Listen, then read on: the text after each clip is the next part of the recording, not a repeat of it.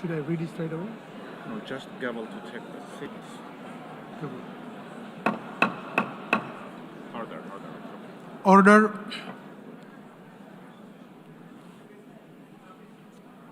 The plenary meeting, the 10th plenary meeting of the General Assembly is called to order.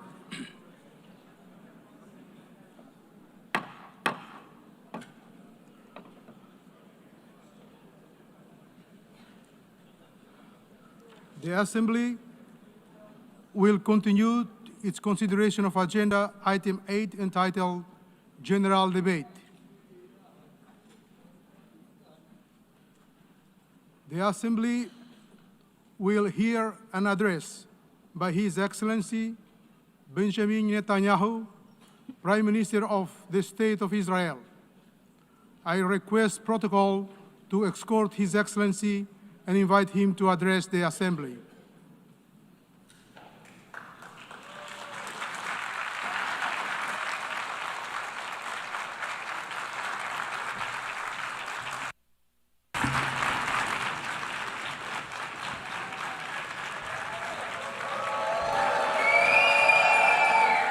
Please, order in the hall. Please, order in the hall.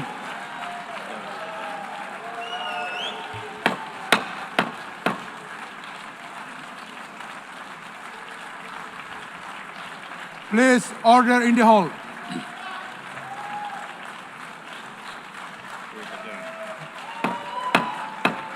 Please, order in the hall.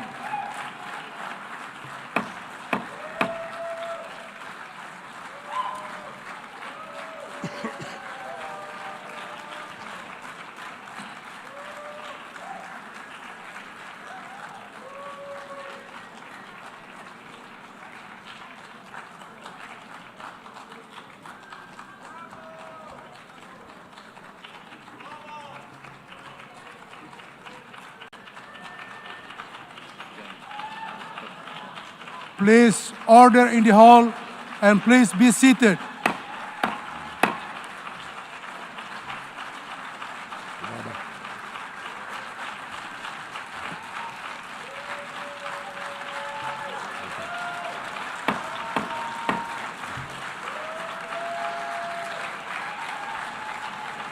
Please, order in the hall.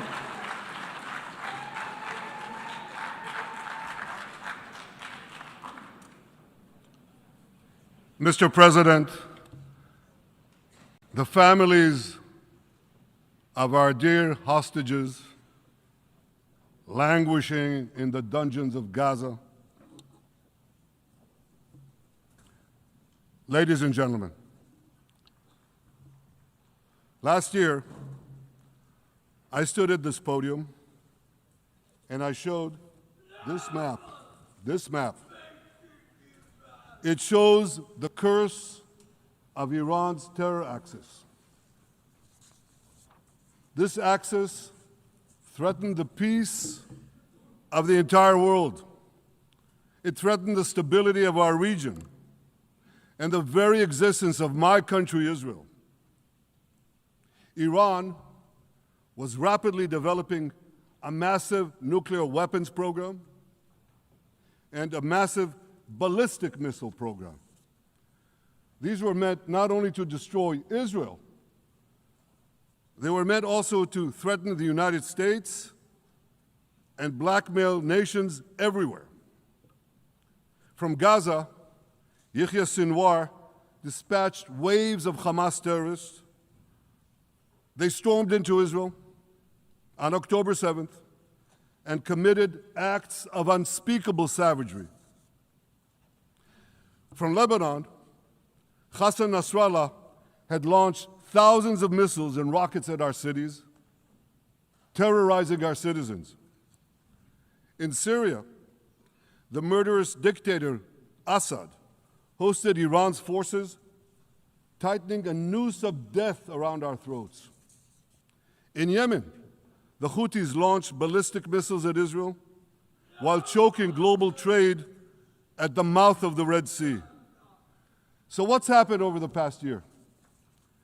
We've hammered the Houthis, including yesterday. We crushed the bulk of Hamas's terror machine.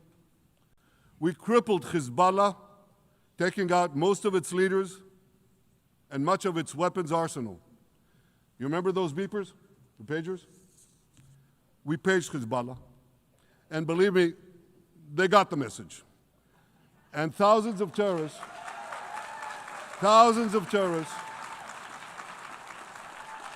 dropped to the ground. We destroyed Assad's armaments in Syria.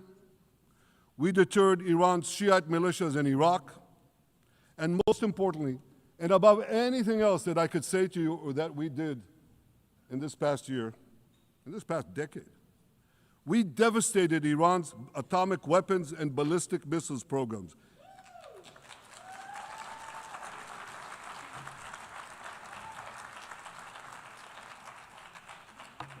So here's where things stand today.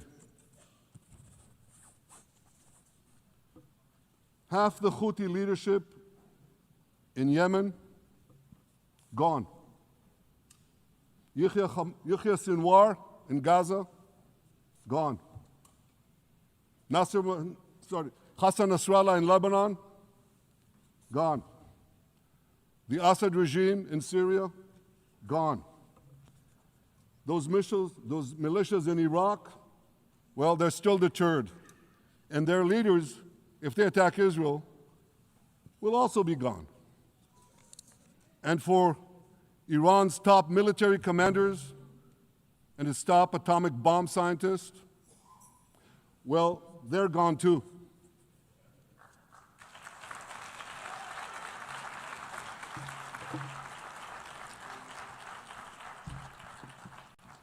Israel's 12-day war with Iran, which I renamed Operation Rising Lion, that's from the Bible.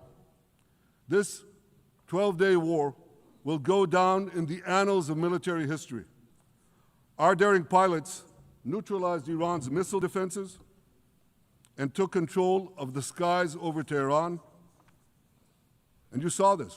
Israeli fighter pilots and American B-2 pilots bombed Iran's nuclear enrichment sites. I want to thank President Trump for his bold and decisive action.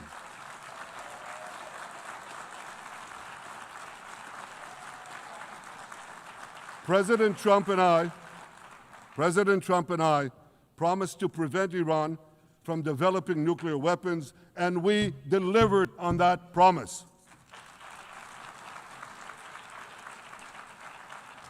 We removed an existential threat to Israel, and a mortal threat to the civilized world.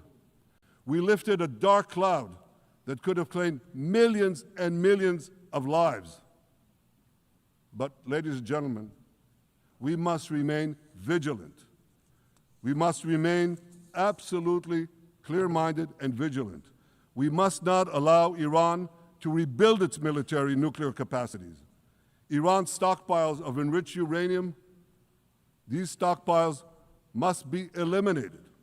And tomorrow, UN Security Council sanctions on Iran must be snapped back.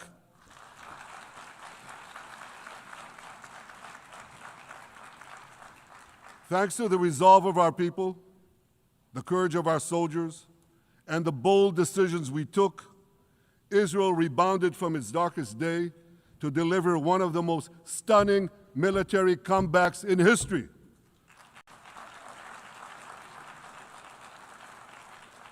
But we're not done yet. The final remnants of Hamas are holed up in Gaza City. They vow to repeat the atrocities of October 7th again and again and again, no matter how diminished their forces. That is why Israel must finish the job. That is why we want to do so as fast as possible.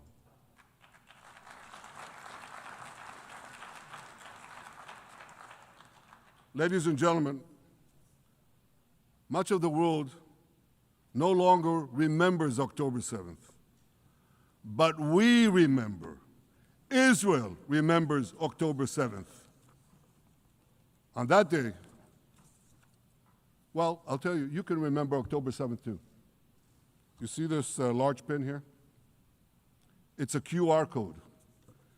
what I ask you to do is hold up your phones, zoom in, and you too will see why we fight and why we must win. It's all in here. On October 7th, Hamas carried out the worst attack on Jews since the Holocaust. They slaughtered 1,200 innocent people, including over 40 Americans and foreign nationals from dozens of countries represented here. They beheaded men. They raped women. They burnt babies alive. They burnt babies alive in front of their parents. What monsters.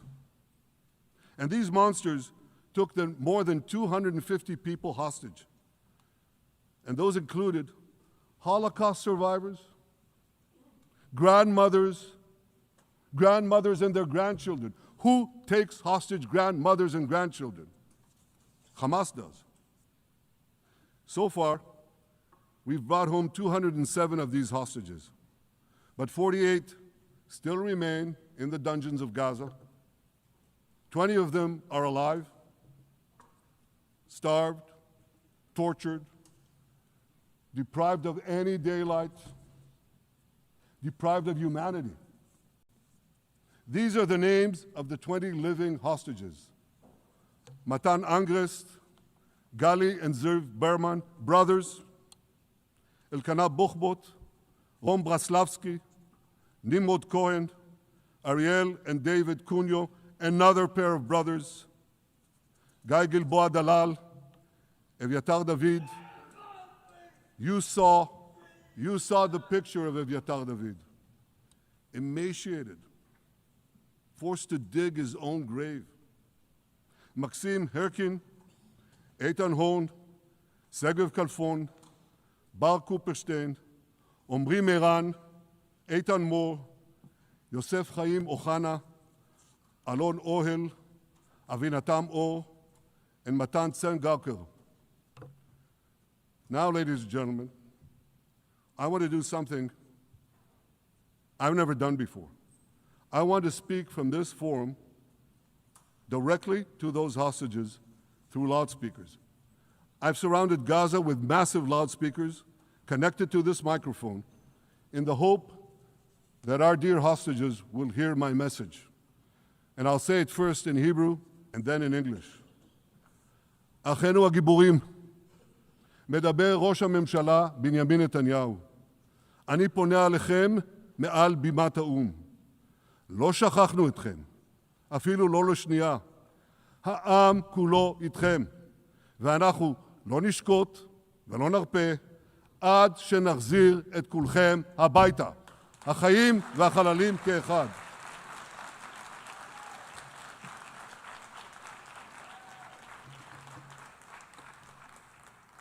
Our brave heroes. This is Prime Minister Netanyahu speaking to you live from the United Nations. We have not forgotten you, not even for a second. The people of Israel are with you. We will not falter and we will not rest until we bring all of you home.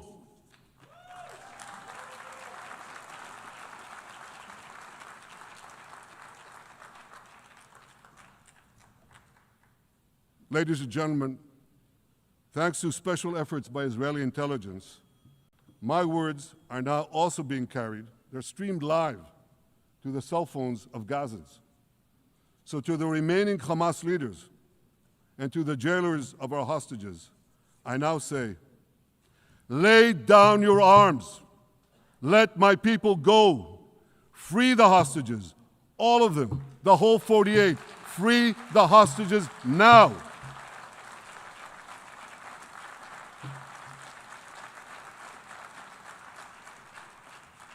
If you do, you will live. If you don't, Israel will hunt you down. Ladies and gentlemen, if Hamas agrees to our demands, the war could end right now. Gaza would be demilitarized, Israel would retain overriding security control, and a peaceful civilian authority would be established by Gazans and others committed to peace with Israel. And of course, you understand that the war in Gaza has affected every Israeli. But I'm sure there are people in New York or in London or in Melbourne and elsewhere who are probably thinking, what does all of this have to do with me? And the answer is everything. Because our enemies are your enemies. So let's do something else. So first at the UN, let's do a pop quiz. And raise your hand if you know the answer. Here's the first question. Who shouts death to America? Is it A, Iran, B, Hamas, C, Hezbollah, D, the Houthis, or E, all of the above? All of the above. Correct, all of the above. Second question. Who has murdered Americans and Europeans in cold blood? Is it A, Al-Qaeda, B, Hamas, C, Hezbollah, D, Iran, or E, all of the above? All of the above. Correct. Again. So here's the point I wanted to make. Our enemies hate all of us with equal venom. They want to drag the modern world back to the past, to a dark age of violence, fanaticism, and terror. I think many of you are already feeling in your own societies the radical Islamist surge. You know, I'm sure you do, you know deep down that Israel is fighting your fight. So I want to tell you a secret. Behind closed doors, many of the leaders who publicly condemn us privately thank us. They tell me how much they value Israel's superb intelligence services that have prevented time and again terrorist attacks in their capitals, time and again saving countless lives. General George Keegan, former head of U.S. Air Force intelligence, once said, if the United States had to gather on its own the intelligence that Israel gives us, we would have to establish 5 CIAs. 5 CIAs. This past June, when Israel struck Iran's nuclear facilities, German Chancellor Merz admitted the truth. He said, Israel is doing the dirty work for all of us. President Trump understands better than any other leader that Israel and America face a common threat. He showed the world that when Iran and its proxies murder Americans, take Americans hostage, shout death to America, burn American flags, and try to assassinate the President of the United States, not once, but twice. He showed them there is a price to pay for all that.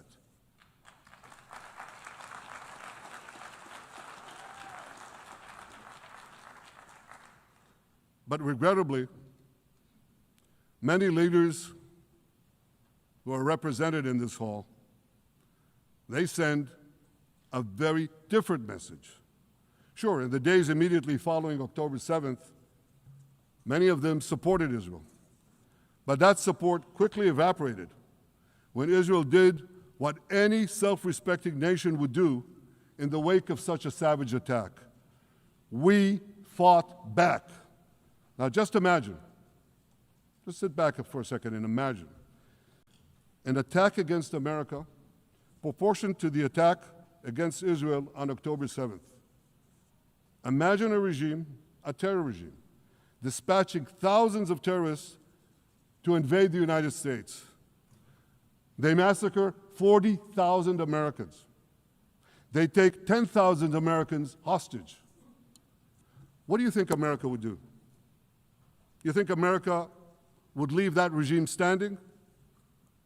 You don't think that. No way, not a chance.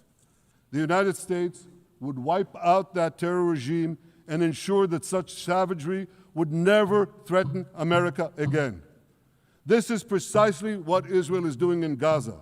We're wiping out the terror regime of Hamas and ensuring that this savagery will never threaten Israel again. That's what we are doing. That's what any self-respecting government would do.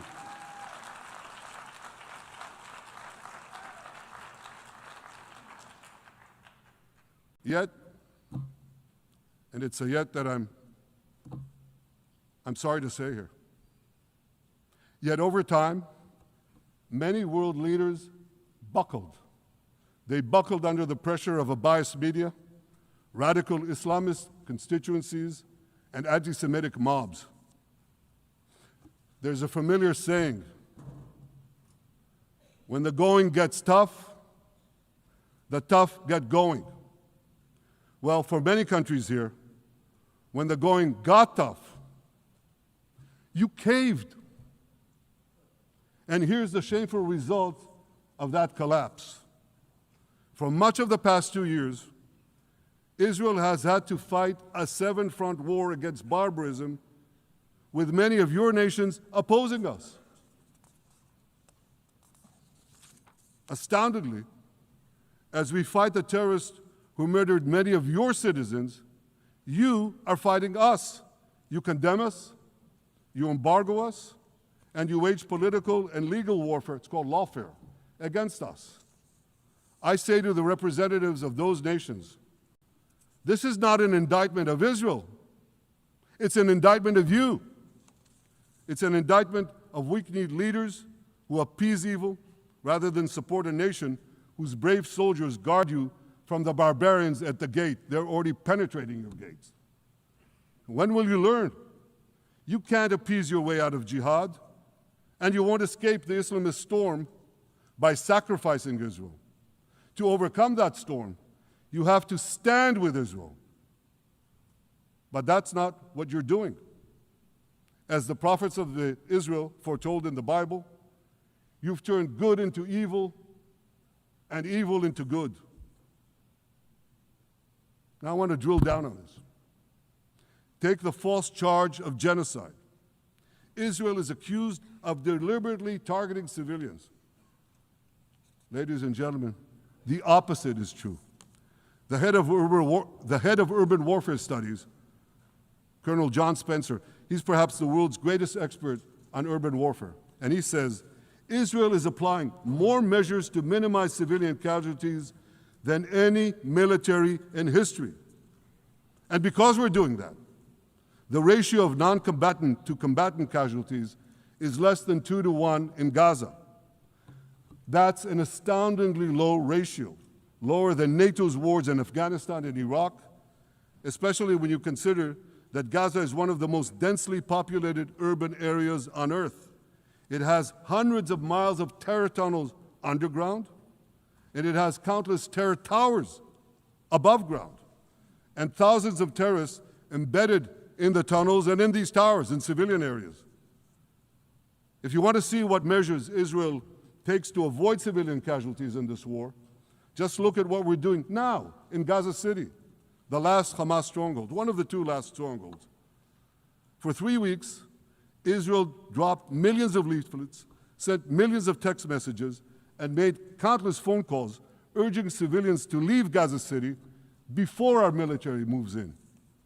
At the same time, Hamas implants itself in mosques, schools, hospitals, apartment buildings, and tries to force those civilians not to leave, to stay in harm's way. And it often threatens them at gunpoint if they try to do so. For Israel, every civilian casualty is a tragedy. For Hamas, it's a strategy. Hamas uses civilians as human shields and as props in its sick propaganda war in Israel, against Israel, a propaganda war that the Western media buys hook, line, and sinker. Now, despite Hamas's threats, close to 700,000 Gazans, almost 750,000, have already heeded our calls and moved to safe zones. Now I want to ask you a simple question, a simple, logical question. Would a country committing genocide plead with the civilian population it is supposedly targeting to get out of harm's way? Would we tell them, get out, if we want to commit genocide? We're trying to get them out. And Hamas is trying to keep them in. And this charge is so baseless. The comparison to genocide, wholesale slaughter of populations. What, did the Nazis ask the Jews to leave, kindly leave, go out? Did others, you want me to name all the genocidal leaders of history?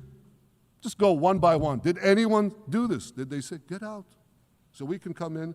Of course not. So the truth has been turned on its head. Hamas, a genocidal terrorist organization whose charter calls for the murder of all Jews on the planet, this genocidal organization is given a pass. It's barely mentioned. While Israel, which does everything it can to get civilians out of harm's way, Israel is put in the dock. What a joke. You want to hear another one? Israel is accused of deliberately starving the people of Gaza when Israel is deliberately feeding the people of Gaza. Since the beginning of the war, Israel has let into Gaza more than 2 million tons of food and aid. That's 1 ton of aid for every man, woman, and child in Gaza. Nearly 3,000 calories per person per day. Some starvation policy. If there are Gazans who don't have enough food, it's because Hamas is stealing it. Hamas steals it, hoards it, and sells it at exorbitant prices to fight its war machine. Last month, even the UN, not exactly a supporter of Israel. You're supposed to laugh, by the way. Last month, even the UN admitted that Hamas and other armed groups looted 85% of the trucks. That's why you have deprivation. Those who peddled the blood libels of genocide and starvation against Israel are no better than those who peddled blood libels against the Jews in the Middle Ages when they falsely accused us of poisoning wells, spreading plague, and using the blood of children to bake Passover matzahs. Anti-Semitism dies hard. In fact, it doesn't die at all. It just keeps coming back with its libelous lies, refurbished, regurgitated over and over again. And I want to tell you something else. These anti-Semitic lies, they have consequences. In recent months, Jews have been assaulted in Canada, Australia, Britain, France, the Netherlands, and elsewhere. Here in America, an elderly Holocaust survivor was burned to death in Colorado. And a beautiful young couple from the Israeli embassy in Washington was brutally gunned down right in front of the Holocaust Museum there. Thankfully, President Trump's administration is forcefully fighting the scourge of anti-Semitism, and every government here should follow its lead. But instead, many do the opposite. They actually reward the worst anti-Semites on earth. This week, the leaders of France, Britain, Australia, Canada, and other countries unconditionally recognized a Palestinian state. They did so after the horrors committed by Hamas on October 7th. Horrors praised on that day by nearly 90% of the Palestinian population. Now, let me say that again. Nearly 90% of Palestinians supported the attack on October 7th. It's not supported only, they celebrated it. They danced on the rooftops. They threw candies. That's both in Gaza and in Judea, Samaria, the West Bank, as you call it. And it's just the way they celebrated another horror, 9/11. They danced on the rooftops. They cheered. They threw candy. You know what message the leaders who recognize the Palestinian state this week sent to the Palestinians? It's a very clear message. Murdering Jews pays off. Well, I have a message for these leaders. When the most savage terrorists on earth are effusively praising your decision, you didn't do something right. You did something wrong, horribly wrong. Your disgraceful decision will encourage terrorism against Jews and against innocent people everywhere. It will be a mark of shame on all of you. But wait a minute, Mr. Prime Minister, they tell me. Wait a minute. We believe in a two-state solution where the Jewish state of Israel will live side by side in peace with the Palestinian state. There's only one problem with that. The Palestinians, they don't believe in this solution. They never have. They don't want a state next to Israel. They want a Palestinian state instead of Israel. And that's why every time they were offered a Palestinian state, but were required to end the conflict with Israel and recognize the Jewish state, every time, over the decades, they turned it down. And that is why every time they were given territory, they used it to attack us. In fact, they effectively had a Palestinian state in Gaza. So what did they do with that state? Peace? Coexistence? No. They attacked us time and time again. Totally unprovoked. They fired rockets into our cities. They murdered our children. They turned Gaza into a terror base from which they committed the October 7th massacre. So here's the uncomfortable truth. The persistent Palestinian rejection of a Jewish state in any boundary is what has driven this conflict for over a century. It is still driving it. It's not the absence of a Palestinian state. It's the presence and existence of a Jewish state. And I find it amazing that the foreign chancelleries and the ministries and all those who pontificate about this, and the leaders, how can they not see this basic truth when it is repeated again and again and again ad nauseum? And I want to say something else. This rejection of a Jewish state not only applies to Hamas, it also applies to the so-called moderate Palestinian Authority. You should know that the Palestinian authorities pays terrorists to slay Jews. The more Jews the terrorists slay, the more the Palestinian Authority pays. The Palestinian Authority names its government buildings, its public squares, its schools, after the mass murderers of Jews, which they glorify as martyrs. They pay and glorify not just the killer of Jews, but also killers of Christians. Christians like Taylor Force, an American veteran who was brutally murdered in Israel by Palestinian terrorists. But, that I hear from the Western leaders. They tell me, the PA promised us it will reform.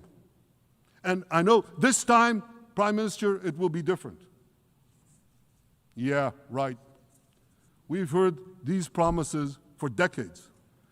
They always promise. They never deliver. Because you see, the Palestinian Authority is corrupt to the core. They haven't held elections in 20 years. They use the same textbooks as Hamas, exactly the same textbooks. They teach their children to hate Jews and destroy the Jewish state. And Christians don't fare much better. When Bethlehem, the birthplace of Jesus, was under Israeli control, 80% of its residents were Christians. But since the PA took control, that number has dwindled to under 20%. These are the people you want to give a state to? What you're doing is giving the ultimate reward to intolerant fanatics who perpetrated and supported the October 7th massacre. Giving the Palestinians a state 1 mile from Jerusalem after October 7th is like giving Al-Qaeda a state 1 mile from New York City after September 11th. This is sheer madness. It's insane, and we won't do it.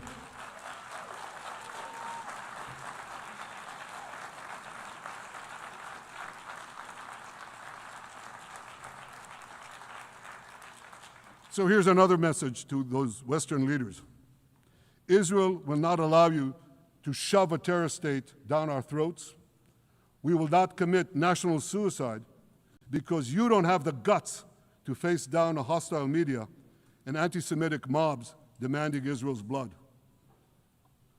And I want you to grasp something else, which is also distorted in the media.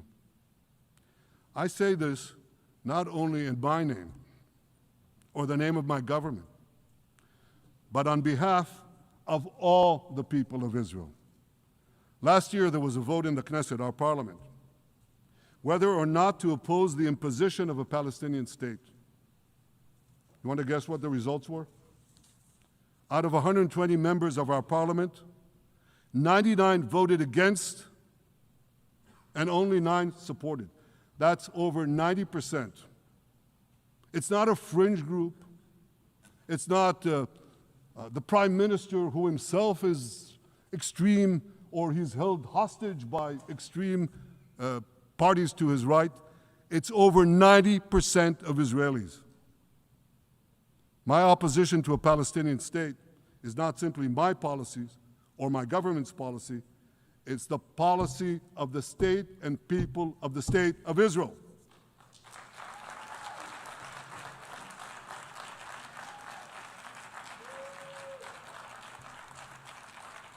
Western leaders may have buckled under the pressure. And I guarantee you one thing, Israel won't. Israel's victories over the Iranian... Thank you, I know you won't too, that's good. Israel's victories over the Iranian terror axis have opened up possibilities for peace that were unthinkable 2 years ago. Take Syria. For decades, the very idea of peace between Israel and Syria seemed unimaginable. Well, no more. Today, we have begun serious negotiations with the new Syrian government. I believe an agreement can be reached that respects Syria's sovereignty and protects both Israeli security and the security of the minorities in the region, including the Druze minority. From the founding of Israel, Jews and Druze have been brothers in arms. We have fought together, we've bled together, we built our lives together. When I was a young commander in Israel's Special Forces, my own life was saved by the invaluable advice given to me by a great friend, Salim Shufi, a heroic Druze IDF veteran. And that's why I couldn't sit idly by, nor could Israel sit idly by, while the Druze were being slaughtered by jihadists. And I instructed our forces to stop the massacre, which they promptly did.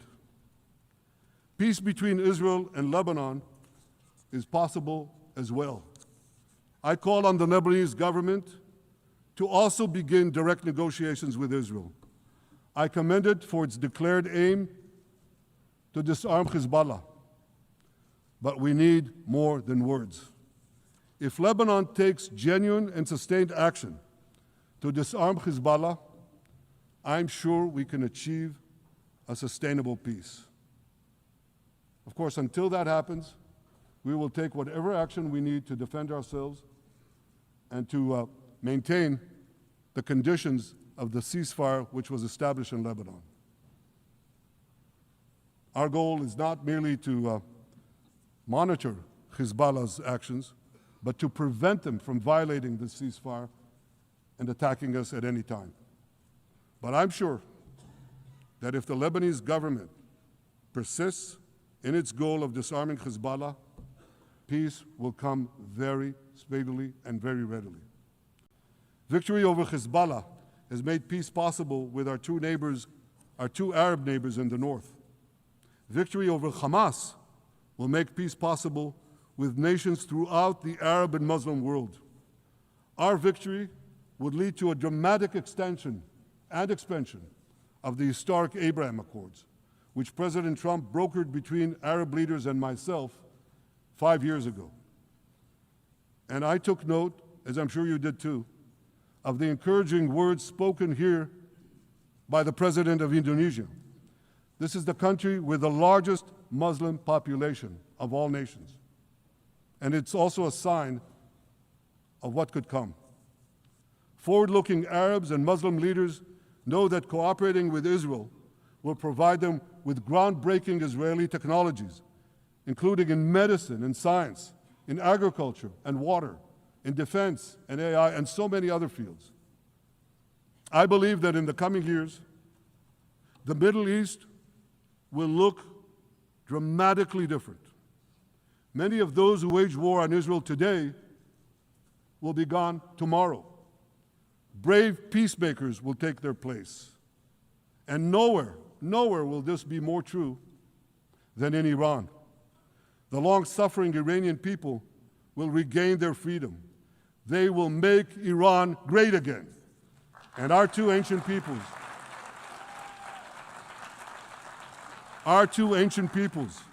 the people of Israel and the people of Iran, will restore a friendship that will benefit the entire world. Ladies and gentlemen,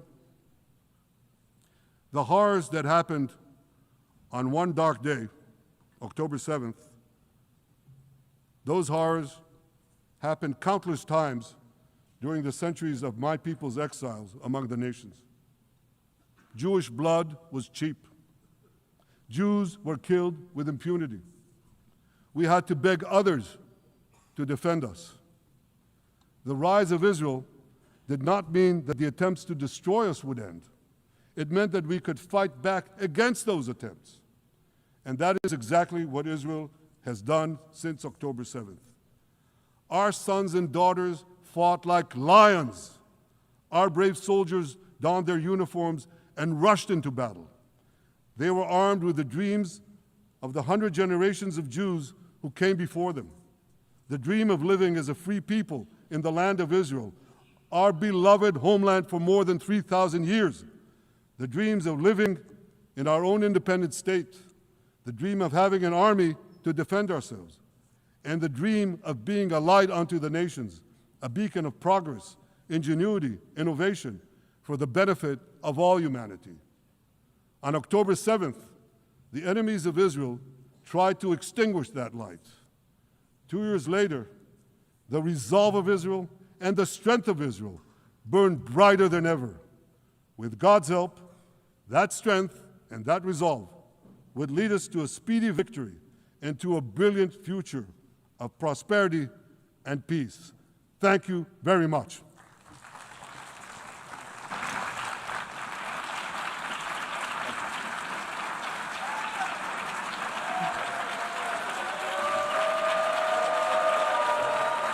On behalf of the Assembly, I wish to thank the Prime Minister of the State of Israel,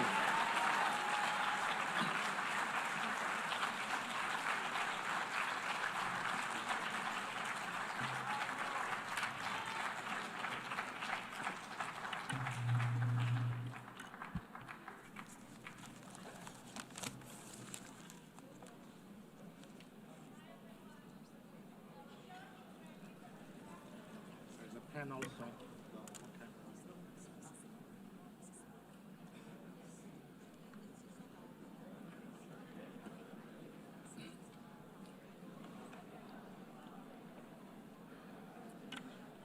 right?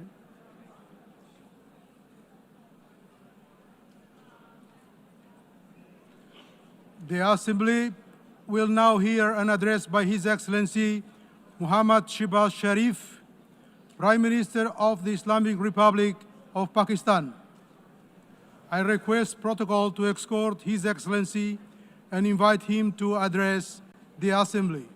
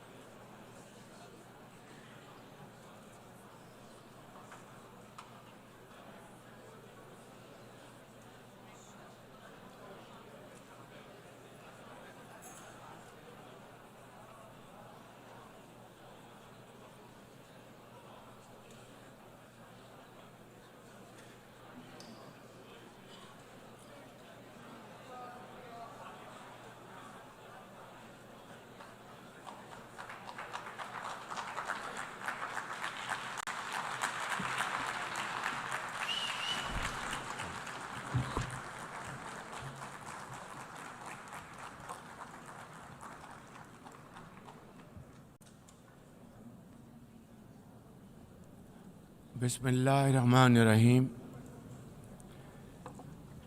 लैसल Birra अन तवल्लु वजूहकुम क़िबलल मशरिक़ी वल मग़रिबी वलाकिन्नल बिर्रा मन आमना बिल्लाहि वल यौमिल आखिर वल मलाइकति वल किताबि one नबिय्यीन व आतल माला अला हुब्बिही ज़विल क़ुर्बा वल यतामा वल मसाकीन वब्न सबील वस्साइलीन फिर रकाब व अकाम सलाता व आत ज़काता वल मुफ़ून बि आहदिम इज़ा आहदू वस्साबिरीन फिल बअसाई वद्दर्राई वहीनल बास उलाइकल लज़ीना सदकू व उलाइकल Those who believe in God are those who are on the side of good and not evil. Excellencies, ladies and gentlemen, Assalamu alaikum and a very good morning. I wish to congratulate Her Excellency Annalena Baerbock on assuming the presidency of the 80th session of the United Nations General Assembly. I also commend Secretary General Antonio Guterres for his bold leadership of the United Nations in testing times. Ladies and gentlemen, our world is more complex today than ever before. Conflicts are intensifying, international law is being brazenly violated, humanitarian crises are multiplying, terrorism remains a potent threat, disinformation and fake news undermine trust, climate change threatens our very survival, and more so countries like Pakistan. Today, multilateralism is no more an option. It is need of the hour. Excellencies, Pakistan's foreign policy, guided by the vision of Quaid-e-Azam Muhammad Ali Jinnah, is based on peace, mutual respect, and cooperation. We believe in the peaceful settlement of disputes through dialogue and diplomacy. Last year, from this very podium, I had warned that Pakistan would act most decisively against any external aggression. Those words of mine proved true. I hope it didn't. But then that is destiny. When in May this year, my country confronted unprovoked aggression from our eastern front, the enemy came shrouded in arrogance. We sent them back in humiliation, delivering our bloody nose. Excellencies, India sought to extract political gains from a human tragedy by spurning my sincere offer of an independent international investigation into the Pahalgam incident. Instead, it attacked our cities and targeted our innocent civilians. When our territorial integrity and national security were violated, our response was in accordance with the right of self-defense under Article 51 of United Nations Charter. Our valiant armed forces, under the stellar leadership of Field Marshal Syed Asim Munir, mounted an operation of stunning professionalism, bravery, and acumen, repulsing the enemy's attack under Air Chief Marshal Zahir Babar Sidhu. Our falcons took flight and etched their answer across the skies, resulting in 7 of the Indian jets turned to scrap and dust. A decisive response.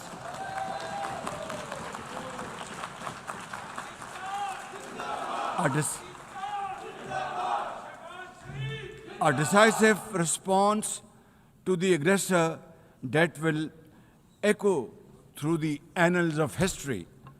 To the fearless architects of this victory, to every officer and soldier, heirs of our martyrs, their names are forever engraved in glory. To the mothers of our martyrs, their courage guides our path forward, and their sacrifice shall never be in vain, inshallah, God willing.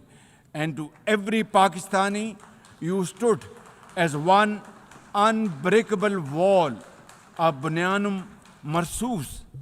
Excellencies, though in a position of strength, Pakistan agreed to a ceasefire facilitated by President Donald Trump's bold and visionary leadership. We express our deep appreciation to him and his team for their active role in bringing about the ceasefire. President Trump's efforts for peace helped avert a more threatening war in South Asia. Had he not intervened timely and decisively, the consequences of a full-fledged war would have been catastrophic. Who would have lived to tell what happened? And therefore, in recognition of President Trump's wonderful and outstanding contribution to promote peace in our part of the world, Pakistan nominated him for Nobel Peace Prize. And I think this is the least we could do for his love for peace. And I think truly he's a man of peace. Ladies and gentlemen, we're also grateful to our friends and partners, including China, Turkey, Saudi Arabia, Qatar, Azerbaijan, Iran, UAE, and of course, UN Secretary General for extending their diplomatic support to Pakistan at this crucial time. Excellencies, we have won the war, and now we seek to win peace in our part of the world. And this is my most sincere and serious offer before this August Assembly of the World Nations. Pakistan stands ready for a composite, comprehensive, and result-oriented dialogue with India on all outstanding issues. South Asia requires, ladies and gentlemen, proactive rather than provocative leadership. India's unilateral and illegal attempt to hold the Indus Water Treaty in abeyance defies the provisions of the treaty itself, as well as the norms of international law. Pakistan has made it abundantly clear, and let there be no doubt once again in anybody's mind, as I said last year in this hall, from this podium, we will definitely and ardently defend, inshallah, the inseparable right of our 240 million people on these waters. To us, any violation of this Indus Treaty represents an act of war. Ladies and gentlemen, through this august House, I wish to assure the Kashmiri people that I stand with them. The people of Pakistan stand with them. And one day soon, inshallah, India's tyranny in Kashmir will come to a grinding halt. Kashmir will gain its fundamental right to self-determination through an impartial plebiscite under the auspices of this very organization, United Nations. Excellencies, the plight of the Palestinian people is one of the most heart-wrenching tragedies of our times. This prolonged injustice is a stain on the global conscience and our collective moral failure. For nearly 80 years, the Palestinians have courageously endured Israel's brutal occupation of their homeland. In the West Bank, each passing day brings new brutality, illegal settlers who terrorize and kill with impunity, and nobody can challenge them and question them. And in Gaza, Israel's genocidal onslaught has unleashed unspeakable terror upon women and children in a manner we have not witnessed in annals of history. In blind pursuit of its nefarious goals, the Israeli leadership has unleashed a shameful campaign against the innocent Palestinians, which history will always remember as one of its darkest chapters. But speak we must, Madam President, we must speak and speak loud and clear. Our words are too little, too late for Hind Rajab, a child, nay, a little baby. We have all heard her trembling voice on that phone call, which little Hind made as she struggled to stay alive under Israeli onslaught and atrocities. Can you imagine that little girl, Hind Rajab, as if she was our daughter? Can you imagine not having the compassion to spare her life? My agony and the agony of the entire Muslim Ummah, indeed, I think, the agony of all the nations on the planet is that we failed Hind Rajab, and she will not forgive us in this world and the world hereafter. As they say, ladies and gentlemen, the smallest coffins are the heaviest to carry. I, for one, would know, for I too carried the tiny coffin of a 7-year-old Irtiza Abbas during the recent confrontation with India. He was only 6 years old. Therefore, we cannot and we must not fail these children of Gaza or any child anywhere in the world. We must find a path to a ceasefire now and just now. Pakistan firmly supports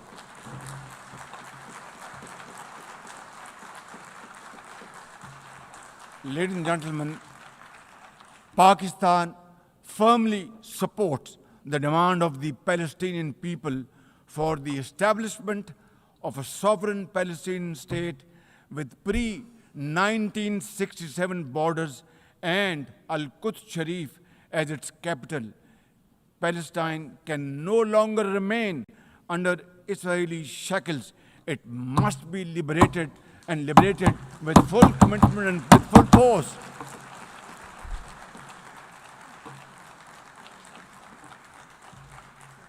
Excellencies, as far as Pakistan is concerned, we were among the first to recognize Palestinian statehood in 1988.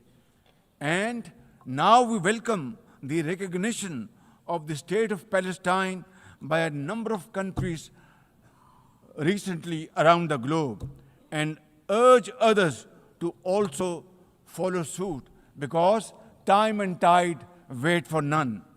We are further grateful for President Trump's timely initiative to invite Arab Islamic states 3 days ago here in this building for a consultative session at the United Nations. And I was also part of that consultative process. And I think, and I hope and pray to God that it has rekindled hope for a ceasefire in the nearest future, for which the credit must again be attributed to President Trump for this peace initiative.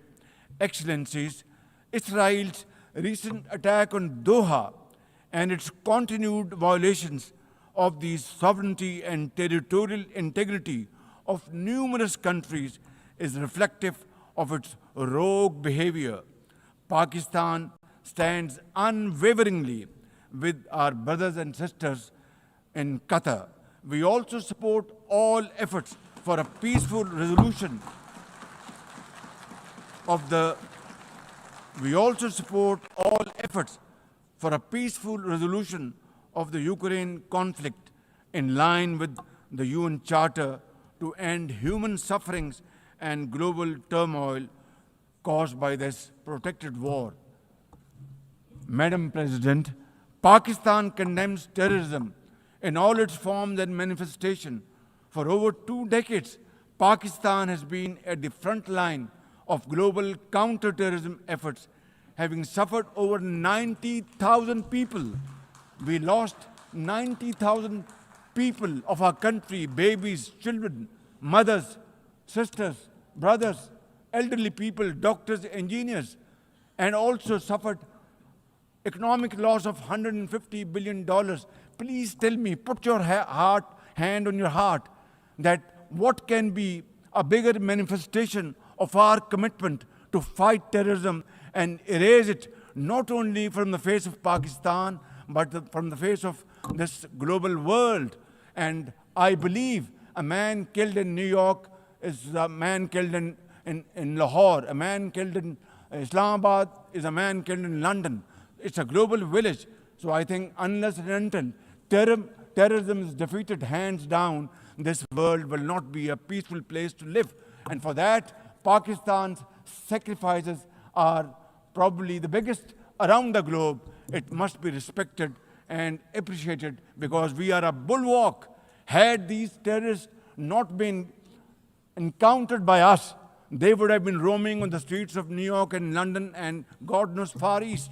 So I think this is our humble contribution, not only for the people of Pakistan, but the people all over the world. Today we face externally sponsored terrorism, particularly from foreign-funded groups such as the TTP, Fitna al-Khawarij, Fitna al-Hindustan, BLA, and its Majid Brigade. Operating from Afghan soil, these groups are responsible for some of the most heinous attacks inside Pakistan, including the dastardly Jafar Express train incident earlier this year, which was, the train was hijacked and 400 people were kept for days and weeks.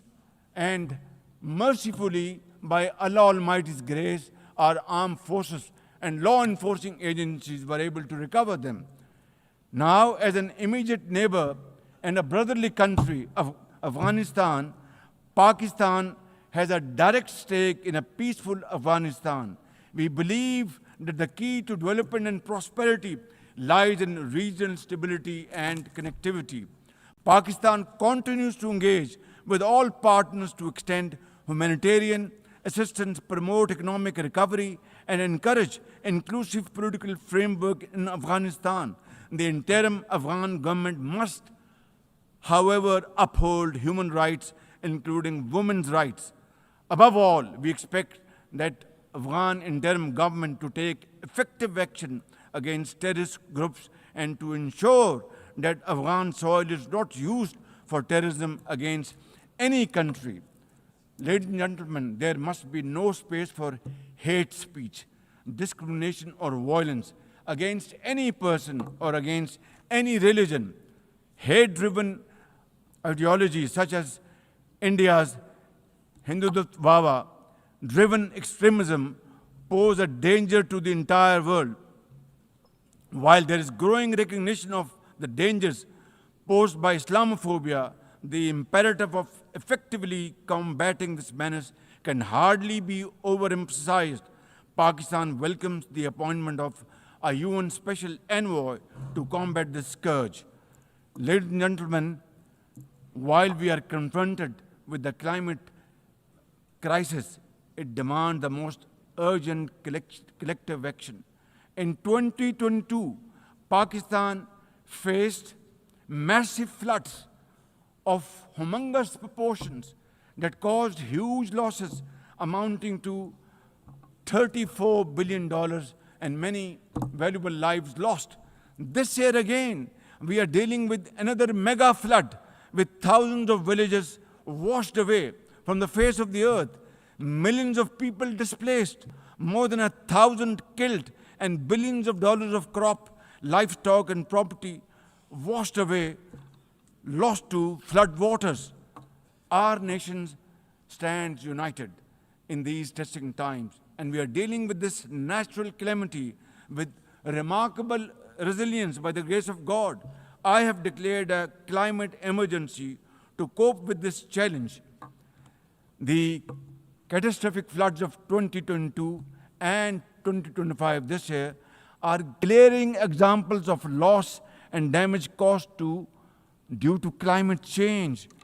Pakistan, to the contrary, my honorable guests in this hall and through the cameras around the globe, Pakistan contributes less than 1% of global emissions annually, yet it continues to face the relentless brunt and muddy waves of climate change. And then we are told to borrow loans and add on to our debt, huge debt pillars we have over the period of time. This is not fairness. This is not equality. This is not justice. This is not fair play. How can you expect a country which is a developing country facing humongous flood challenges every year due to climate change and no fault of ours, and yet we are told to borrow more loans? I think borrowing loan would be destroying your economy. We will be better off than not borrowing loan and standing on our own feet, working hard, tirelessly, blood and sweat, and we will, inshallah, make Pakistan a great country, inshallah. Ladies and gentlemen, while we deal with climate change, I bear good tidings on the domestic economic front.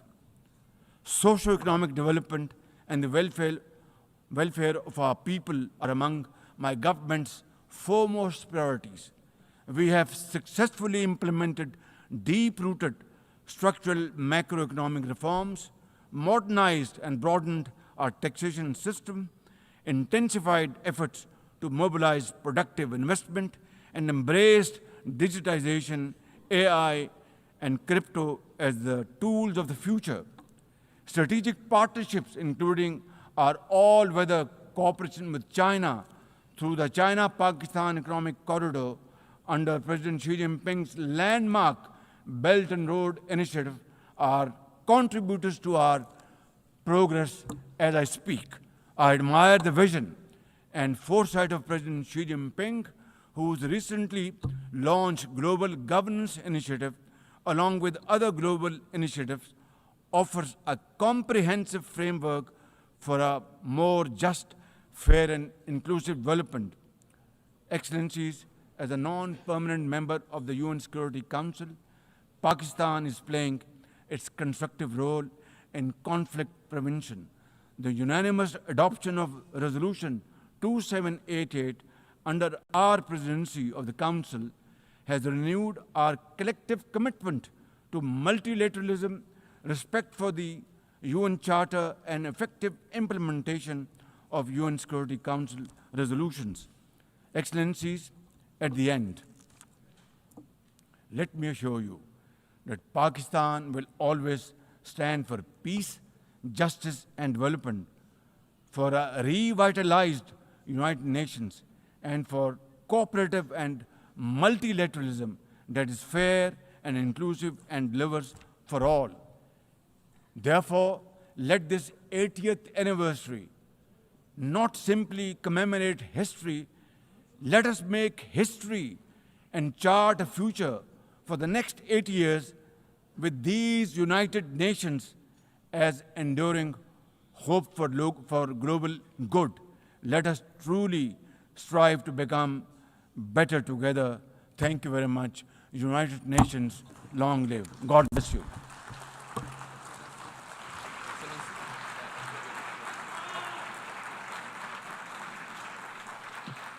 On behalf of the Assembly, I wish to thank the Prime Minister of the Islamic Republic of Pakistan.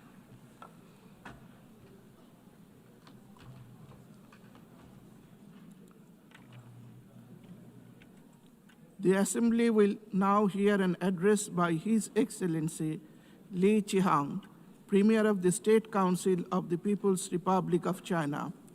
I request protocol to escort His Excellency and invite him to address the Assembly.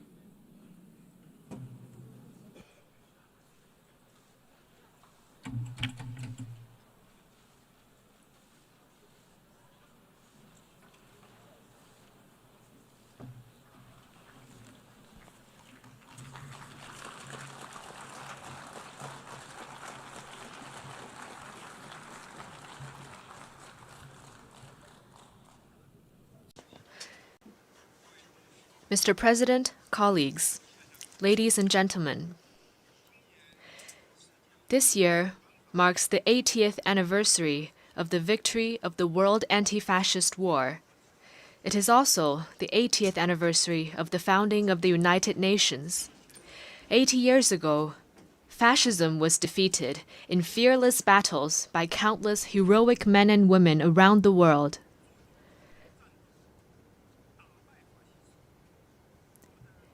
And the United Nations was created upon their ideal of a world free of war, marking the beginning of an extraordinary journey of building the post-war international order and pursuing peace and development.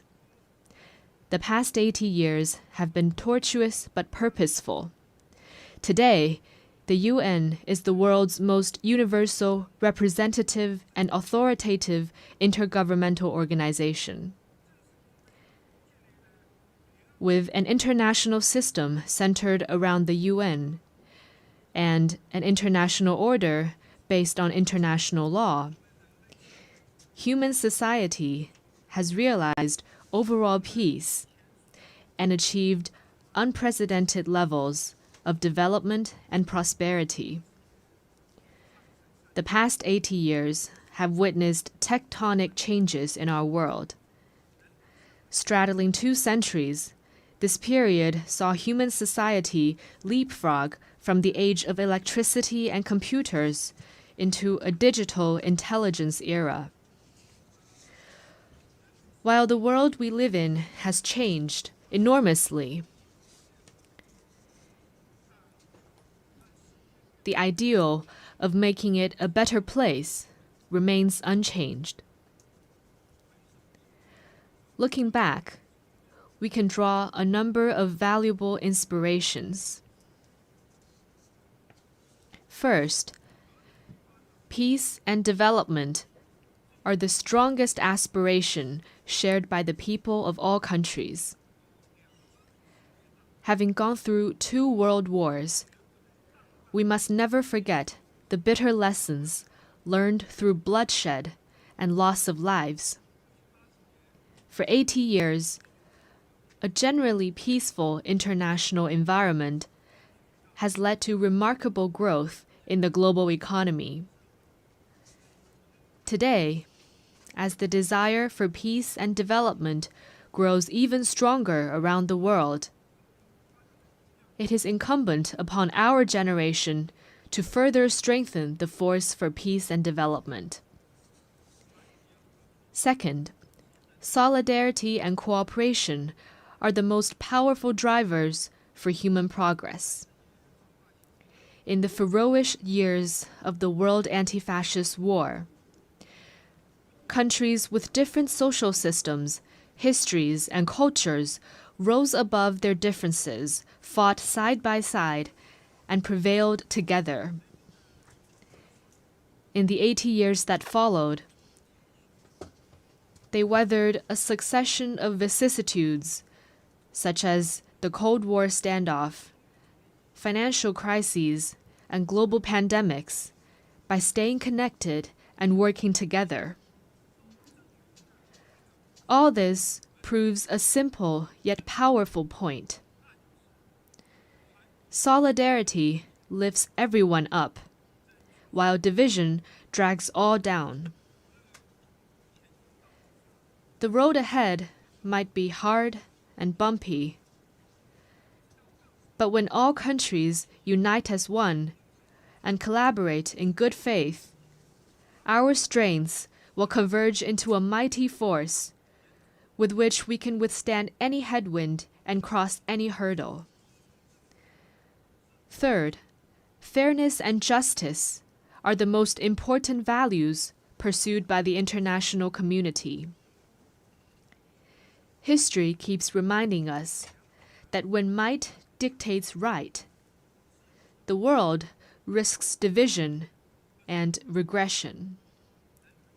Should the era of the law of the jungle return, and the weak be left as a prey to the strong, human society would face even more bloodshed and brutality. As members of the global family, we must uphold justice while pursuing our own interests. This is particularly true for the major countries. Only when all countries, big or small, are treated as equals and true multilateralism is practiced, can the rights and interests of all parties be better protected. At present, the world has entered a new period of turbulence and transformation. Unilateralism and Cold War mentality are resurfacing. The international rules and order built over the past 80 years are under serious challenge. And the once effective international system is constantly disrupted. The various problems induced are distressing and worrying. Humanity has once again come to a crossroads. Anyone who cares about the state of affairs in the world would want to ask, why couldn't we humans, having emerged from tribulations, adopt a greater sense of conscience and rationality, and treat each other with kindness and coexist in peace?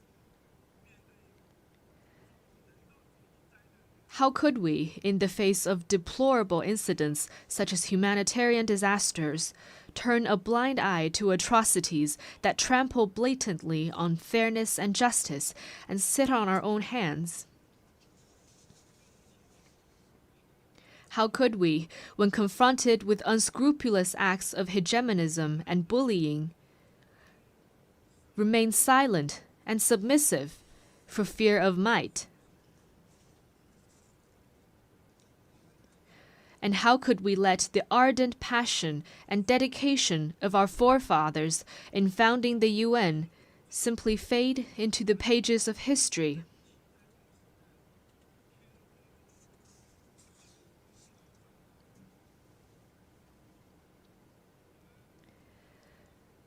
We Chinese people often say, never forget why you started, and you can accomplish your mission.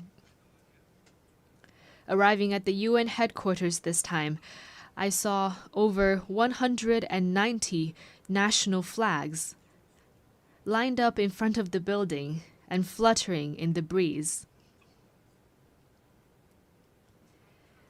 I saw the sculptures, "Let us beat swords into plowshares," and "Nonviolence," with their time-tested message ever so loud.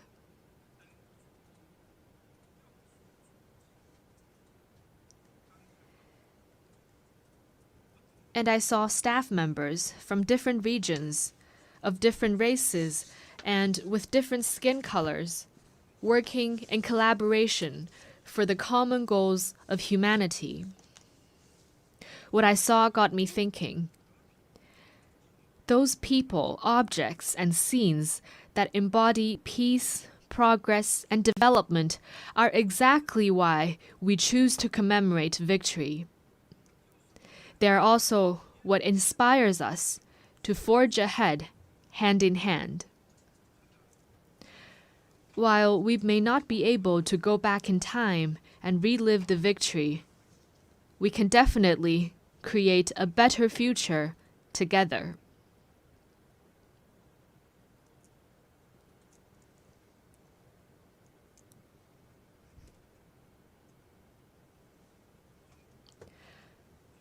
As a founding member of the UN, China has all along taken an active part in global affairs and worked for the betterment of humanity. Over the years, President Xi Jinping has put forward the vision of building a community with a shared future for humanity, the Global Development Initiative, the Global Security Initiative, the Global Civilization Initiative, and the Global Governance Initiative, sharing China's wisdom and solution for navigating global transformations and overcoming pressing challenges. In particular, the Global Governance Initiative, proposed at the Shanghai Cooperation Organization Tianjin Summit at the beginning of this month, underscores the principles of adhering to sovereign equality, abiding by international rule of law, practicing multilateralism, advocating the people-centered approach, and focusing on taking real actions. It points the right direction and provides an important pathway for building a more just and equitable global governance system.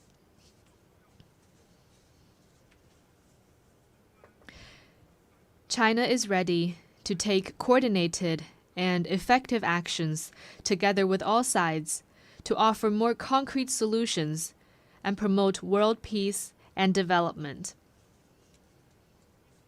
First, amid the volatility and turbulence in the world, we must work together for peace and shared security. All countries belong to the same global village and rely on each other for security. We should uphold the vision of common, comprehensive, cooperative, and sustainable security, and respect the legitimate security concerns of all countries.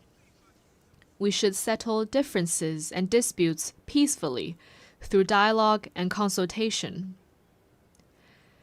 Persisting in camp-based confrontation or willful resort to force only drives peace further away.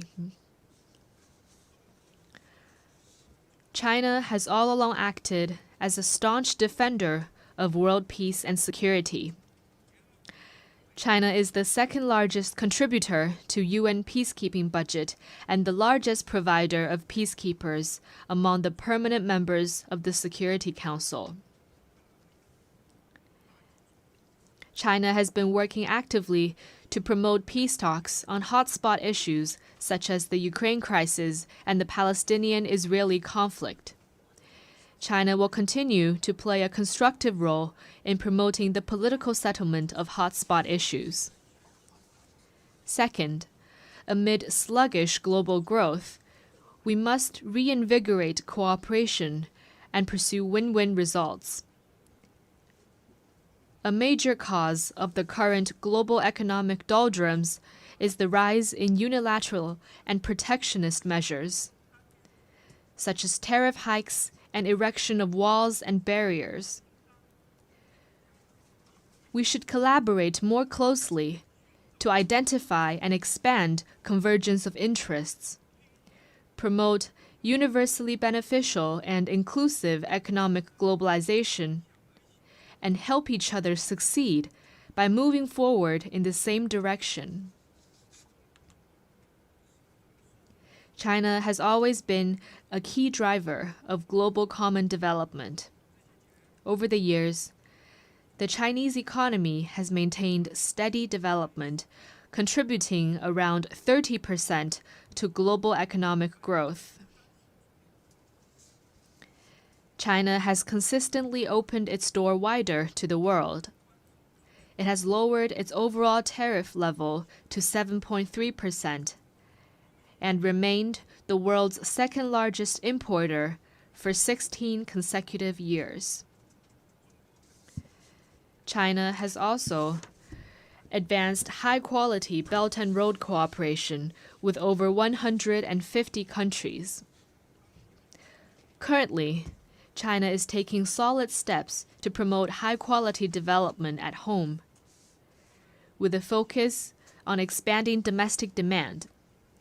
China has the confidence and capability to keep its economy on an upward trajectory and continue to provide important support for global economic growth. Third, amid dynamic interactions among civilizations, we must champion dialogue and mutual enlightenment.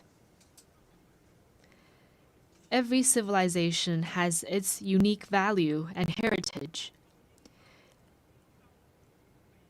and deserves acknowledgement and respect. Obsession with so-called civilizational superiority or ideology-based circles only breeds more division and confrontation. Adopting an inclusive attitude and engaging in exchange and mutual learning is a sure way to build more consensus and collective strength.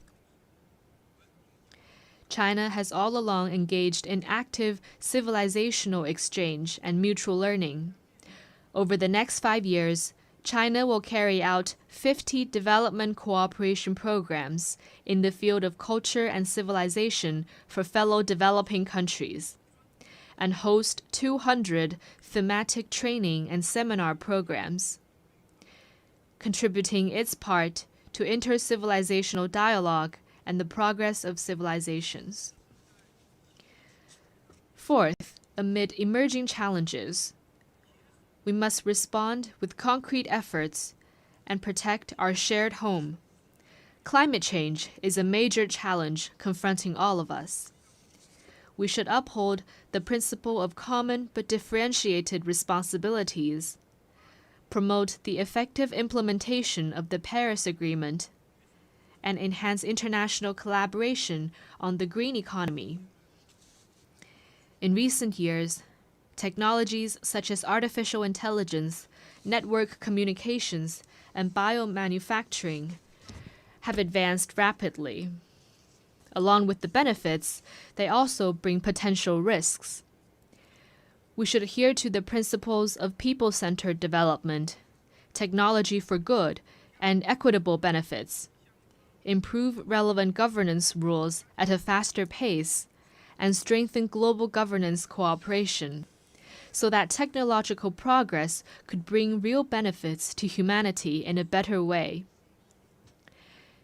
China has always been a responsible stakeholder in addressing global challenges.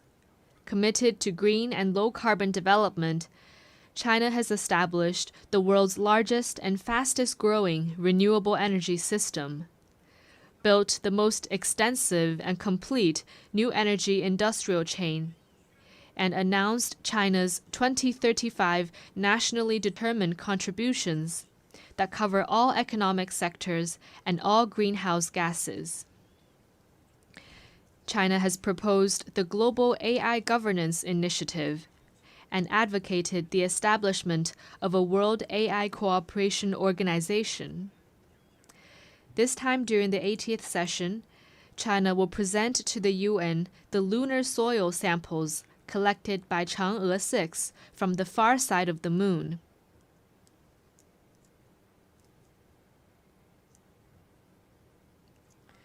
Going forward, China will take more proactive actions and work with all parties to advance global governance in relevant areas. Colleagues, China stands ready to work with all members to uphold the standing and authority of the UN, safeguard the purposes and principles of the UN Charter, support UN reforms to improve its efficiency and capacity to fulfill its mandate, and advocate greater representation and voice of developing countries. China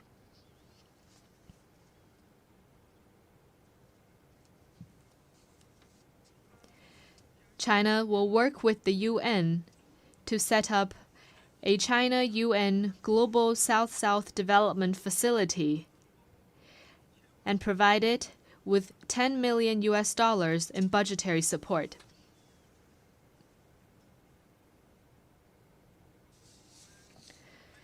China will also partner with the United Nations Development Program to establish a global center for sustainable development in Shanghai to accelerate the implementation of the UN 2030 Agenda for Sustainable Development. The tide of history surges forward, and the Great Way remains smooth and steadfast. Going forward, China will continue doing its best to contribute to global peace and development.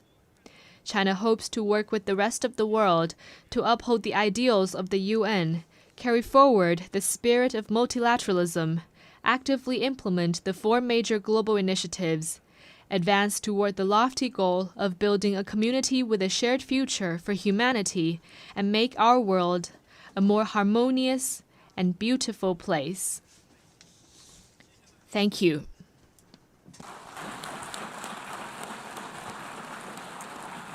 On behalf of the Assembly, I wish to thank the Premier of the State Council of the People's Republic of China.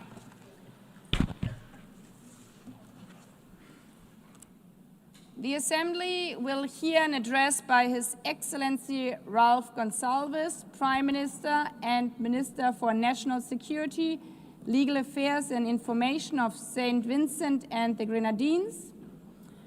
I request protocol to escort His Excellency and invite him to address the Assembly.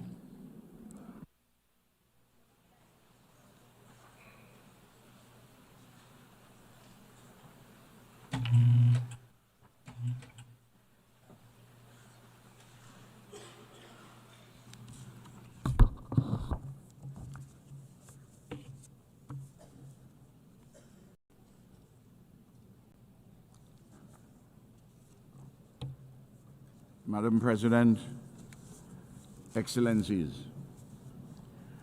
the condition of today's world is more complicated, more dangerous than ever, more uneven in its human development, more integrated, yet more disparate and desperate.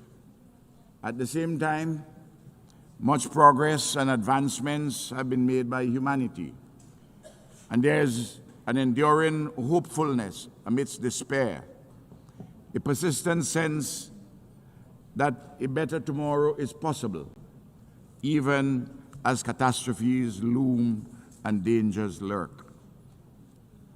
Your Excellencies, big power rivalries interlaced with personal vainglories and hubris are gravely unsettling the world, to the advantage of not one single nation state. Civilized discourse, tempered with patience and calm, has given way to a bellicosity of language shouted across continents and oceans, designed presumably to satisfy nativist longings in the breasts of those who think that, despite their good fortune, relatively, they have been grievously wronged by some dark and hidden forces. Can none of these persons pause and reflect upon the question posed and answered by all the world's great religions, but in particular through the words of the Hebrew prophet Micah? What does the Lord require of us?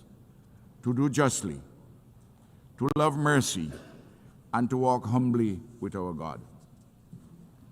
The intractable problems facing humanity cannot be solved by any one nation unilaterally. A mature multilateralism is required to address satisfactorily rampaging climate change in the age of the Anthropocene, to resolve the threats posed by nuclear weapons and their further spread, to pursue peaceful coexistence rather than conflict, terrorism, and war, to reform the system of financing for development, inclusive of a just climate financing, to tackle successfully the growing challenges of artificial intelligence, to achieve the 17 Sustainable Development Goals by 2030, be guided by the Global Digital Compact and the Pact for the Future, and to reshape global governance more inclusively. It is thus of the highest importance for this august body, the United Nations, and the overwhelming majority of nation states within it, to continue our efforts to persuade the powerful to act equitably, honorably, and multilaterally, to tackle efficaciously the extant and looming challenges facing the global community. Oftentimes, it is frustrating and disheartening to those of us who are committed to this necessary and desirable path of mature multilateralism, because our Herculean efforts seemingly deliver correspondingly negligible results. Nevertheless, we cannot give up. We cannot afford to get weary. We have no choice but to persist in this ever more urgent multilateral solidarity and cooperation as we pursue the political and economic spaces to make this world a better place for all humanity.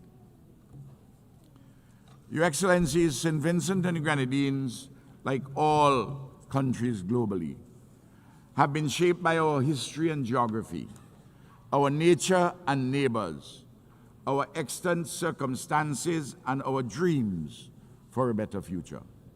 For example, we carry the benefits and the burdens of our geographic location, near to the greatest economic, military, scientific, and culturally dominant power the world has ever seen. St. Vincent and the Grenadines is where it is. It cannot be lifted up and taken to Vladivostok or the mouth of the Amur River. Yet, as a free and independent people, we have the right to pursue peacefully and securely our quest for shared prosperity without domination, interference, or intervention from any of our neighbors or from any power that comes from afar. Today, as I speak, my government and my people have another challenge from the nefarious activities of the agents of a rising or risen hegemon from another hemisphere, and from some greedy, unprincipled, non-state operators in Europe, acting in concert, seeking to pollute and interfere in our democracy, our free and fair elections, which are scheduled to be held later this year. Their conduct is unacceptable and hugely injurious to our people. Your Excellencies, the raging genocide and neocolonial oppression being committed against the Palestinian people in Gaza and the West Bank before our very eyes on global television and are continuing affronts to the elemental rights of the Palestinians, to civilized conduct, and to international law. How can one state, a member of this august body, act with such impunity against defenseless men, women, and children? Surely, the hottest part of hell is reserved for those perpetrators of genocide and those who are complicit in it. Over 200 years ago, the British committed large-scale genocide against the indigenous people of my country. And we are still suffering, enduring the historical legacies of underdevelopment therefrom. Similarly, the genocidal enslavement of African bodies in our Caribbean, in our hemisphere. It will take centuries for the pain, suffering, and legacies of the current genocide of the Palestinians to be repaired. We in the Caribbean are today demanding justly reparations for native genocide and the enslavement of African bodies, which occurred centuries ago. This tragedy, this madness that has been unfolding unabated in Palestine must stop.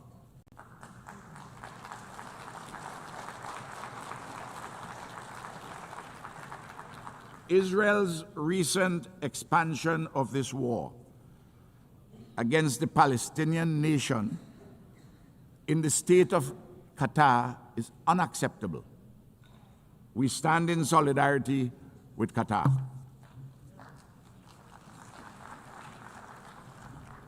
Your Excellencies, St. Vincent and the Grenadines calls urgently for a lasting peace across the Taiwan Straits and the participation of Taiwan in the specialized agencies of the United Nations. It is a continuing absurdity that this country of 23 million people, a functioning democracy with a settled yearning for self-determination, a legitimate institutional expression of the Chinese civilization, with first world living standards, a land of peace and ingenuity, cannot be properly accommodated in the global bodies concerned with health, climate change, civil aviation, policing, and so forth.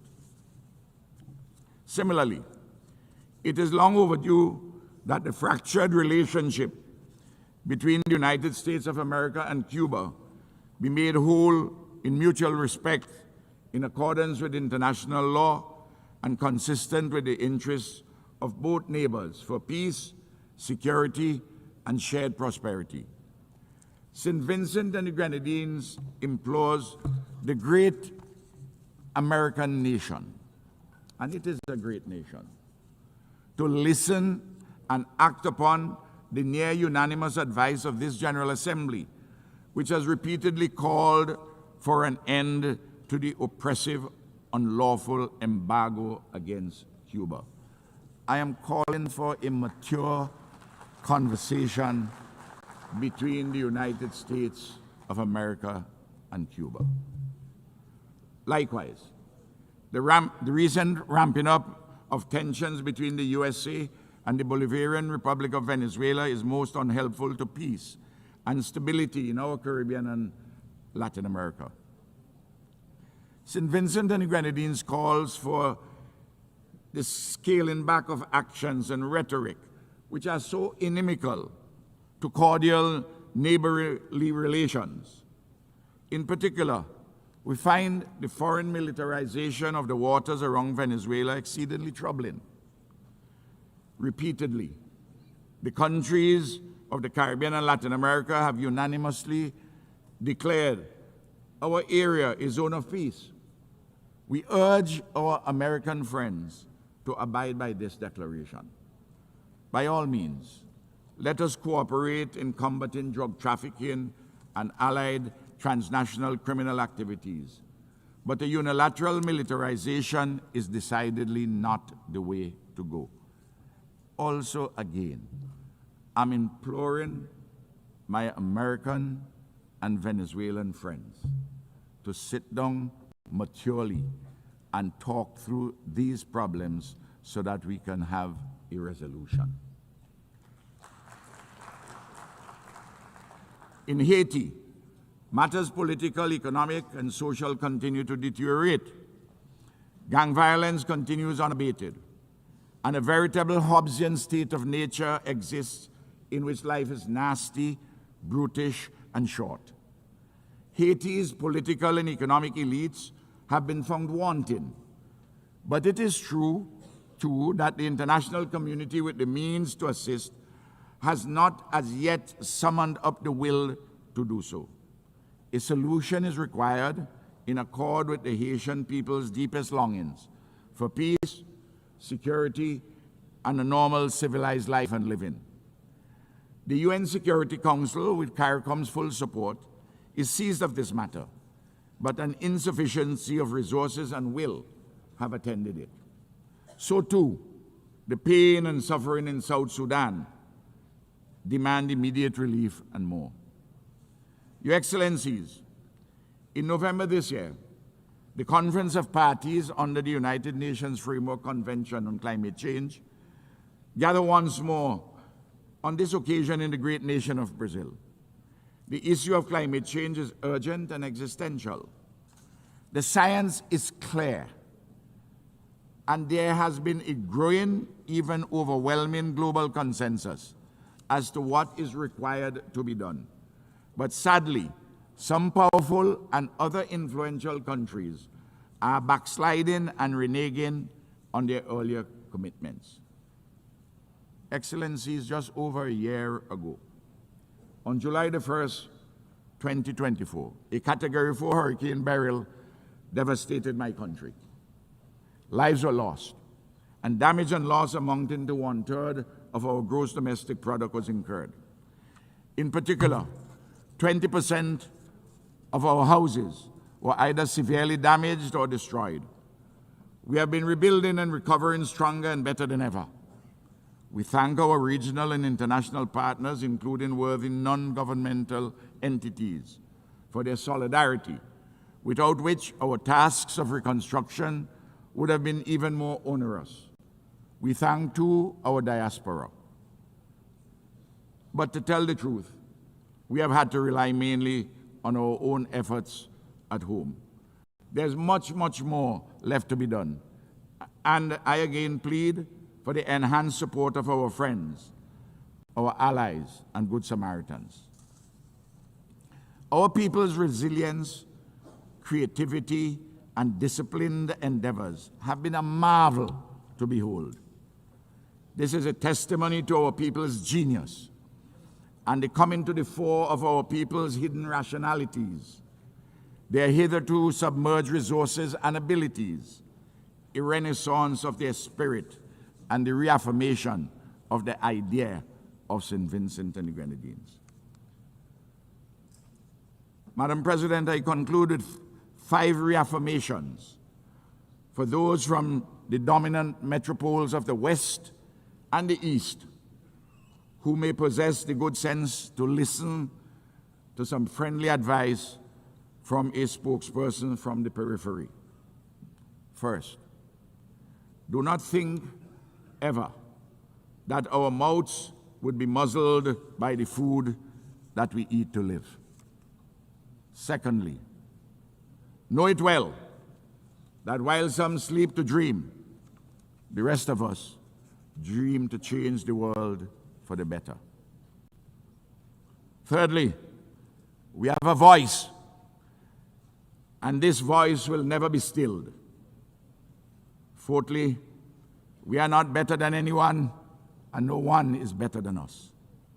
And finally, we too have a history of civilized life and living with a trajectory for further advancement and ennoblement. We are not appendages of any other nation. We are a free and independent people made in the image and likeness of God. We are the embodiment of the idea of St. Vincent and Grenadines. We are friends of all, and we strive for a better world. We are a small nation, demonstrably like other small nations, capable of mighty deeds. Excellencies, we are small states, but we have an important role to play in global affairs to the betterment of all. Imperial giants and hegemons, whether from the West or the East, must not hold us back. Together, we have an obligation not to desecrate our future. Thank you. I'm obliged.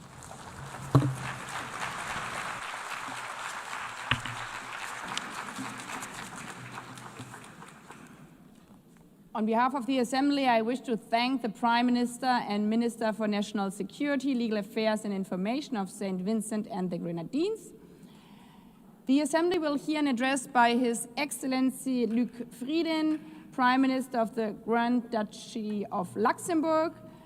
I request protocol to escort His Excellency and invite him to address the Assembly.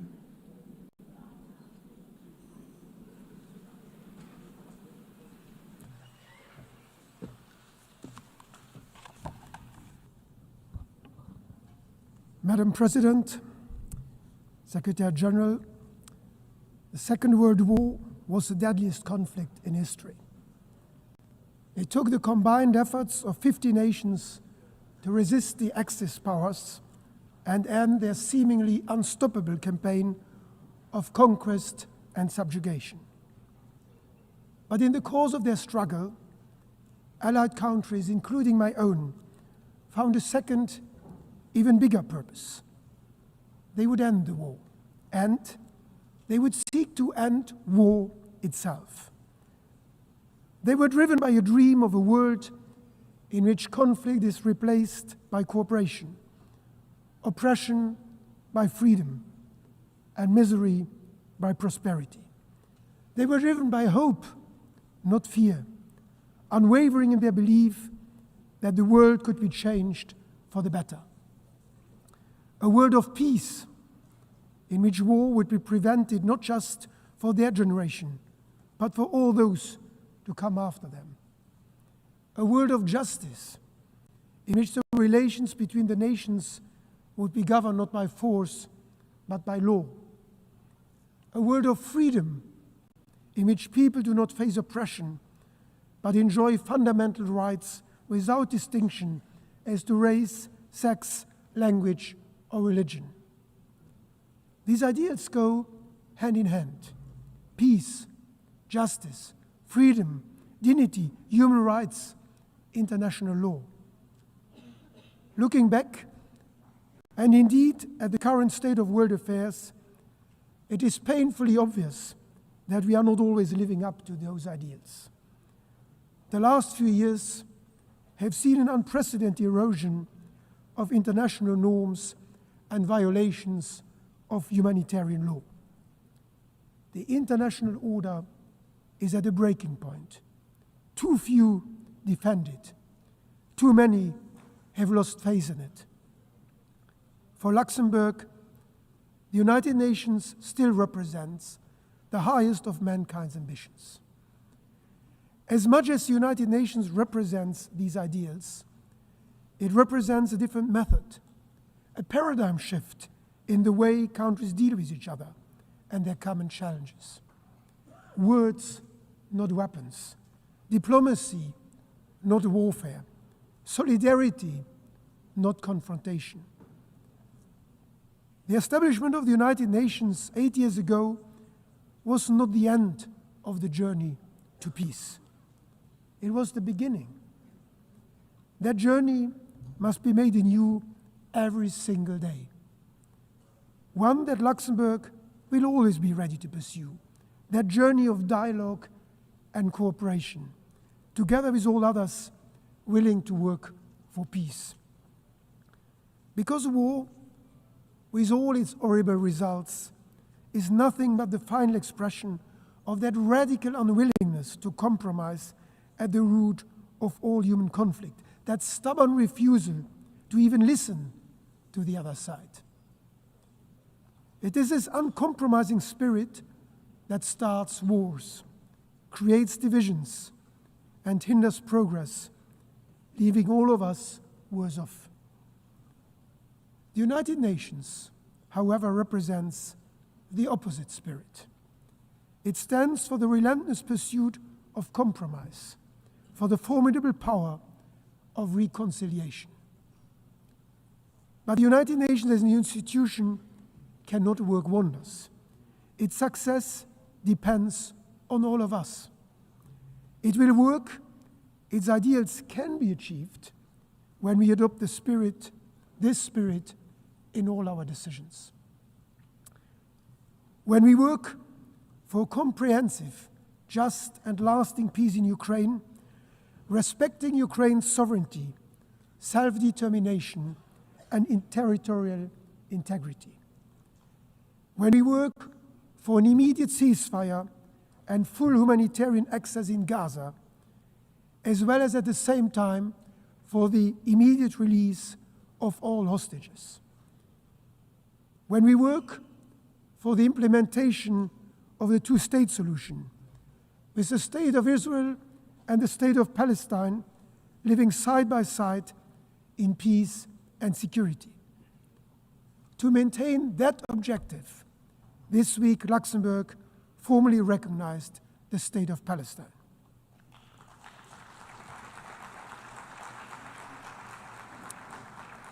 When we work to ensure equal rights, to educate all children, to eradicate hunger and disease, and to protect our cultural heritage. And when we work for a United Nations that is fit for purpose, with a more effective and more representative governance, and with the necessary resources to keep pushing us towards our ideals. Luxembourg will be a reliable partner in all these efforts, because we know the value of a stable, multilateral world order. We knew it 8 years ago when our predecessors signed the Charter, and we know it today as one of the largest per capita donors to official development assistance, consistently contributing 1% of our gross national income. Just this week, Luxembourg signed 4 new strategic partnership frameworks with crucial UN agencies.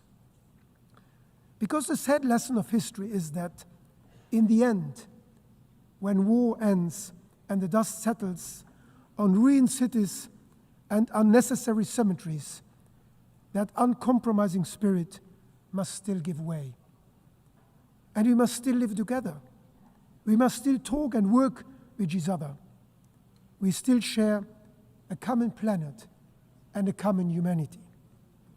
That realization lies at the origin of this great institution, giving those who lost the war the opportunity of a new start was one of the most far-sighted, even if the least intuitive decision of the 20th century.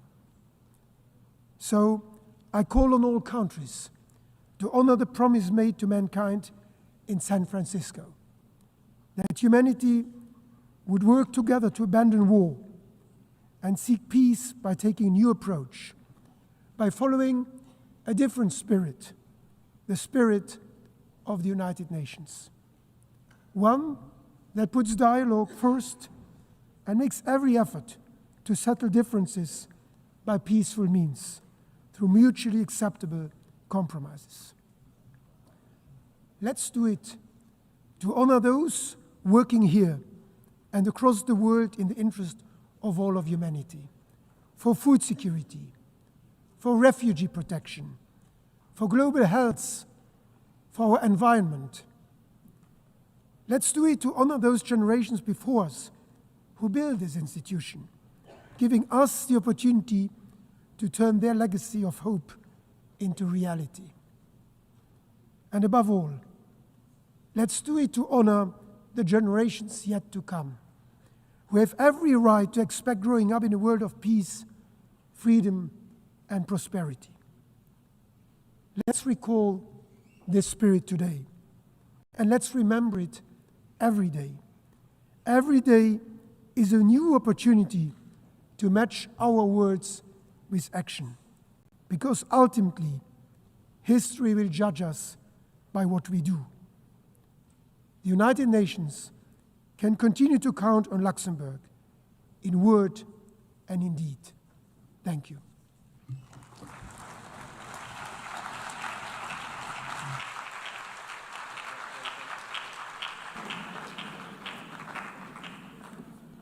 On behalf of the Assembly, I wish to thank the Prime Minister of Grand Duchy of Luxembourg. The Assembly will hear an address by His Excellency Micheál Martin, Taoiseach of Ireland. I request protocol to escort His Excellency and invite him to address the Assembly.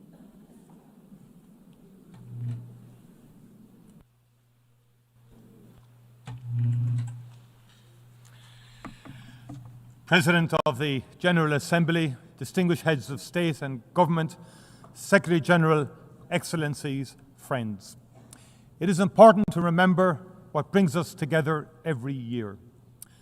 80 years ago, the world was emerging from the most savage conflict in our history. 80 million people lay dead.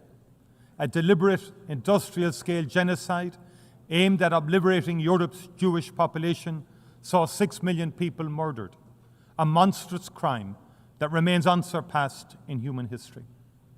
People were targeted for death because of their ethnic identity, their sexual orientation, their disability. Cities were laid waste, throttled by siege, firebombed into oblivion, or pulverized by the first and only use of atomic weapons in war. Humanity had descended into the abyss. This United Nations was the phoenix that rose from that darkness the highest expression of our commitment to unite our strength to maintain international peace and security. It was the best attempt by those who had seen the worst of humanity to offer a different path to future generations. Dag Hammarskjöld, UN Secretary General in the 1950s, captured the reality of that vision best when he stated, "The United Nations was not created to take mankind to heaven, but to save humanity from hell." Since Ireland joined in 1955, the United Nations has been the cornerstone of our foreign policy. There is no member state more committed to its ideals. There is no member state more determined to ensure it succeeds in its mission. And like all member states, we depend on the UN Charter and the protections of international law for our security and well-being. At a time when the world risks slipping back into an order in which might is right and some voices count more than others, it is up to us as leaders to reassert and to insist on the primacy of international cooperation. President, the Universal Declaration of Human Rights states that the recognition of the inherent dignity and of the equal and inalienable rights of all members of the human family is the foundation of freedom, justice, and peace in the world. I am deeply concerned by the constant pushback on human rights norms that has accelerated in recent years, against women's rights and gender equality, against LGBTQ+ rights. I call out the brutal Taliban for their denial of the most fundamental rights of Afghanistan's women and girls. Ireland continues to work tirelessly to oppose all attempts to dilute existing international commitments and human rights standards. We reaffirm our commitment to honour and comply with the universal nature and the individuality of human rights. To demonstrate that commitment, we will run for a seat on the Human Rights Council from 2027 to 2029. President, conflict is always and everywhere a sign of human failure. Conflict destroys lives. It devastates economic development. It leaves scars and divisions that take generations to heal. We in Ireland know that from experience. On Friday of last week, the Irish and British governments agreed a new framework for addressing the legacy of the conflict in Northern Ireland. The Good Friday Agreement would not have been possible without the support and engagement of the international community, and we are ready to offer the same to others. The Irish people are enormously proud of our 67 years of continuous UN peacekeeping, especially our engagement with UNIFIL and close connection to Lebanon. We remember the members of our defence forces who paid the ultimate price. Continued support for UNIFIL will be essential over the next 15 months to support the efforts of the Lebanese authorities, given the complexity and scale of the challenges in the region. President, in Sudan, a grave humanitarian catastrophe is unfolding. It is more than 2 years since war broke out, and it has unleashed the most unimaginable human suffering on the civilian population. More than 150,000 people are already dead. 12 million people displaced. Vicious sexual violence against women and children. Famine declared throughout the country. The world has failed Sudan. To our collective shame, we have not given this most destructive of wars the same focus and attention as conflict in other parts of the world. But a child in Sudan has the same value, the same right to life and a peaceful childhood as a child born anywhere else in the world. The conflict in Sudan is a human catastrophe that risks wider stability in the region. It must be stopped. And Ireland fully supports the work of the Secretary-General's personal envoy for Sudan, Madame Ramtain Lama Madama, to achieve a negotiated ceasefire, an immediate humanitarian response, and a durable peace. The perpetrators of war crimes in Sudan must be held to account. The jurisdiction of the International Criminal Court should be extended to all of Sudan. 80 years ago, Europe had more reason than most to say never again. Yet today, brutal and bloody war has returned to European soil. In February 2022, Russia, a founding member of the United Nations and a permanent member of its Security Council, launched a full-scale illegal invasion of Ukraine in defiance of international law, in defiance of the UN Charter. It has prosecuted the war with a willful and reckless indifference to its human consequences. Tens of thousands of Ukrainians have been killed and maimed. Millions have been forced to flee their homeland. Millions more internally displaced. Russia has deliberately and cynically targeted civilians and civilian infrastructure. It has caused immense environmental devastation. Cities such as Mariupol, Kharkiv, and Bakhmut have been bombed to rubble. Prisoners have been mistreated, children abducted. President Putin has thumbed his nose at every attempt to bring about a ceasefire and negotiations, including those led by President Trump. There are no signs whatsoever that he is ready for peace. He has refused to meet President Zelensky. He has again intensified Russia's attacks on civilians and civilian infrastructure in Ukraine. He has sought to test the resolve of Ukraine's neighbours, sending drones into Polish and Romanian airspace. He should know that it will not work. He should appreciate how strong the people of Ukraine are and how unbreakable their resolve to defend their country and its independence. And those of us proud to be part of the coalition of the willing in support of Ukraine will stand with them, shoulder to shoulder, for as long as it takes. If Russia chooses not to come to the table, the world must increase economic and political pressure on it until it does. With our European Union and international partners, we will strengthen and tighten our sanctions. And we will also work to increase support for Ukraine. We will put in place the security guarantees that Ukraine needs to underpin any future peace agreement. Ireland strongly believes that Ukraine is part of the European family and that its future lies within the European Union. We will continue to work with our EU partners to ensure its journey towards membership advances as quickly as possible. President, I come now to Gaza, a catastrophe of the most monumental and consequential kind.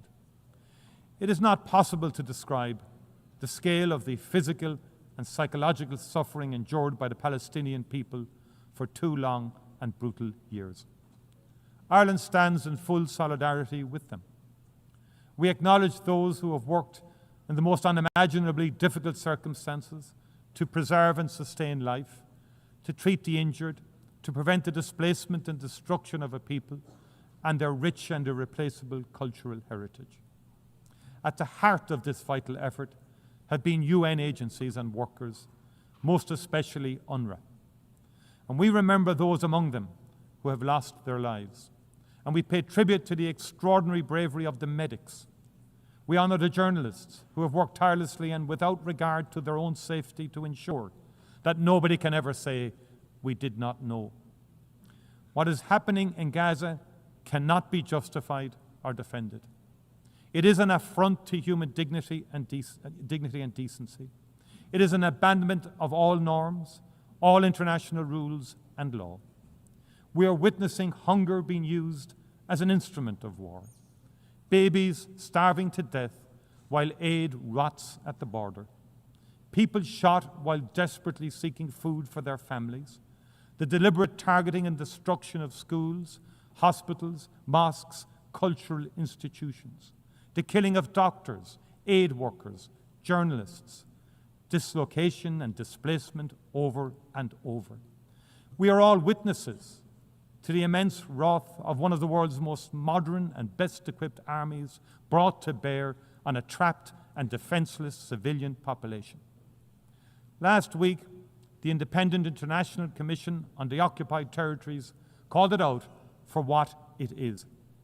Having examined carefully Israel's conduct of the war since 2023, as well as the actions and statements of senior Israeli military and political figures, it concluded that Israel is responsible for the commission of genocide in Gaza. Genocide, the gravest of crimes in international law. All signatories of the Convention on Genocide are obliged to act to prevent and to punish it. We cannot say we were not aware. In January of last year, the ICJ put all states on notice of the plausibility of the State of Israel committing genocide in its military operations in Gaza. And the court has been clear. Where state parties are able to contribute to the prevention of genocide, they are obliged to employ all means reasonably available to them so as to prevent genocide as far as possible. As Navi Pilar, chair of the Independent Commission, said last week, the prevention of genocide is not a matter of discretion of states. It is a legal and moral obligation, and it admits no delay. All members of this United Nations must reflect on what more they can do. And I especially call on those who have influence to use it urgently to maximum effect. I call on those who have provided and who continue to provide Israel with the means necessary to prosecute its war to reflect carefully on the implications of their actions and the consequences for the Palestinian people. There cannot be business as usual in the face of genocide. As Navi Pilar has made clear, to do nothing is not neutrality, it is complicity. Ireland has intervened in the South African case at the ICJ. We have recognized the state of Palestine. We are legislating against the import of goods from the occupied territories. We will act to prevent those members of the government of Israel who have been instrumental in fomenting the unfolding disaster in Gaza from entering our country. We will continue to work with like-minded partners across the world to bring this human catastrophe to an end. There must be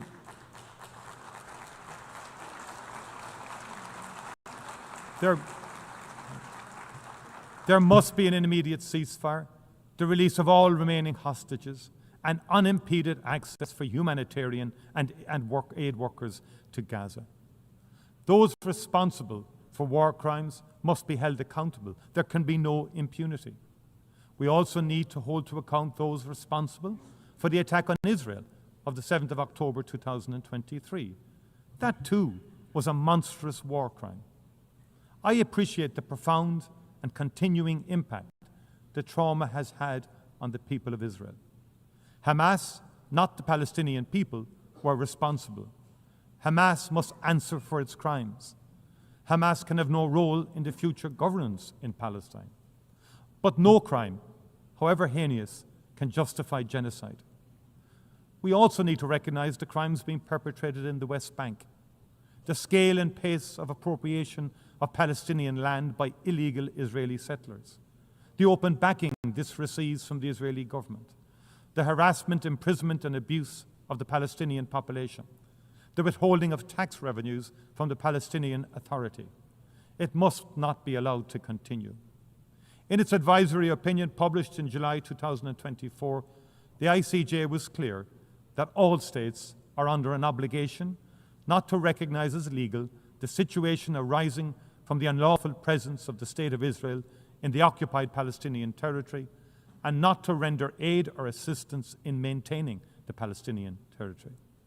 The world knows what drives this illegal activity is a determination to render the possibility of a two-state solution impossible. It must not succeed. A two-state solution remains the only prospect for a peaceful future in which the people of Israel and the people of Palestine can live in peace and security side by side. I welcome the decision to recognize the state of Palestine taken by France, Belgium, Luxembourg, the United Kingdom, Canada, Australia, and others. I commend France and Saudi Arabia for the leadership they are providing in working towards a political process that can deliver a just, lasting peace and security in the region. They have my full support. President, as it marks its 80th anniversary, the United Nations has never been more necessary. Today's challenges are ever more complex and ever more interconnected. They cannot be solved by any country or region acting alone. The threat to the future of our planet and the wonder of its biodiversity, the need for development, leaving nobody behind, the health and well-being of our people, the protection of our shared cultural heritage in all its magnificent diversity, the stability of our economies and our ability to trade fairly, the immense opportunity of the digital revolution, but also the potential consequences for our shared humanity. The United Nations is not perfect, and it needs to reform to reflect a very different world. I pay warm tribute to the role that Antonio Guterres has played as Secretary General during his term in office in that regard. The UN continues to represent the best of humanity. If it falters, it is not because it is no longer relevant, it is because we as leaders have let it down. Let this be remembered as a time when we reaffirmed our commitment to multilateralism, to the rule of law, to a reformed United Nations fit for purpose and for the future. As we did in the Charter, let us seek to save this and future generations from war. Let us reaffirm our faith in fundamental human rights, the dignity and worth of each human person. Let us work to establish conditions in which justice and respect for international law can be maintained. And as we pledged in the Charter, let us never cease to promote social progress and better standards of life for all in ever larger freedom. Thank you very, very much indeed. Thank you.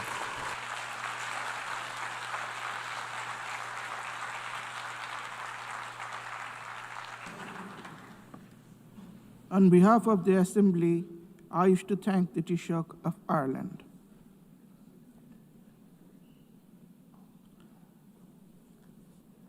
The Assembly will now hear an address by His Excellency Muhammad Yunus, Chief Advisor of the Interim Government of the People's Republic of Bangladesh.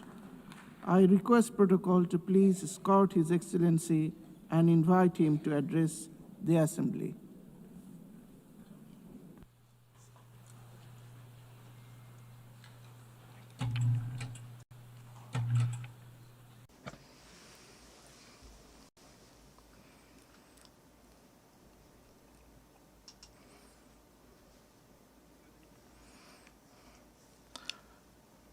Assalamu alaikum wa rahmatullahi wa barakatuhu. Madam President,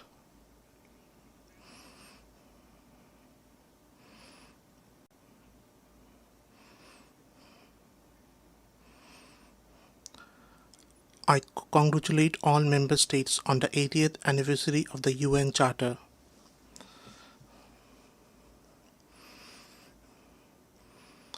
This session is especially important both for looking back at our journey and for shaping the road ahead.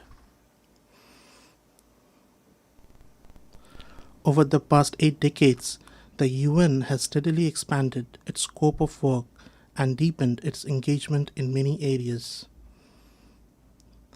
It has played an indispensable role in advancing peace and security, in promoting human rights, in improving lives across the world, and in upholding justice, fairness, and equality.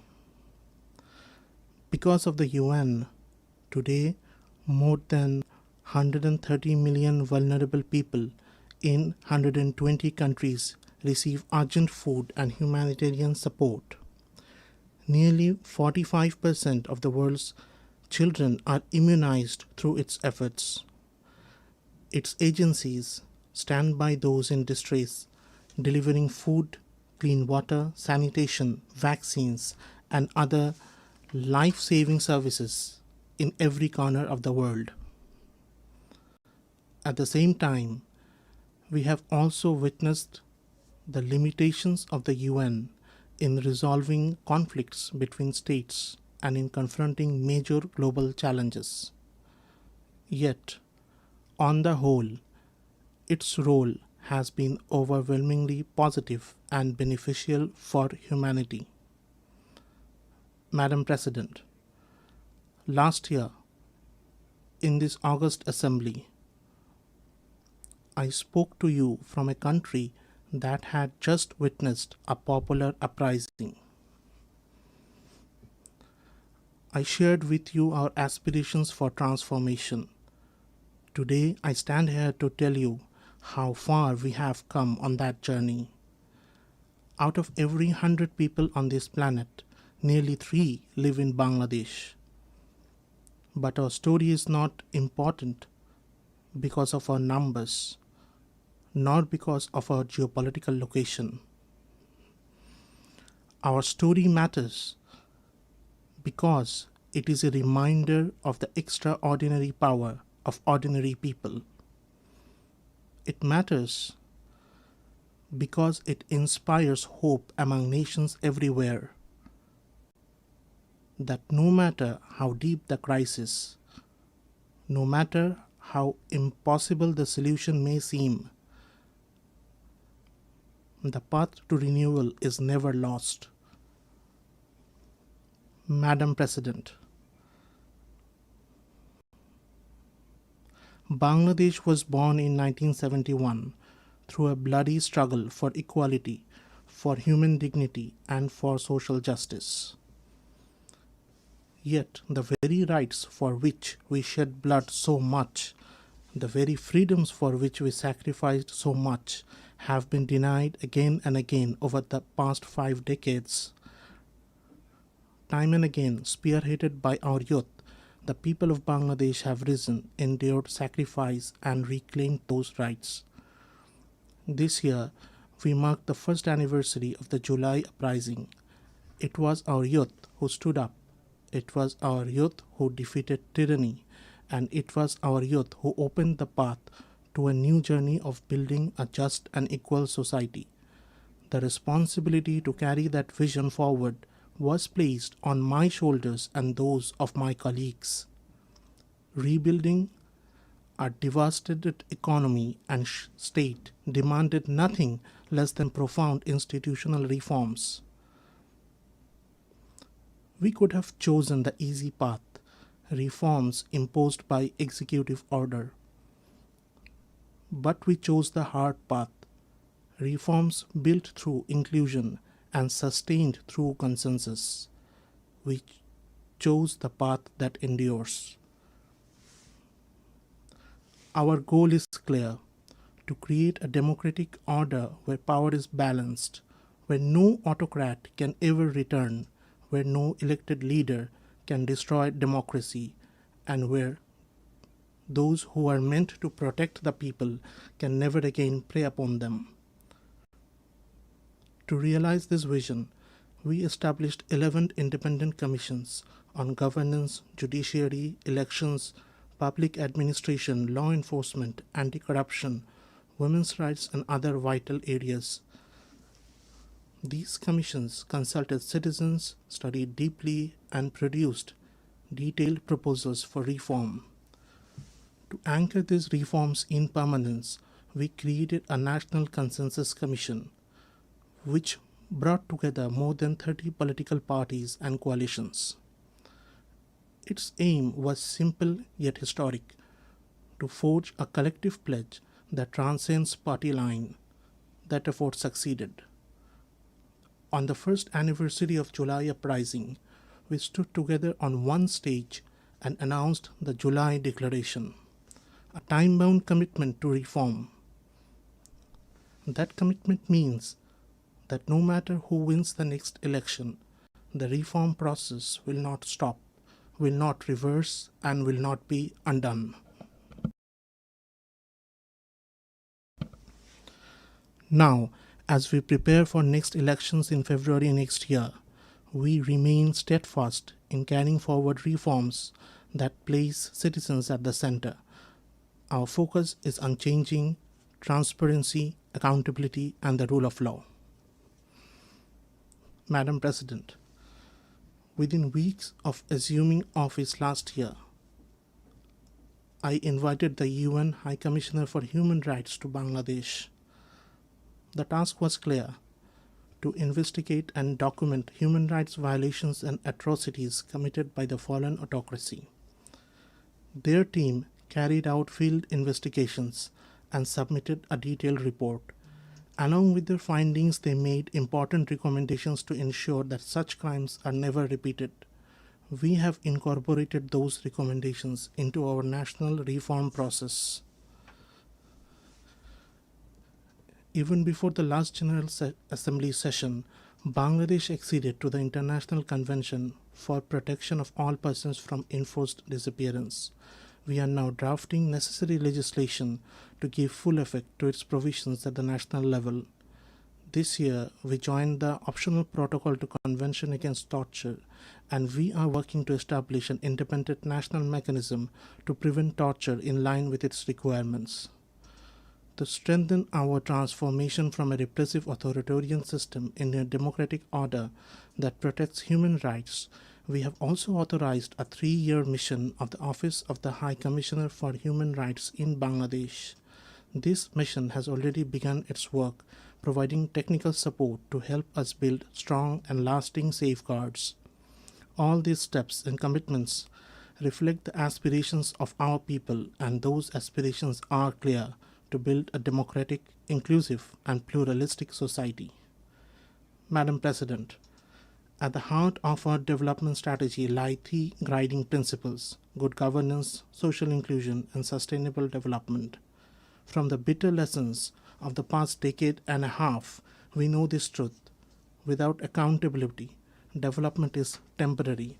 Without accountability, development is fragile. Infrastructure projects driven by corruption and narrow political interests not only burden the economy, they fail to serve the people. When we assumed responsibility, we uncovered the vast scale of corruption and theft of public resources and the severe economic vulnerability it had created. We are determined to put an end to this so that development is never again used as an excuse to plunder the wealth of the people. To stabilize the fragile economy, we have taken difficult but necessary reform decisions. Among the most important reform is the revenue collection system. For the first time, legislation has been enacted to separate policy-making body from the implementing authority. This ensures transparency and accountability, and it will expand our revenue base. These measures are fully aligned with the severe commitment adopted at the recent FFD4 conference. Just as Bangladesh is striving to implement reforms in line with the severe commitment, we hope that the developed world will also honor their responsibilities under that collective pledge. We also believe that reform of decision-making and governance in global financial institutions is urgently needed. Equally vital are an inclusive framework for international tax cooperation, coordinated global measures against illicit financial flows and corruption, and stronger international cooperation for the recovery of stolen and illicit assets. Madam President, recovering the illicit assets stolen from our country is now one of our highest priorities. In the past 15 years, billions of dollars were siphoned abroad through corruption. We are working tirelessly to bring this wealth back. Yet, legal processes in the concerned countries and different other obstacles are hurting our efforts. Without sincere political commitment from the countries concerned, we will not be able to recover these assets. The current global financial system has failed to prevent the illicit transfer of resources from developing nations. In some cases, the very rules of international financial institutions have enabled the movement of vast sums of illegal money into tax havens around the world. I call upon those countries and institutions that shelter such stolen assets: do not be complicit in this crime. Return the wealth to its rightful owners, the farmers, the workers, and the ordinary taxpayers.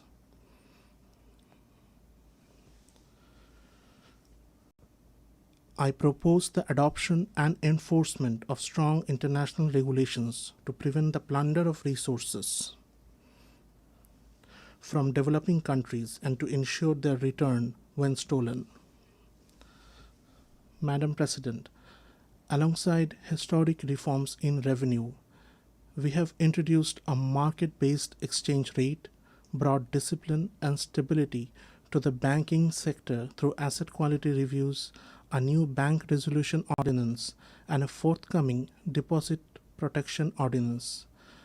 We have modernized capital market oversight with a reformed task force and a strengthened investigative system.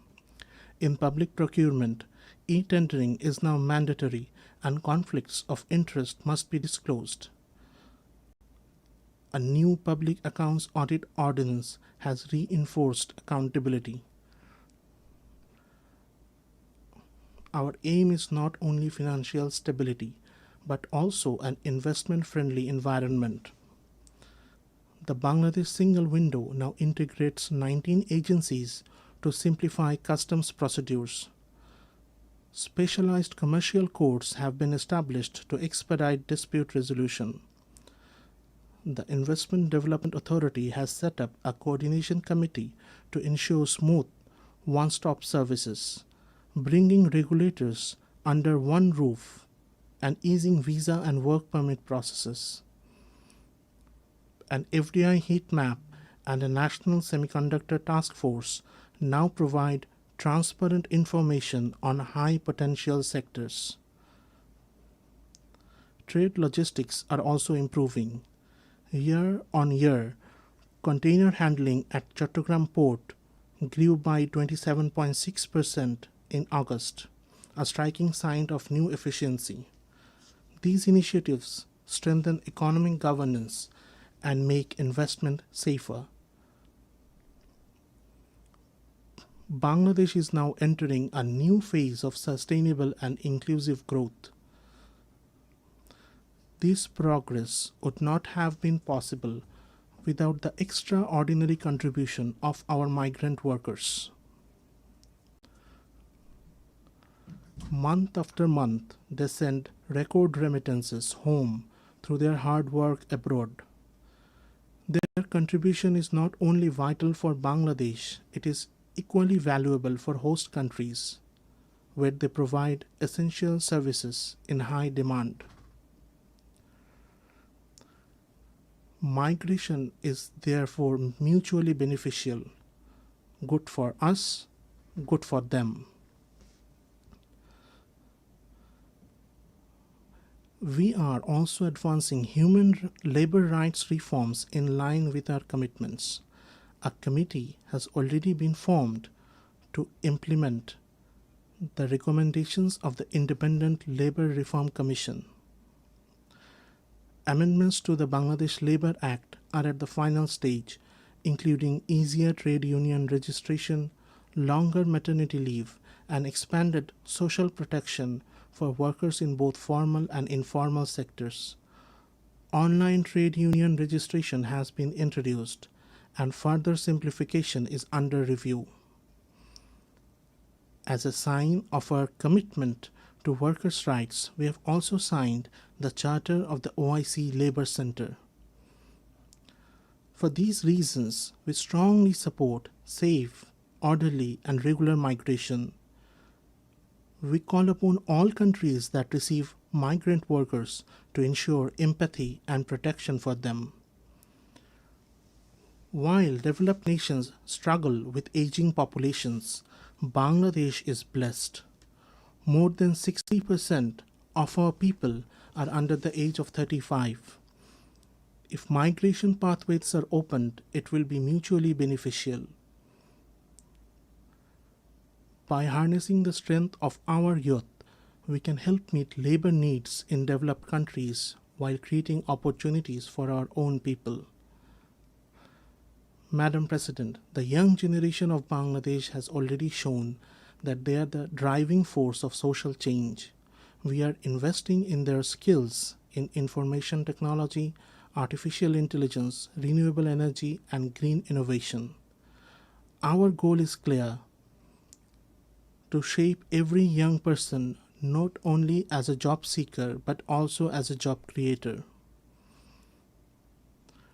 To this end, in partnership with the UN, we are launching a permanent platform to connect young people at the grassroots with senior policymakers of the government. Across the country, consultations have already begun. Today's youth want to be directly connected to their representatives from the local to the national level through online and offline forums, surveys, and campaigns. They demand greater opportunities for leadership, skills development, and digital literacy. They call for accountability in this process with regular progress reports and continuous dialogue.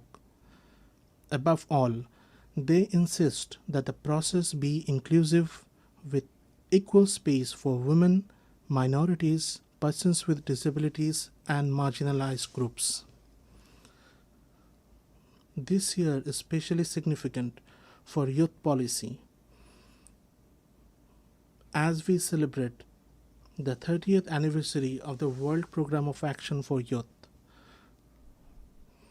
It is not only a moment to address the challenges of today's young people, but also to anticipate the crisis they will face tomorrow and to begin shaping the solutions. In this fast-changing technological era, one of our deepest concerns is the widening digital divide facing youth in developing world.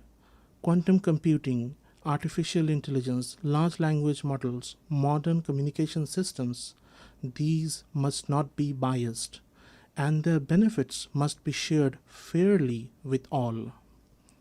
If not, we risk creating an entire generation who will see themselves as excluded, marginalized, and treated unjustly. Such a generation will be vulnerable to every harmful temptation. We believe that to shield young people from this risk and to spread the benefits of technology to all, technological innovation alone is not enough. We also need social innovation. Almost half a century ago, we introduced the idea of microcredit. It was then a radical experiment against conventional wisdom. Today, it is a globally recognized tool that has lifted millions out of poverty. In the US, for example, Grameen America has disbursed more than $6.2 billion till date to low-income women entrepreneurs with repayment rates close to 100%. Today, in Bangladesh and across the world, we are advancing the idea of social business. It is a form of business where profits are entirely reinvested for social good. Social business has shown that the entrepreneurial spirit of every human being can be harnessed for the welfare of society and the solving of social problems. This gives humanity a creative method to address every challenge, whether environmental degradation, concentration of wealth, healthcare, unemployment, or poverty. It is a path that can be applied and sustained everywhere. Madam President, in confronting the climate crisis, the goal of limiting global temperature rise to 1.5 degrees Celsius has already slipped beyond our grasp. The annual pledge of $100 billion in climate finance has not been met.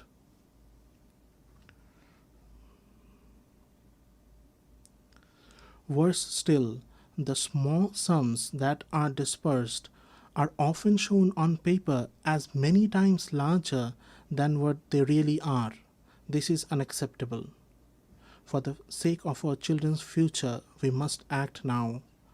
The Loss and Damage Fund must be made fully operational. Efforts to mitigate climate change must be intensified, but adaptation must be given equal priority. And adaptation must be locally determined, locally led, and locally managed. Bangladesh has already embraced locally led adaptation as a guiding principle. At the upcoming COP30 conference, we will announce our third nationally determined contributions, which will include both mitigation targets and adaptation actions, with special emphasis on protecting mangrove forests and restoring wetlands. At the same time, we expect the global community, particularly the high-emitting countries, to meet their responsibilities with sincerity. Madam President, another great challenge of our time is the rise of protectionism in global trade. In our own lifetimes, we have seen how trade and globalization lifted almost 1 billion people out of poverty in just 3 decades. If we now turn back, our children will lose that opportunity. It is undeniable that in trade, every nation's sovereign interests must be safeguarded, and no country should be forced to bear burdens beyond its capacity. But for the sake of global peace and prosperity, there is no alternative to open, fair, and rules-based trade. We must also expand the role of social business in global trade. A growing share of development assistance must be directed towards spreading social business worldwide. My generation has witnessed how a system of interdependent economies made conflict too costly and helped preserve peace. Today, more than 120 armed conflicts are raging across the globe. If economic interdependence collapses, these conflicts will only multiply, development will falter, and peace itself will be destroyed. Madam President, the ongoing conflict in our neighboring country Myanmar has created a situation of deep concern for the entire region. It threatens not only regional stability, but also the prospects for the safe return of the forcibly displaced Rohingya sheltered in Bangladesh. 8 years on, the Rohingya crisis continues without any solution in sight. Moreover, Bangladesh faces a slow but regular flow of the Rohingyas seeking protection. Evidently, deprivation of rights and persecution of the Rohingya rooted in cultural identity-based politics continue in Rakhine. Reversal of the process of marginalization of the Rohingya cannot wait any further. Most of the discriminatory policies and practices that made them vulnerable can be reversed, and remedial measures can be advanced without waiting for a comprehensive national political settlement in Myanmar. There must be a political solution to the problems in Rakhine involving the ethnic stakeholders there so that the Rohingya become part of the Rakhine society with equal rights as equal citizens.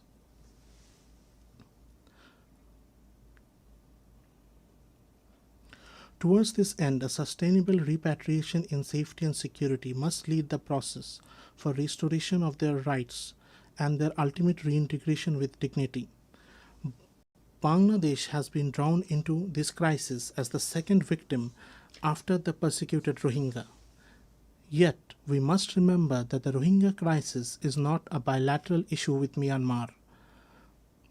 Bangladesh has been realizing its part of obligation as a responsible neighbor and a committed member of the international community. But our collective goal of maintaining a minimum standard of living in the camps face a situation of potential collapse given the funding crunch. The World Food Programme warns of a critical funding shortfall for its emergency response. Without urgent new funding, monthly ration may have to be halved to a paltry $6 per person, pushing the Rohingya deeper into hunger, accentuating their malnutrition, and forcing them to resort to desperate measures. Further cuts will no doubt intensify protection and security risks transcending much beyond the camps. Hence, I call upon existing donors and to come forward with enhanced contribution and potential donors to make announcements of generous contribution to prevent this catastrophic situation. The international community, beyond new and enhanced funding for humanitarian assistance, must apply pressure on Myanmar or the non-state actor in Rakhine to bring positive changes there and to seek political solutions urgently. The neighboring countries must assume their responsibilities. Bangladesh will remain available for any assistance or contribution needed towards stabilization of Rakhine that the international community collectively agrees. Bangladesh expects that the upcoming high-level conference on 30 September will galvanize global resolve and generate concrete international support for the Rohingya, with the topmost priority of diversified and additional funding. Parallelly, It must agree on a process with time-bound deliverables as part of a globally accepted roadmap towards seeking permanent solutions to the Rohingya crisis. Madam President, this year, conflicts have scarred almost every corner of the globe, in Europe, in South Asia, and in the Middle East. We live in the most densely populated region of the world. Nowhere else do so many nuclear-armed states exist in such close proximity. That is why we in Bangladesh deeply understand the urgency of disarmament and the prevention of nuclear proliferation. We call for the revival of global arms control treaties that have grown weaker with time.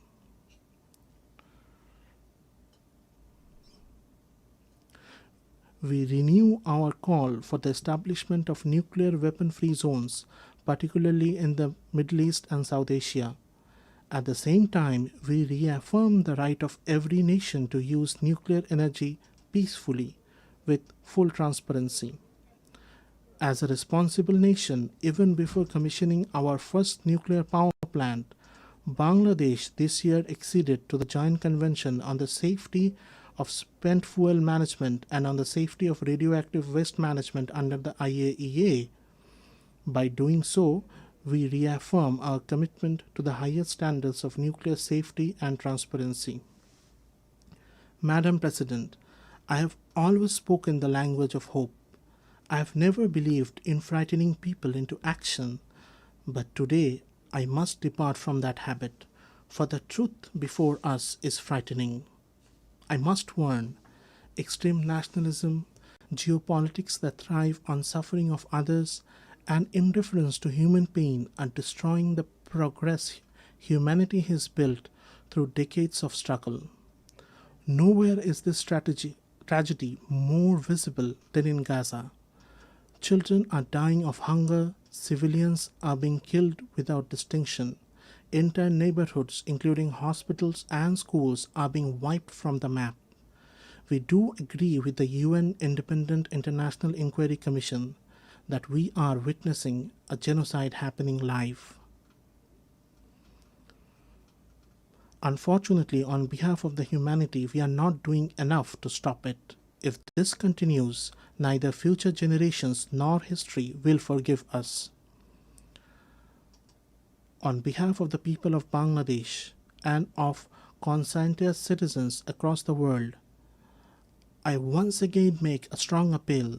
The two-state solution must be implemented now through the establishment of an independent state of Palestine with East Jerusalem as its capital. Only on the basis of the pre-1967 borders, with Israel and Palestine living side by side in peace, can justice be done. Madam President, in Bangladesh, we believe that we must build a culture of peace, one that rests on the values of tolerance, non-violence, dialogue, and cooperation at every level of society. For more than 3.5 decades, Bangladesh has stood among the leading contributors of UN peacekeepers. This is living proof of our enduring commitment to global peace and security. Even today, nearly 6,000 Bangladeshi peacekeepers are serving in some of the world's most volatile regions under the UN flag. And 168 of our peacekeepers have made the ultimate sacrifice in line of duty.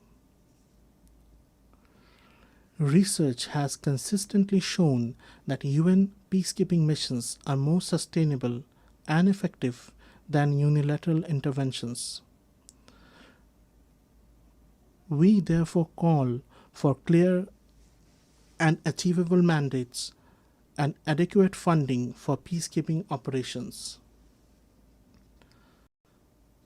We must also give the highest priority to the safety of peacekeepers and ensure accountability for crimes committed against them. Bangladesh also actively promotes multilingualism, both at home and internationally, because we believe that linguistic and cultural diversity deepens mutual understanding. In the 21st century, there is no place for hatred, intolerance, racism, xenophobia, or Islamophobia in any society. Yet today, disinformation and hate speech have become matters of grave concern. In the aftermath of the last year's popular uprising in Bangladesh, certain vested groups deliberately spread false narratives, and such disinformation continues even now. The problem has been compounded by the deliberate use of fake news and artificial intelligence-driven deepfakes, which make the situation even more dangerous. We must work together to confront these distortions before they erode trust among people and weaken the bonds of social harmony. Madam President, one of our top priorities is the empowerment of women. In the words of our national poet Qazi Nazrul Islam, whatever in this world is great, whatever is good and everlasting, half of it has been created by women and the other half by men. In reality, in many important fields today, the contribution of women is greater than half.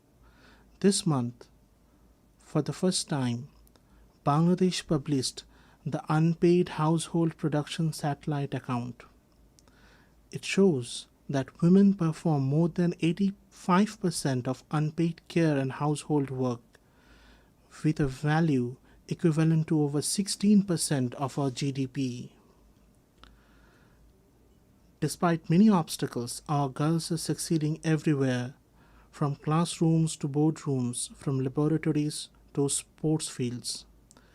Recently, our women's football team won a regional championship, qualified for the Inter-Asian competition, and inspired millions across the country. My government's efforts to ensure women's safety, dignity, and equal opportunity continue. This year, we celebrate the 30th anniversary of the Beijing Declaration. On this occasion, we have strengthened our commitment to women's empowerment by announcing 4 national pledges under the Beijing Plus 30 Action Agenda to be implemented in the next 5 years.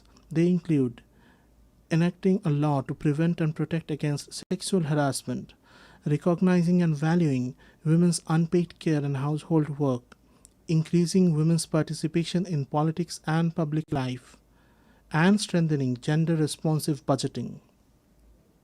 Madam President,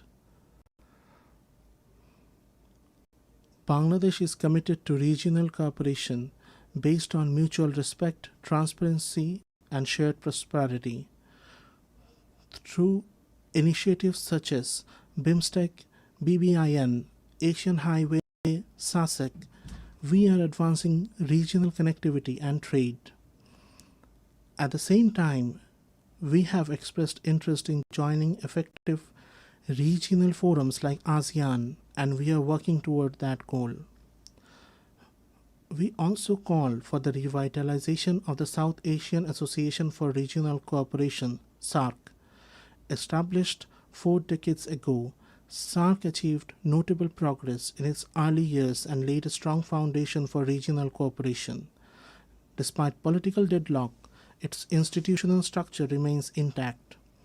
We believe SAARC still holds the potential to deliver welfare to the hundreds of millions in our region, just as ASEAN has done in its own. For shared development, there is no alternative to regional cooperation among neighbors. And when it comes to the use of shared natural resources, fairness and compassion must guide us. Bangladesh is firmly committed to peaceful regional cooperation in this area. That is why, as the first country in South Asia, we have recently joined the UN Water Convention. Madam President, centuries of political exploitation, plunder of resources, and structural inequalities have created today's stark realities of uneven development. A decade ago, when we agreed on the 2030 agenda, we were filled with hope that the world would change course and move toward the right path. Yet the reality today is sobering. Progress toward the SDGs has fallen dangerously behind. The gap in development financing continues to grow, while the flow of official development assistance is shrinking.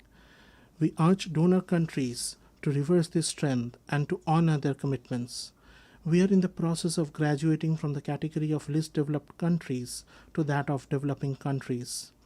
Enhanced cooperation from the international community, in particular the relevant entities of the UN, is essential to ensure a smooth and sustainable transition. In this regard, we commend the work of OHRLLS and other relevant UN entities. We call for further strengthening of this office to enable more effective support to the LDCs and other vulnerable countries. At the same time, alongside grants and loans, we call for a massive expansion of social business through both public and private initiatives. This new approach can bring benefit to both donor and recipient countries alike. It can inspire, it can encourage, and it can take human creativity to new heights. Madam President, we acknowledge the contribution of UN to Bangladesh's progress and development. We reaffirm our full confidence in its three pillars: peace and security, development, and human rights. At the beginning of my statement, I said that over the past 8 decades, the UN has shown time and again that multilateral diplomacy helps humanity live together in greater harmony. Yet, on its 80th anniversary, we must acknowledge that multilateral diplomacy is under strain. The tensions of unequal bilateral relations have once again proved that multilateralism remains our last and best resort. To keep the UN, the custodian of multilateralism, alive and vibrant, we call for full transparency and sincere dialogue among member states. The United Nations must continue to evolve and adapt if it is to meet today's challenges and fulfill our collective aspiration for multilateralism. In this spirit, we welcome the Secretary General's UN 80 initiative, but we must also insist reform must not weaken multilateralism or silence the voices of developing countries. Reform must have one goal only: to bring about real and positive change on the ground. Madam President, last year, our people proved that injustice in this world is not eternal. They proved that change is not only possible, it is inevitable. We must remember that the challenges ahead cannot be met by any single country alone. And we must also remember that in today's world, where one nation falls into crisis, when crisis erupts in one corner of the globe, the security of the whole world is put at risk. We must move forward with the dream of building a world of 3 zeros. Our young generation will grow as the soldiers of that dream. Before them will stand 3 goals: zero carbon, zero wealth concentration, and zero unemployment. On this foundation, they will build their world. Let the dream of a 3-0 world be the dream of all nations united in this assembly. With this hope, I conclude my statement. I thank you all.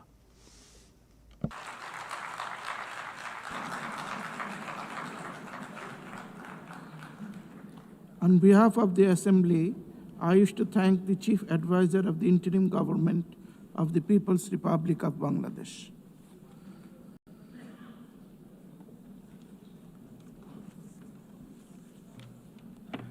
The Assembly will now hear an address by His Excellency Robert Blair, Prime Minister of Republic of Malta. I request protocol to please escort His Excellency and invite him to address the Assembly.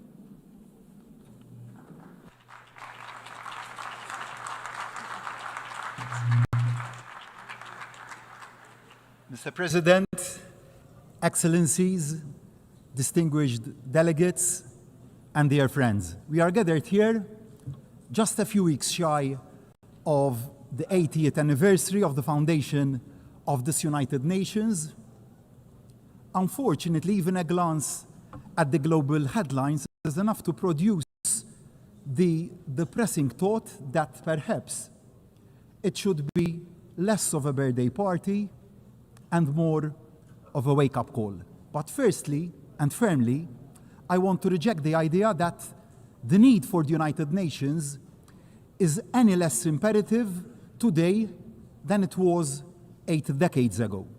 Then, as now, you could be forgiven for losing hope. In 1945, at the end of that global conflict, the world seemed to be in ruins. Thankfully, in 2025, our world isn't in ruins, but too much of it is in flames. 80 years ago, the leaders owed it to the millions who had lost their lives over 6 years of slaughter to never lose hope. So do we, as leaders of today, owe it to every citizen that we serve to similarly never lose hope, to never lose sight of the founding principles that brought the countries of the world together, to never allow that which divides us to obscure the much greater values that unite us, to never give in to pessimism or cynicism about what the future can hold. Now, don't misunderstand me. I am not blind to the magnitude of the challenges that our world faces. I know that fine words here in New York won't, by themselves, end conflict, hunger, or deaths by malnutrition. But I remain convinced that the resolution we show and the resolutions we pass here can make a real and tangible difference on the ground.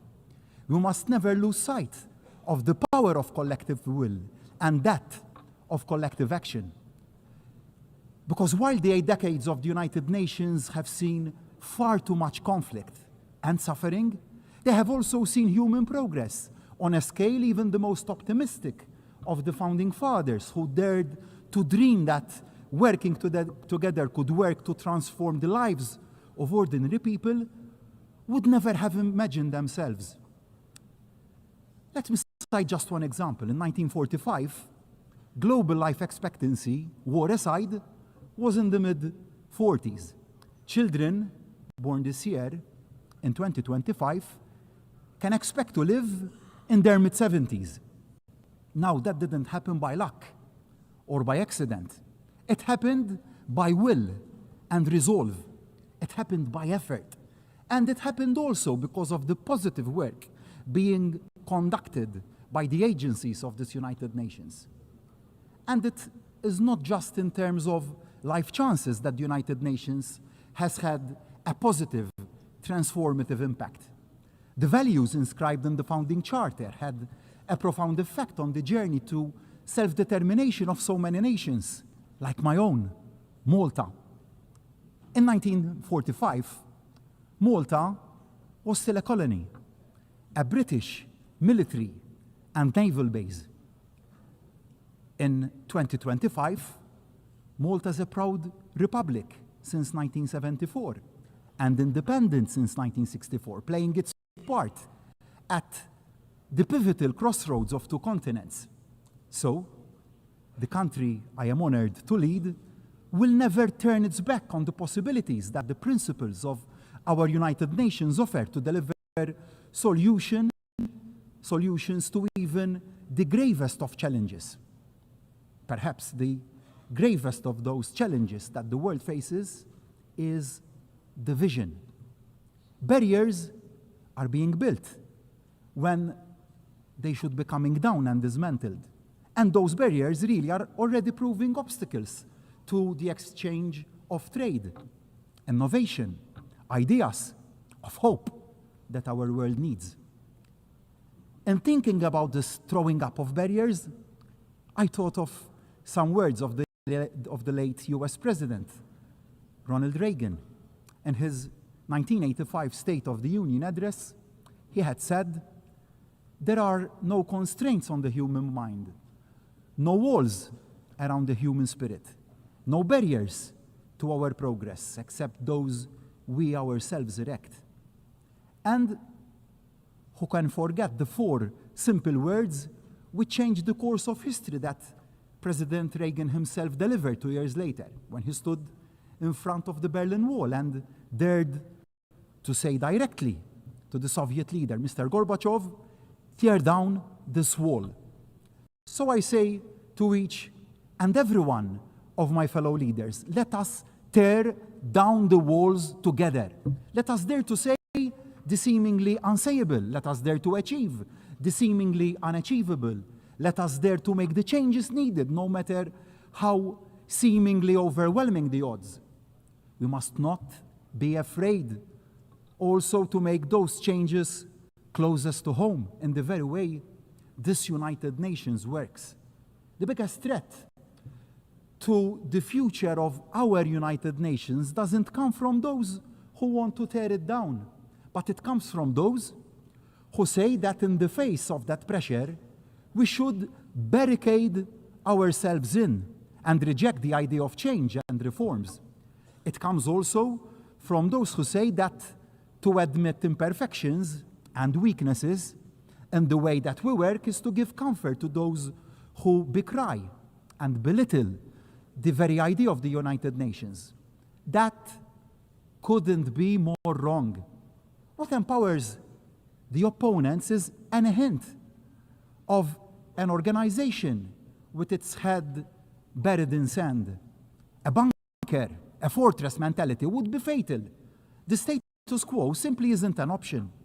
We need to deliver a United Nations that is smarter and, of course, fairer. And we need to accelerate the pace of change to do just that. The change has also to begin at the top. I want to take this occasion to pay tribute to the Secretary General and his unwavering commitment and dedication to the cause of peace. Thank you, Antonio.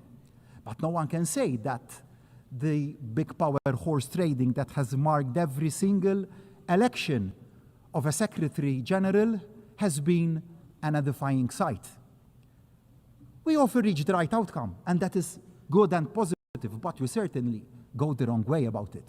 We need to do better. The process to find a worthy successor to Secretary General Guterres must be a step change in the way that we work. The selection process must be transparent, inclusive, and based on merit, not political bargaining. The decision must be taken out of the corridors of this building and become a truly global conversation involving all member states, as well as civil society. As for the Security Council, its makeup reflects the world as it was in 1945, and not as it is in 2025. Malta begs the clamor for expansion and fairer regional representation. But it isn't just the composition that needs to change. The role of the Security Council needs to be elevated. It must serve as a greater counterbalance to the dominance of the larger powers. It must also be a genuine platform for all the nations of the world to have our voices heard. And change needs to come not just to political structures, but to the way the United Nations works. All around the world, including in Malta, my country, citizens are rightly pressing governments to do more with less, better value for money.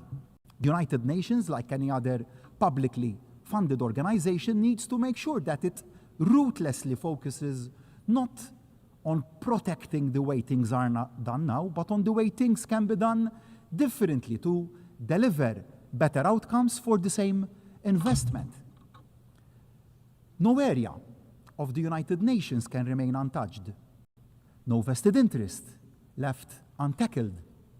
The United Nations must embrace digital diplomacy for the artificial intelligence age. Every system must be streamlined, every process scrutinized to ensure it delivers for the front line. Every program assessed against its actual impact. We shouldn't be afraid to ensure that the United Nations stops doing things it does badly and starts doing those things it does well, even better, and even more efficiently. Too often, global relations, like much of life, can seem merely a numbers game. Of course, the biggest states will always have the loudest voices, and that is understandable. But there can be no doubt that small states and developing countries are often underrepresented and underheard when key decisions are taken and made. Unless our unique experiences are taken into account and our needs, we won't put in place solutions that can actually deliver across the whole world. It is a self-defeating mistake for the big boys club to crowd out the added value that small nations can bring to the table. We bring innovation, credibility, and moral authority to any concerted global action. To exclude the small is to damage the big. We all lose, which is why, although Malta may be one of the United Nations' smallest members in terms of geography, we have always been determined to be one of the UN's biggest voices. Malta remains as committed to the goals of peace, dialogue, diplomacy, and global cooperation as we were on that day in 1964 when we took our seat for the first time in this United Nations. As we've grown as a nation, found our feet on the European and world stage, and developed a fast-growing economy, so too have we found our role in the work of the UN. Small nations, like ours, have to be realistic about how we can add value. But I firmly believe that Malta has a combination of two major factors that makes our country an asset to the global conversation. Firstly, Malta has a deep commitment to the power of multilateral engagement. We bring to the table the recent experience of both chairing the OSCE and serving on the UN Security Council, alongside the insight gained from our current presidency of the Committee of Ministers of the Council of Europe. I am particularly proud that Malta's presidency coincides with the 75th anniversary of the Convention, of the European Convention on Human Rights, rising, like the United Nations, from the ashes of the Second World War, guaranteeing for hundreds of millions of Europeans and other peoples the fundamental human rights for which so many people lost their lives in their fight for them. Secondly, Malta offers a unique platform for peace. We offer a unique mix that leaves Malta particularly well placed to host dialogue and discussions between parties, between countries, no matter how far apart they are.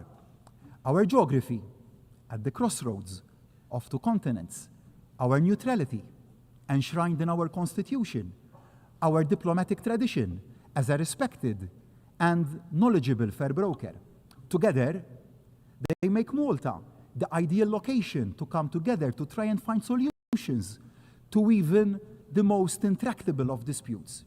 So, today, I renew my open offer to the warring parties of the world and those working to bridge those divides. Malta stands ready to welcome you, to facilitate, and to support you in finding ways forward.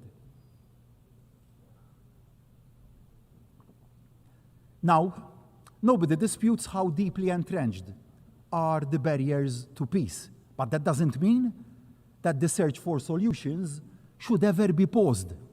Thinking back and going back to President Reagan when he dared to call for the walls, physical and political, that were dividing Europe to be torn down, many had dismissed it as an impossible dream, unrealistic, never going to happen. But it did. The seemingly intractable Cold War came to an end.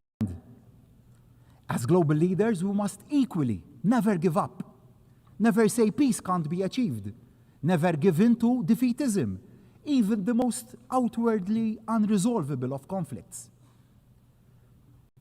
Sadly, on Malta's doorsteps, two such conflicts, wars, are raging: Ukraine and Gaza.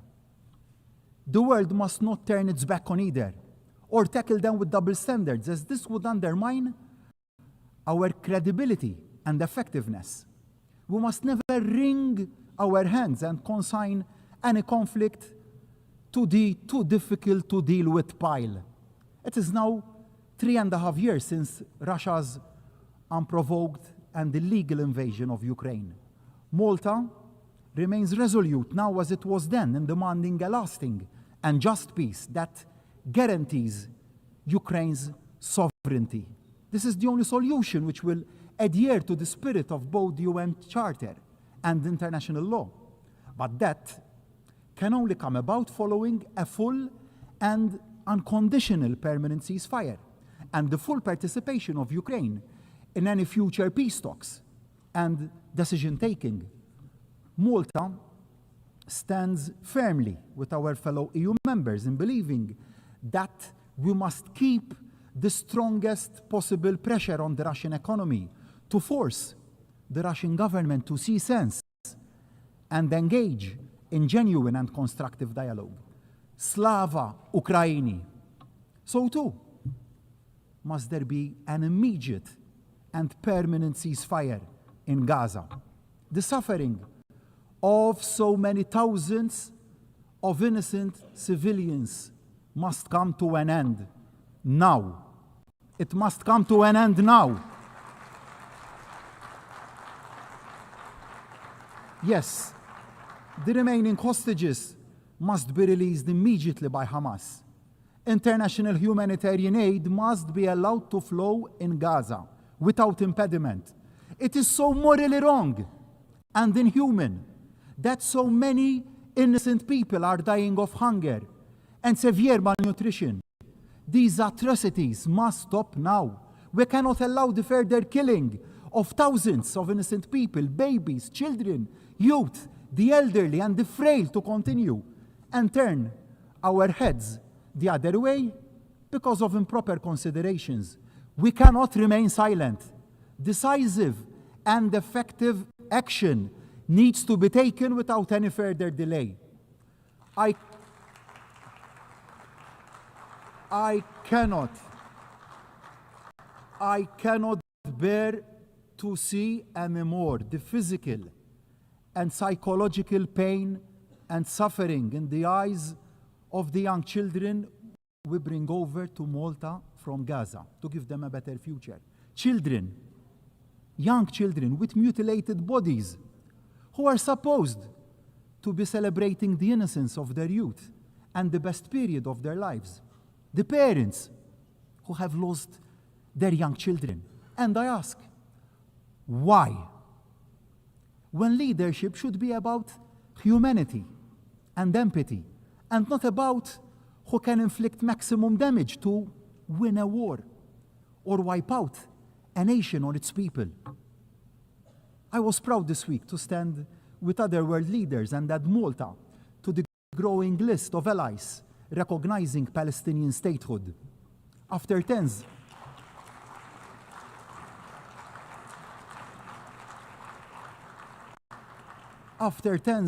of years of discussion in Malta, we took decisive action and did the right thing to do. I owe this to Ibrahim, a 15-year-old icon of the resilience and strength of the Palestinian people. Ibrahim is now receiving the best medical care and prosthetics in Malta after having both his legs blown off and severely injured by a missile fired from a drone in Gaza.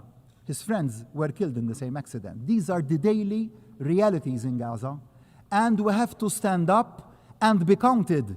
Not doing so would mean that we are complicit in what is happening. Now, a viable two-state solution, no, isn't a reward for Hamas. It is the exact opposite. It is the only way, in actual fact, to finally banish the evil of Hamas. It is the only solution that can deliver the sustainable and peaceful future that both peoples wish for and deserve. Of course, The road to a fair two-state solution is a long one, fraught with difficulties. But just because something is hard doesn't mean it is impossible. The world owes to Israelis and Palestinians alike to pursue this path to peace. Indeed, the world faces a stark choice. In too many areas of life, too many barriers are being erected. When too many countries pull up the shutters and turn in on themselves, it is small island nations like Malta that pay the highest price and take the biggest hit. Let me be clear, security is the first duty of any government. Being against barriers doesn't equal being against sensible safeguards. Every nation has the right to take necessary steps to protect itself, but isolation doesn't make anyone safer, because as all the evidence of history shows, the greater the cooperation across borders, the greater the protection we can afford to our citizens. And a threat to global prosperity is a threat to global security.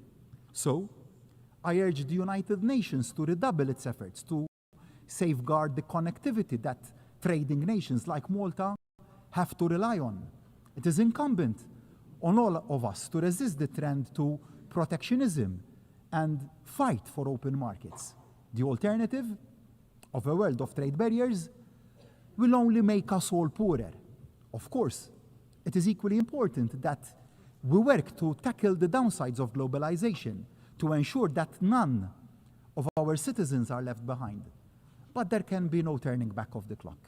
We can secure our borders without building fortresses. Addressing legitimate concerns about migration is not the same as pulling up the drawbridge. Clearly, the current growth of irregular migration is not sustainable. Yet, it will only be truly addressed by a truly global solution and response.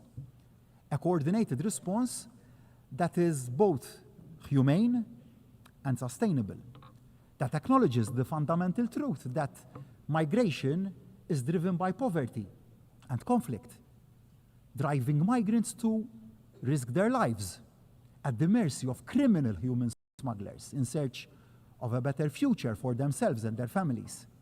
Every country has a right to secure its borders, but every country equally has a duty to play its part in tackling the root causes of irregular migration.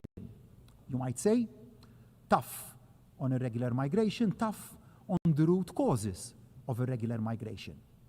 Underpinning all this is the need for every member of this United Nations to recommit to the primacy of international law and the value of international cooperation. No country, however large, however strategically important, is above the rule of law. Might does not automatically equal right. Small states like Malta cannot afford the risks of a world where some ignore the laws when it suits them.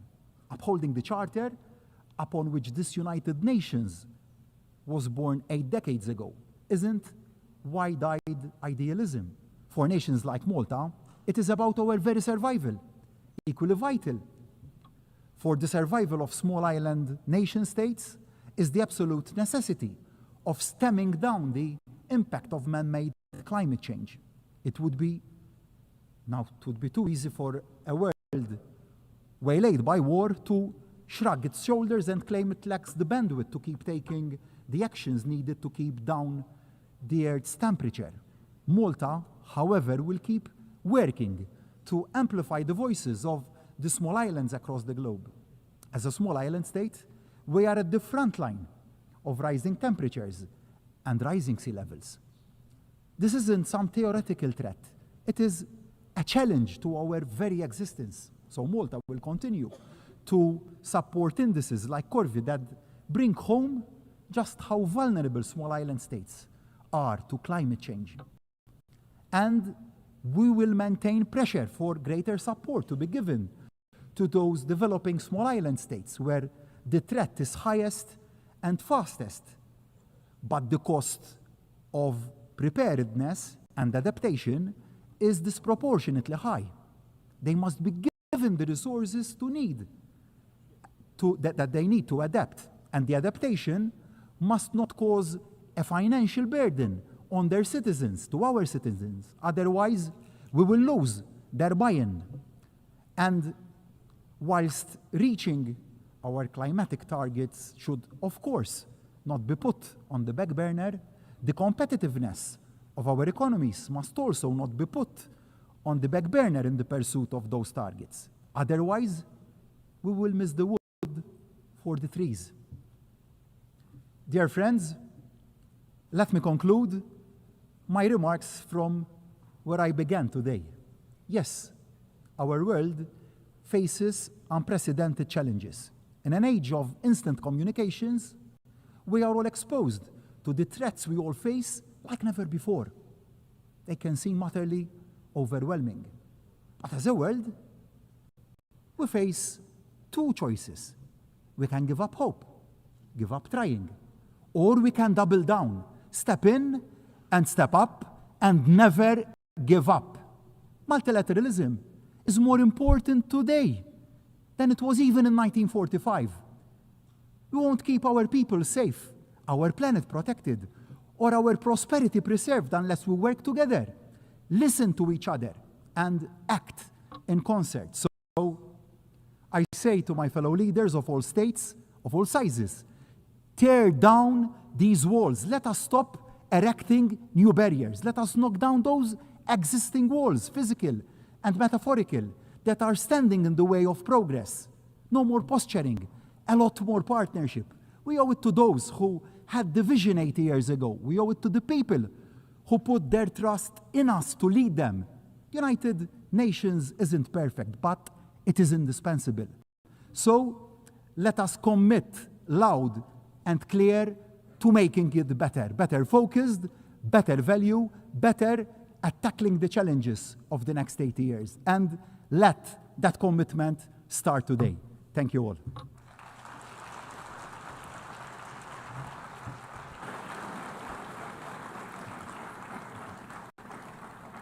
On behalf of the Assembly, I wish to thank the Prime Minister of the Republic of Malta.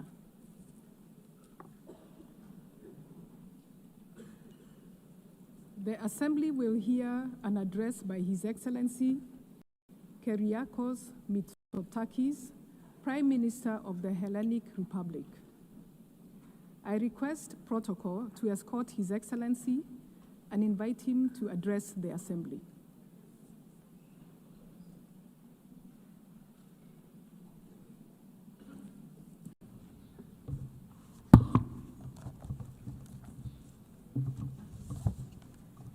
Madame la Présidente, heads of state and government, ladies and gentlemen, it's an honor to address this assembly for the 7th time as Prime Minister of Greece. And as many other speakers have pointed out, this year carries a special weight as we celebrate the 80th anniversary of this United Nations.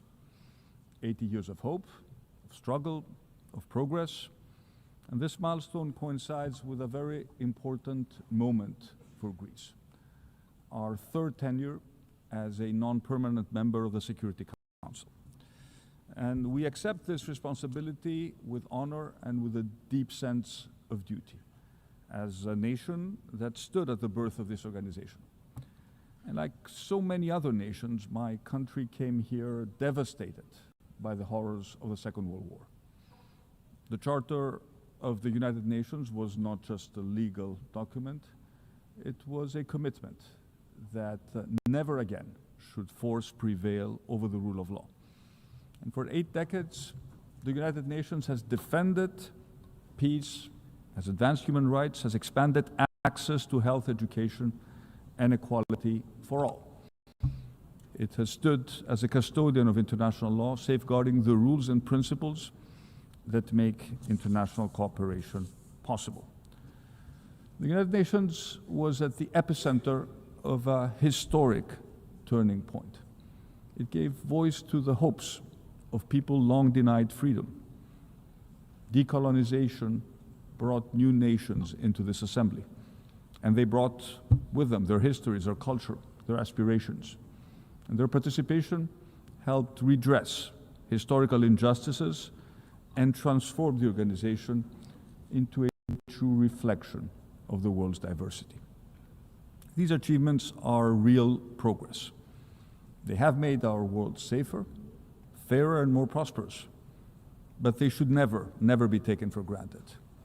They were won through effort and sacrifice, and they remain fragile. Ladies and gentlemen, a new global order is on the rise. Multilateralism is under strain, and fundamental tenets of the post-1945 world are being questioned. We witness attempts to revive the imperial ambitions of previous centuries. Revisionist narratives are resurging. Some leaders, unfortunately, remain trapped in the past, chasing illusions of a bygone glory. Might over right risks once again becoming the norm in international relations. A norm the international community has sought to overcome for more than 80 years. And this trend is strengthening at a time when global challenges continue to multiply. Climate change, migration, the advent of artificial intelligence. Our world is changing. We must meet this change with courage and responsibility, but never at the expense of the principles that form the very fabric of the international community represented in this assembly. Most important of them being respect for territorial integrity and the peaceful resolution of disputes. Being situated at the crossroads of three continents, Greece is a pillar of stability and a reliable partner in a turbulent region. We uphold the principles of international law. We seek dialogue and peaceful coexistence with our neighbors. Some claim that these principles are irrelevant in today's world. We believe the opposite. They are the source of strength, the only path to lasting peace. And we are certainly not naive. We remain fully aware of the threats and the risks of instability in our wider neighborhood. This is why we're strengthening our economy, enhancing our deterrence capabilities, and deepening our alliances, so that we stand ready to defend and uphold our values. For us, this is not just words. Greece is already allocating more than 3% of its GDP to defense, and we're ready to do more. Security is the very foundation of prosperity. After all, our paramount obligation as leaders is to keep our people safe. And we do this not in isolation. We are firmly anchored in the European Union, the most successful multilateral project of our age. It's born from the ashes of the Second World War. The European Union has secured peace and prosperity in Europe for generations. But today we must go further. And in the European Union, we are determined to take on a stronger role in our own defense. With war returning to our continent, I'm afraid there is simply no other option. Greece has long and consistently advocated for strengthening the European Union's strategic autonomy. We firmly believe that the time has come for joint European borrowing to finance critical European defense projects, such as missile and drone defense. And beyond that, it is imperative that we make Article 42, paragraph 7, which enshrines into European law the mutual assistance clause, truly operational. One of the founders of the European Union, Jean Monnet, famously once said that Europe was forged in crisis and will be the sum of the solutions adopted for those crises. He was right. What started as a project of economic cooperation needs to evolve into a union that safeguards our citizens' security and safety. Ladies and gentlemen, today we're witnessing the highest number of armed conflicts since the end of the Second World War. These are conflicts that claim tens of thousands of lives each year, conflicts that leave behind mass destruction, shattered societies, and conflicts that have displaced millions. And the prospects, if we fail to act, are even grimmer. A future of escalating violence and deepening instability. And nowhere is this urgency more evident than in Gaza. Greece has, from the very first day after the heinous attacks of October 7th, 2023, advocated for Israel's right to defend itself against a terrorist organization that rejects Israel's right to exist. We have called for the immediate release of all hostages and a comprehensive ceasefire. But we have, at the same time, made it very clear that no military targets, no matter how valuable they are, can justify the death of thousands of children, the forced displacement of over 1 million Palestinians within the Gaza Strip, and the humanitarian suffering of the Palestinian people. Greece maintains a strategic partnership with Israel, but this does not prevent us from speaking openly and frankly. The continuation of this course of action will ultimately harm Israel's own interests, leading to an erosion of international support. And I tell my Israeli friends that they risk alienating all the remaining allies if they persist on a path that is shattering the potential of a two-state solution. Greece will continue to advocate for a two-state solution which envisions the creation of a sovereign, democratic, and viable state of Palestine, building its future in peace and security alongside the state of Israel. But we should be lucid about the roadmap towards achieving this elusive goal. Israel's action in the West Bank risks creating irreversible situations on the ground. And the present, the most necessary is to stop the unnecessary killing and ensure a large-scale and sustainable delivery of humanitarian aid to Gaza. Greece remains committed to working with all our partners towards a roadmap that will achieve that goal and that will revive the peace process, that will offer hope to a region which has suffered so much. Ladies and gentlemen, the war in Ukraine is already in its fourth year. Ukraine's courageous resistance to Russia's aggression stands as a testimony of unparalleled bravery and remarkable resilience.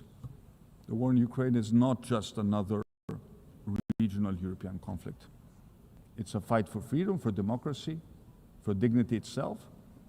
It's, above all, a defense of the rules-based global international order.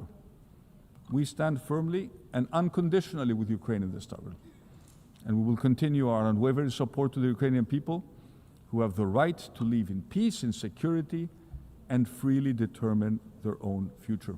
And we appreciate President Trump's effort to reach peace, and we reiterate that a genuine peace process cannot begin without an immediate ceasefire.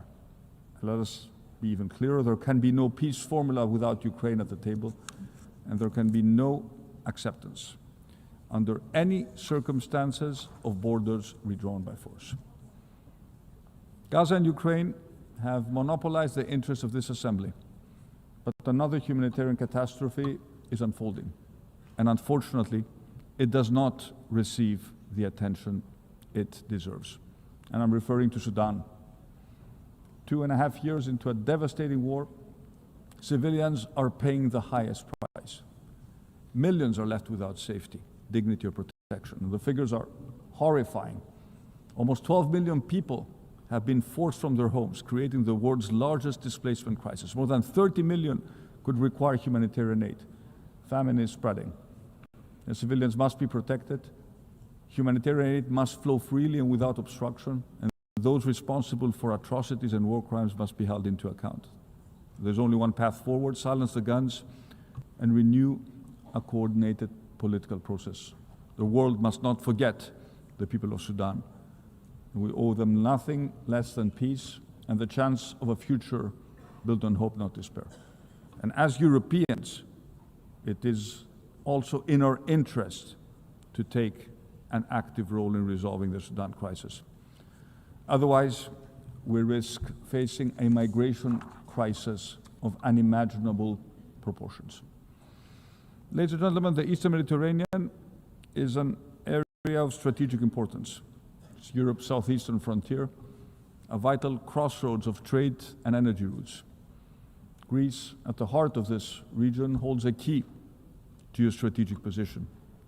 And we aspire to become an energy security provider linking Europe with North Africa and the Middle East.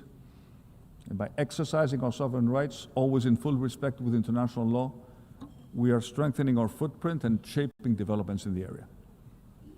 Connectivity projects, such as the Great Sea Interconnector and the Greki project that links Greece to Egypt, are projects of mutual benefit, advancing stability and ensuring that our electricity grids are better connected. They will diversify Europe's energy supply, accelerate the green transition, and above all, bring our region closer. Renewables are the future, and in Greece we have already made significant strides in this field. But we also remain pragmatic. Fossil fuels will continue to play a role in an energy mix, with natural gas serving as a bridge in this transition. And that is why we're investing in infrastructure that will make Greece an LNG hub, and at the same time, together with our American partners, we're advancing the exploration and potential exploitation of our offshore gas reserves, a resource of strategic value, not just for Greece, but also for Europe. Yet the Eastern Mediterranean also faces profound challenges: climate change, migration, persistent conflict. The only way to meet them is through cooperation built on leadership, political will, but also a shared sense of responsibility. In all our relations with our neighbors, Greece is guided by a single unwavering compass: respect for international law. This is a cornerstone of our foreign policy and the basis upon which we seek dialogue and genuine cooperation. Let me begin with our relations with Turkey. Greece seeks peaceful coexistence with our neighbor. And in recent years, yes, we have succeeded in maintaining low tensions. And this is a positive development that we should not underestimate. However, the calm seas we have witnessed over the past 2 years must not be fleeting. They must allow us to build trust, find common ground, and pursue solutions in the interests of both our people. The way forward lies in dialogue, in respect for international law, and in the vision of a region defined not by rivalry, but by shared prosperity. And as I've repeatedly stressed from this podium, we are ready to work towards settling the only major outstanding issue between us: the delimitation of the continental shelf and the exclusive economic zone in the Aegean and the Eastern Mediterranean. Turkey must remove the threat of war against Greece that still hangs as a dark cloud over our relations. After 30 years, this casus belli has to be revoked. It has no place in relations between friendly neighbors. Our path forward must be one of diplomacy, not the language of weapons. Let me say a few words about the Cyprus problem. For 51 years, Cyprus has endured the consequences of Turkey's illegal invasion and continued military occupation. It's a blatant violation of international law and a constant strain to regional peace and security. Our commitment to Cyprus's sovereignty, territorial integrity, and the solution of one state based on a bizonal, bicommunal federation is steadfast. It's a matter of credibility and determination to defend the core values and principles upon which the United Nations are based, and fully aligned with all the decisions taken by the UN Security Council. And Greece fully supports the efforts of the Secretary General and his personal envoy to give a new impetus to the resumption of negotiations. And a just and viable settlement will serve the interests of the Cypriot people and contribute decisively to the stability of the wider region. Turning to Libya, our two countries share maritime borders. We are neighbors. It is therefore in our common interests to reach a fair and lawful delimitation agreement in line with the provisions of the United Nations Convention on the Law of the Sea. The true stability in our neighborhood also depends on Libya itself being united and sovereign. The Libyan people must be free to determine their future without foreign interference, and Greece stands ready to assist constructively in the UN-led efforts to achieve a political solution and reunite the country. When it comes to Syria, after 14 years of bloodshed, last December brought a moment of change and a new hope for the Syrian people. The future of the country must be built on tolerance, dialogue, and full political representation for all religious and ethnic communities. Only then can Syria's diverse society find peace and prosperity, free from sectarian violence and external interference. I made it clear to the Syrian president that our support regarding Syria's rapprochement with Europe is conditional upon the protection of religious and ethnic communities, in particular the Christian Orthodox minority, which has been repeatedly targeted by Muslim extremists. At the same time, we expect Syria and its authorities to act in full accordance with international law, including the United Nations Convention on the Law of the Sea. Finally, let me turn to the Western Balkans, our immediate neighbors, our strategic partners of the European Union, and candidate members of our common family. This region has made remarkable progress over the past decades. Yet the balance remains delicate, with the risk of backsliding always present. The future of the Western Balkans lies within the European Union. Greece has been a pioneer in this endeavor through the Thessaloniki Agenda, which set the path for the region's European perspective. And this path must be grounded in full respect for international law, for existing international agreements, the rule of law, human rights, but also minority rights. Most of all, it requires rejecting revisionist agendas and building trust among neighbors. The ghosts of Balkan nationalism have haunted this region for centuries. They must not be allowed to re-emerge.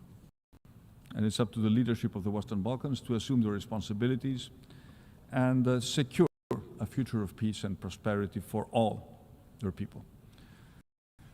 Ladies and gentlemen, let me conclude by returning to a topic I also addressed in my speech at the General Assembly last year.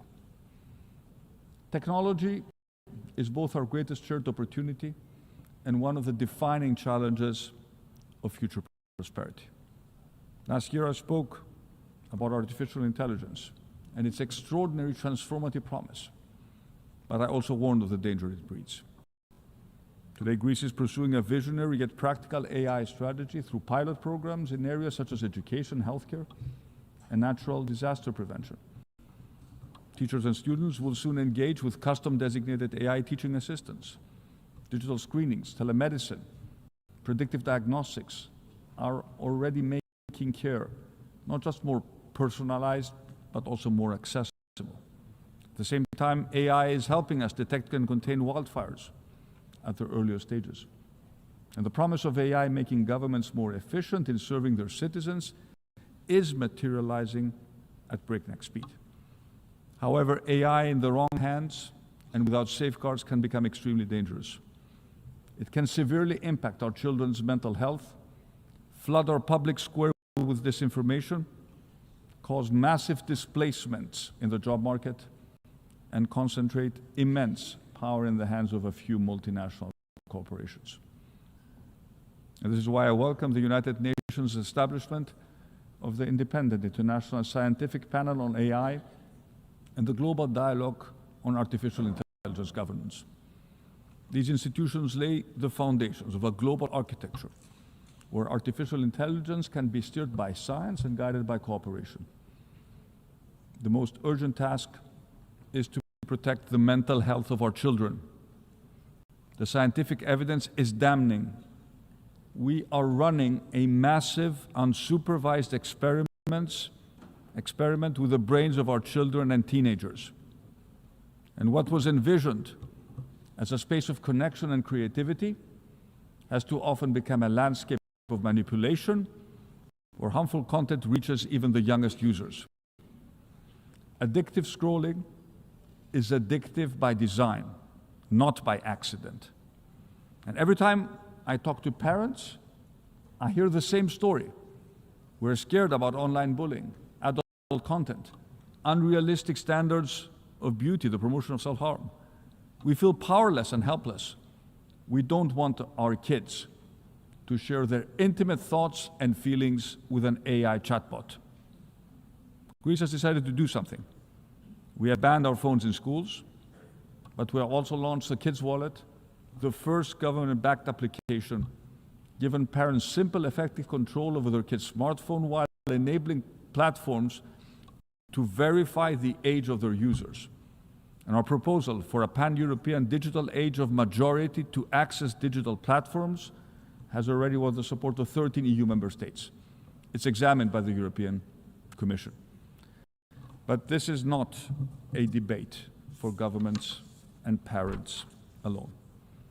Just as society once set firm rules for smoking, drinking, and wearing a seatbelt, we must now confront today's challenge with equal clarity. Big platforms can no longer profit at the expense of our children's mental health. A business model built capturing our kids' attention through addictive algorithms that feed them what can justifiably be labeled as digital junk is simply not acceptable. And let me repeat what I said last year. Digital technology is no different than any other industry that needs to operate under health and safety regulations. The overarching principle, the golden standard, is one and the same: do no harm. Ladies and gentlemen, looking back at the foundation of the UN means to recall and acknowledge that the need for effective multilateralism is as necessary in 2025 as it was in 1945. And there's no doubt that multilateralism must be reinvigorated.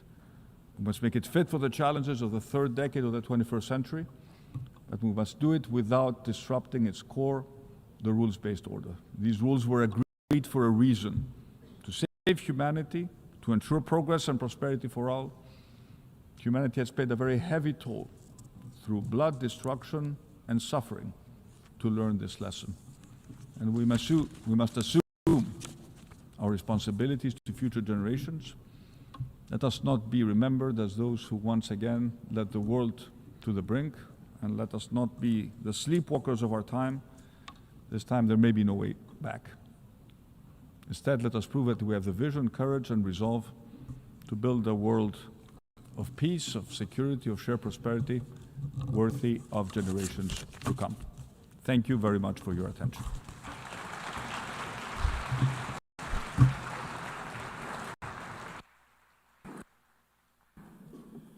On behalf of the Assembly, I wish to thank the Prime Minister of the Hellenic Republic.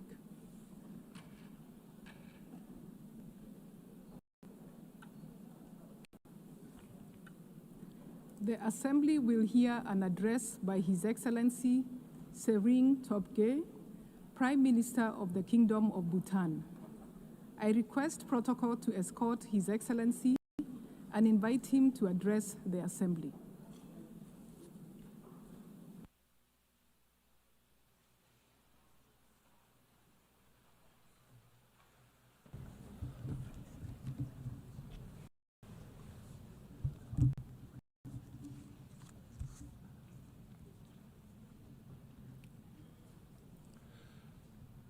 Kuzuzangbo.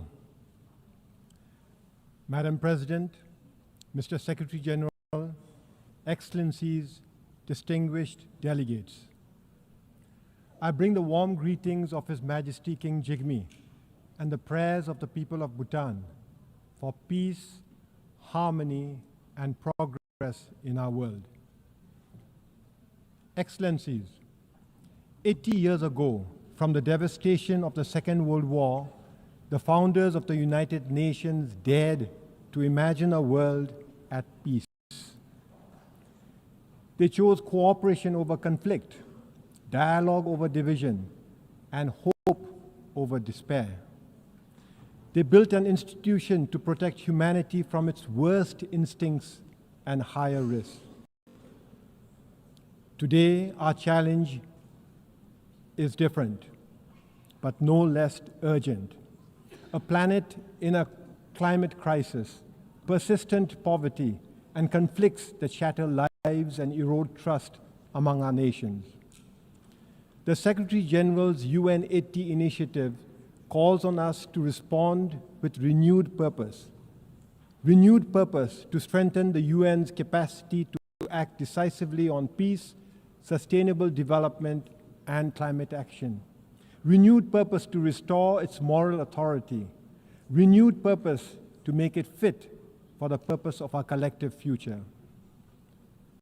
Bhutan believes in a United Nations that is representative, responsive, and effective. We seek a multilateralism that delivers results, not just resolutions. That is why Bhutan supports reform of the United Nations, including reform of the Security Council, expanding both permanent and non-permanent membership. A reformed Security Council must include deserving nations such as India and Japan, alongside other capable and leading countries to reflect today's complex realities. As we look toward the UN at 100, let us commit to a world where peace is the norm, where climate is stable, and where every child, no matter where they are born, has the opportunity to grow as productive members of our global community. Bhutan will be an active partner on this journey. We will speak for the poor and vulnerable.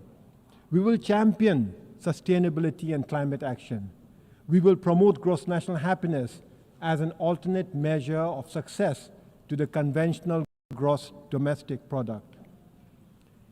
Excellencies, reform of the United Nations must serve a purpose beyond itself. It must equip the United Nations to confront the defining challenge of our times, the climate crisis. In Bhutan, we have endeavored to protect our forests, keep our rivers pristine, and we take pride in being carbon negative. Each year, we sequester over 5 times more carbon than we emit, a contribution far exceeding our size and resources. Yet, we are already confronting the harsh realities of climate change. Our mountains are warming at nearly twice the global average. Centuries-old glaciers are shrinking at alarming rates. Rivers that once flowed steadily now swell unpredictably into destructive floods during the summer and often dry up in the winter. This is not a distant threat. It is here. It is now. And it demands immediate, urgent action. Every country must strive to reduce emissions and aim for carbon neutrality. This we know, yet global efforts remain far behind what the science demands. As of today, only 4 countries, Bhutan, Panama, Suriname, and Madagascar, just 4 countries are carbon neutral. At COP29 last year, our countries came together. The 4 countries came together to launch the G0 Forum, a coalition of carbon neutral nations committed to accelerating climate ambition. Our message is clear. Net zero cannot be the finish line. It must be the starting point. Every nation must work urgently to slash emissions and achieve carbon neutrality. On our part, we will share best practices from forest conservation to sustainable agriculture. We will share technologies from renewable energy systems to low-emission transport. We will champion nature-based solutions because forests and wetlands are not just landscapes. They are like vital organs, the lungs, the kidneys of our planet. And we will push ambition beyond pledges. We will demand measurable results. We invite all countries and partners to join G0 in this noble effort. The science is unequivocal. The solution exists. The only question is, do we have the will? Excellencies, while reform of the United Nations and urgent climate actions are essential, this alone will not be enough. We must now reimagine the future we want. According to the United Nations, over half of humanity now lives in urban areas. And by 2050, nearly 70%, close to 7 billion people, will call cities home. Cities drive over 80% of global GDP, but they also account for more than 70% of energy-related carbon dioxide emissions. This makes cities both the engines of innovation and the front lines of our greatest challenges. Challenges like unsustainable consumption, environmental degradation, and rising inequality. We face a choice. We can keep building cities that consume more than they give, or we can reimagine and redesign our cities that heal, that sustain, that uplift.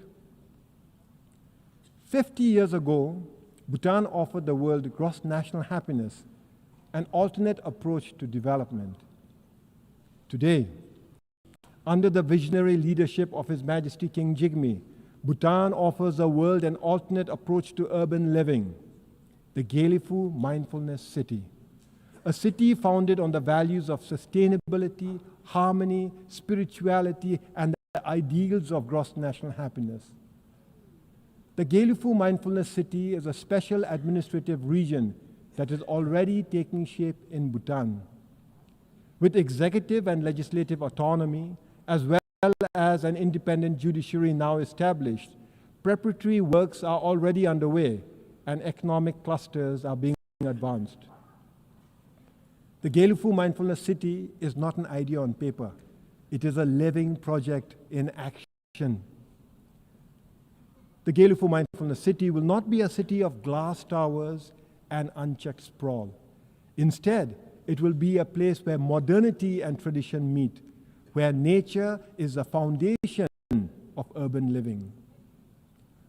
Powered by renewable energy, built with sustainable materials, and designed for low-carbon living, it will offer inclusive housing, green public spaces, and meaningful jobs. For Bhutan, the Mindfulness City is a strategic step, a step towards taking gross national happiness to the next level, a step towards advancing prosperity, and a step towards fostering deeper global engagement without losing our identity or our bond with nature. But the Gaelifu Mindfulness City is not just Bhutan's project. It could serve as a forerunner in rethinking urbanization, a model city built on the values of mindfulness, sustainability, and shared harmony. I extend a warm invitation to all of you to join us in this exciting journey. A journey to bring a royal vision to life. A vision of how cities and urban living can heal, can inspire, and can sustain both humankind and nature. Excellencies, the founders of the United Nations gave us more than an institution. They gave us an inheritance of hope and the solemn responsibility to carry that hope forward.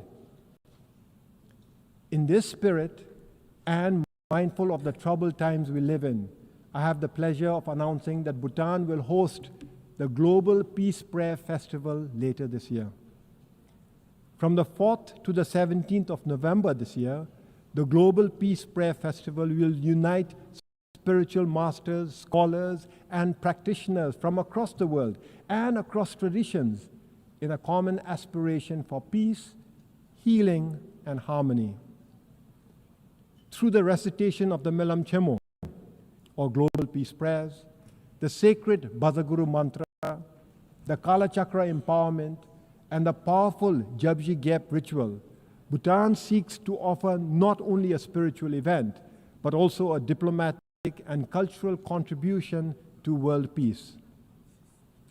For Bhutan, it is both a privilege and a prayer that in these turbulent times, the voice of a small Himalayan nation can help nurture the great cause of peace for all humanity. We extend a warm welcome to all who wish to join the Global Peace Prayer Festival. Excellencies, this is our moment. Let ours be the generation that reforms the United Nations, the generation that confronts the climate crisis with urgency and unity, the generation that makes peace not merely the absence of war, but the presence of justice, opportunity, and dignity for all. And when the United Nations marks its 100th anniversary, we will proudly affirm that we honored the vision of those who came before us and inspired hope for those who will follow. Thank you for your kind attention. Tashidile.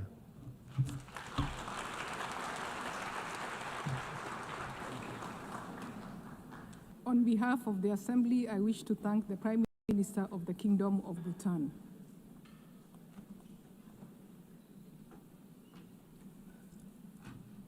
The Assembly will hear an address by Her Excellency Mia Amo Motley, Prime Minister and Minister for National Security and the Public Service, and Minister for Finance, Economic Affairs and Investment of Barbados. I request protocol to escort Her Excellency and invite her to address the Assembly.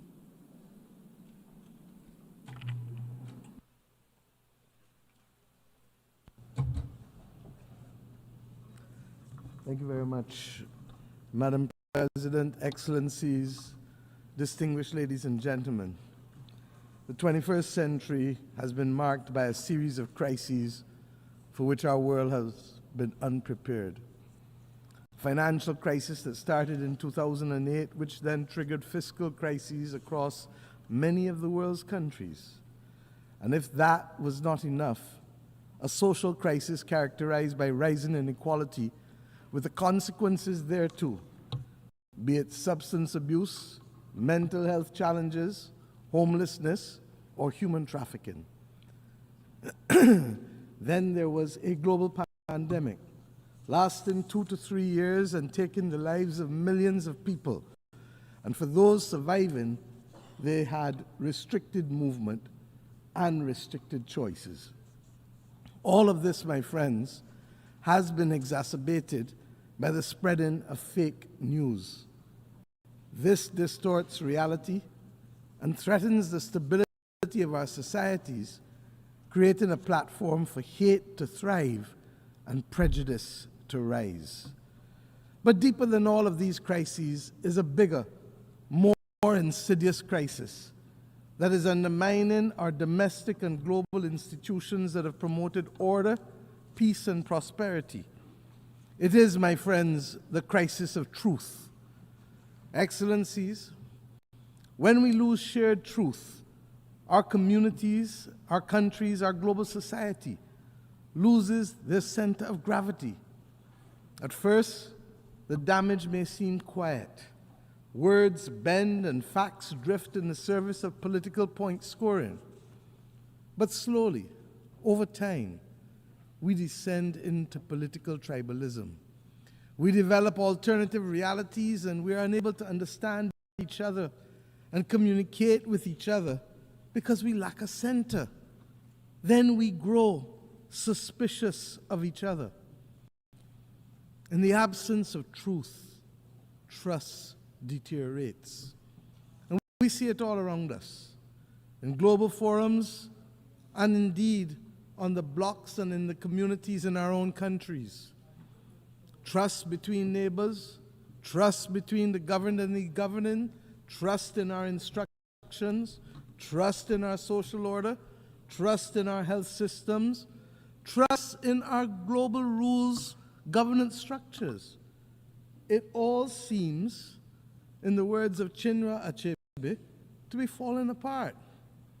When we lack truth and we lack trust, law becomes theater, news becomes spectacle, and science becomes just another opinion. As I've had cause to say in this great hall on a few times, our world today worryingly resembles the world of 100 years ago. And this has become even more evident with the closing of our borders to both goods and to people. This has magnified the geopolitical tensions which had already taken root. Disturbingly, war regrettably has only entered the daily lexicon of the West not when thousands were dying on the continent of Africa or in Myanmar, but when war came to Europe. Nevertheless, we still call for peace in the Ukraine. Only yesterday, a leading British newspaper reminded us that for 500 days, 260,000 people, virtually the population of my country, 260,000 people have been trapped in the Sudanese city of El Fasher. The article reported that while political progress stalls, those who attempt to escape are killed, and those who remain inside are starved. The world must not ignore the horror in Sudan. And of course, I don't need to remind you that it must not ignore the horror in Gaza. The genocidal destruction taking place in both places must now have our full attention. And as it relates to Gaza, yes, there must be a release of the hostages taken on October 7th. But we have now gone to a point where all of our human sensibilities are offended by the continuous and disproportionate attacks on the Palestinian people and the failure to allow access by the international community to the survivors for the provision of humanitarian aid. The survivors are entitled, my friends, to use the words of Bob Marley. How can you be sitting there telling me that you care, when every time I look around, the people suffer in the suffering in every way, in everywhere? My friends, it calls to mind the Roman historian Tacitus, who quoted a Scottish chieftain fighting against the military might of the Roman Empire. And I mention only the last two sentences. They plunder, they butcher, they ravish, they make it desert and call it peace. They make it desert and they call it peace. The real tragedy of war is that these children, when they become grandparents, will still be answering the innocent questions posed by their grandchildren 70, 80 years from now as to how they lost their limbs. Granny, how did you lose your leg? And when they answer, we run the risk that the violence and hate will be perpetuated for another 2 to 3 generations. This is not why we have come together. This is not good. And Madam President, it is happening under our watch. We can and we must do better to secure the peace across the world in the name of the children. And let me say that at the very least, the international community must immediately find the funding to support the children of Gaza and the children of Sudan for the next 3 months. UNICEF has said that in Gaza it is $66 million that is needed for the next 3 months. And in Sudan it is $200 million. The money is mostly nutrition related to reverse or to mitigate famine for children and to provide water and sanitation and health interventions. And we should note that there have been multiple disease outbreaks, including cholera. So, Madam President, to be very clear as I move on, a lasting peace can never be achieved through violence, not continued bombing. It can only be achieved through justice as our guide and dialogue, talking. Unless we forget, where others are seeking to build the peace and to preserve humanity in Gaza, as we saw, the international community must not condone the bombing of those states who look to facilitate peace. It is a red line that we must never cross. Madam President, I say simply again, another year. The world needs a reset. We must find, first and foremost, whether we still agree on the same values that inform our charter. As simple as this seems, this is necessary in any reset, for values we all know have changed over the last 80 years, and we cannot assume that it is business as usual. And if it is not available to all of us to agree to those values, then we must at least know who does and who doesn't. In addition to our inability to bring about peace in multiple conflicts, there really still are a number of issues that threaten our way of life and the stability of our planet beyond war. The climate crisis, food insecurity, water scarcity, mass flow of refugees and displaced persons, poverty and increasing inequality within and between societies. It has become so insidious that people don't even talk about it sufficiently. And of course, the failing spectacle of the SDGs for too many of our countries and people across the world. And of course, unregulated AI, which, while it has tremendous promise, poses unregulated significant risk. Many of our people ask every day, why has the United Nations not done better recently? The simple truth, my friends, is that countries have lacked, countries have lacked the political will to live by the Charter and to do what is right for humanity. Countries of different sizes, capacities, and cultures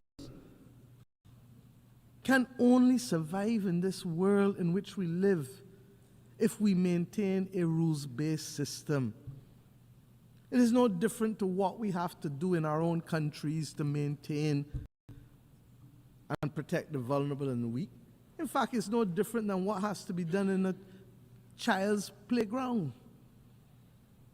The rules-based system is what protects us from bullying and from rogue behavior. Our charter was designed to promote compassion, equality, fairness. And this is why it is imperative that we maintain a rules-based system. I speak as a leader of a small country. Our future is placed at risk unless we preserve this rules-based system. The law of the jungle does not guarantee any of us a future on a livable, or indeed doesn't guarantee us a livable planet. We have simply to step up to the plate. And unlike the West Indian Federation, when one country left and the maths of the day was 1 from 10 leaves 0, we must remember that if there are those who don't want to be inside at the dance, that 1 or 2 or 3 from 193 does not leave 0. Does not leave 0. Those of us who remain can continue to pursue our vital interests. And we don't criticize countries for making sovereign decisions, because that's what governments were elected to do. If that's not what they want, that's not what they want. But let us get on with the business and protect our vital interests of preserving a rules-based system, to strengthen us, to build peace, to allow us to better face challenges from climate to pandemics to unregulated AI, and generally to build a better life for our people. There is no doubt that there is a case for efficiency gains to be made in this United Nations institutional framework. We know that. But once we finish the efficiency gains, member states who want or need a rules-based order must put their money where their mouth is. If we are to be protected by a rules-based system, then we must step up to the plate and provide the funds to bridge the gap, to deliver the results that we desire. We must move from short pants to long pants and understand that we can no longer complain about the absence or behavior of a country and not ourselves be prepared to make wrong things right. It is as simple as that. And believe me, the arithmetic is not bad. It is within each of our reach to reach there, to do it. And let us remember the Aristotelian principle: equality among equals, proportionality among unequals. My friends, and while we contemplate the multiple crises, let us also not despair, because there are some things that have worked for the benefit of our people in the last few years. We now have, globally, a historic pandemic agreement that was adopted to make the world equitable, more equitable, and safer from future pandemics. A full appreciation of this will only come when the next pandemic hits us. We have agreed to the Seville Commitment on Finance, which seeks to fulfill the promise of the SDGs, and which, even though the funding has not been fully identified, has mainstreamed a number of financing concepts that were simply not taken into account a decade ago. Debt swaps, natural disaster clauses, or what they call climate resilient debt clauses. These are the things that we advocated in the Bridgetown Initiative.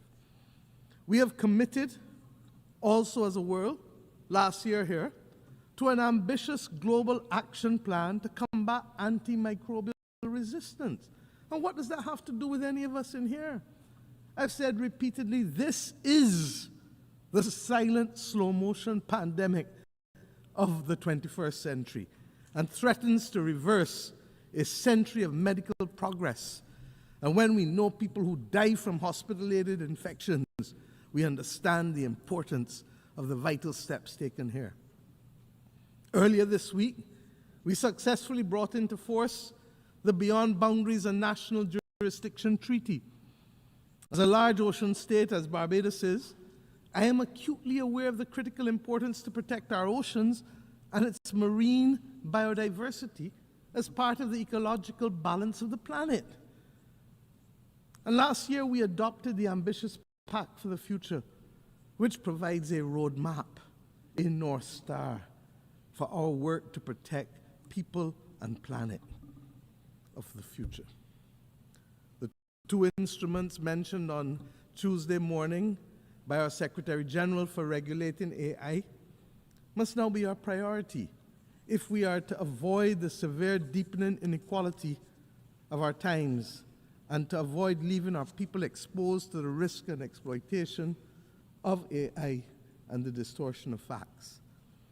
I must tell you that regrettably, I have experienced on a well-known commercial AI platform examples of censorship that seek to deny access to the details of our history in this hemisphere, in terms of the Barbados Slave Code, in terms of the South Carolina Slave Code. So we must be vigilant. Speaking as a small country, therefore, we see no future without a rules-based system. And before I go on, let me recognize the outgoing President of the General Assembly, His Excellency Philemon Yang, for his impactful presidency last year.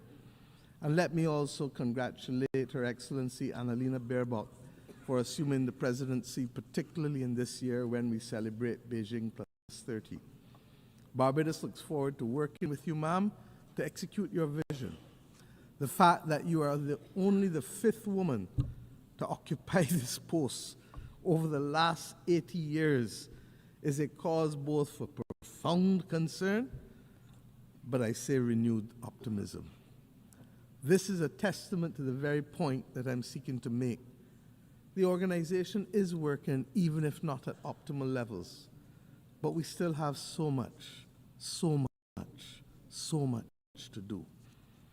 Madam President, on climate finance, climate and finance, I should say, there's a real danger that debates in this great chamber, at the conference of the parties and elsewhere, risk being reduced to mere performative exercises. We have watched the widely celebrated green wave which swept Europe in 2019. We've seen it now recede, and in its backwash, that continent now faces deep division over the scale, scope, and speed of delivery on commitments made to eliminate climate harm and pollution by 2050. We've seen others withdraw from the Paris Agreement. At a time, Madam President, when we should be conducting an audit of the achieved targets and accomplished deliverables, we continue for the most part to receive IOUs and statements of deferred intent, even as we have witnessed this vacillation that I just referred to. We've also seen a rededication to breathing new life into high carbon and high polluting forms of energy. And we have witnessed a redoubling of efforts to fund military buildups, even at the expense of financing our way to sustainability and that of a livable planet. Barbados does not treat climate science as a mere conjecture, and neither does the International Court of Justice nor the Inter-American Court of Human Rights. Their advisory opinions have affirmed the legal rights and entitlements of citizens who must on a daily basis confront the impact of the climate crisis. In this regard, we especially welcome the International Court of Justice's ruling to the effect that states have obligations to protect the climate system and other parts of the environment from emissions, and that those obligations can be enforced against other states. Given this new reality as we look ahead, we must seize the opportunity to find common ground, given the diversity of opinions on this question of the climate crisis. I propose that one possible way forward is to focus on emissions rather than focusing on the fossil fuel industry. As I've said before, the fossil fuel industry is not the enemy. It is the emissions. In this regard, we should consider working towards a globally legal binding framework on methane, which could contribute to reversing global temperatures, I'm told by the scientists, by as much as 0.5 degrees, while purchasing time for the fossil fuel industry to scale up to a commercial level the use of decarbonizing technology. This is possible. The Baku to Belém roadmap must also ensure that the necessary resources, $1.3 trillion annually by 2035, are not only committed, but delivered. It is the political will and the ingenuity of countries and financial institutions that will ensure that these sums can be delivered. It must not, and we must not allow that roadmap to suffer the same fate as the Loss and Damage Fund, which, despite its historic establishment, remains grossly undercapitalized, with less than $800 million pledged, and regrettably, only half of those pledges have actually materialized. This ambivalence towards finance and fiscal space, my friends, is what gave birth to the Bridgetown Initiative. Its latest iteration, Bridgetown 3.0, will shortly be reviewed, given the rapidly changing global environment in which we live. We still need to expand liquidity support and to close the financing gap to assist vulnerable countries, especially the V20, many of whom still face the possibility of a debt crisis. They need it to build their resilience and to adapt to the new climate reality. I am conscious of the progress by which multilateral institutions have taken on board some of our arguments in the Bridgetown Initiative, especially as it relates to climate finance and to the issue of vulnerability. I referred earlier to debt swaps and the climate resilient debt clauses. Madam President, all of these goals and many more can be achieved by a fully functional rules-based system, one that is ambitious in its goals, effective in its delivery, and fair in its organization.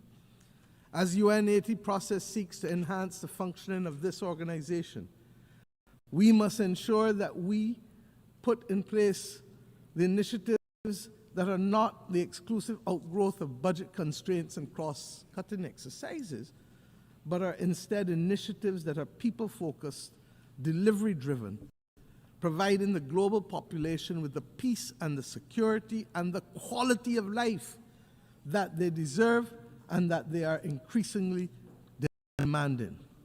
To this effect, the Security Council, we know, must be reformed. It must reflect the multipolar world that we now live in, and it must give an opportunity to recognize that there have been substantial geopolitical shifts since 1962, when you had your last reform, 3 years before I was born, and I turn 60 next week. Permanent seats for Africa and a seat that revolves for small island developing states are an essential part of that reform, because we all have perspectives that must be heard. You cannot ask us really to show up for family photos and votes when you need them, and then exclude us from the family's decision-making as if you are the grown-ups and we are the children. We are not minors. We are independent, sovereign states with full capacity, and we insist on being treated as such.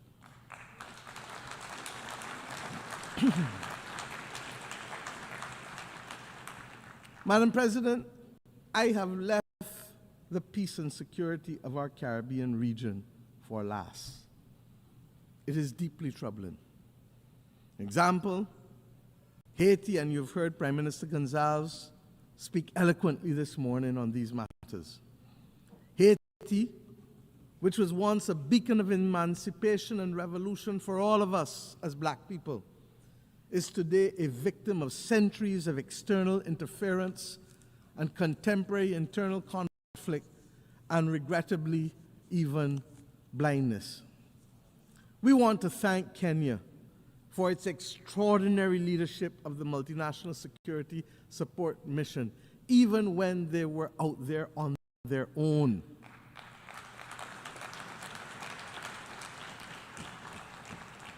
We look forward to the enhanced support of the UN Security Council and the Organization of American States, even as we maintain a strong watching brief for this valued member of our Caribbean community as CARICOM. Haiti requires, I've said it over and over, a long-term support plan that addresses security and development, not one at the expense of the other. With the requisite political will, the UN Security Council and the international development system are well equipped. They have the resources and power to deliver. We also want to urge dialogue with our friends and partners, especially in the United States, on the inescapable issue on the flow of small arms and light weapons, not only to Haiti, but indeed across this entire hemisphere, especially in the Caribbean with small states. Fragile economies in the democracies of the Caribbean community are now being threatened by this incessant flow of illegally obtained weapons and increasingly organized criminal elements which utilize them. But we will use the systems to deal with them collectively and in accordance with due process. We thank Secretary General Guterres for his unswerving support with respect to Haiti, and we now need others on board to ensure that Haiti can turn the corner and prepare itself for free and fair democratic elections. Madam President, Cuba has long been a source of support for many across the globe in times of conflict, health crises, and indeed colonial resistance, particularly in Africa. Cuba has paid, however, a high price for insisting on its right to self-determination. And again, yet again, we must be prepared to engage in dialogue in order to stop the disproportionate suffering and the deprivation that is being inflicted on the Cuban society by what is now globally seen to be an unjust embargo and other unilateral coercive measures. Barbados, my friends, reiterates its call for the end of the embargo and the removal of Cuba from the list of state sponsors of terrorism. This is unjust.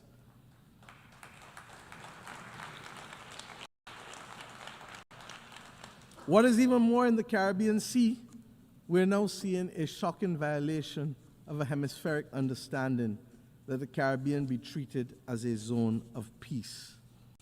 There has been a buildup in military assets in the last few weeks in the Caribbean by both sides, by the United States of America and by Venezuela. We believe that any such buildup could occasion just an accident. And if it does, a simple accident can put the Southern Caribbean at disproportionate risk. I need not tell you, therefore, what a war can do. It is not acceptable for our islands, our countries, to be viewed as collateral damage. I say simply, for all who can hear and for all who read and can listen, full respect for the territorial integrity of each and every state in the Caribbean must be respected, and that includes all states. Almost all wars end as a result of dialogue. Let us make a greater effort to have the necessary conversations to prevent war. It is too simple. As I close today, I leave you with an image that has stayed with me for the last week of a young Palestinian girl of 6 or 7 years old walking in the midst of the rubble in Gaza. Her eyes were hollow and full of despair. It was clear that she was in great pain, but she carried her sister on her shoulders, both shoulders, clearly recognizing that it was she who would have to carry the burden of taking them to safety. My friends, this is the ultimate picture for me of hope and resilience. Let us be inspired that even in the face of the greatest adversity and challenges that the world faces, that we too can rise. For if a 6-year-old can push past the pain, all the physical and emotional pain, and still find hope that there's a better moment ahead of her, then we as leaders and members of the global community have a duty to summon that spirit. The world needs it now more than ever. It is not beyond us to forge a better world that is fair and just. 80 years ago, it was just a few countries that summoned that will. Today, those of us who were denied the right to be heard then must now be the core responders to this critical clarion call. I leave you inspired by the words of my own anthem as I think about the world. Inspired, I say, upwards and onwards we shall go, inspired, exulting, free, and greater will our world grow in strength and unity. If a 6-year-old child can summon the will against all that she faced, then we, with much, much, much more, and with a commitment and an obligation to many, many, many, many more, must summon that will. I thank you.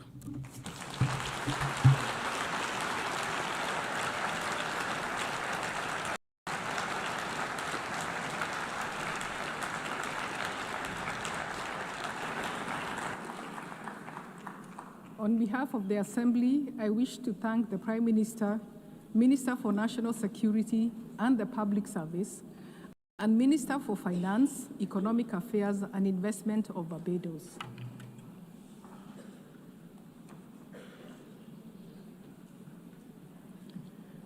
The Assembly will hear an address by His Excellency Jeremiah Manele, Prime Minister of Solomon Islands.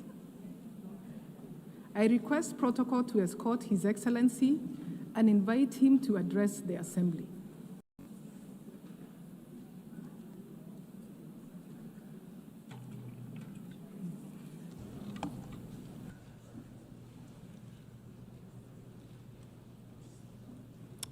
Madam President, Your Excellencies, heads of states and heads of governments, honorable ministers, distinguished delegates, ladies and gentlemen, Madam President, I bring to you and all members of this August Assembly warm island greetings from the government and people of the Happy Isles.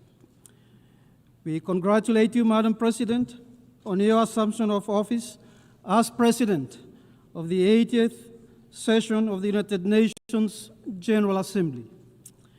Let me also commend your predecessor, His Excellency Mr. Philemon Yang, for his sterling leadership of the 79th session of the General Assembly.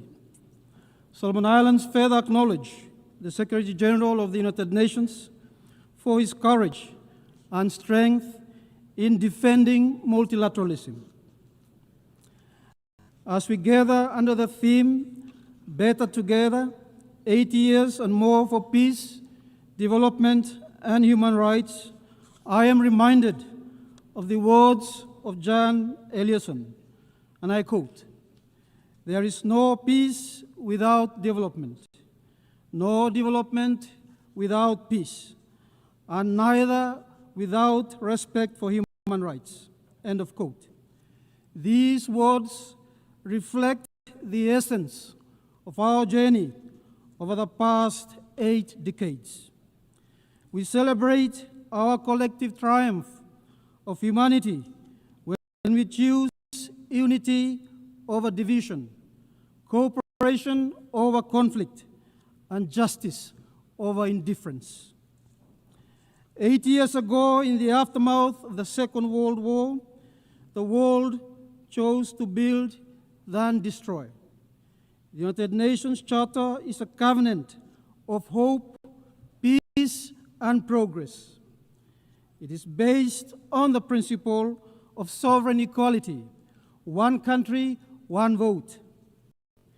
The United Nations has since grown from 51 to 193 member states, becoming a force for development, human rights, and humanitarian support, giving voice to the vulnerable and inspiring global progress and prosperity. This is the proud legacy of the United Nations, a legacy that I pray must not only be cherished, but also carried forward with renewed vigor and purpose. Madam President, we meet at a moment of profound uncertainty, marked by deepening conflicts, armed aggression, widening inequalities, and the growing disregard for international law. The erosion of the United Nations Charter principles, the alarming return of unilateralism, threatens the very foundation of our multilateral system. We note the deep concern that the world is now overarmed, spending less on development, and increasingly adopted a militarized posture. We need to halt and reverse these non-peaceful trends. We seek a region free from nuclear weapons, militarization, trafficking of illicit drugs, and geopolitical posturing. My sub-region recently adopted the Ocean of Peace Declaration.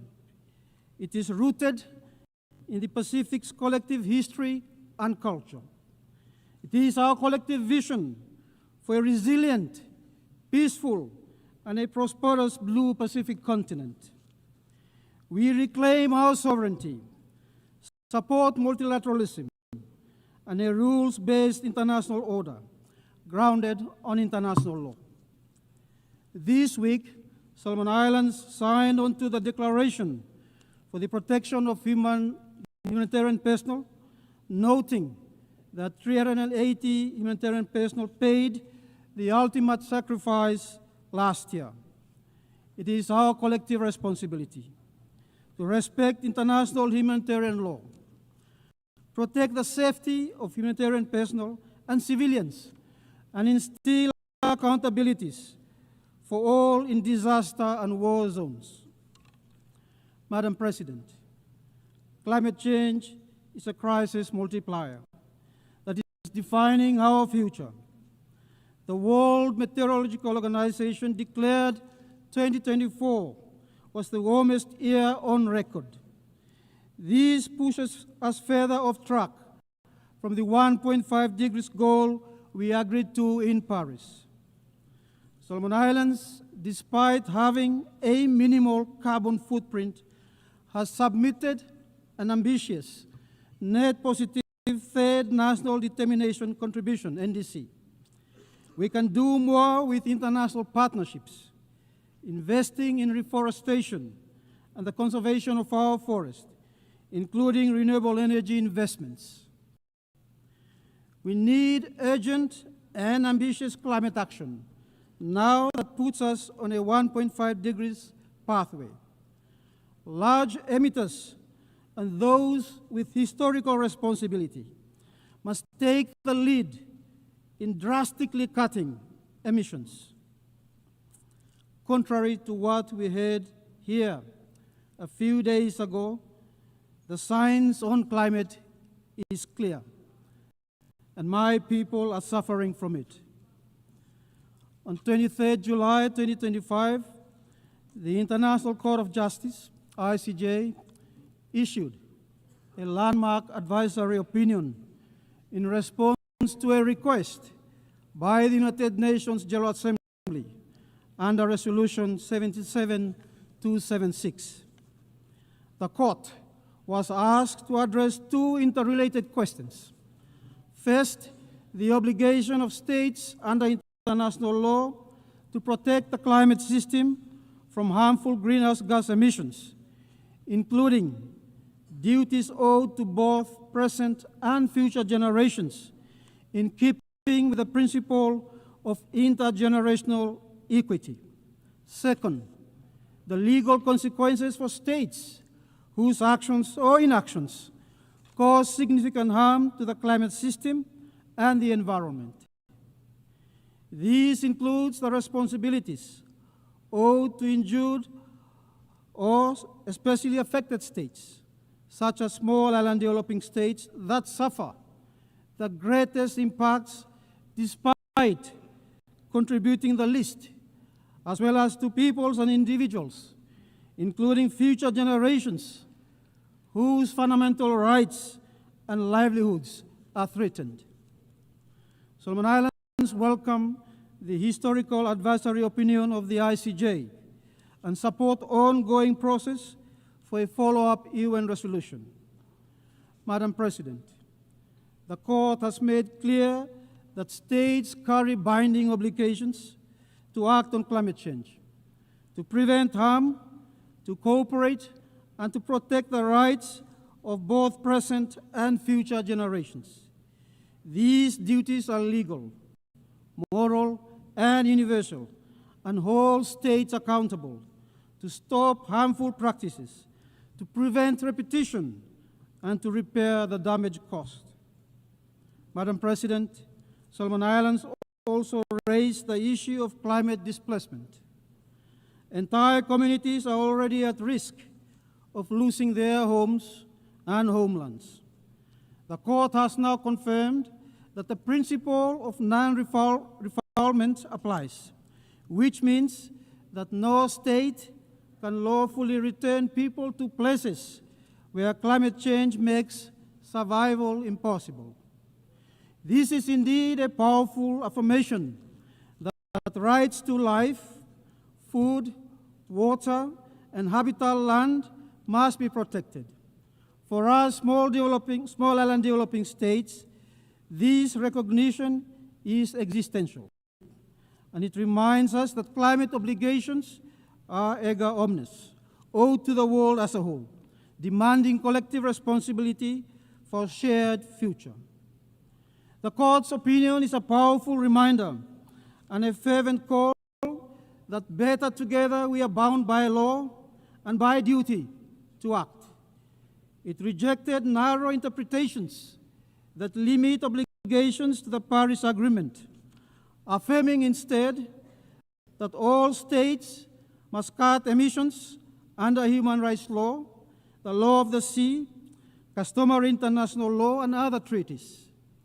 It made clear that the 1.5 degrees Celsius target is legally binding, that major emitters cannot evade responsibility, even those outside the Paris Agreement, and that breaches will carry consequences, including reparations for harm caused and accountability for failing to address fossil fuel production, subsidies, and consumption. For small and developing states, this opinion brings hope and recognition. It affirms that even if rising seas inundate our islands, our statehood and maritime boundaries will endure, preserving our sovereignty and our rights. Madam President, this is more than a legal finding. It is indeed a call to the international community that only better together can we honor the 1.5 degrees Celsius commitment, protect the most vulnerable, and secure a just and sustainable future for all nations and peoples. Solomon Islands wishes to acknowledge the exemplary leadership of Vanuatu and the tireless efforts of Pacific youth who have stood at the forefront of this initiative. Their voices and vision have carried the urgency of our cause onto the global stage, reminding us that the strength of the Pacific lies in our unity. Though small in size, our island nations are large in purpose.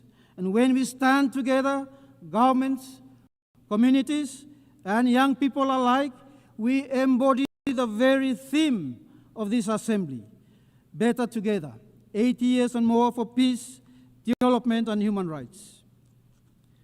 As Pacific Islands Forum Chair, I'm pleased to announce the establishment of the Pacific Resilience Facility.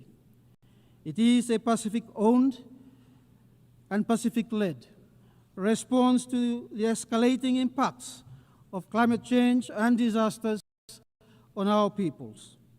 Our goal is to capitalize the fund by USD 500 million by the end of 2026.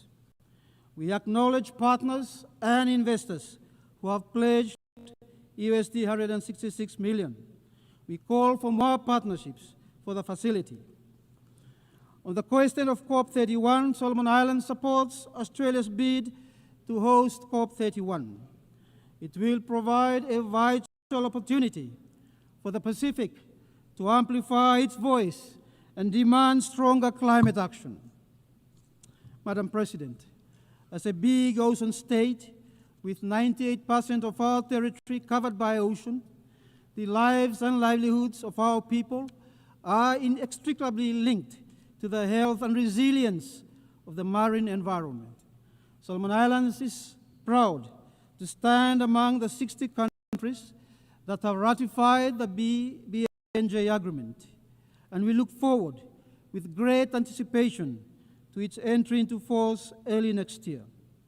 While the BBNJ agreement is a critical step forward for the stewardship of the world's oceans, it must be accompanied by robust conservation and sustainable use within areas of national jurisdiction. At the United Nations Ocean Conference, at the third United Nations Ocean Conference, Solomon Islands launched the Melanesian Ocean Reserve Initiative. The initiative unites sovereign oceans under indigenous stewardship to support ecological resilience and sustainable growth, using both traditional knowledge and scientific research in line with international standards.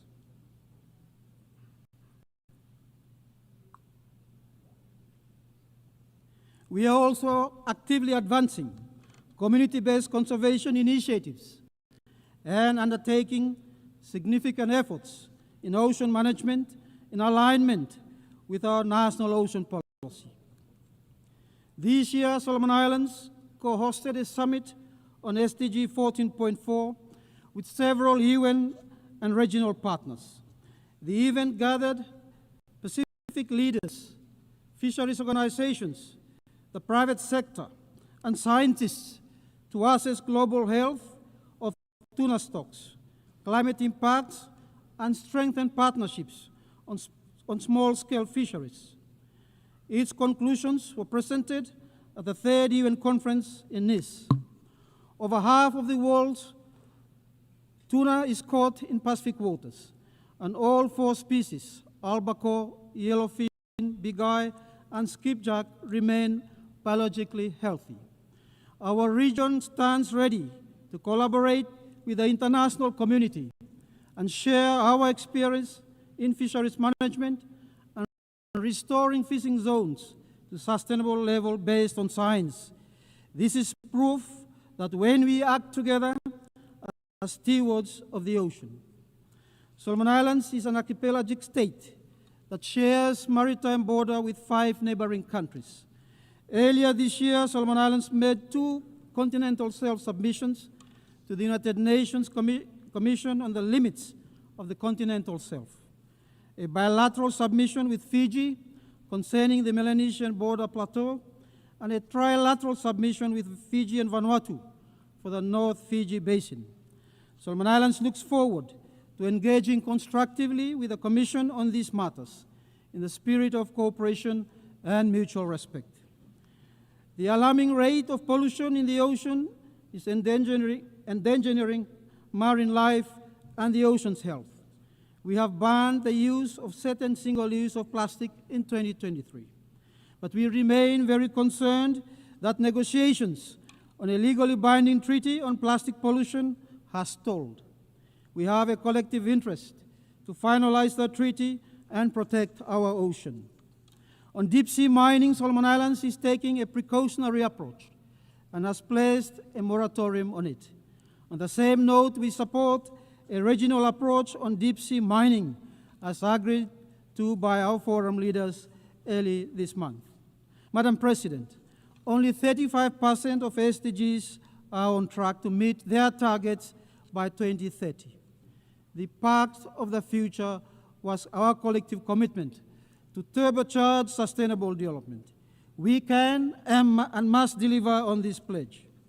Solomon Islands government's policy to achieve the SDGs and address our development challenges centers on 4 pillars: unity and stability, economic transformation, game-changing infrastructure development, and human capital development. These priorities are supported by reforms, responsible investments, climate-resilient infrastructure, and human resource development. We are prioritizing the productive sector to drive economic transformation with strategic focus on agriculture, fisheries, tourism, and mining. This is reflected in our national budget to enable private sector-led growth. As Solomon Islands prepares for LDC graduation in 2027, strengthening trade relations and these development areas remain critical. The COVID-19 pandemic highlighted the importance of global cooperation in health, including the sharing of medical technology. In this connection, Solomon Islands welcome the endorsement of the Pandemic Treaty adopted at the 78th session of the World Health Assembly and looks forward to its full implementation. Non-communicable diseases, NCD, has reached crisis level in the Pacific. In the case of Solomon Islands, 87% of deaths are NCD related. NCD accounts for 84% of Solomon Islands adult hospital admission, placing stress on our health system. This year, we have significantly increased our health budget to restore health services and manage NCDs and neglected diseases. Solomon Islands welcomes the convening of the high-level meeting on NCDs and mental health. The Pacific is confronted with rising mental health and abuse of drugs. Integrating the 2 health issues into primary health care, supported by trained health workers to support, screen, manage the well-being of our people. Madam President, my delegation welcomes the Secretary General's reform agenda, the UN 80 initiative, and the vision to revitalize the United Nations and its operations. The UN must evolve with the new realities and remain responsive to the special circumstances and needs of SEEDs and LDCs. We support China's global governance initiative to strengthen multilateralism, preserve sovereign equality of states, observe international law, and placing people-centered development with an action-oriented approach. Solomon Islands support ongoing efforts to develop a governance framework to manage responsible use of artificial intelligence for development, combat misinformation, cybersecurity challenges, protection of data and privacy. These are new and emerging issues we cannot ignore. Madam President, Solomon Islands reiterates its call for an elevated UN presence. The time has come to review the UN regional architecture to ensure it remains connected to the members that need it most. Solomon Islands remains underrepresented within the UN staff establishment. We call on the UN to consider convening in-country competitive recruitment exams in Solomon Islands. On Security Council reform, we seek a more democratic, expanded council that reflects today's geopolitical realities. The use of the veto by the Council continues to undermine peace, international law, and expose the vulnerable to harm. The veto must be eliminated as part of the reforms of the Council. We hope to see proposals shift into text-based negotiations under your presidency. Solomon Islands is seeking, for the first time in 46 years, a non-permanent seat in the UN Security Council for the period 2032 to 2033. We registered our interest 11 years ago. Let me thank countries who have confirmed their support for our candidature over the years. As a peace-loving country, Solomon Islands is keen to contribute to UN peacekeeping missions this year. Ladies and gentlemen, we must do more for peace, protect civilians, especially children and women, and hold those accountable for such action. Inaction puts a human face to the sad situation in Gaza, where more than 60,000 lives have been lost. Solomon Islands condemn Hamas attacks on Israel and for all lives lost. We also call for the release of all remaining hostages and an immediate ceasefire in Gaza. This is critical for regional stability and global peace. Solomon Islands reaffirms its consistent support for a peaceful and permanent solution to the Israeli and Palestine conflict. We look forward to Palestine and Israel living side by side in peace, along secured borders, in accordance with international law, UN resolutions, and the UN Charter. Let us give peace a chance and put an end to one of the world's unyielding conflicts, marked by displacement, occupation, and the unnecessary loss of lives. Madam President, Solomon Islands reaffirm its strong commitment for the total elimination of nuclear weapons. This year, the Pacific celebrates 40 years since the adoption of the South Pacific Nuclear Free Treaty. The Pacific has been used to test weapons, store nuclear waste, and discharge treated nuclear water. We see the scars of nuclear impacts and will remain the world's strongest advocates for a world free of nuclear weapons.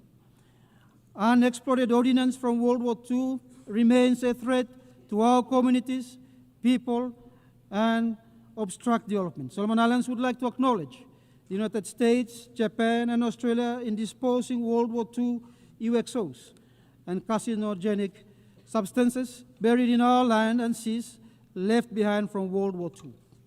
This is the cruel reality of a war we never chose, yet whose scars we continue to carry. Justice demands that those responsible accept their duty to help heal the wounds they left behind. And it is only by standing better together in solidarity, with shared responsibility and compassion, that we can finally close this painful chapter of history and build a safer, more just future for our people. Madam President, Solomon Islands continue to value the partnerships we share with all countries and institutions for development. These partnerships have been crucial to our development in the past 47 years. We express gratitude to Australia's long-standing partnership and support to Solomon Islands across all development objectives of our national development strategy. China's infrastructure projects in health, transport, and communication are enabling economic growth and transforming lives. We thank the government and people of the People's Republic of China for this growing partnership. Solomon Islands reiterates and reaffirms its respect for the One China principle. New Zealand supports expanding and upgrading airports across the country, and the fisheries sector addresses our key development areas. Japan's work on one of our key provincial hospitals, economic infrastructure, and capacity development is very much appreciated. Complementing these efforts, we acknowledge support from Papua New Guinea, Indonesia, Saudi Arabia, the United Arab Emirates, the European Union, and India. We acknowledge the support through partnership with the UN system, multilateral development banks such as the Asian Development Bank, World Bank, the IMF, and look forward to new partnerships, including with the OPEC Fund for International Development and the Asian Infrastructure Investment Bank. On the same note, Solomon Islands' journey thus far has been supported by our private sector, state-owned enterprises, and NGOs. We thank you for your commitment and partnership. Madam President, Solomon Islands reaffirms the right to self-determination as enshrined in the UN Charter. In closing, Madam President, each year we meet in this august chamber, carrying the hopes and aspirations of our people, to forge a collective future where peace, development, and dignity are pursued for all. This is the responsibility we must take seriously and respond to with sincerity and urgency. For small islands developing states like Solomon Islands, a strong multilateral system is not an ideal, but a necessity. It ensures that every nation has a voice, that power does not silence principle, and that cooperation, nor cohesion, guides our global affairs. The United Nations must be reformed and remain relevant and stand as the cornerstone of a multilateral system, with humanity at its heart. As we commemorate 80 years of our United Nations, we must also recognize that this year, 2025, marks the close of the first quarter and the dawn of the second quarter of this 21st century. This is not only a milestone to celebrate, but also a moment to reflect on the path that we have collectively or individually taken, and looking into the future, the course we must now chart better together. From 2000 to 2025, the world has faced defining moments that shaped our shared journey. We lived through global terrorism, a financial crisis that shook economies, a pandemic that tested our resilience, and the accelerating impacts of climate change. Yet we also achieved remarkable milestones, including but not limited to the adoption of the Sustainable Development Goals, advances in technology, and the strengthening of the institution of family. These experiences remind us that humanity's progress and survival depend on our ability to act better together. As this year marks not only a moment of reflection, but also of shared responsibility. What we do today to secure peace, to drive sustainable development, and to uphold human rights will set the path for the next 25 years. Our choices now will define whether we stand united in hope or divided in regret.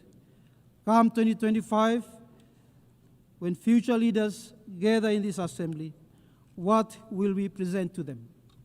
Let it not be scars of missed opportunities, but a legacy of courage and cooperation. Let it be proof that when the world chose to act better together, we secured a safer, peaceful, fairer, and a more sustainable future for our children. Madam President, Excellencies, Imi together, Tage Tumas, I thank you for your attention.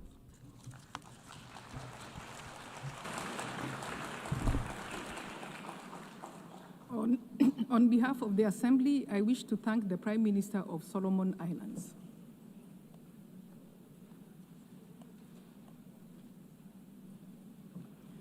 The Assembly will hear an address by His Excellency James Marape, Prime Minister of the Independent State of Papua New Guinea. I request protocol to escort His Excellency and invite him to address the Assembly.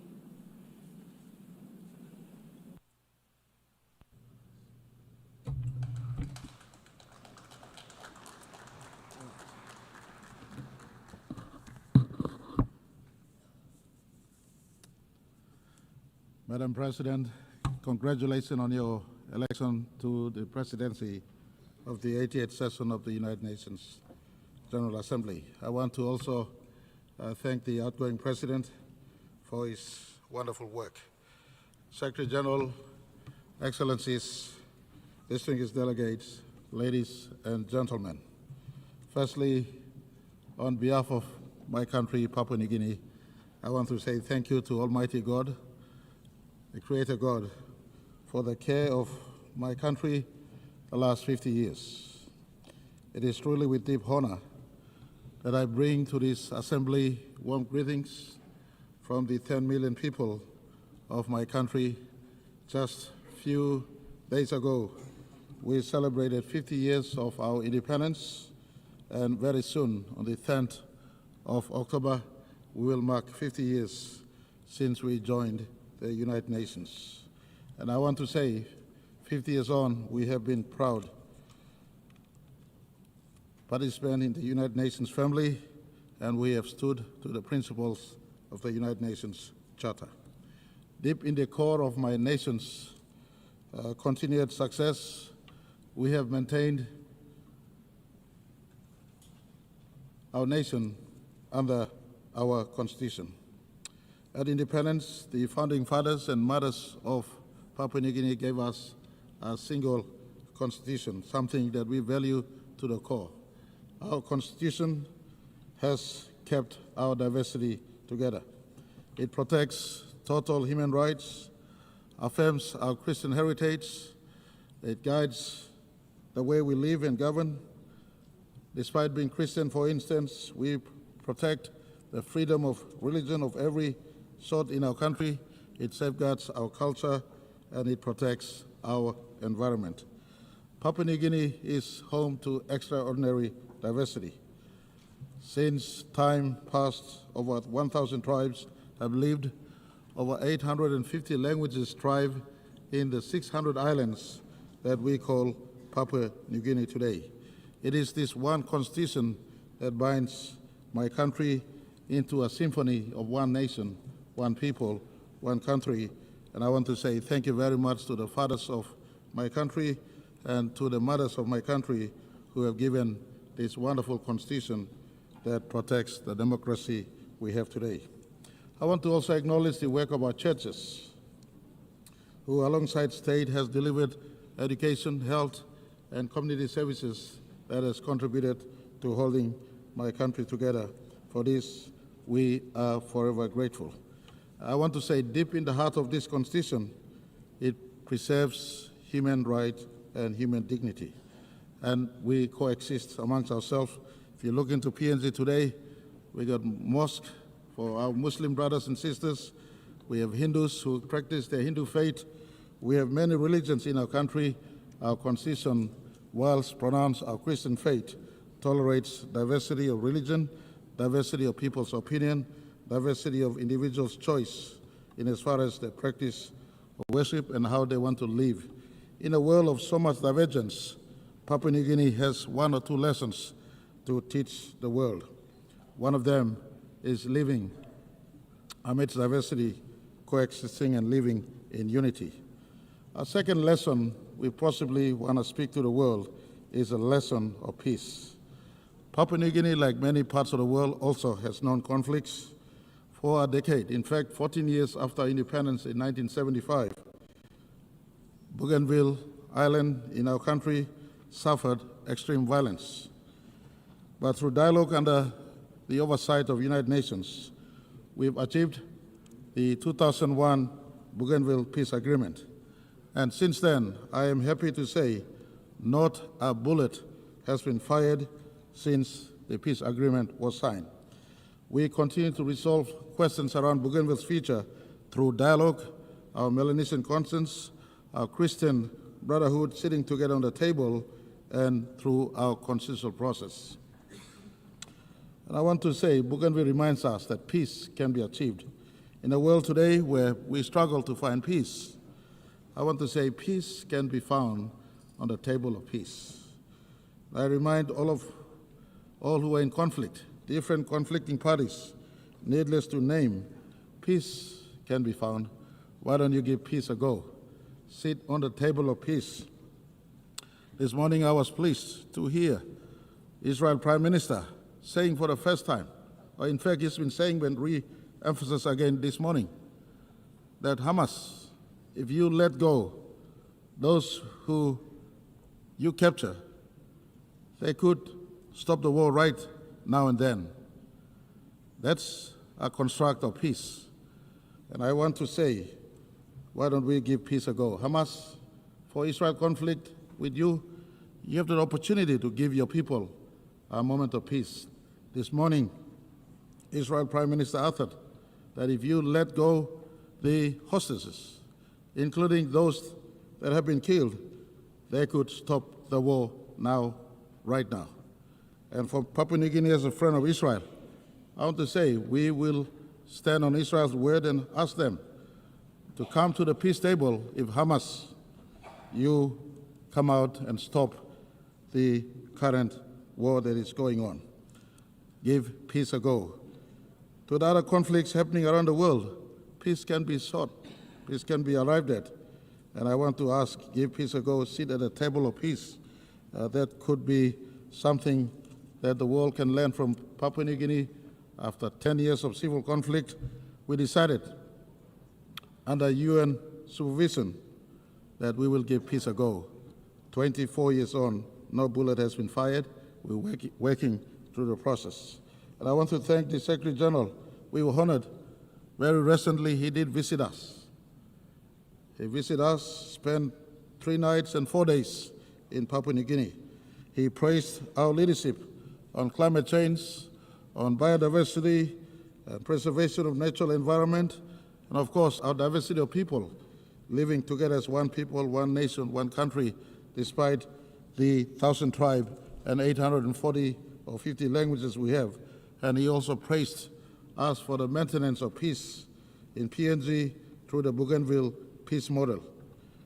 And he also, the same breath, reminded us that much work remains in PNG, including fighting corruption, including giving development to all parts of my country. And I want to assure him at this August hall that we are working. PNG is a work in progress. We committed to leaving no citizens behind. We committed to transforming our country. We committed to growing our economy to a scale where we can be able to look after each citizen of our country. And I want to say to the Secretary General, Papua New Guinea commits to the goal of leaving no person or no child behind, and we give that assurance in the 80th anniversary of the United Nations. Papua New Guinea is also a good global citizen. We are not insignificant in as far as global discourse is concerned. Our forests and our oceans are great global assets. We have one of the biggest parcel of forest on planet Earth. We have over 3 million square kilometers of ocean or sea space. Our tropical forest absorbs carbon as well as produce oxygen, as I've been saying in this August hall many times. Our vast waters, part of the great Pacific waters, are big carbon sink. Our rivers, our reefs, our ecosystems shelter unique biodiversity. In fact, we hold 6 to 7% of world's biodiversity. Why do I bring this up? I bring this up simply to point all of us that our planet is boiling. Our planet is in destruction mode. We must work to save our planet.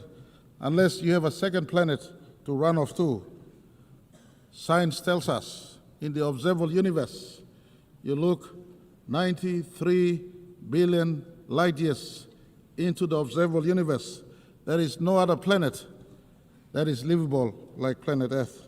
And so why destroy this one planet that has trees, that has sea, that has water, that has oxygen, that is livable for all of us? Our ancestors passed on this livable planet to us. Why are we destroying this planet? We must preserve it and pass on a livable planet to our descendants. And in this vein, I want to put to all of you, those of us who are forest nations like PNG, and even ocean nations, where in our oceans biodiversity exists. PNG, with many of our Pacific Island nations, including Australia, home to one of the largest, in fact, the largest coral sea. The Coral Triangle passes through our waters. We, custodians of these global resources, ask the big carbon footprint holders, especially the G20s and the industrial nations, cut your emissions. Reform the global financial system to support those of us who hold biodiversity and are biodiversity nations, and take responsibility for your carbon footprint. Unless, and again, you have a second planet to run off to. Doesn't matter what Elon Musk does. You can look to the outer space in your lifetime. It is not feasible to fly to the nearest planet. And so let's save this one planet we have. As we face COP30 in Brazil, Papua New Guinea offers support to forest nations and ocean nations to talk about sustainable development and just due in as far as us maintaining our forest is concerned. Our carbon footprint is minimal. PNG, for instance, produces 10 million metric tons of carbon a year, yet we subsume over 100 million metric tons of carbon. Someone producing those excess carbon out there must assist me preserving my forest or our forest for the upkeep of our planet. This is a conversation very close to all of us, and I want to put to all of us in this session. This planet is destroyed. Doesn't matter what you say. Don't live in ignorance. Ask your own scientists. Scientists and scientific finding tells us our planet is warming. In fact, it is boiling as we speak. And I want to ask that the United Nations, in fact, Secretary General, His Excellency Antonio Guterres has been a strong advocate in this space. Why don't we come out and support him fully? And on this, I want to thank the United Nations for continual embrace of Papua New Guinea's aspirations and views since 1975. I want to say thank you to all our bilateral partners and multilateral partners for standing with us since 1975. I want to thank Australia for being our strongest bilateral partner to date, including allowing us to be independent peacefully in 1975. I want to say thank you to all investors who've stood with PNG since 1975. Most of you know my line of thought. It is not aid and grant, but trade for PNG as we build our economy to sustain the over 10 million people that stays and call PNG home. I want to thank all NGOs and churches and individuals for their enduring support to my country in our 50th year of independence and democracy. Your solidarity has kept Papua New Guinea united thus far. In closing, I want to say 50 years ago we entered this assembly as one of the youngest members. Today, 50 years on, we stand tall as a free, vibrant democracy, nation that is still united amidst our diversity, resilient and strong, working to grow our economy so that our people can be prosperous and to improve our region as well as contribute to the world around us. On behalf of Papua New Guinea, I want to congratulate United Nations for turning 80 this year, and to the world, 80 years may have passed. Some things don't change. Core values of humanity don't change. United Nations is the meeting place of the diversity we have called planet Earth, rather. Papua New Guinea has diversity in ourselves. Our diversity finds our meeting place in our national parliament, in our constitution. Likewise for humanity.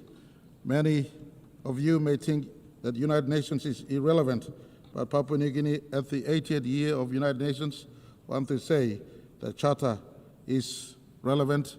We must keep the sanctity of the United Nations running. In this place, humanity can meet. In my closing message, I want to say, unity can be found in diversity, like PNG maintains our unity in diversity. It is better together than being alone. Peace is built and sustained through dialogue and not through war. This one planet must be preserved for all generations. Thank you very much. Thank you too much.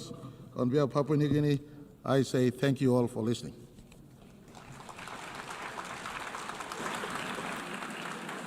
On behalf of the Assembly, I wish to thank the Prime Minister of the independent state of Papua New Guinea.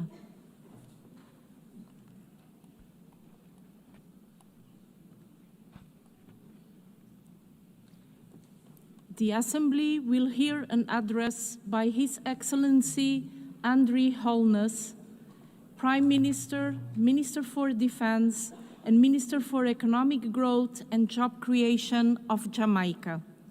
I request protocol to escort His Excellency and invite him to address the Assembly.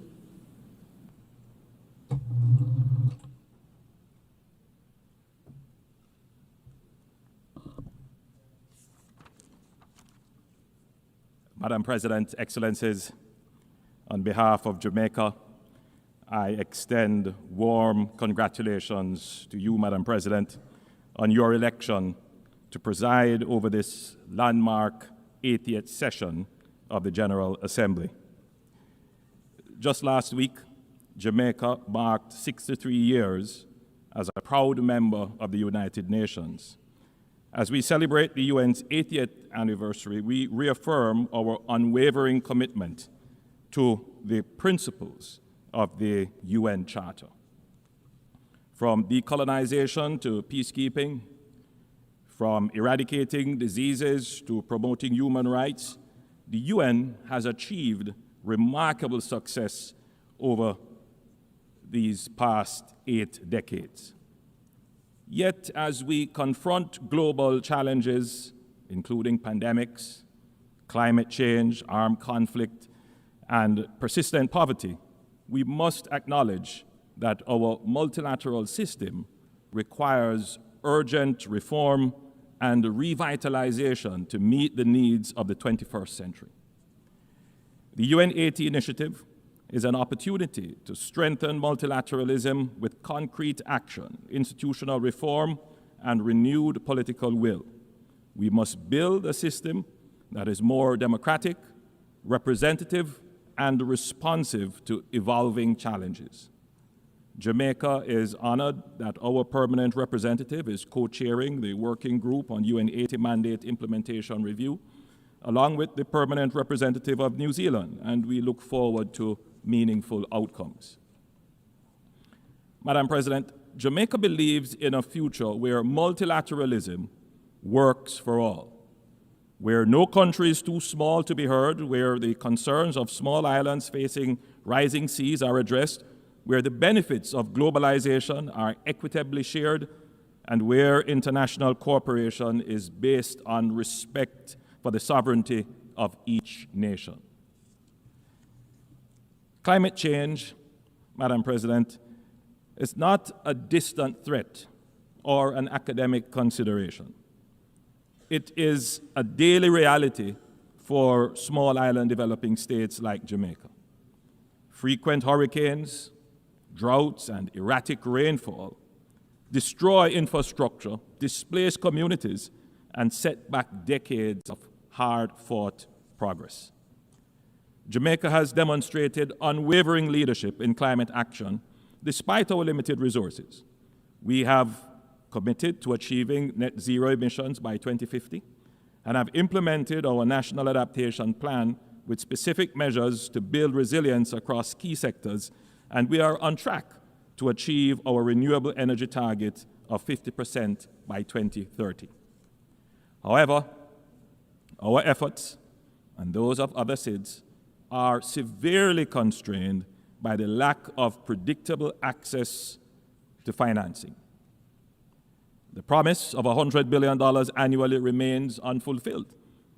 The Loss and Damage Fund, established at COP28, was historic, yet its initial capitalization of $800 million is grossly inadequate.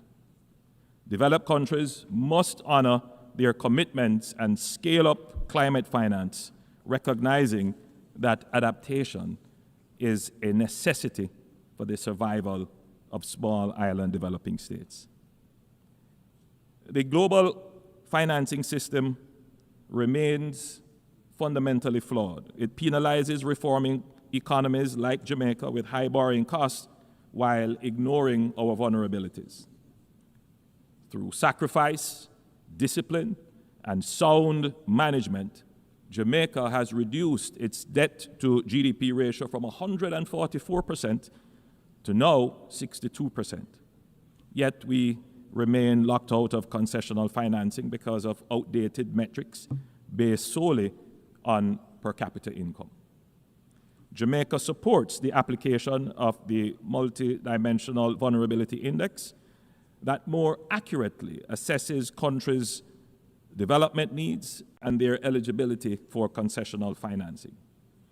Jamaica also strongly supports innovative financing mechanisms, including debt for climate swaps, debt for nature swaps, and blended finance instruments that can unlock private sector investments in sustainable development projects while reducing debt burdens.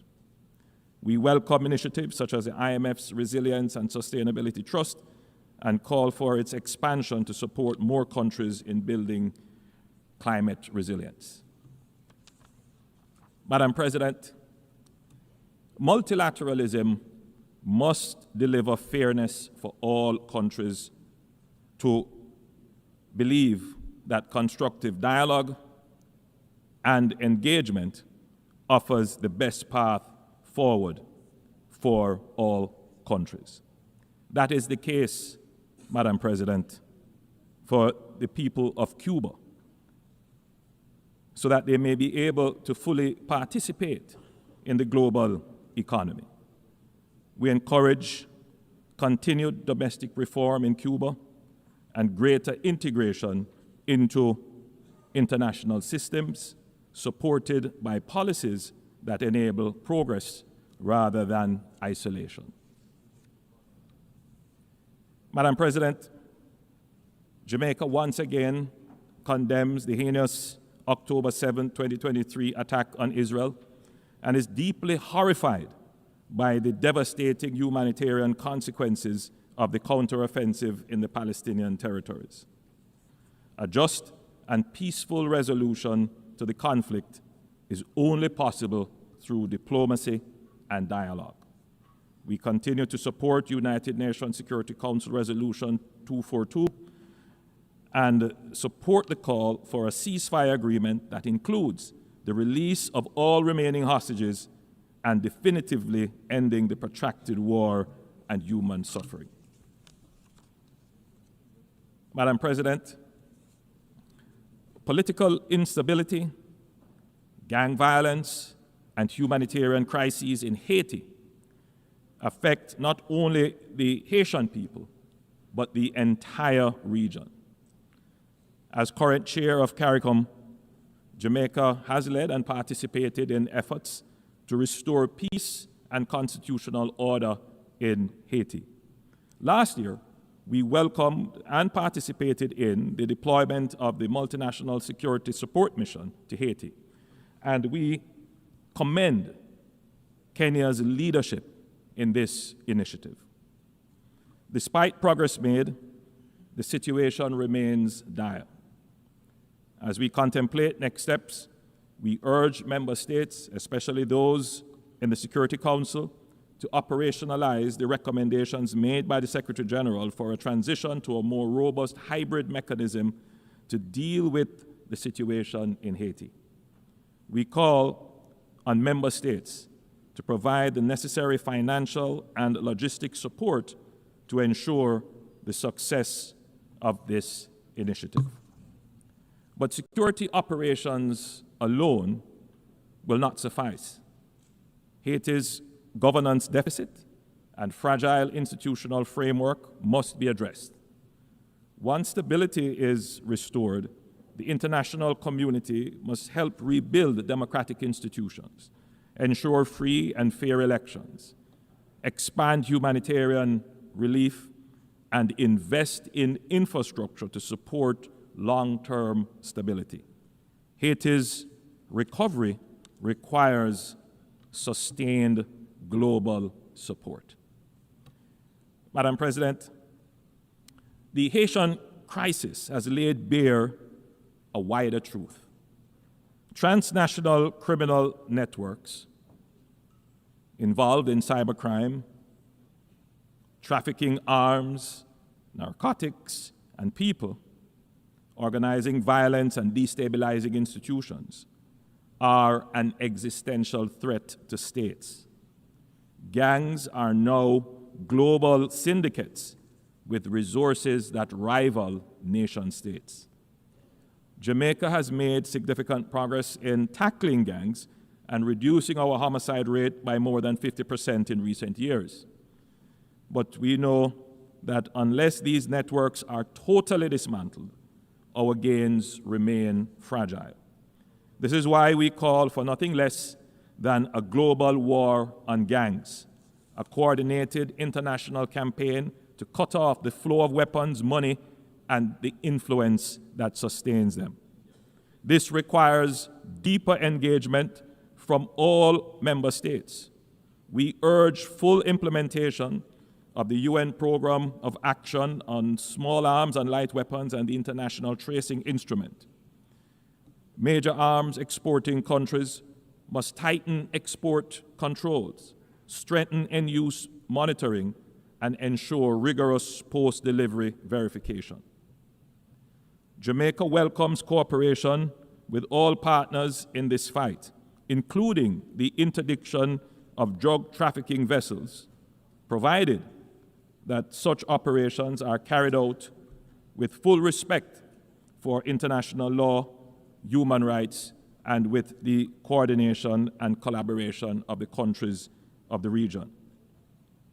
The Caribbean has created regional security mechanisms, but these efforts alone cannot match the scale of the threat.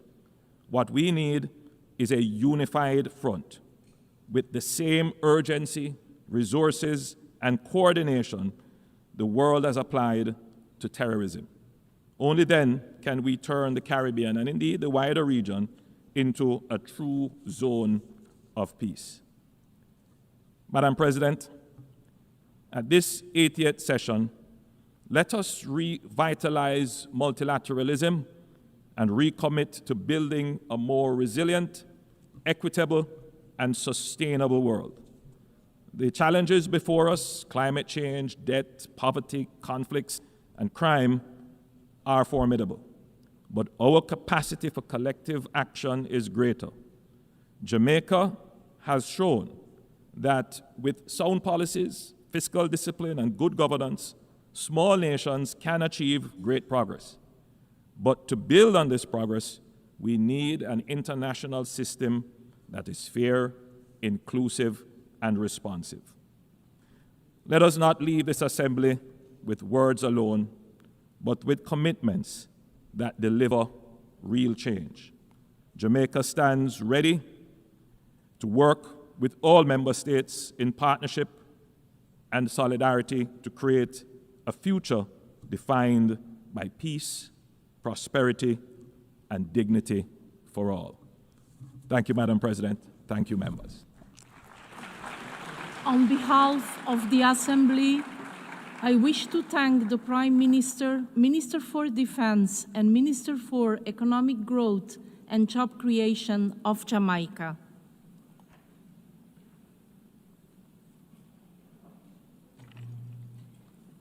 The Assembly will hear an address by His Excellency John Briceño, Prime Minister and Minister of Finance, Investment and Economic Transformation, Civil Aviation and E-Governance of Belize. I request protocol to escort His Excellency and invite him to address the Assembly.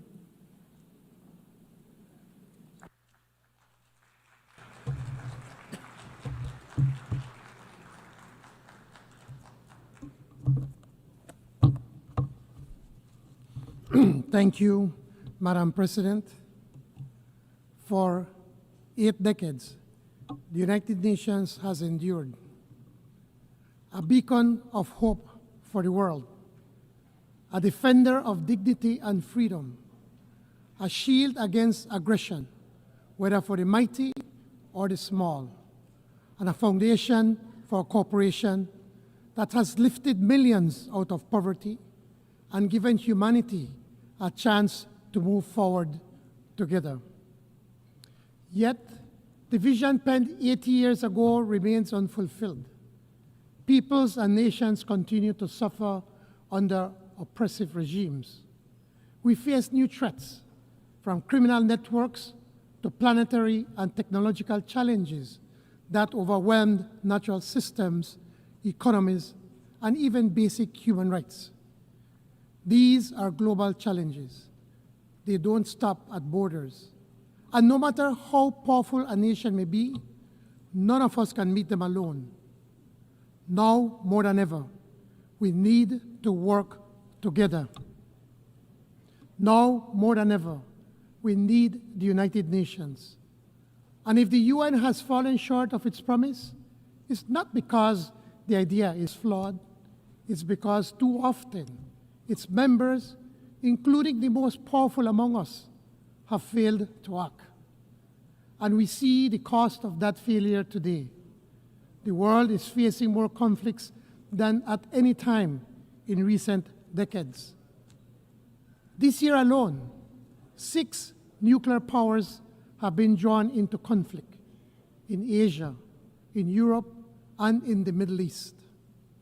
Military spending has rose by 9% to $2.7 trillion last year, even as global insecurity deepened. That is more than half the GDP of all the countries of Latin America and the Caribbean. Wars in Ukraine, Gaza, and Sudan, dragging on year after year. Hundreds of thousands dead, millions displaced, orphaned, left with nothing. The images should compel us to act, and yet too often the UN is actively blocked from doing its job. In Gaza, one of the largest man-made humanitarian crises grows worse day by day. The UN's relief agency, lifeline to millions, is being pushed to the brink, and the two-state solution, the vision of peace this body has long supported, is slipping away. In Sudan, a UN embargo has not stopped the killing. In Haiti, gangs have overrun the country. Political turmoil deepens. And a mission meant to restore order, Kenyan-led, backed by the UN, remains underfunded and under-resourced. These are only a few of the many crises. And in each of them, weapons flow, drugs flow, violence crosses borders, and governments are left weaker, peace fleeting. These are not isolated tragedies. They are a warning. They reveal a pattern of international indifference, disregard for international law, impunity, a tolerance of inhumanity, and deepening cynicism. So the question before us is simple. Do we allow this cycle to continue, or will we summon the will together to break it? Over the last 2 weeks, my country has chosen to act with restraint and caution in the face of repeated aggression and provocative actions by our neighbor Guatemala at our southern boundary. Actions which seek to challenge Belize's sovereignty and territorial integrity. Actions that do not accord with the obligations of states not to exacerbate or extend the dispute before the International Court of Justice. Latin America and the Caribbean are committed to maintaining our region as a zone of peace, an area free of nuclear weapons, an area where conflicts are prevented through dialogue. And it is for this reason that we are concerned about the serious implications of utilizing military tactics against civilian vessels in the Caribbean Sea. Madam President, for 44 years of independence, Belize has been a peaceful and welcoming nation. We have been a refuge for those fleeing war and terror from countries near and far. Per capita, we have absorbed more migrants than any other country in our region. These new Belizeans have enriched our society and enjoy equal protection under the law. Every Belizean also benefits from free primary education and accessible, free, or low-cost health care. Through Plan Belize 2.0, we are building on that foundation by expanding tuition coverage, improving health care, raising the minimum wage, creating more decent jobs, and widening access to housing. We have an ambitious energy transition plan that places Belize on the track to surpass net zero through innovative financing that turns our forests and reefs into investments for conservation. But ambition comes at a cost. My government has chosen fiscal discipline even as we pursue this bold agenda. Belize is the 5th most vulnerable small island developing state to climate risk, ranked 2nd in the world for impacts from extreme weather. Rising seas are already displacing some coastal communities. Extreme heat strains our energy systems, and unpredictable rainfall threatens our farmers. Fishers must now travel farther and risk more for declining catches in warming seas. Food security is under threat. So too are the health of our people, their livelihoods, and the survival of our ecosystems. This is our lived reality. It is not science fiction. It is not abstract theory. It is a danger to our overall security. Excellencies, our world is so intricately interconnected. Disruption anywhere reverberates everywhere. Geopolitical and geoeconomic competition are consequential globally. So too is the persistence of disease, hunger, poverty, and the inequalities among peoples and nations. Small states like my own, then, must vigilantly guard against restive neighbors seeking to sustain territorial claims through military provocation or aggression. This is not the world that the founders of the UN envisioned. Instead, it is a world embattled, a world divided, and yet it is not a world without solutions. Over 80 years, nations have agreed on laws and policies to defend human rights, pursue sustainable development, promote disarmament, and protect the vulnerable and our environment. We have built strong institutions that remain vital, even if reform is overdue. But we cannot face today's challenges by relying on legacy alone. In the pursuit of larger freedom and dignity for all, let us act with urgency to rescue the development agenda, leaving no one behind. For our part, Belize will spare no effort. Through Plan Belize 2.0 and the implementation of our NDCs 3.0, we are working to lift our people out of poverty and to secure a healthy environment. But we cannot do it alone. We need international support that has been promised. The Compromiso de Sevilla offers us a chance to re-energize the 2030 Agenda for Sustainable Development, a chance to renew commitments, especially to small island developing states. This is why Belize calls for the urgent attention to the Antigua and Barbuda Agenda for SIDS. We must mainstream the Multidimensional Vulnerability Index. We must expand access to grants and concessional finance, not more debt.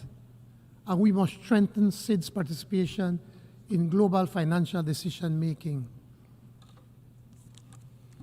In COP30 in Belém, Belize urges the G20, responsible for 80% of emissions, to commit to more ambitious emission reduction targets.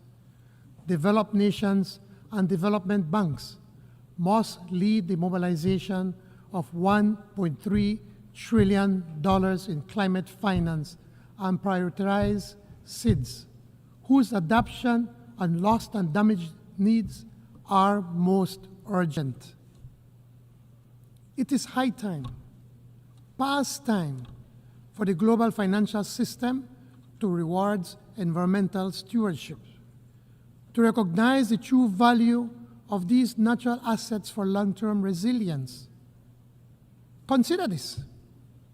30% of the world's ocean lie within the jurisdiction of small island developing states, much under some form of protection. These marine environments help regulate the global climate, yet we receive little for our efforts. Only 1% of climate finance flows to SIDS, half of which are loans.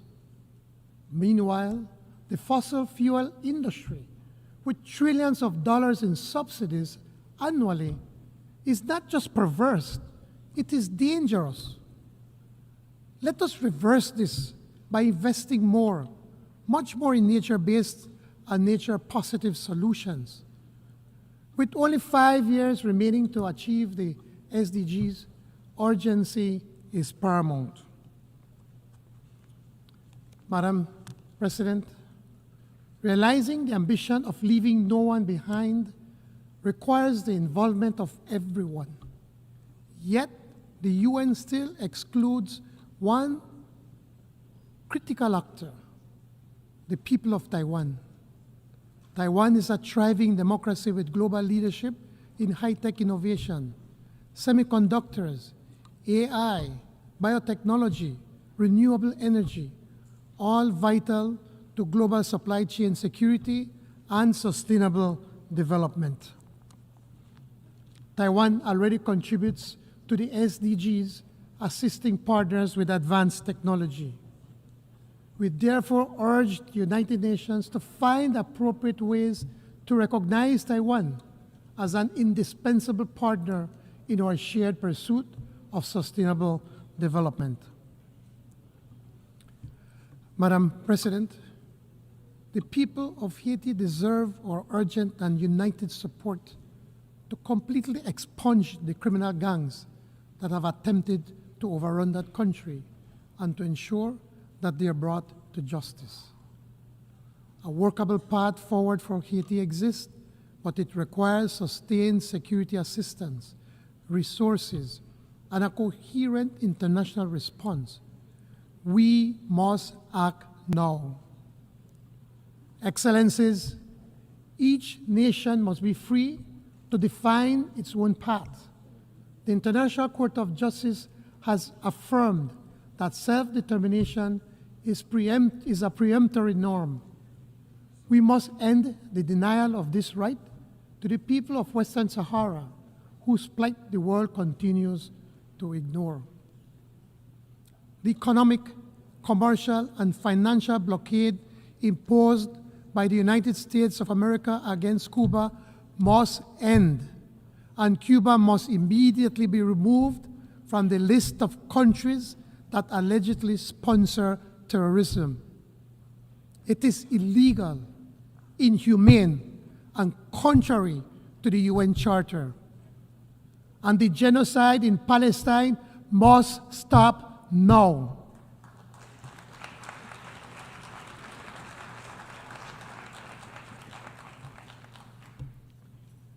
What hope can a child in Gaza have for tomorrow when their home is destroyed, their family murdered, their future erased? What hope can there be if their right to self-determination is extinguished? The UN once confronted apartheid in South Africa with declarations of common humanity and in the existence of the common good. Equity and justice are our guiding principles. As we commemorate the 80th anniversary of this great institution, let us not only reflect on the past, but commit ourselves to the future. Let us affirm together that multilateralism is not an option, but an obligation, that the rule of law is not an aspiration, but a necessity, that the dignity of every human being is not negotiable, but inviolate.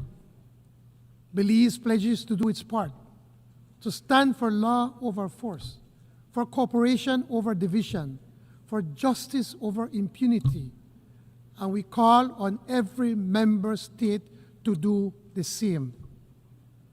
Only then can we make real the promise of the Charter: peace, prosperity, and larger freedom for all peoples in every nation for generations yet to come. I thank you. On behalf of the Assembly, I wish to thank the Prime Minister and Minister of Finance, Investment and Economic Transformation, Civil Aviation and E-Governance of Belize. We have heard the last speaker in the general debate for this meeting. The next plenary meeting to continue with the general debate will be held immediately following the adjournment of this meeting. The meeting is adjourned.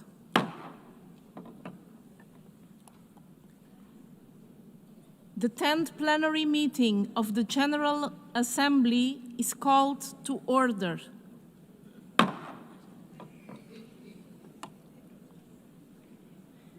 The Assembly will continue its consideration of Agenda Item 8, entitled General Debate. The Assembly will hear an address by His Excellency Nsokwanai Samuel Matekane, Prime Minister and Head of Government and Minister for Defense, National Security and Environment of the Kingdom of Lesotho. I request protocol to escort His Excellency and invite him to address the Assembly.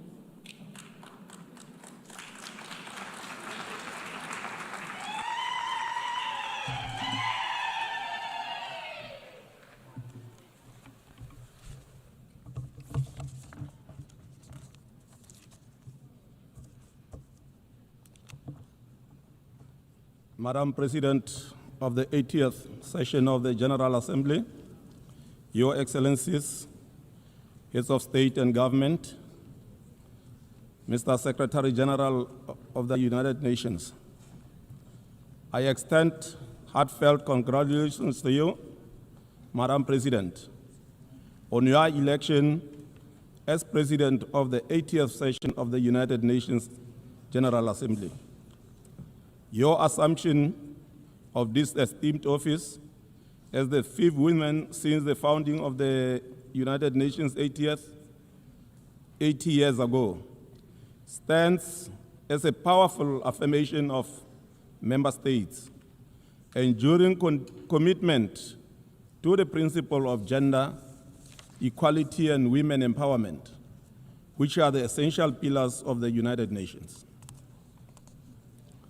As one of your vice presidents, my delegation pledges its full support and cooperation to ensure a successful and impactful tenure of office as the president of the 80th session of the General Assembly. We also take this opportunity to commend your predecessor, His Excellency Mr. Philemon Yang, for his distinguished leadership during the 79th session. Africa takes its pride in his exemplary service and the values he brought to the global stage. To the Secretary General, Mr. Antonio Guterres, we express our profound appreciation for your unwavering dedication to the multilateral system and to the service of humanity, particularly in these challenging times underpinned by rising global tensions and trade wars. Notwithstanding these selfless contributions, we remain deeply concerned by the budgetary constraints facing our organization, which should derail the work of the organization and the attainment of its goals. The ongoing volatility in global trade and the unilateral measures, including the selective adherence to the principle enshrined in the Charter of the UN, constitute the main challenges to the multilateral system. In addition, the apparent disregard of the United Nations General Assembly decisions by some of the powerful members undermines the credibility and effectiveness of the United Nations. All these challenges require our collective and concerted efforts to achieve the objectives of the UN. Madam President, I wish to inform this August Assembly that since 2014, the Kingdom of Lesotho has embarked on a path of comprehensive national reforms aimed at addressing the legacy of political and security instability. These reforms, supported by our international partners, including the United Nations, the European Union, the Commonwealth, the Southern African Development Community, and the African Union, have culminated in the adoption of the 10th Amendment to our Constitution, a landmark achieved in our pursuit of sustainable peace and stability. Under my leadership, the government of Lesotho remains resolute in engaging all stakeholders to complete the remaining components of this vital process. We recognize that peace and security are the foundations for inclusive and sustainable development. The success of our reform agenda will serve as the testament to the power of preventative diplomacy and its alignment with the principle of the United Nations Charter. In this regard, we call upon our friends and partners across the globe to continue supporting our reform efforts so that Lesotho can reclaim its rightful place among the Committee of Nations. Madam President, at the sub-regional level, the Southern African Development Community, SADC, has acknowledged a significant milestone in Lesotho's national reform journey by formally removing the kingdom from the SADC organ Troika agenda of countries under special observations. We welcome this decision with deep appreciation and reaffirm our unwavering commitment to completing the remaining constitutional amendments, namely the 11th and 12th amendments. With the continued support of the international community, we are confident that our collective efforts will culminate in lasting peace and stability while paving way for inclusive economic development. Madam President, the theme of this 80th session, Better Together, 8 years and more for peace, development and human rights, resonates profoundly with the founding principles of the United Nations. It also reflects the enduring mission of the United Nations. It further calls for renewed multilateral cooperation to address global challenges and advance the pillars of peace, sustainable development, and human rights. We welcome the outcomes of the 4th International Conference on Financing for Development and the 3rd United Nations Conference on Landlocked Developing Countries. These landmark gatherings offered member states a rare opportunity to renew their commitment to bridging the financing gap for developing nations and to address the unique challenges faced by countries in special situations, such as Lesotho. While official development assistance is regrettably in decline, it remains a vital source of development financing for least developed countries. Its reduction threatens to erode the progress achieved thus far. We therefore make a clarion call to development partners to honor their ODA commitments, thereby safeguarding vulnerable nations from the risk of entrenched poverty and underdevelopment. At the national level, Lesotho is intensifying efforts to mobilize domestic resources by curbing illicit financial flows and enhancing revenue administration. This includes improving the efficiency of our tax systems and broadening the tax base through aggressive industrialization. We are also embarking on a transformative path through the Just Energy Transition Initiative, a visionary program championed by His Majesty King Letsie III. As we may all be aware, Lesotho is endowed with the pristine mountains water, strong winds, and a year-round sunshine that's offering unique potential for hydro, wind, and solar energy. Our goal is to harness these resources to achieve our domestic and regional energy security and climate adaptation. This clean energy potential also creates opportunities for Lesotho to host data centers, powered sustainably by renewable and cooled naturally by our temperature highland climate. Such facilities would not only advance Africa's digital transformation, but also do so in a way that is environmentally responsible and cost-effective. Lesotho is therefore open for investment and partnerships in building global data centers, renewable energy, and water resources. Madam President, digital transformation is reshaping our world. For developing countries like Lesotho, the implementation of the Global Digital Compact is not a luxury, it is a necessity.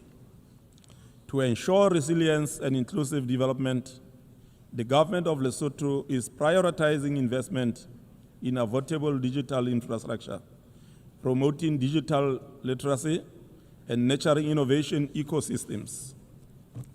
These efforts are particularly focused on empowering youth, women, and rural communities. Let us bear in mind that the continent of Africa is home to the largest number of youth, that is 70% under the age of 30 years. Our collective ability to harness their potential in different productive sectors of our economies remain one of the most viable solutions to our structural challenges. In this regard, we invite all and sundry to ensure youth participation in governance, entrepreneurship, and decision-making processes. Madam President, agriculture remains the cornerstone of economic activity in landlocked, least developed countries, However, it is affected by climate shocks. To mitigate these impacts, greater investment in adaptation and resilience are essential. We warmly welcome the proposal to establish regional agricultural research hubs under the AWASA Program of Action for LLDCs to mitigate the impact of climate change. Such centers have the potential to provide access to sustainable agricultural practices and innovation critical for enhancing agricultural security and reducing poverty. I am happy to reaffirm Lesotho's interest in hosting such a center for the African region. Madam President, addressing the global climate emergency and ecosystem degradation demands coordinated international action. Extreme weather events, erratic rainfall, and drought threaten food systems, water resources, and financial stability. The preservation of biodiversity and sustainable management of natural resources on land and at sea are critical to climate adaptation. Though landlocked, Lesotho recognizes the integral role of oceans in the global climate system. In this spirit, Lesotho signed the agreement on the conservation and sustainable use of marine biological diversity of areas beyond national jurisdiction, BBNJ agreement, on 13 June 2025, during the United Nations Ocean Conference in France. This act reaffirms our belief that stewardship of the high seas is a shared responsibility of all humankind. Madam President, a healthy population is the bedrock of a resilient and prosperous nation. Lesotho remains committed to ensuring equitable, accessible, and quality health care for all, regardless of age, gender, or location.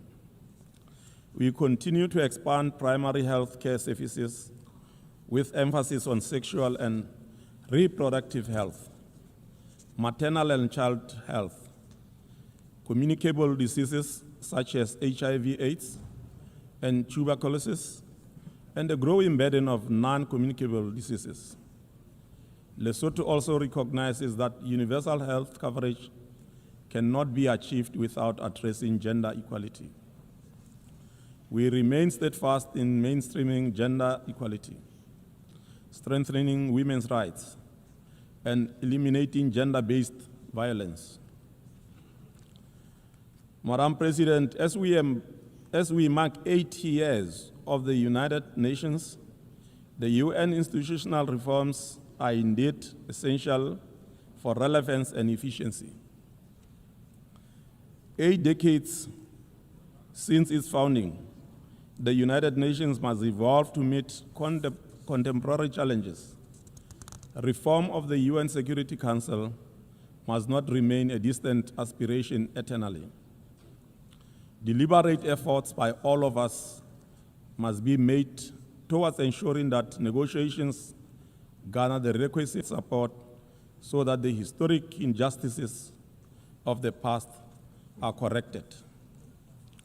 For us as Lesotho, we reaffirm our support for the common African position, which is commonly known as a Sulini consensus.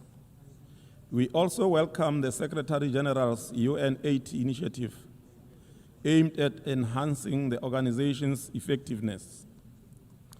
As this initiative unfolds, we emphasize the importance of equitable representation within the Secretariat and sensitive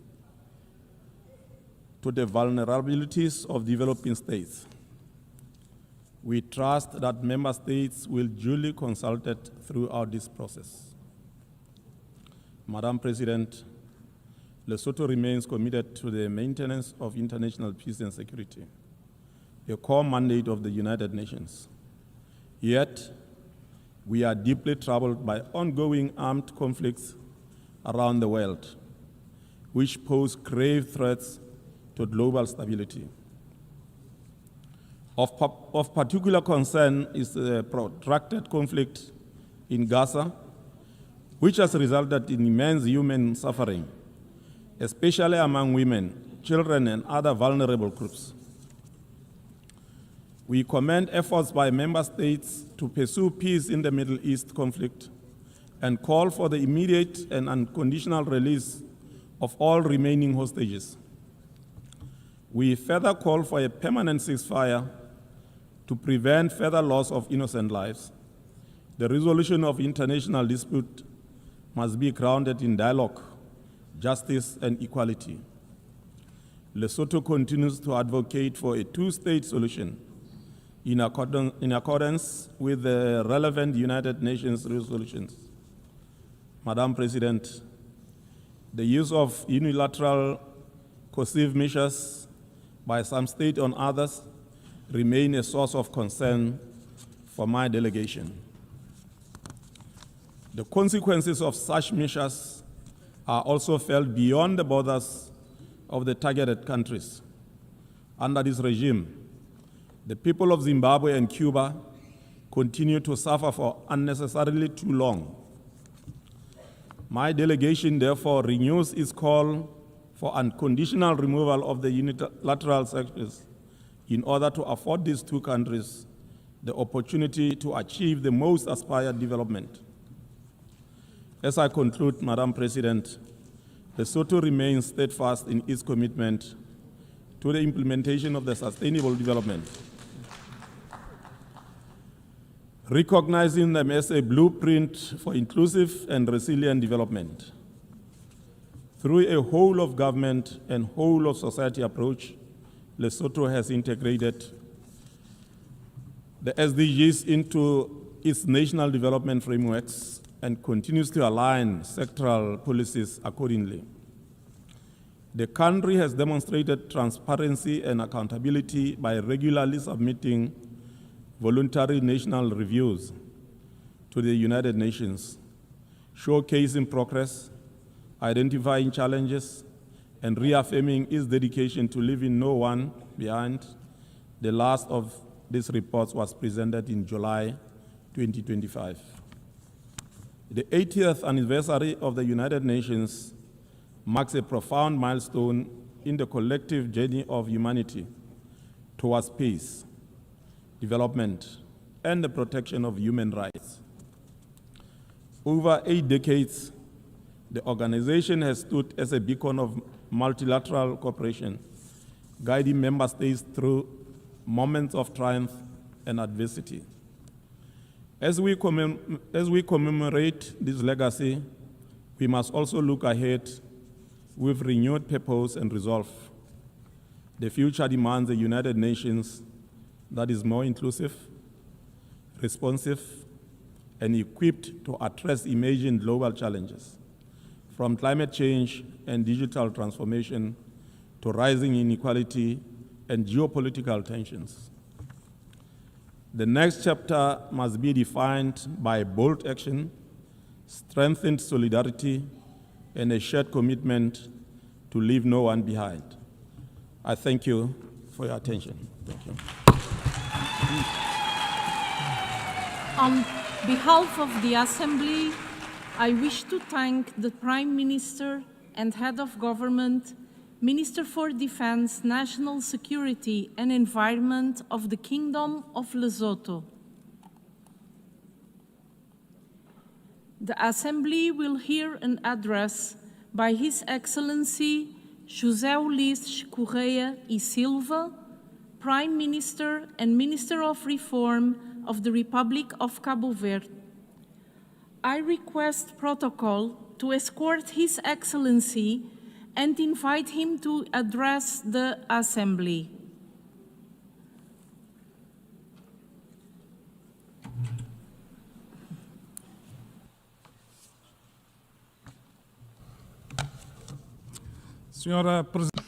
Madam President, Excellencies, It is with great honor that I take the floor in this General Assembly on behalf of the people and the government of Cabo Verde in the session in which we celebrate the 80th anniversary of the United Nations. This is taking place during turbulent times marked by devastating wars and armed conflicts, humanitarian crises of enormous magnitude, expansion of populism and extremism, a structured anti-system that fights to impose a system that eliminates the boundary between democracy and autocracy, as well as between truth and lies. This turbulent world helplessly watches the acceleration of climate change, threatening planet Earth and humanity. No country is immune to this disruptive movement that advances with the impulse to exercise absolute power, the provocation and exploitation of social fractures, and the ideology of post-truth. This turbulent world requires a United Nations empowered as a global regulator, and that is only effective when resulting from the political will of its member states. In this context, I would like to praise the UNGA initiative launched by Secretary General Antonio Guterres as a space for reflection and renewal of multilateralism and to mobilize political will for peace, sustainable development, and human rights. Cabo Verde welcomes the revitalization of the Commission on the Status of Women, a central instrument for the promotion of gender equality in the multilateral system. We believe that the acceleration of the Sustainable Development Goals depends on the empowerment of women. We will continue to be staunch advocates for this cause, both inside and outside the United Nations. We advocate the urgent and necessary reform of the Security Council in line with Africa's position. The Summit of the Future offers a unique opportunity to strengthen commitment to the SDGs. More than global goals, it is the human dignity of millions of people that is at stake. Real people, children of God, living in real countries. Acting in multiple dimensions, we recognize the importance and relevance of the Global Compact for digitalization, for equitable access to digital technologies and artificial intelligence. Excellencies, Cabo Verde is an active and dynamic SIDS committed to the multilateral agenda. We currently hold the vice presidency of AOSIS. We actively participate in the Third Ocean Conference. We were chosen to co-facilitate, along with Australia, the negotiations that led to the Nice Declaration, Our Ocean, Our Future, Our Responsibilities, containing firm commitments to the sustainability of the oceans. We welcome the Oasis Leaders Declaration, the adoption of which demonstrates a strong commitment to issues related to the ocean, climate, and sustainable development. We applaud the successful fourth Conference on Financing for Development. The Seville commitment is a unique opportunity to boost development, especially in the most vulnerable countries, such as SIDS.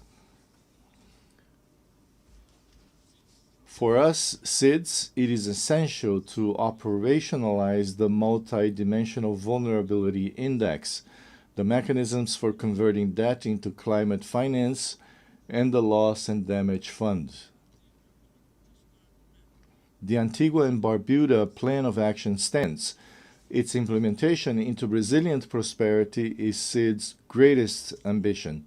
We note with satisfaction a historic achievement, the entry into force of the Agreement on Marine Biodiversity in areas beyond national jurisdiction.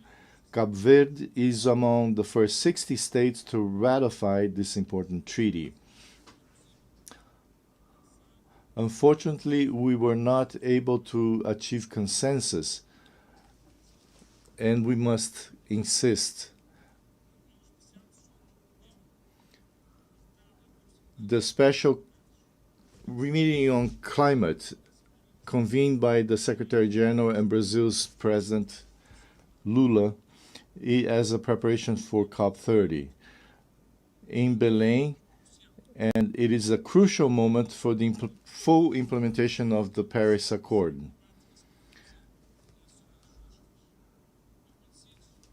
As SIDS, we demand clear commitments from all states, especially the largest emitters, to limit the temperature increase to 1.5 degrees Celsius. This is not a mere claim. It is a matter of survival for all and all. Excellencies, Madam President, global peace and security remain threatened, increasingly threatened. Cabo Verde's position has been clear, predictable, and consistent. We condemn coup d'etat, we condemn terrorism, we condemn genocide, we condemn assaults on the territorial integrity of countries. We advocate for dialogue and diplomacy for the prevention and resolution of conflicts. We support a just and durable peace for the resolution of the war in Ukraine. We support the two-state solution with Israel and Palestine living side by side in peace and security. We advocate a strong commitment to preventing and combating terrorism and conflict in Africa. We advocate for multilateralism and a strong and effective UN, converging with the principles of the Chinese Global Governance Initiative. We are democracy based on the rule of law and political freedom, freedom of expression and economic freedom, and we want to continue like this. We belong to ECOWAS, a space of economic integration and neighborhood, and to the CPLP, a space for the Portuguese language and cultural affinities. We have a special partnership with the European Union, anchored in shared values of democracy, freedom, and good governance, a region with which our currency has been linked with a fixed parity to the euro since 1998, and with which we have strong economic relations. Due to our location between the African continent, Europe, and the Americas, the EU, the USA, and Brazil are our first-line partners in cooperative maritime security, preventing and combating drug trafficking, human trafficking, maritime piracy, illegal fishing, and cybersecurity. It is this democratic, stable Cabo Verde, open to the world and guided by trust in the relations with our partners, that we want to preserve and develop in this troubled geopolitical world. Madam President, Cabo Verde has the honor of assuming one of the vice presidencies of this General Assembly with our Ambassador Tânia Romaldo, and reaffirms its unwavering commitment to the Charter, the principles and values of the United Nations. We will continue to be a constructive voice, an active partner, and a country committed to being useful to the international community. Together we are better. Together we can honor the 80th anniversary of the UN and face the future with renewed hope for more peace, more development, and more human rights. Thank you very much. On behalf of the Assembly, I wish to thank the Prime Minister of Cabo Verde. Senhor Primeiro-Ministro, muito obrigada. The Assembly will hear an address by His Excellency Rosen Dimitrov Gelyaskov, Prime Minister of the Republic of Bulgaria. I request protocol to escort His Excellency and invite him to address the Assembly.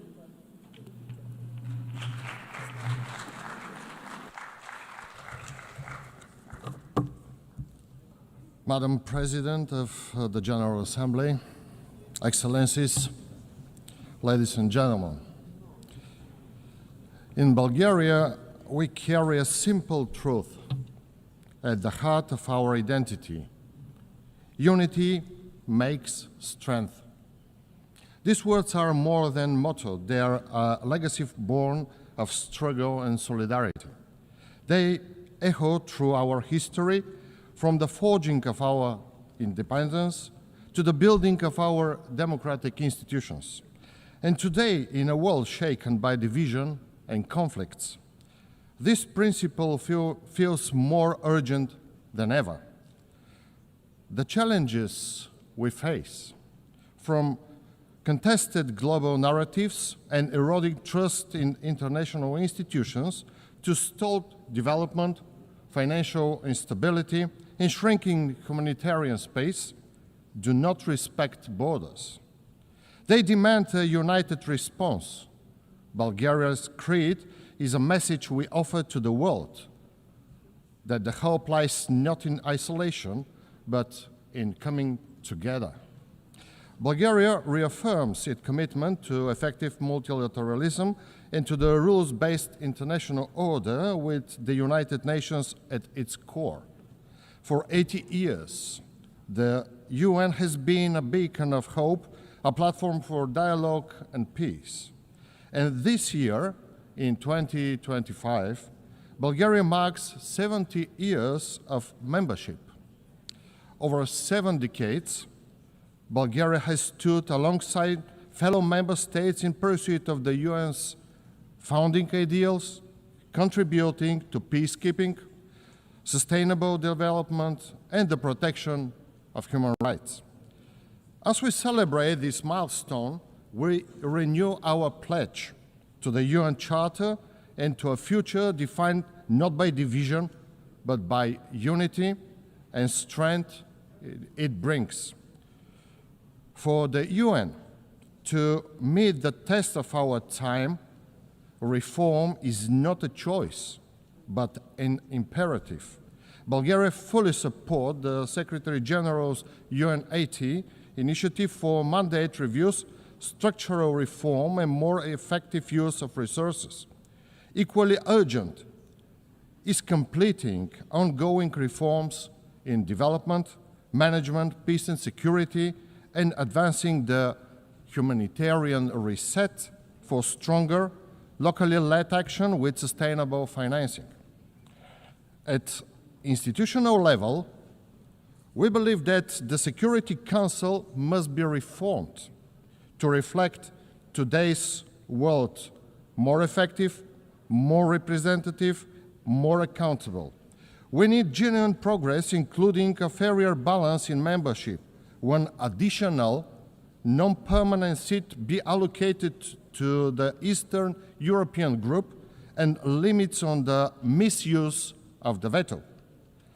The General Assembly must remain the heart of the organization, where our shared forum for dialogue and decision-making. Excellencies, ever since the adoption of the UN Charter, international peace and security have never been more threatened. Russia's full-scale war of aggression against Ukraine, with its far-reaching global repercussions, represents an existential challenge to the rule-based international order. This is not merely a European conflict. It threatens the very legitimacy of the United Nations. It's utterly unacceptable that a founding UN member with a permanent Security Council seat wages war while disregarding international humanitarian and human rights law. In recent weeks, Russia is escalating and conducting flagrant violation of EU member states and NATO allies' sovereign airspace by drones and planes. These actions demonstrate that Russia is the one undermining the prospects of peace. These actions cannot be tolerated and are meeting our strong collective resolve and response. The only path to peace is clear: Ukraine's sovereignty must be respected and its territorial integrity fully restored. A full, immediate, and unconditional ceasefire is essential. The need for urgent action is clear in the Middle East. The brutal Hamas attack on 7 October 2023 and the devastating conflict that followed have caused immense human suffering. Bulgaria mourns the loss of every innocent life, Israeli and Palestine alike. In Gaza, tens of thousands of civilians have been killed, neighborhoods destroyed, and countless people displaced. We must not allow this tragedy to leave a permanent scar on humanity's conscience. A sustainable ceasefire and credible political process are urgently needed. Only a two-state solution grounded in international law and mutual recognition can secure a just and lasting peace, allowing Israelis and Palestinians to live side by side in dignity and security. The crisis in the Middle East and North Africa is interconnected and threatens regional stability. Yemen faces famine and disease. Syria needs an inclusive, UN-led dialogue for democratic transition, and Sudan teeters on the brink amid ongoing fighting and mass displacement. Instability in Libya and the Sahel shows how weak institutions allow conflicts to spread. Bulgaria calls for a new regional security architecture led by UN, grounded in diplomacy, respect for sovereignty, and long-term investment in peace and development. Nuclear non-proliferation, disarmament, and arms control remain central to our collective security.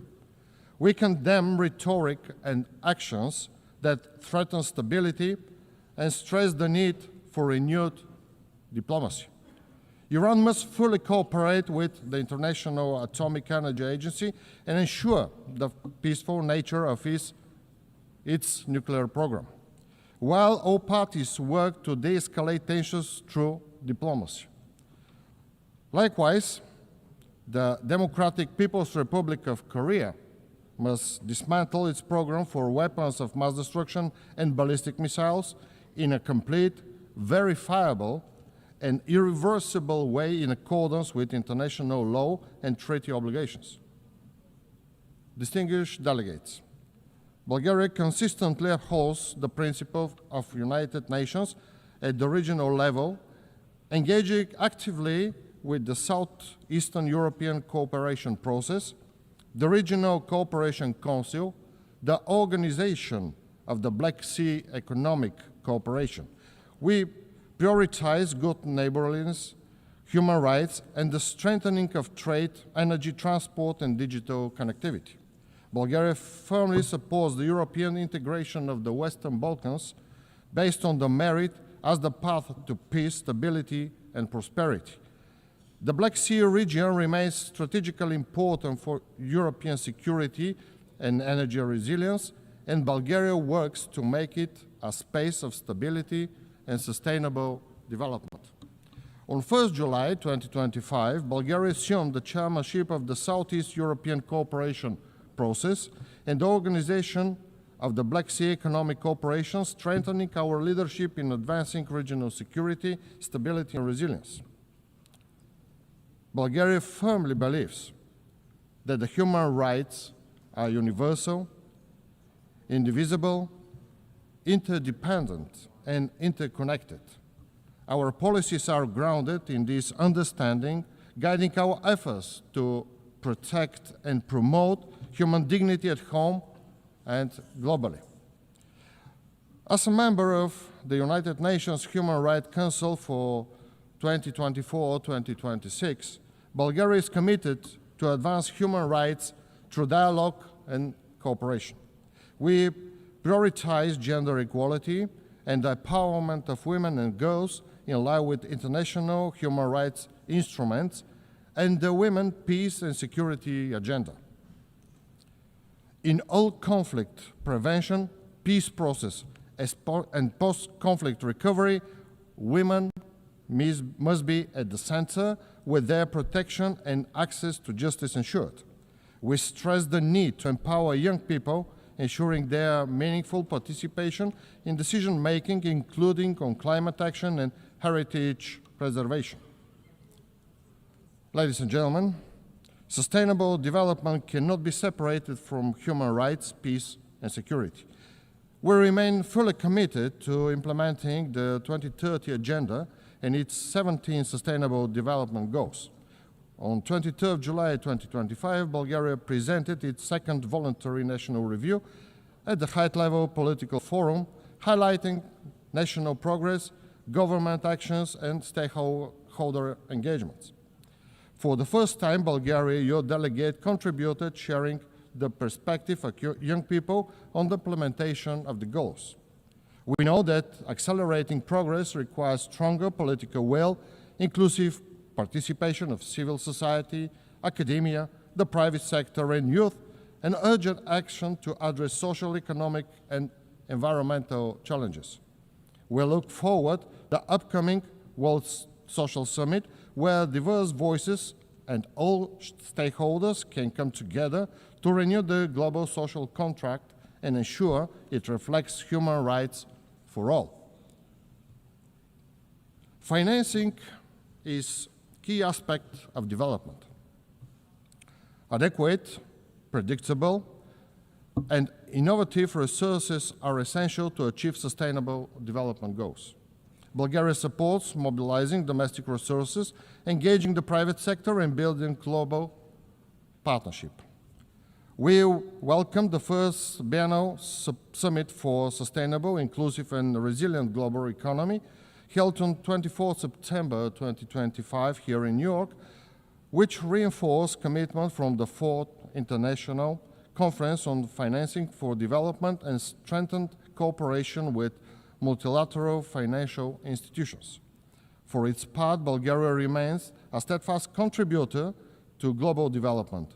Through the National Development Program 2030 and our development cooperation policy, we implement tangible projects and build sustainable partnership for a fairer, more balanced world. In all our efforts, we prioritize poverty eradication, sustainability, and equality, focusing on key regions, the Western Balkans, the Eastern Partnership countries, the Middle East, North Africa, and Asia, with special attention to education, health, and building resilient societies. Digital governance and new technologies are central to our efforts. Bulgaria supports inclusive, multi-stakeholder approaches to global digital governance, artificial intelligence, and space technologies, ensuring they advance the Sustainable Development Goals. We emphasize the need for open and secure internet, protection of human rights, and a digital inclusion. Ladies and gentlemen, sustainable development cannot happen without urgent climate action. Social and economic progress depends on protecting our planet. Climate-related extreme events will become more frequent and severe around the world. At the same time, Europe is the fastest warming continent, and climate risks are accelerating, threatening its energy and food security, ecosystem, infrastructure, water resources, financial stability, and people's health. The economic losses have already been estimated in billions of euros. My country, Bulgaria, is not exception, and it is among the most affected countries by droughts, forest fires, and floods. Bulgaria supports the Paris Agreement, calls for ambitious contributions at COP30, and emphasizes international cooperation to safeguard oceans, manage marine resources, sustainability, and ensure long-term environmental, economic, and social resilience. Dear Excellencies, the journey ahead is long, but our resolve must be unwavering. Let us commit once again to working hand in hand to upholding the principles of UN Charter and to ensure that peace, dignity, and opportunity become a reality for every person in the world. Thank you for your attention.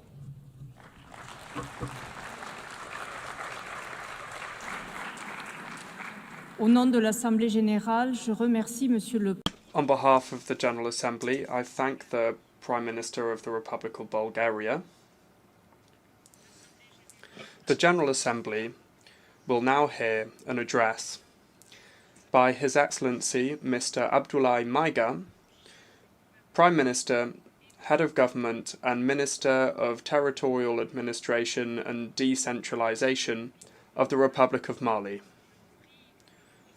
I request protocol to please escort His Excellency, who I invite to address the Assembly.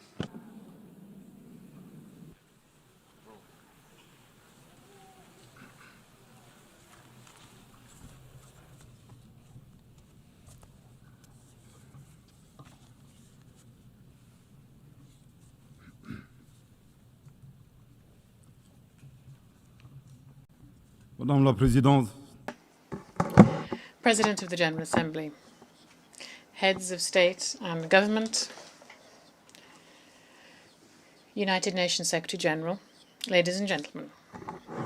As I begin my statement, I have the honour to extend to you the cordial greetings and the message from the founding fathers of the Alliance of Sahel States, Their Excellencies, Army General Assimi Goïta, President of Transition Head of State of Mali, and the President of the Alliance of Sahel States, Captain Ibrahim Traoré, President of Burkina Faso, Head of State,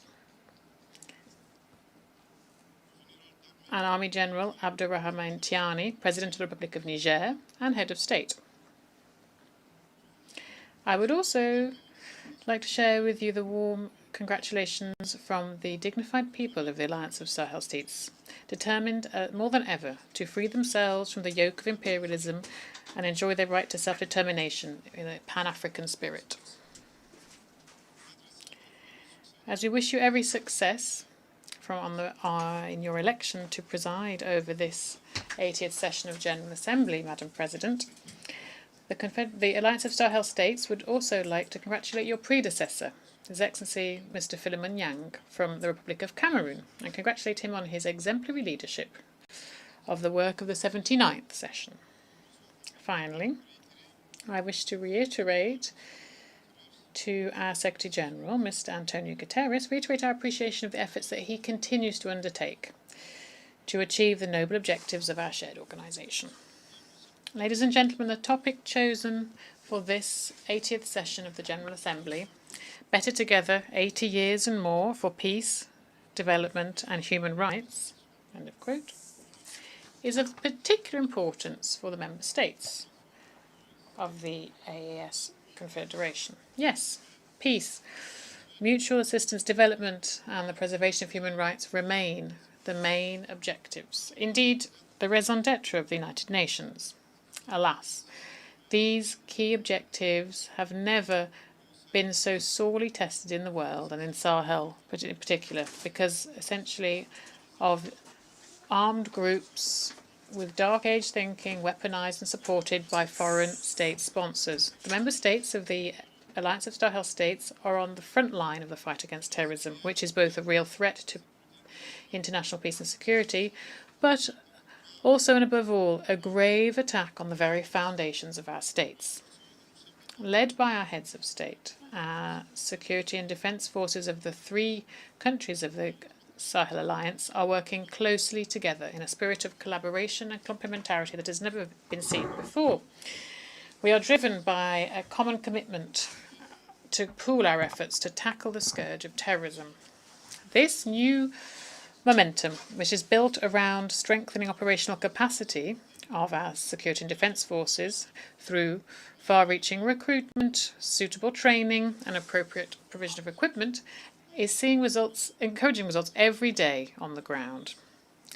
This confirms the relevance, indeed, of our sovereign decision to work together to fight our common enemies. Unlike some states who open safe passage corridors onto their territory for terrorists so that they can attack other countries to use their territory as a rear base, the founders of the alliance, through, again, this Pan-African spirit and concerned as they are to preserve the interests of their people, decided to make their countries more safe, trying to stop this threat spreading to other African countries and indeed around the world, doing a real public service for security in the region and the world. There is no shadow of a doubt that through their sacrifice, the valiant security and defence forces are contributing to the security of other regions, particularly countries on the West African coast. We take this opportunity to pay tribute to the memory of the civilian and military victims of insecurity in the Sahel. The sovereign approach that's been implemented is part of a vision borne by the heads of state of the Alliance of Sahel State, which is dedicated to safety and security of our states following the withdrawal of international forces. Against all the odds and far from scuttling our plans, our country showed ingenuity and was able to benefit from the historic geographic characteristics and the resilience of their people who, despite more than a decade of security and humanitarian crisis, continue to show exceptional strength and patriotic engagement. Overall, 3 countries were able to provide a coordinated, homegrown response to this war that was imposed on us. Here I wish to reiterate the determination of the Confederation of the Alliance of Sahel States to become a Pan-African regional power, to continue and step up our actions, to put a stop to terrorism once and for all in our shared home. We are also determined to consolidate the authority of the state, protect our people and their property, and ensure our own prosperity. The Alliance of Sahel States reiterates strongly its condemnation of the open, blatant, sometimes public support of foreign state sponsors, who, for imperialist reasons, are destabilizing our entity on the one hand, providing advice to terrorist groups as well as logistical support, arms and ammunition, and on the other hand providing political support to them, providing them with rear bases located in some neighbouring countries in violation of all international rules. Ladies and gentlemen, though it may seem far away, the war in Ukraine and terrorism in the Sahel are connected. Let us remind you that following the terrorist attack against the Malian Security Defence Forces patrol on the 24th to 26th of July 2024 in Tenzawaten in the region of Kidal, Mali denounced this incident, by the way, in its statement on 2024 here in this room, and we condemned the attitude shown by Ukrainian officials who publicly affirmed their participation in this terrorist attack. This outrageous conduct, which we thought was simply that the Ukrainian officials unfortunately confused the international stage with a theatre stage. 1 year later, the situation has worsened, and the Ukrainian regime has become one of the main suppliers of kamikaze drones to terrorist groups around the world. In this context, some Western states should stop supplying arms to Ukraine because they risk contributing to the promotion of international terrorism. For others, including the French regime, who's nostalgic for the colonial era and concerned by their loss of influence in the Sahel, support for the Ukrainian regime is a maneuver that's consistent, which aims to occupy the attention of the international community, focusing the attention on the war in Ukraine, at the same time sponsoring terrorist groups who are growing in number in the Sahel. Loyal as we are to the principles of the United Nations Charter, on the 15th of August 2022, Mali seized the Security Council to ask for a meeting of the Council so that my country could provide irrefutable proof of France's support for terrorist activities. So far, this request has not been followed up on, whereas their sabotage continues on various levels. It is time to act so that those responsible for this violence be identified and brought to justice, and resolutions be translated into concrete commitments, and the Sahelian Spell should be safe once and for all, and the resources of the Sahel should benefit the people of the Sahel. International institutions, the UN chiefly, were created after the Second World War to protect people against violence and destruction and silent genocides. It is high time that the global conscience wakes up and that international organisations take their share of the responsibility and provide a real response to the distress cries of oppressed people who are clamouring for their sovereignty. The Alliance of Sovereign Sahel States reiterates its commitment to cooperate with all states, regional organisations, international organisations, and any partners that respect our sovereignty, our sovereign political choices, our security priorities, our priorities in terms of countering terrorism, our priorities for social and economic development. This should be part of a win-win partnership so that our people's aspirations can be met. Ladies and gentlemen, in addition to our efforts to secure our countries and see peace return, the governments of the Alliance of Sahel States are working to implement a comprehensive and integrated strategy. This includes political measures, economic and social development measures, as well as work on justice and reconciliation. In choosing to be audacious in our sovereignty, the Alliance's bodies have launched initiatives, disruptive initiatives focused on homegrown development. Here, there's a clear path so that we can ourselves provide the added value that is crucial for our economies, all the while preserving the dignity of our people. This choice, which we own fully, shows how unwavering we are in our wish to be masters of our own fate. In the same vein, we have included in our national priorities in strategic investment policy in different priority fields, such as infrastructure, energy, industrialisation, and the diversification of our economy. As part of this work, we created the Alliance Bank for Investment and Development, which carries out various different projects across the Alliance. The Alliance of Sahel States has as one of its ambitions to develop development ambitions, some clear advantages: a vast territory and 75 million inhabitants, and the majority of these inhabitants are young people. In addition, we have a strong, committed and active diaspora. We also have fertile lands, a lot of water, energy resources, reservoirs and mining resources, which are amongst the richest in the world. Ladies and gentlemen, the third dimension of the theme for this UN General Assembly session is human rights. The Alliance of Sahel States reaffirms its commitment to respect international law. Human rights law is an international humanitarian law respected, and make sure that they are respected in line with our millennia history that goes back millennia of humanism and our national and international commitments. However, we remain strongly opposed to the weaponization of human rights for political purposes or in order to destabilize our national institutions or indeed entire independent and sovereign states.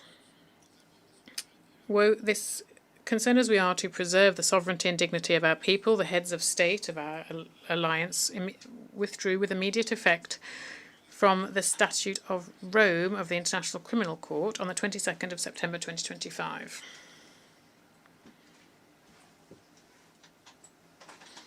With this withdrawal, we are seeking to prioritise, as of now, homegrown justice mechanisms in line with our social values and mechanisms that are in the interest of our peoples. We also denounce the double standards that we've seen by some international players, whose morals are flexible depending on their interests. They like to give lessons, teach others lessons, but they're not themselves the best example for respect for human rights. We call on our partners to prioritise dialogue and cooperation, which remain the best tools for promoting human rights around the world. Ladies and gentlemen, at a time when we are marking the 80th anniversary of the United Nations, we must state that our multilateral framework, as embodied by the UN, is being sorely tested in an international context that is notably polarised, where we are seeing a return of nationalism, protectionism, inward-looking attitudes and struggles for power. Despite this reality of the time, and also aware that the main three objectives of the United Nations Charter are peace, development and human rights, All of these remain relevant, we must say. To meet these objectives, we firstly need a UN that has been reformed, renewed, and has been adapted to the demands of the day. This is an essential criteria to make it more legitimate on an international scale and ensure that its decisions can be effectively implemented. Here I wish to recall strongly that Africa has for more than 20 years now been demanding reforms in order to repair historic injustice that it has suffered, particularly in terms of its representation at the Security Council. Here I wish to reiterate the total support of the Alliance of Sahel States to the Common African Position on this issue, as set out in the Eswatini Consensus and the CERT Declaration, so that Africa can have 2 permanent seats at the Security Council and 5 non-permanent seats. Secondly, we need a United Nations that can guarantee the respect for international law for all. We are concerned to see flagrant violations of international law around the world with complete impunity. At this 80th anniversary of the UN, for us, Member States, this provides us with the opportunity to reaffirm our unwavering commitment to the multilateral framework that is based on the law and not on force. Thirdly, we need robust follow-up and implementation mechanisms for the outcomes of international conferences. One thing is clear here, the creation since 1945, when the UN was created, we've held dozens of international conferences, and the commitments from these international conferences have barely been implemented, and they're not been benefited the people that we represent here. This situation must change. This is why we advocate for the envisaged reforms to be implemented and tackle this problem, so that our respective nations can benefit from the dividends of the commitments made at the United Nations. On our side, the Alliance of Sahel States is ready to make its contribution to undertake the necessary reform for the multilateral framework of the United Nations. In terms of current global governance, it is ever clearer that the UN is not adapted, it is not able to address the current challenges and future challenges. Global governance needs to be reformed, and economic and financial institutions need to be reviewed too, and they should take into account financing security in the fight against homegrown crises. And this innovative mechanisms, for example, like in BRICS, provide a constructive alternative that respects the interests of emerging and developing countries, while in African initiatives for development financing that the Sahel pays particular attention to could break the vicious circle of dependence and over-indebtedness.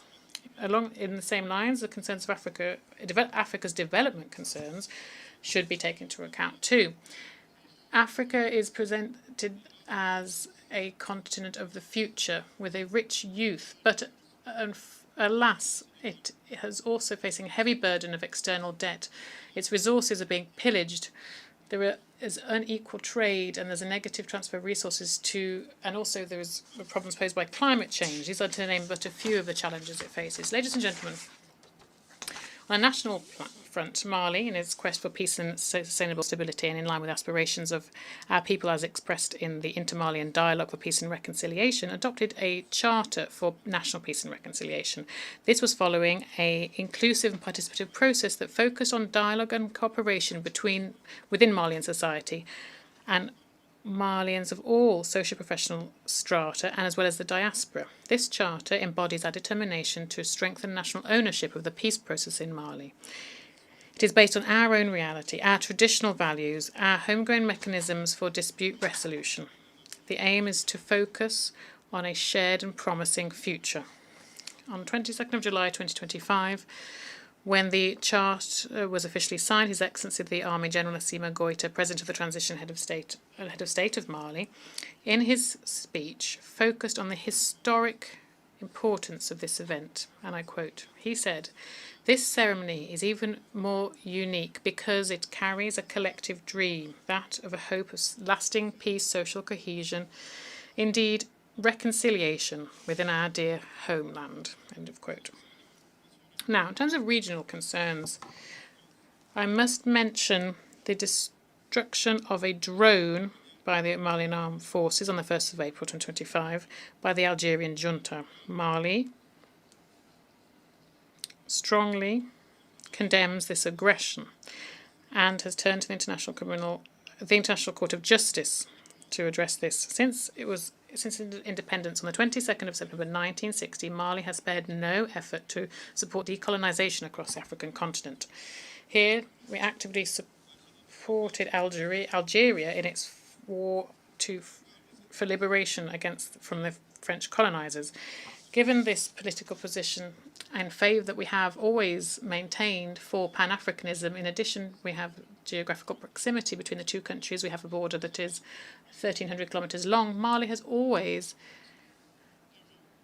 looked kindly upon our brotherly neighbours in Algeria. In return for this constructive approach in Mali, we underscore three situations that are incongruous and incomprehensible, and they have marked relations recently between our countries. Firstly, the cowardly, perfidious attack that targeted the Malian armed forces in Tinzawante, a few kilometres from the Algerian border. Curiously, the Algerian junta didn't see anything, hadn't heard anything, even though this terrorist act was planned on its own on Algerian territory. This is strange for a country that was designated as a AU champion for counterterrorism, and in recent years has become a champion of the promotion of terrorism and exporter of terrorists.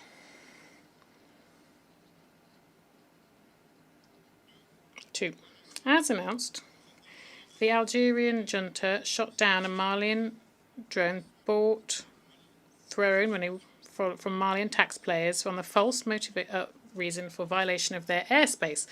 Mali is concerned by the idea that the Algerian junta put forward, defying the laws of physics, and whereby this object was shot down in its air, it would be capable to travel from where it fell 22 kilometres and then be found on Malian territory. And indeed, it's important to underscore that the debris of the Malian drone was found on Malian territory, thus validating our own arguments. On the 4th of September 2025, the Malian government informed that they had submitted an investigation at the International Court of Justice against Algeria concerning the destruction of this drone. In a communiqué from the Algerian Ministry of Foreign Affairs from the 19th of September 2025, we learn, and we're perplexed to learn, that there was an allegation whereby this investigation request from Mali was motivated by the press conference of the Algerian Foreign Affairs Minister on the 3rd of September 2025, during which he denied that Mali had submitted a request to the International Court of Justice. We would like to share with the Minister that the request submitted by Mali on the 4th of September has never meant that it was automatically registered by the International Court of Justice. Mali would recall that the aim of diplomacy is to defend your country's interests. In presupposing that the Malian complaint was launched by this press conference, the maniacs of Algeria show that their vision of diplomacy is to push other states to prosecute their country and international fora, thus scoring an impressive own goal, as we call in Mali, yabe. Concerning, I would say. In passing, Mali is paying a vibrant tribute to the Minister of Foreign Affairs of the Algerian junta. Indeed, lies corrupt everything. They've lost all their version of the Algerian version of the destruction of the Malian drone has lost all credibility. And then, surprised by how events turned out, the Algerian junta refused to give their consent to the jurisdiction of the ICJ following the drone destruction case, thus fearing being publicly unveiled as an aggressor and supporting a support of international terrorism. With these 3 points in mind, Mali recommended to the Algerian junta to share this quote from Amadou Hamtaba, who in Life and the Teachings of Tierno Bocca, Wisdom of Bandigara, said, "Some truths may seem unlikely to us simply because our understanding is not able to grasp them. We would like to invite them to get to know Mali and the values embodied by Mali Denra. Thus, faced with attacks and faced with adversary, we will not be simply spectators. For every shot fired against us, we will reciprocate. For every insult, we will reciprocate. On the other hand, it is strongly recommended to the Algerian junta to organise in Tin Zawatin in Algeria and their international annual festival on the artifice of human intelligence. From this rostrum, we called on the Algerian junta to stop supporting international terrorism and to resolutely engage in the promotion of peace and security with a constructive mindset, respecting the sovereignty of states, I would repeat.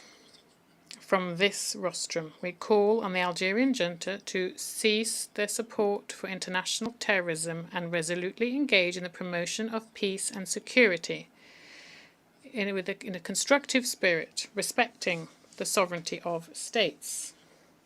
Once more and for the last time, from this rostrum, we call on the Algerian junta to resolutely involve themselves, engage in promotion of peace and security in a constructive spirit, respecting the sovereignty of states.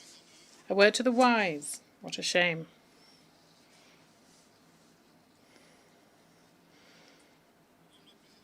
President, ladies and gentlemen,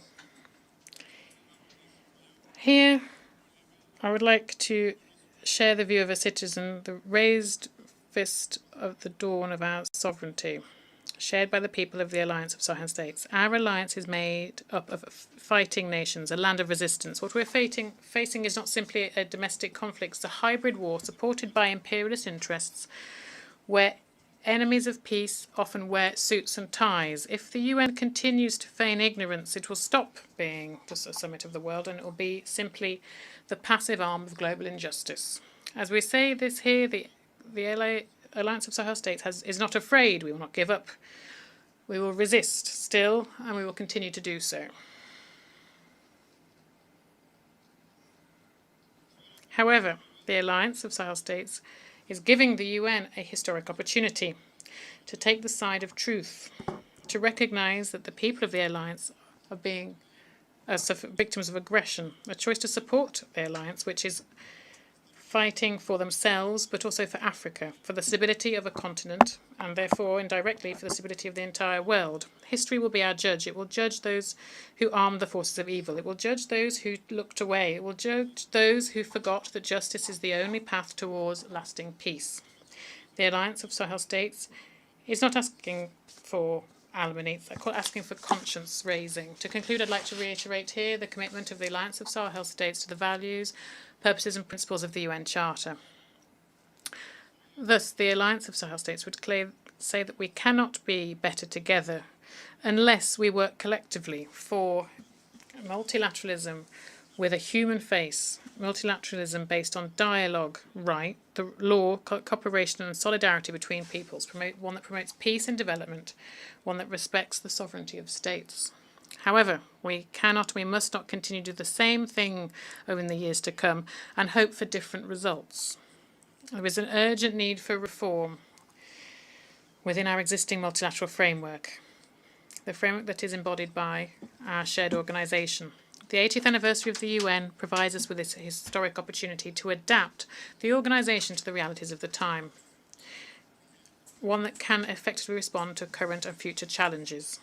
The Alliance of Sahel States remains ready to play its part, its full part in the quest for collective responses to save future generations from the scourge of war, to ensure harmonious development for all, and to promote and protect human rights. God bless the Alliance of Sahel States, and may He save our people from the dark age and destructive forces of the world. May God bless Mali and spare Malians from dark age forces and those who seek to destroy the world. God bless Africa, and let it save Africans from dark age forces and those that seek to destroy the world. And may God bless the world and preserve humanity from dark age forces and those who seek to destroy the world. Thank you very much for your kind attention. Au nom de l'Assemblée générale, on behalf of the Assembly, I wish to thank the Prime Minister, Head of Government, and Minister of Territorial Administration and Decentralisation of the Republic of Mali. The Assembly will now hear an address by His Excellency Mr. Xavier Espot Samora, Head of the Government of the Principality of Andorra. I request protocol to escort His Excellency and invite him to address the Assembly.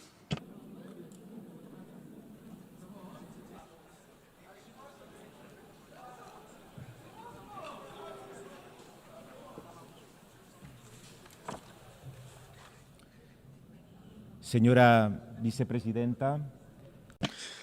Madam Vice President, Mr. Secretary General, Excellencies, ladies and gentlemen. On the coat of arms of Andorra, there is a motto that embodies a profound political and ethical truth. Virtus unita fortior. United, virtue is stronger. This motto, which guides the preamble of our Constitution, carries a universal message that moral and political strength does not lie in imposition, but rather in the unity of values, in shared coherence, and in collective virtue. It is a lesson that transcends borders, and that today is ever more relevant than ever in today's global context. And in this spirit, which carries something Aristotelian, we are reminded that virtue is not an extreme, but rather a middle ground, attained through reason, and above all, for the common good. International cooperation, when balanced, fair, and guided by prudence, is a demonstration of political virtue, and when this virtue is shared and organised among nations, it becomes stronger. We face more challenges than ever before: climate change, armed conflicts, and forced migrations. Where we once saw horizons, we are now seeing walls rise. For this reason, now is the time to bring to the international stage the spirit that guides a country like ours. With more than 7 centuries of peace, we must uphold the essence of multilateralism, the raison d'être of this United Nations, which is an organisation of the peoples and for the peoples. Ladies and gentlemen, it is a great honour and a profound responsibility for me to address this General Assembly today on behalf of the Andorran people and government. I wish to begin this speech with a double expression of gratitude. First, to Her Excellency Miss Annalena Baerbock, who I congratulate upon her election as President of this 80th session of the General Assembly.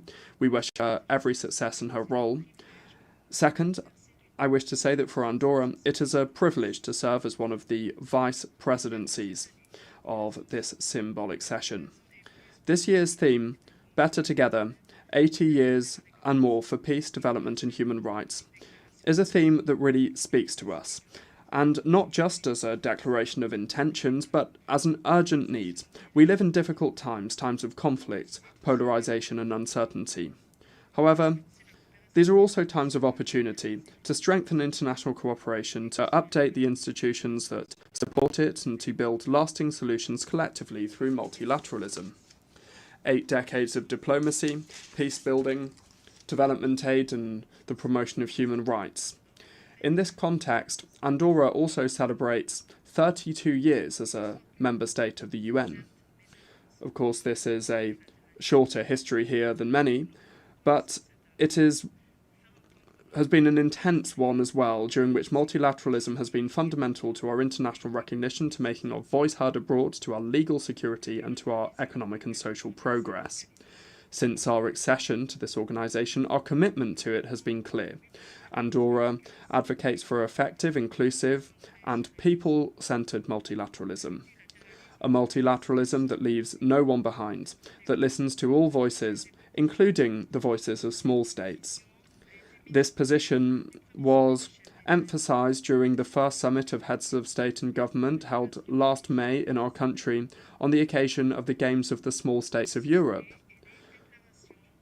From this summit emerged a declaration in which the participating states affirmed the need to strengthen multilateral governance, to defend international law, to promote human rights, and to adopt joint measures to address global economic, social, climate, and technological challenges. It is from this perspective that we wish to contribute to the renewal of the United Nations in order to meet the global challenges of the 21st century. We cannot speak of development or human rights without also mentioning peace and security. The world faces an alarming multiplication of armed conflicts of a scale and violence that is unprecedented in the past 80 years. The war in Ukraine is approaching its 4th year, with devastating consequences for the civilian population and international stability. Andorra reiterates its condemnation of all violations of international law and once again expresses its firm support for the sovereignty and territorial integrity of Ukraine. Looking toward the Middle East, the situation in Gaza is extremely concerning for us. The number of civilian casualties, the destruction of essential infrastructure, and the worsening humanitarian crisis demand an urgent response from the international community. We wish to express our deep concern and strongly call for the respect of international humanitarian law by all parties. For this reason, we condemn, without distinction, all attacks against the civilian population, including all acts of terrorism and indiscriminate assaults. We strongly and specifically condemn the Hamas attacks of October 7, 2023, and we call for the release of the hostages. We believe that a lasting peace process for the conflict between Israel and Palestine and in the Middle East region can only be achieved through the two-state solution. It is for this reason and in line with these principles that last Monday we took the decision to recognise a Palestinian state. This much-needed gesture will take full diplomatic effort once a series of conditions are met, such as the release of hostages, the disarmament of Hamas, and the establishment of a Palestinian government that excludes this organisation, Hamas. Andorra reaffirms, on the other hand, its support to the United Nations Relief and Works Agency, UNRWA. This agency, through its education, health and humanitarian assistance services, is an essential pillar for the protection of millions of Palestinian refugees. In the absence of a political solution, it represents the only institutional support that ensures minimal stability and dignity in the region. As a state committed to multilateralism, Andorra underscores that only dialogue, diplomacy and the pursuit of shared solutions can lead us towards a just and lasting peace. Ladies and gentlemen, the founder of Save the Children, Eglantine Jebb, once said that all wars, just or unjust, disastrous or victorious, are wars against children. That was more than 100 years ago, and sadly, we have still not been able to prevent armed conflicts from leaving indelible scars on girls and boys. This year marks the 20th anniversary of Security Council Resolution 1612, which established specific mechanisms to protect children affected by armed conflicts. However, as I mentioned, the situation is extremely concerning. 2024 saw the highest number of grave violations since the adoption of this resolution in 2025, with a 25% increase. More than 3,000 cases of abduction, forced recruitment, or sexual violence. These are figures that we cannot accept as normal. Today, 473 million children live in areas affected by armed conflicts. Junior Nzita Nswami is not the name of a football prodigy nor a movie star. You won't find him on Wikipedia, and he barely appears in internet searches. Junior Nzita Nswami had his childhood stolen in 1996 when soldiers from the Alliance des Forces démocratiques pour la libération du Congo abducted him and his friends. At the age of 12, he became a child soldier. I had the opportunity to learn about his experience during the launch of the Prove It Matters campaign in Geneva, which our country sponsors jointly with Malta to guarantee children's rights. It's a harrowing experience that must prompt us to act. How is it possible that in a world of such extraordinary progress, there is still a generation of children born and raised in situations of war? Every child has the right to aspire to a full life, to build their memory full of good moments and enriching experiences, because in this world, which is progressing and advancing so quickly, the only difference between them and us is the destiny determined by the place that we are born in and the place that we live. I wish to take this opportunity to commend the outstanding work of the Office of the Special Representative of the Secretary-General for Children and Armed Conflict, with whom we had the privilege of cooperating in support of this cause. I also wish to thank the many states represented at the highest level this Wednesday at the side event of this conference for showing that the protection of children in armed conflicts concerns us all. Child protection must not be limited to physical environments, because in the digital age, children face new risks, new threats, often invisible. For this reason, in Andorra we have created the Centre for Digital Wellbeing and Digital Skills and Competencies, and we have approved the Digital Wellbeing Plan for Children and Youth, which includes specific actions to protect minors in the digital environment. All stakeholders are actively working on these actions and tools required to ensure the digital well-being of our youth. Above all, they seek to understand from an adult perspective the key factors shaping the lives of today's children and adolescents in order to educate them on the responsible use of new technology. To reinforce these measures, Andorra has decided to join the New York Declaration for the Protection of Children Online. We advocate for a safe, inclusive digital environment that places children's rights at the very heart of it. We work with the ITU and other agencies to ensure regulatory and technical frameworks that make the Internet a tool for development and child protection.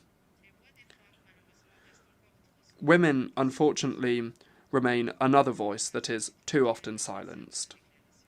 We take the opportunity of the 30th anniversary of the Beijing Declaration to once again promote this comprehensive and most influential framework to date for advancing women's rights, fostering an economy that offers equal opportunities and improving access to education, as well as addressing the social gaps that persist between women and men in many areas.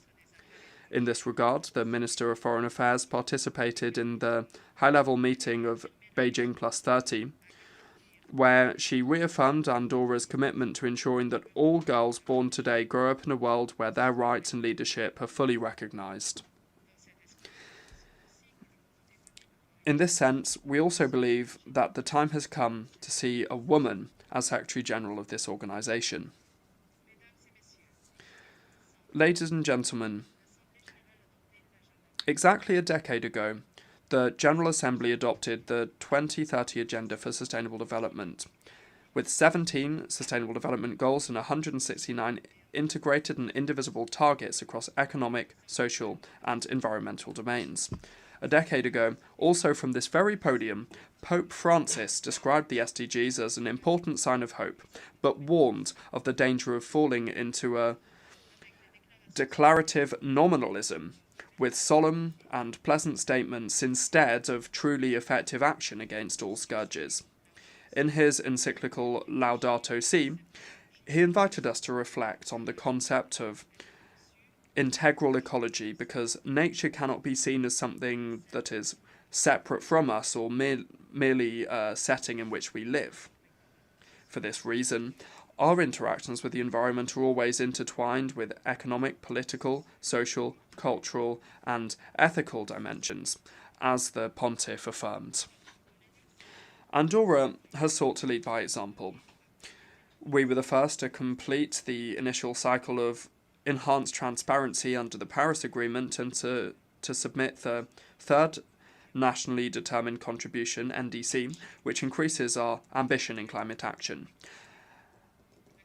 On a domestic level, we promote a balanced development model, protecting 30% of our territory, because our national heritage is the legacy that was handed down to us from previous generations, which we are obliged to preserve.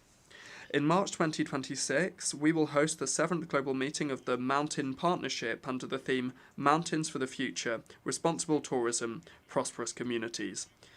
This will be an opportunity to bring the voice of mountain countries to the centre of global negotiations on climate change and biodiversity, to jointly address the challenges of mountain areas and their populations, and specifically their shared strengths and vulnerabilities.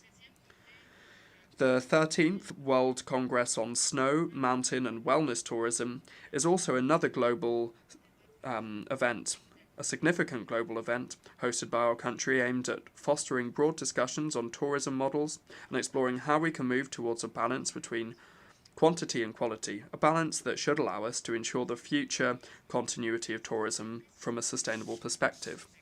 Specifically, the Ministry of Tourism and Trade is working closely with UN Tourism on our General Tourism Law, a pioneering piece of legislation that places particular emphasis on governance, sector training, digitalisation, and sustainability.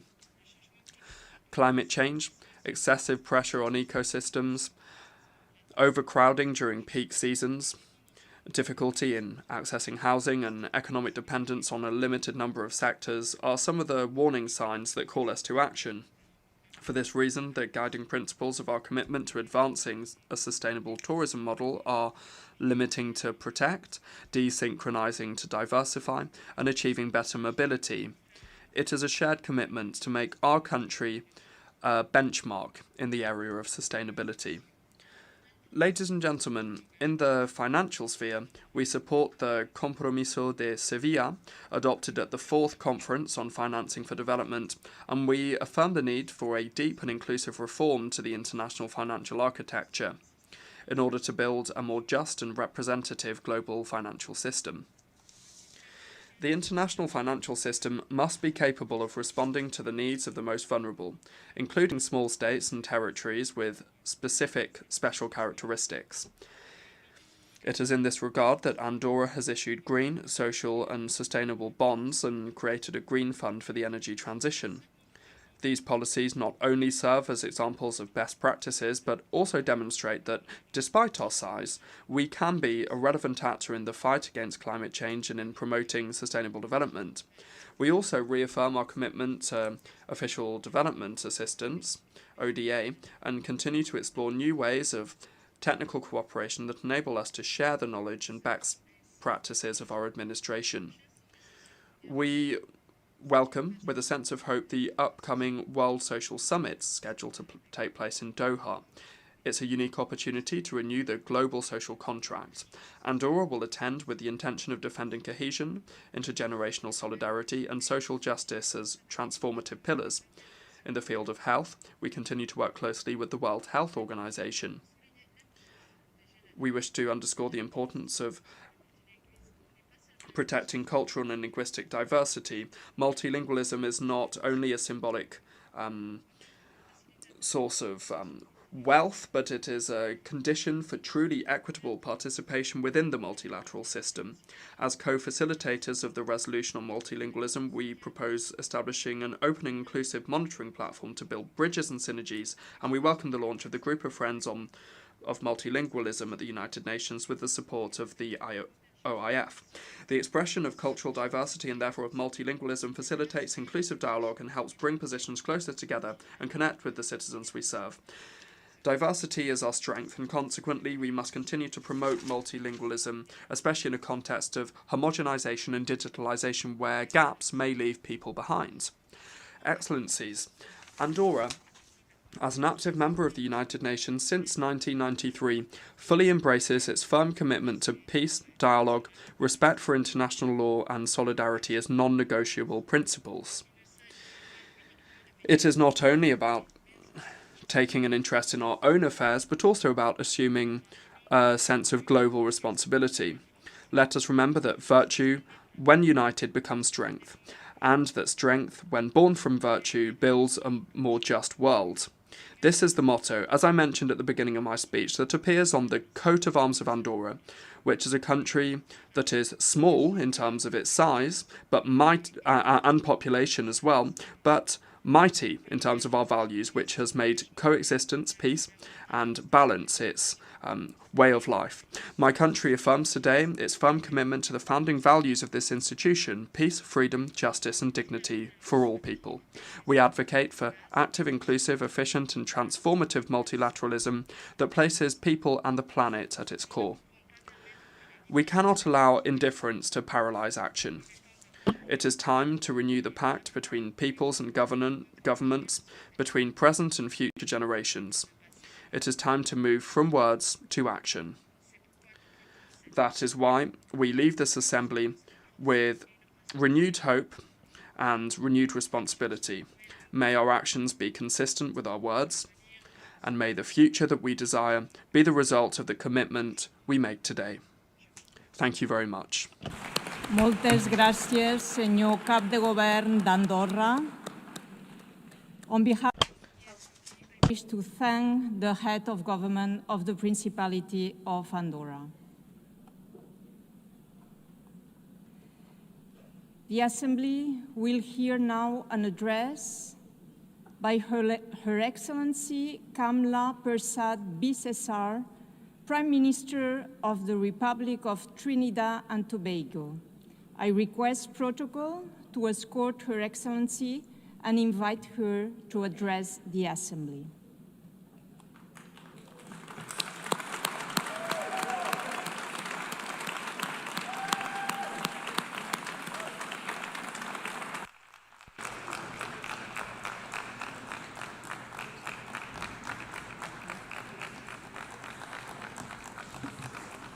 Thank you all very much. Thank you.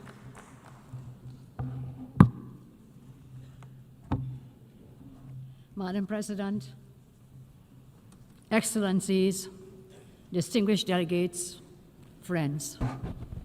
It is an honor for me, on behalf of Trinidad and Tobago, to address this Assembly on the 60th anniversary of the United Nations.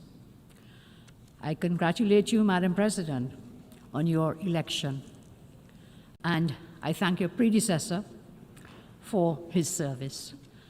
Madam President, I'm very happy to see the escalator actually worked today. And I'm very happy to see the teleprompter is also working. So as I address you, thank you all very, very much. So I've had some blessings coming to the UN today. The UN has been much more than diplomacy. It is a lifeline to many countries, bringing education to classrooms, care to clinics, recovery to villages, and growth to fragile economies. On this milestone anniversary, we must face a very hard truth. The spirit of multilateralism is under strain, the effects of which has begun to undermine the foundations of stability and peace. Trinidad and Tobago confronts conflicts that seriously threaten our stability and peace. The notion that the Caribbean is a zone of peace has become a false ideal. The reality is, stop. No such peace exists today. For too many in our region, peace is not daily life, but an elusive promise, glimpsed and never grasped. In its absence, our citizens pay a terrible toll.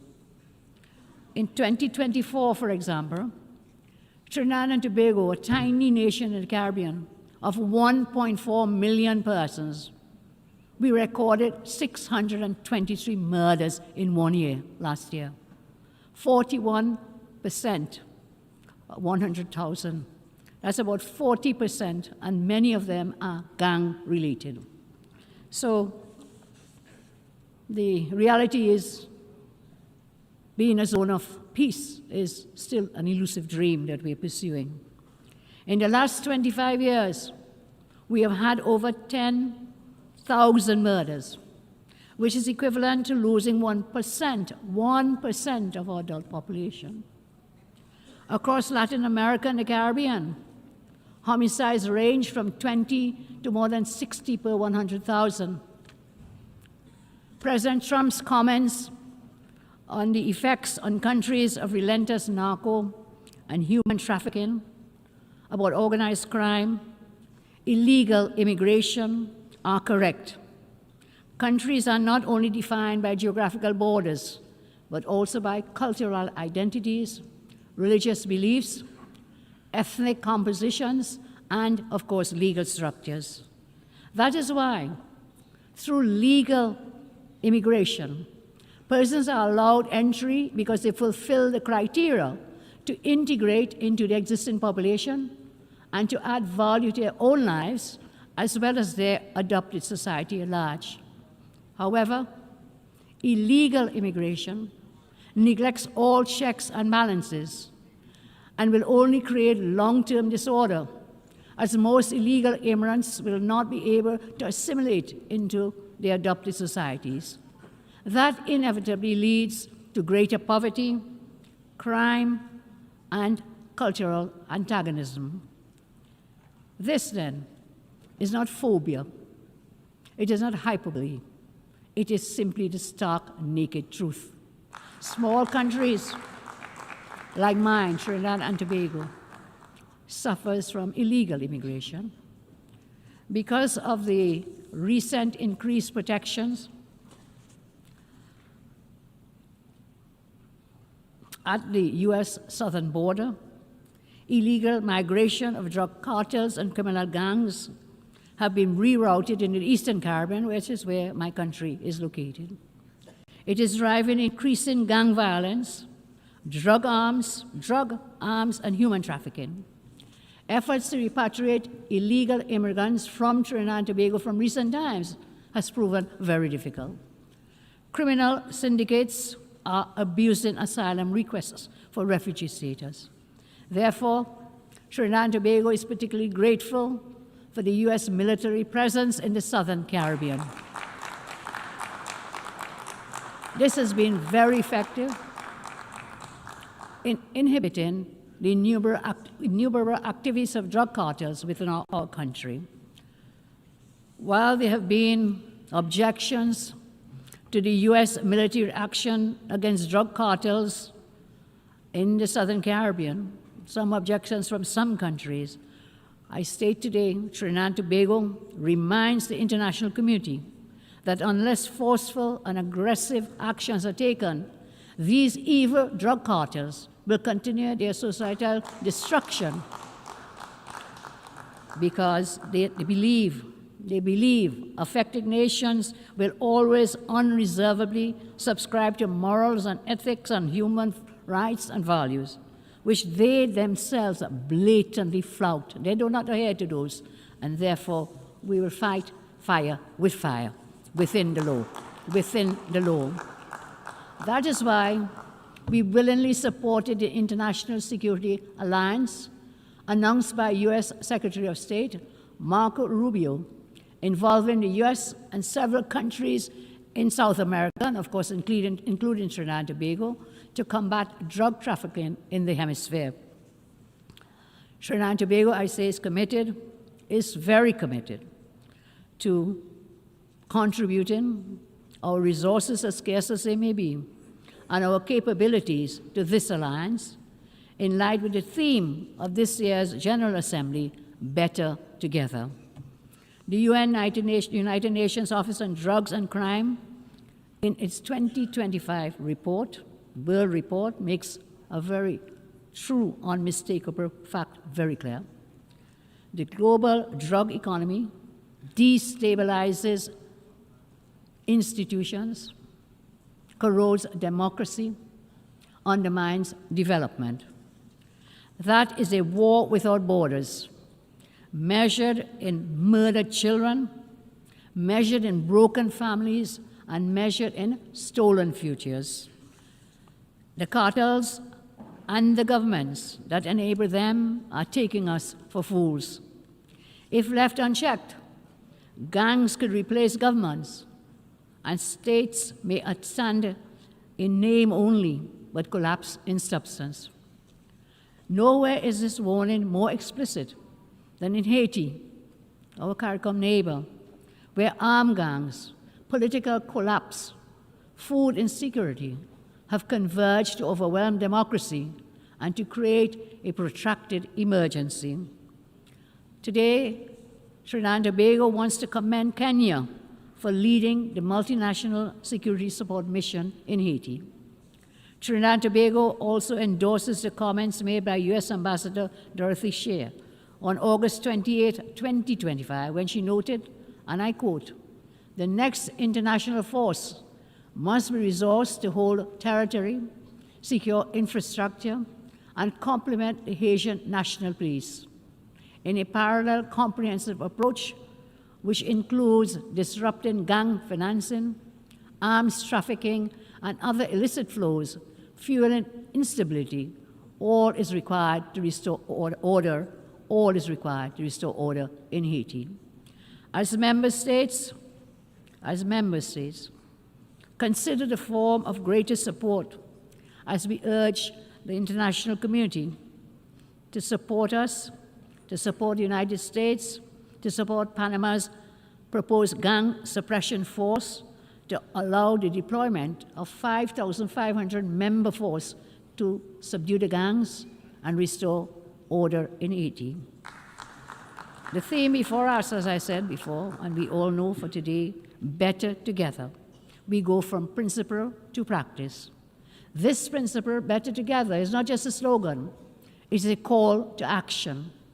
It signifies the collective effort required to combat transnational crime, to uphold democracy, and to restore peace and security in our nations.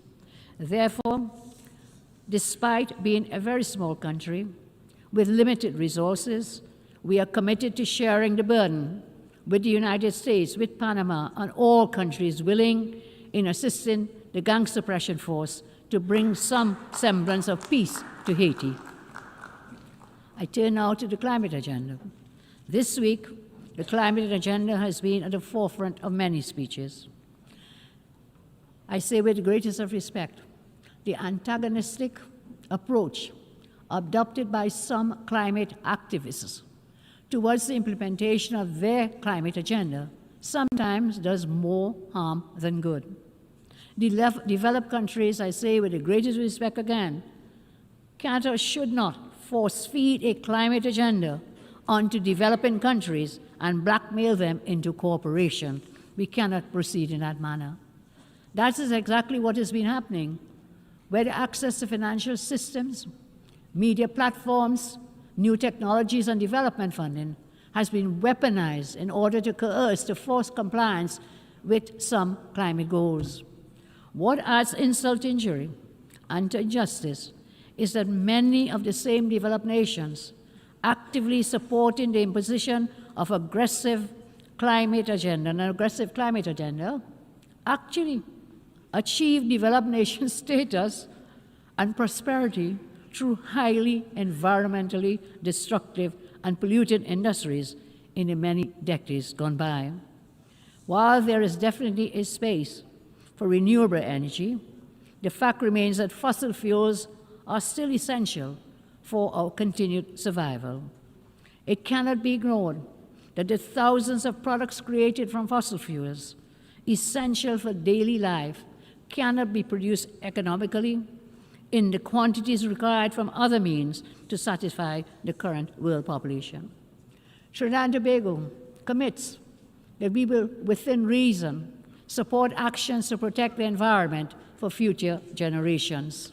However, independent nations must be free to create a climate policy which is crafted to balance their development goals and poverty eradication with policies dealing with environmental protection. In my respectful view, this balance is a pragmatic necessity for food security, for civil order, and for economic growth. As we progress, Madam President, into a multipolar world order, where power is diffused across regions, it will be impossible to coerce all actors to adhere to the current climate agenda being advocated. Trinidad and Tobago will not adopt unbalanced and unreasonable imposed climate practices that will simply lead to the exploitation of our jobs, lowering our standard of living, and stunting our economic development, punishing our people into poverty, while many larger countries completely ignore their responsibilities. Our country, Trinidad and Tobago, the United Nations, we have always been unwavering in supporting through the various crises and empowering our citizens through UNICEF, through UNDP, through ILO, through UNESCO, and UN Women, and we want to thank the United Nations for those initiatives. In return, we have sought to repay that trust by advancing the proposal for the International Criminal Court in 1989, by introducing Resolution 6569 on women and disarmament, and we also signed up very early the Non-Proliferation Arms Control in 2010, and we signed the Arms Trade Treaty early in 2013. In my own country, regarding that the children are our future, knowing full well that their survival, their resilience, and their sustainability will continue our nations forward, as in all nations. And so we created a Children's Authority. We created a Children's Life Fund. We expanded early childhood education. We ensured a trailblazing adherence to the MDGs, especially when it comes to education, proving that even the smallest nations can align domestic products with global ambition. As we now mark the 30th anniversary of the Beijing Declaration, we reaffirm that women and girls must be equal partners in peace and sustainability. Just as we call for in our 2010 resolution, we continue to champion their empowerment, knowing it is essential to global progress. Our commitment to the United Nations is clear, and our voice is steady. For 63 years, we have upheld the rule of law, championed human rights, strengthened international law, and we have never been silent in the face of injustice.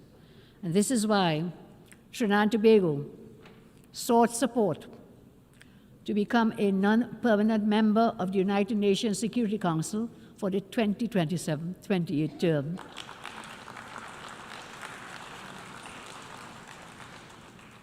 We are happy that there was a non-objection to that, and we willingly take on the mantle on that United Nations Security Council for the coming year. So, my friends, all colleagues, we say, Madam President, during our term, we will build on our record, amplifying unheard voices to ensure that justice and equality anchor lasting security. Madam President, colleagues, Trinidad and Tobago may be small in size, but we are large in conviction. We continue to ask for your support so that this Council reflects not only the interests of the powerful, but also the voices and aspirations of all people. Trinidad and Tobago is firmly committed to the tenets of multilateralism. I want to take a moment to especially thank Saudi Arabia, the United Arab Emirates, Qatar, Turkey, Kuwait, Bahrain, Ghana, and all others who have been actively working with us to increase cultural and economic cooperation. The United States, Canada, the United Kingdom, India, China, and the European Union remain always reliable partners, as they have been for decades. On this 63rd anniversary, let us agree to strive for greater cooperation, to strive for more openness to respecting free speech, and also at the same time respecting dissenting opinions. Over the past decade, there has been an inclination to cancel views that are not fashionable to dominating narratives. Today I ask, let us pledge to listen to each other with an objective mindset. Peace and progress can only be fulfilled through honest, sometimes uncomfortable decisions, and this is the place for that. This honest communication is even more important, as I said, in a multipolar world order, where military and economic power is now disseminated across the globe. Madam President, Trinidad and Tobago commits to the work of this body, not for conquest, not for power, but the sake of all humanity. I thank you very much, Madam President. En nombre de la Asamblea. On behalf of the Assembly, I thank the Prime Minister of the Republic of Trinidad and Tobago.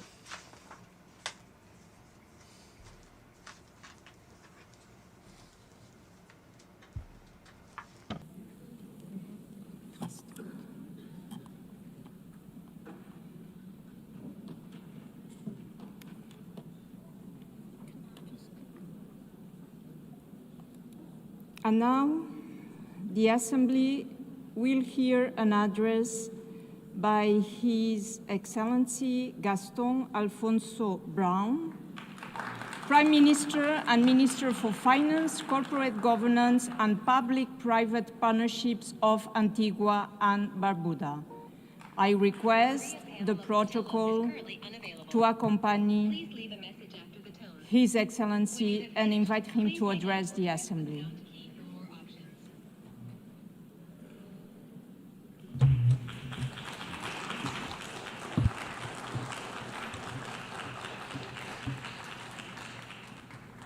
Madam President, Secretary General, Excellencies, Antigua and Barbuda speaks as a small microstate on the front line of the climate crisis, exposed to grave shocks and with restricted access to affordable financing.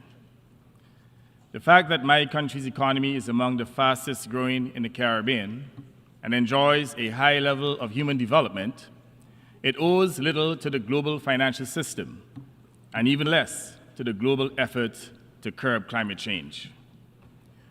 While there have been some benefits, neither have helped to achieve the transformation that they promoted.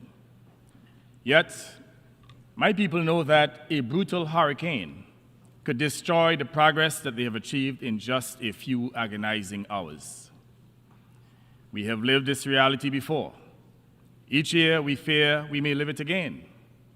Therefore, while my small country readily agrees that the nations of this world would be better together, as this year's theme proclaims, we must also remind this Assembly that 80 years after the Charter, better together remains an aspiration, devoutly to be wished and yet to be achieved. Madam President, our world is at an inflection point. A retreat from multilateralism, from the tenets of international law, and from respect for human rights and freedoms warns us that we have reached a pivotal point. The conflicts we witness, the disregard for human life, the refusal to lay down arms and engage in dialogue, the disrespect, neglect of the poor, the small and vulnerable, these trends catch a dystopian future, more divided than together. This, then, is precisely the moment to resummon all nations to the purposes and principles of the Charter set down 80 years ago. Without international cooperation, universal peace will not be achieved. What humanity needs at this time is not only peace, but compassion, solidarity, justice, and love reigning in our hearts. The climate crisis is not a weather forecast, certainly not for small island states. It is our daily plight. Shores retreat, reefs bleach, storms intensify, while droughts destroy our crops and animals. This is not fate. Science has proven that it is the product of sustained high emissions which imperil small states and also damage the environment, economies, and health of the very nations that produce them. And that's the irony. Climate change science is not fraudulent, and we ignore it to our own peril. Madam President, we support a just, orderly energy transition, a transition that caps, then fairly phases down and ultimately phases out the fossil fuels that drive this destruction without sacrificing energy security or development. We favor a fair carbon levy on the heaviest emitters, public and private, with proceeds directed to adaptation, loss and damage, and resilience. The Loss and Damage Fund must operate as promised. Predictable, front-loaded financing that arrives when disaster strikes, disbursed timely on objective triggers so that help comes at the speed of need. But finance must be fair before a storm hits. Right now, the inequitable international financial system makes the most vulnerable countries pay the highest price just to protect themselves. These climate disasters force us to borrow expensively to rebuild.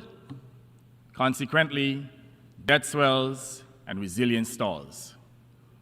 We call yet again for full adoption of the multidimensional vulnerability index across international financial institutions so that exposure to shocks opens access to concessional terms. Lending should match climate horizons, long repayment periods, low fixed rates, sensible grace periods, and climate-resilient debt clauses that automatically pause payments after verified shocks. Local currency lending windows would end the foreign exchange penalty that deepens debt without adding value. That at least would be a step along the road to justice. Madam President, for islands like mine, the ocean is not scenery. It is the source of food and jobs and the opportunity for new chances of growth and development. But it must be protected. We urge decisive action against illegal, unreported, and unregulated fishing, plastics that choke reefs, and pollution that steals mangroves. As custodians of vast exclusive economic zones, small islands offer partnership and stewardship. Let us back robust global plastics and fossil fuel non-proliferation treaties. Expand blue carbon finance for mangroves and seagrass, and make maritime domain awareness and the provision of satellite and data sharing services standard support for SIDS. Until independent science proves no serious harm, we support a moratorium on seabed mining. No one should mortgage the ocean to pay, or the ocean floor to pay for short-term bills. Madam President, law must be our guardrail.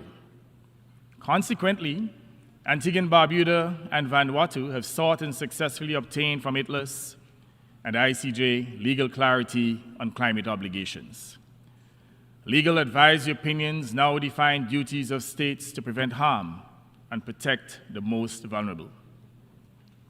If major emitters will not cut greenhouse gas emissions in line with science, victim states must retain the right to pursue legal remedies consistent with international law for climate harm. And I want to make the point here that this is not hostility. It is the logic of the law. It is justice. Antigua and Barbuda supports UN reforms to include the participation of small island states having a regular, structured voice in Security Council deliberations and climate-related security risk. Excellencies, last year the world came to Antigua for the 4th International Conference on Small Island Developing States and adopted the Antigua and Barbuda Agenda for SIDS, the ABAS, a 10-year contract for resilient prosperity. We launched the SIDS Center of Excellence on Antigua with a global SIDS data hub to turn promises into projects, better data, more investments, and the achievement of debt sustainability. Those who invoke partnership should help fund and implement it. If better together means anything, it means delivering where need is greatest and fiscal space narrowest. Small states are not asking for charity. Let me make that abundantly clear. We ask for equity, for finance that fits risk, for peace grounded in law, for rights that protect the vulnerable. We are seeking the chance to protect our lives and preserve our livelihoods. In a similar vein, Madam President, we assert that justice cannot be complete without addressing historic injustices. In the Caribbean, the stain of colonialism, slavery, and native genocide is still branded in the legacies we were left.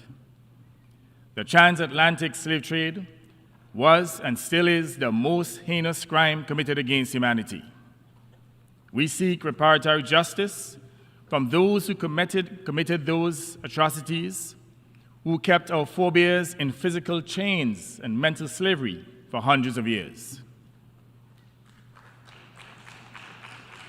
Colonialism and slavery have imposed the rigid trade routes with which we now live, the underdevelopment from which we are seeking to rise up, the constraints that make us suppliers and not producers. Reparatory justice is not charity. It is principled restitution for wealth extracted, for unpaid labor, barbaric killings, and physical abuse endured by our forebears. We invite partners to engage this agenda in good faith as part of building a fairer global economy for all. Madam President, in the Middle East, we insist that Israeli hostages be released by Hamas. And I said here that civilians must not be pawns in any conflict. At the same time, we condemn the forced removal of people in Gaza from their homeland and the genocide that has occurred there. Humanitarian access must be guaranteed and the protection of civilians made non-negotiable. Antigua and Barbuda maintains its position in favor of a two-state solution, Israel and Palestine living side by side in security and dignity, consistent with the United Nations resolutions. We regret that the chairman of the Palestine Liberation Organization was denied a visa to attend this assembly in person. While we welcome the Assembly's decision to allow him to address this session by video, we remind everyone that the United Nations is, above all, a chamber for voices to be heard, not to be muzzled, especially during times of war and conflict. Shutting out voices does not shut down underlying issues. Similarly, in Europe, the war in Ukraine must end in peace and with justice, not in the battle fatigue of the besieged. We urge a return to diplomacy anchored in the Charter and call on all states to refrain from actions that prolong conflict or profit from it. Peace with law is the only peace that lasts. Madam President, I now come to Haiti. This beleaguered country demands sustained attention, not cycles of improvisation. Funding has arrived in fits and starts while suffering has grown. We support a single Haitian-led plan, executed under a single Security Council mandate and financed through a single transparent Haiti fund, aligning the United Nations, the Organization of American States, and the Caribbean community behind one budgeted program with public accountability. Disbursements should follow results such as roads retaken from gang control, extortion stopped, arms and illicit finance interdicted, civilians protected, and essential services restored. Haiti needs one mandate, one Haitian-led plan, one fund, accountable and transparent. We urge every member of the Security Council to support the proposed resolution on increased security assistance for Haiti that is now before it. Action is long overdue. The Council must act to help Haiti and its long-suffering people. Madam President, we also address the conduct of counter-narcotics operations in the Caribbean Sea. Without judging facts not before us, including reports of lethal incidents off the coast of Venezuela, we restate a simple principle. The fight against drug trafficking must rest on cooperation and law. Interdictions should proceed under clear legal authority and rules of engagement that minimize risk to life, respect for sovereignty and the law of the sea, and prompt information sharing and review. Whereas Antigua and Barbuda stands ready to work with all partners against traffickers, we are concerned with the buildup of military assets, including a nuclear submarine indicating the possibility of military conflict. We remind everyone that our hemisphere should be respected as a zone of peace, not a theater of military conflict. Madam President, we also address Cuba. For more than 6 decades, the Cuban people have lived under a suffocating trade embargo, and Cuba remains listed by one country as a state sponsor of terrorism. Now, we all know that that classification is a hoax. It is in our hemisphere's interests to move towards normalized relations consistent with sovereign equality. Normalization is not a concession. It is a pathway to dialogue and to fashioning a way forward that ensures regional stability through negotiated, binding agreements. Now, Madam President, I come to the issue of public health that affects every family everywhere in the world. More than 1 billion people are now living with mental health conditions. Yet, median government spending remains at about 2% of health budgets. Treatment gaps are widest in low and middle income countries, fueling a growing mental health epidemic among them. Suicide claims nearly 1 million lives each year. It is among the leading causes of death for young people. Last June, when Antigua and Barbuda hosted the OAS General Assembly, we secured a hemispheric resolution on improving mental health in the Americas with practical steps on national plans, community-based services, priority in coverage, workforce development, and digital access. Mental health is not a curse. It is a solvable challenge. Now let me remind us all, mental health is a human right. Sanity is the people's right. When we invest in mental health, people recover and re-enter community and work. As a consequence, countries rise. Antigua and Barbuda is committed to working on a United Nations resolution treating mental health as essential to development. The other issue that I'd like to address is non-communicable diseases such as hypertension, diabetes, and various forms of cancer. They account for 75% of all deaths in the Caribbean. They are the most significant cause of death globally, creating a silent global health crisis. We need to urgently address this crisis with the same urgency of infectious diseases. Madam President, what we set out here is the minimum needed to honor the Charter at 80. The storms are stronger, the debts are heavier, inequity is wider, yet the remedies have not changed, and they certainly need to change. Let us pursue a new sustaining dispensation of rules over power and might, fairness over advantage, and people over profit in the interests of humanity. Madam President, Excellencies, if this world is truly better together, let us be accountable together and be accountable to all, not only to a few nations, but to all nations, not only to the present generation, but also to the generations that follow, not only to those who wield power, but to those against whom power is wielded. Distinguished ladies and gentlemen, I thank you. Blessings.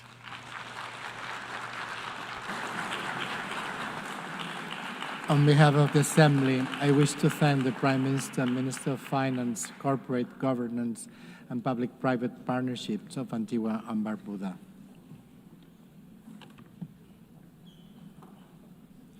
Now, the Assembly will hear an address of His Excellency Silveni Ligamamada Rabuka, Prime Minister and Minister for Foreign Affairs, Civil Service and Public Enterprises and Information of the Republic of Fiji. I request protocol to escort His Excellency and invite him to address the Assembly.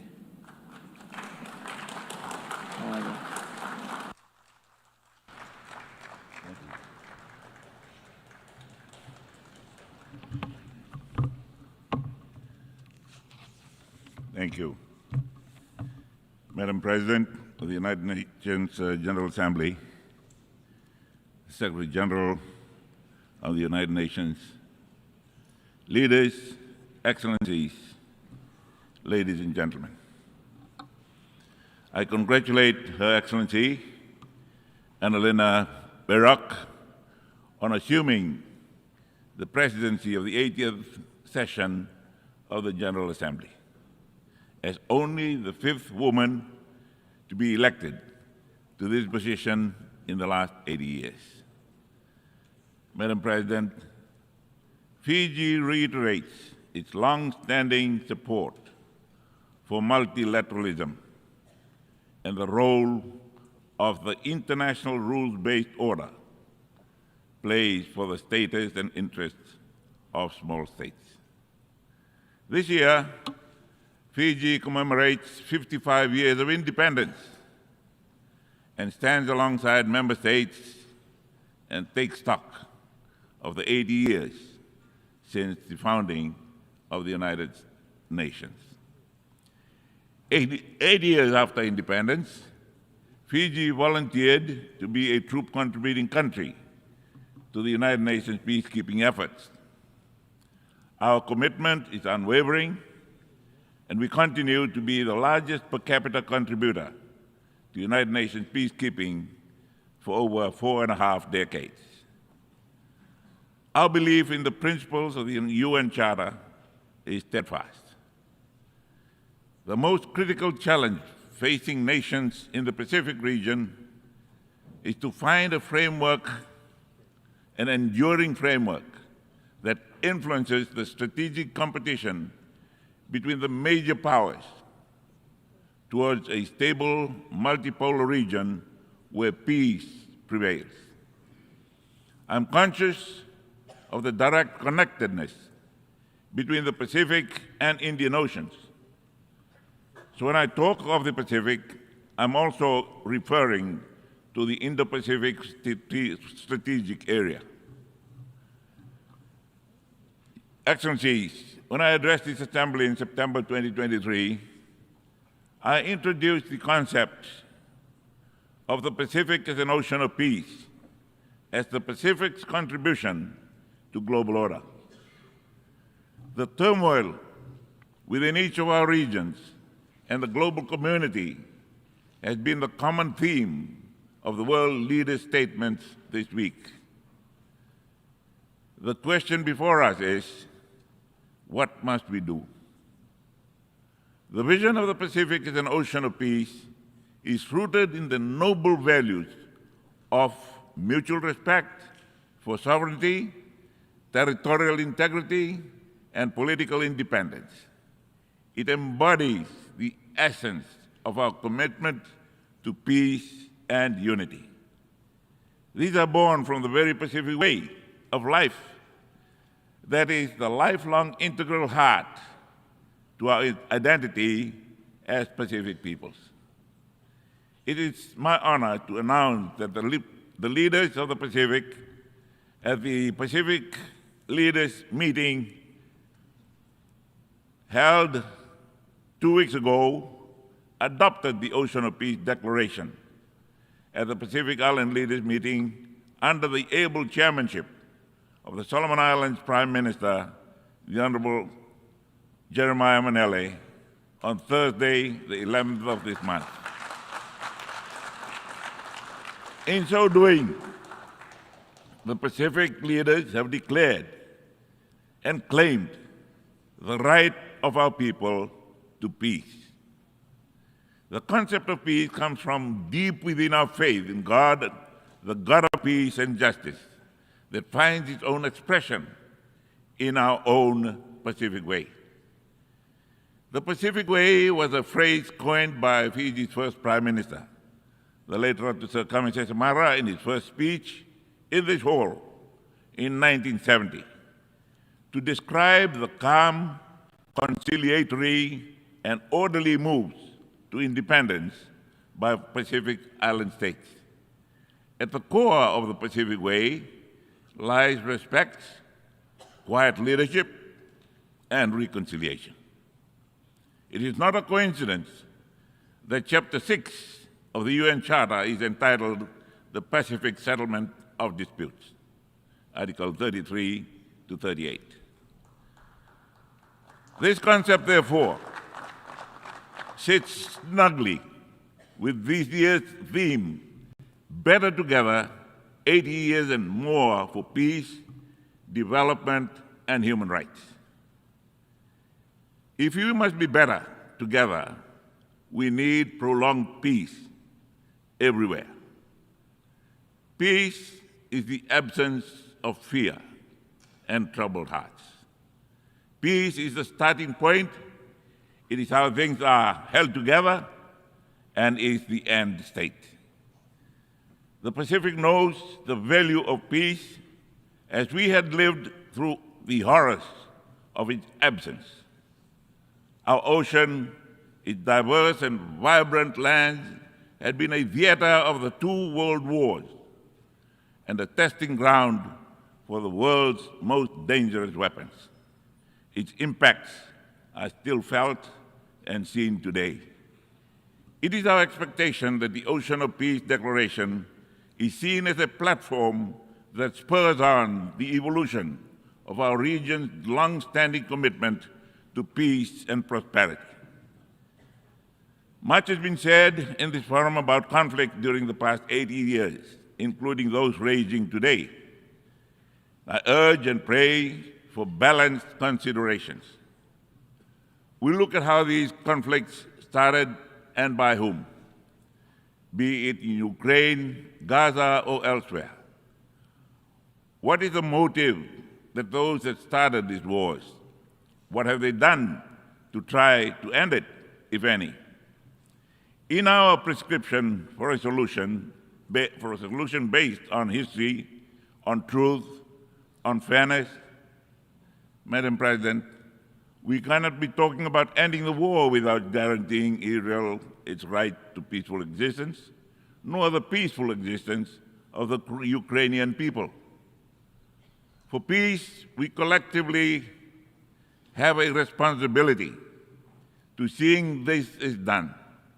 Anything short is hypocrisy on our part.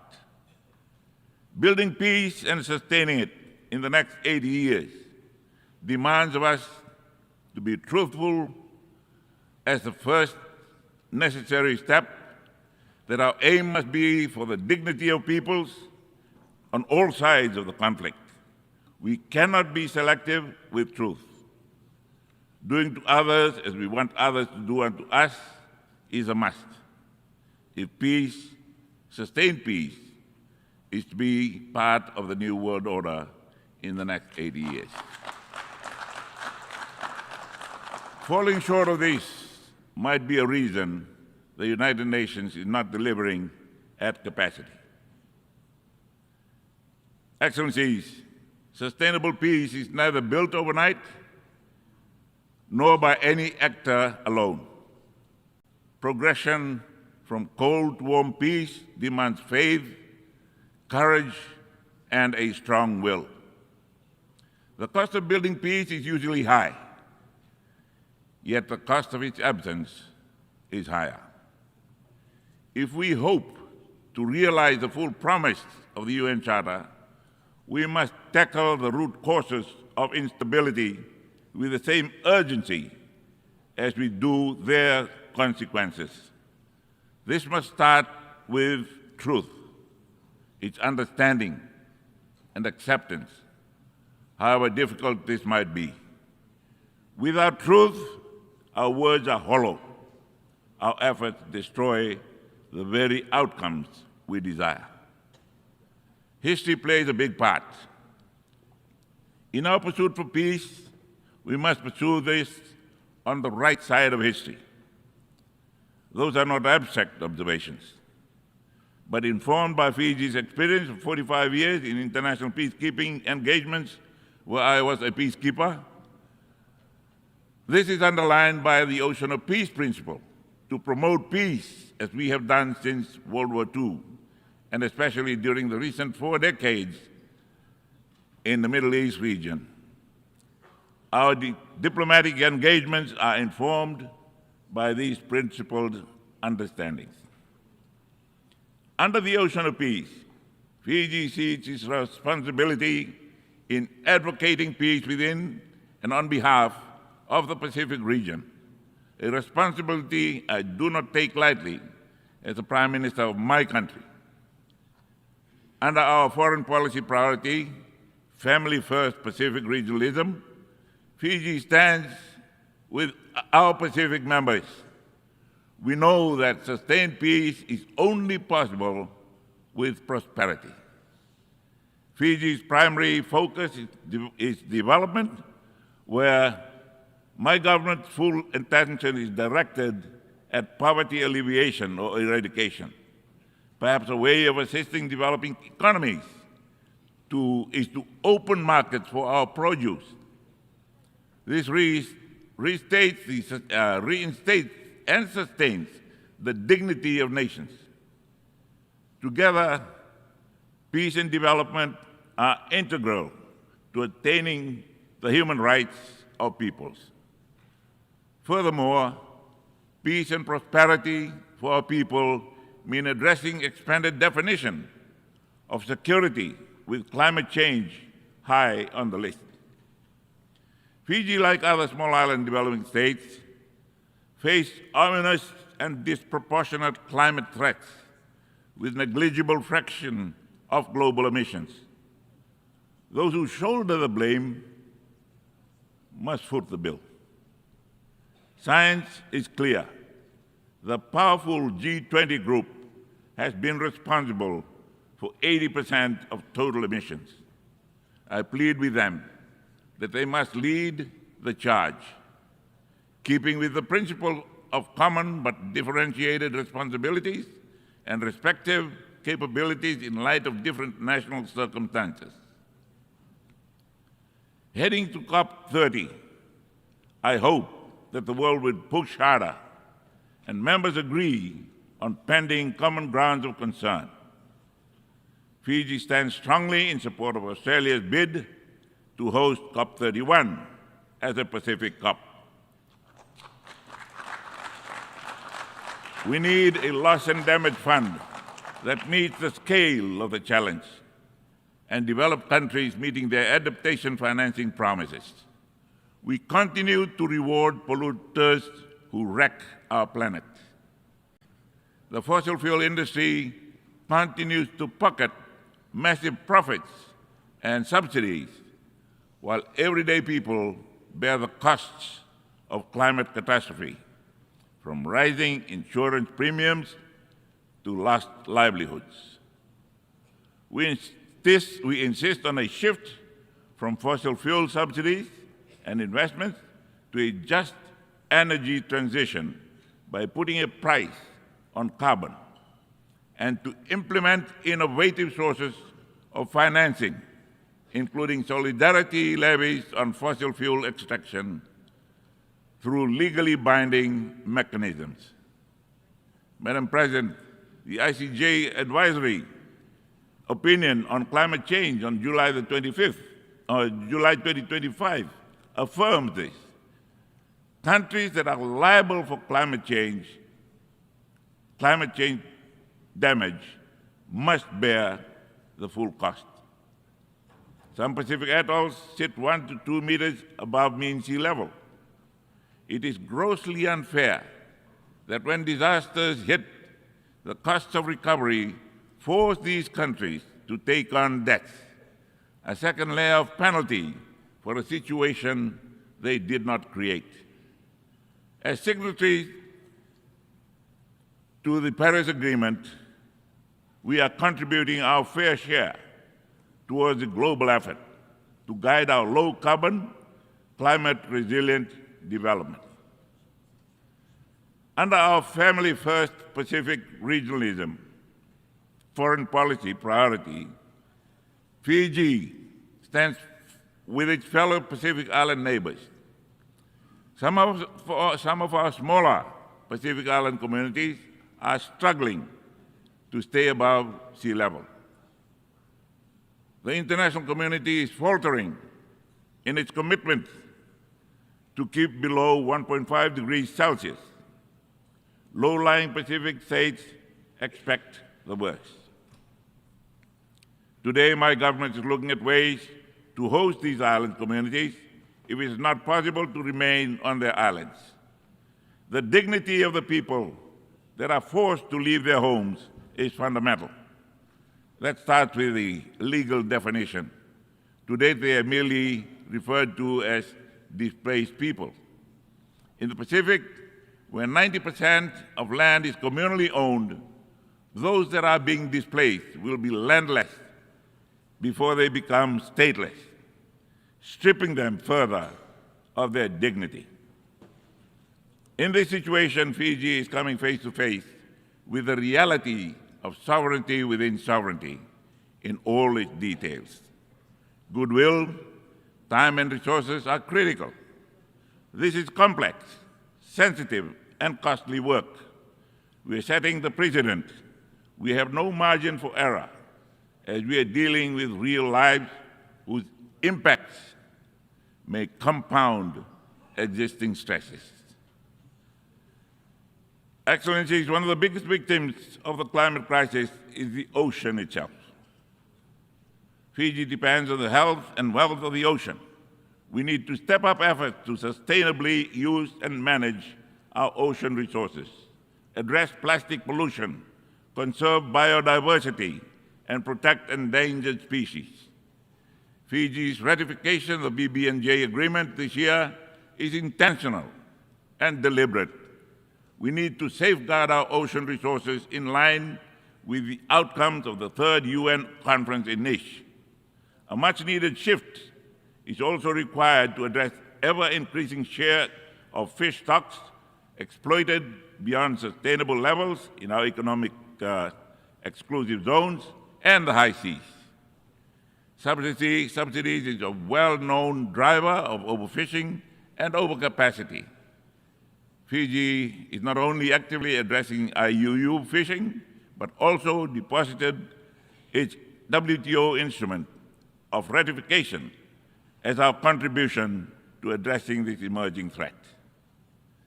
The Plastic Treaty is an urgent goal that our global community cannot wait to end. With this, financing is the key. The convening of the fourth financing for development in the Sevilla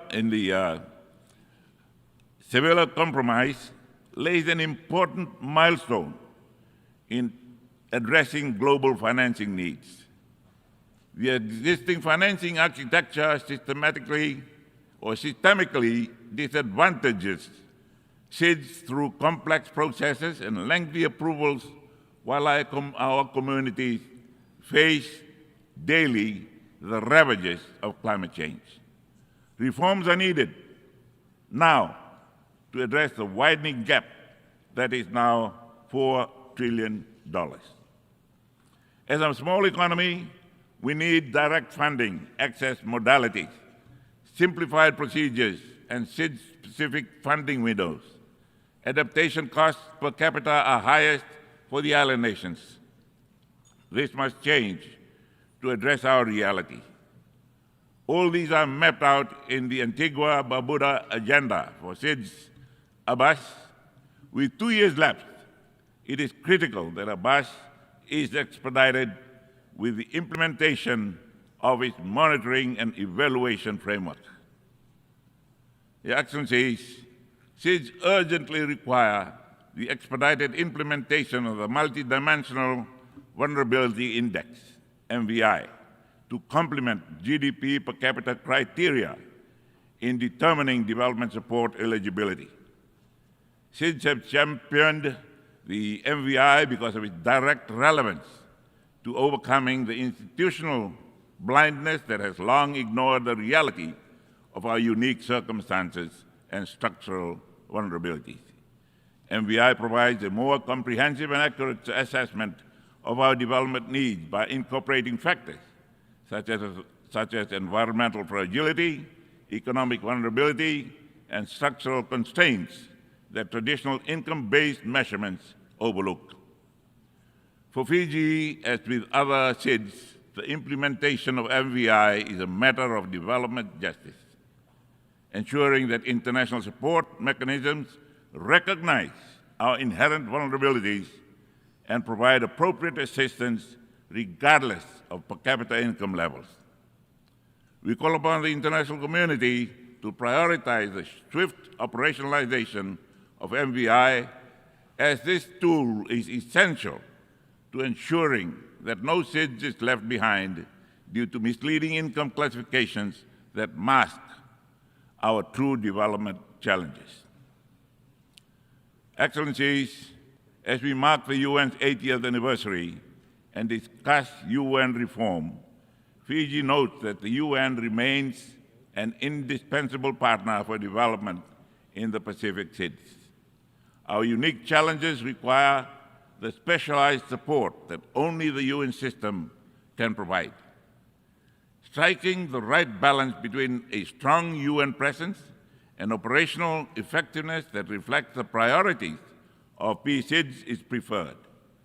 On our part, Fiji is finalizing arrangements for a purpose-built UN house that will provide a functional platform for UN operations in Fiji. Your Excellencies, Fiji is now pursuing constitutional reform. A recent Supreme Court ruling opened up a pathway for a review of our Constitution. This process ensures that the will of the people is accurately reflected in a revised constitutional framework that embodies the values of good governance and justice. Our approach prioritizes human rights and democratic participation while strengthening the institutional foundations necessary for sustainable democracy. Fiji's political journey has been marked by periods of instability.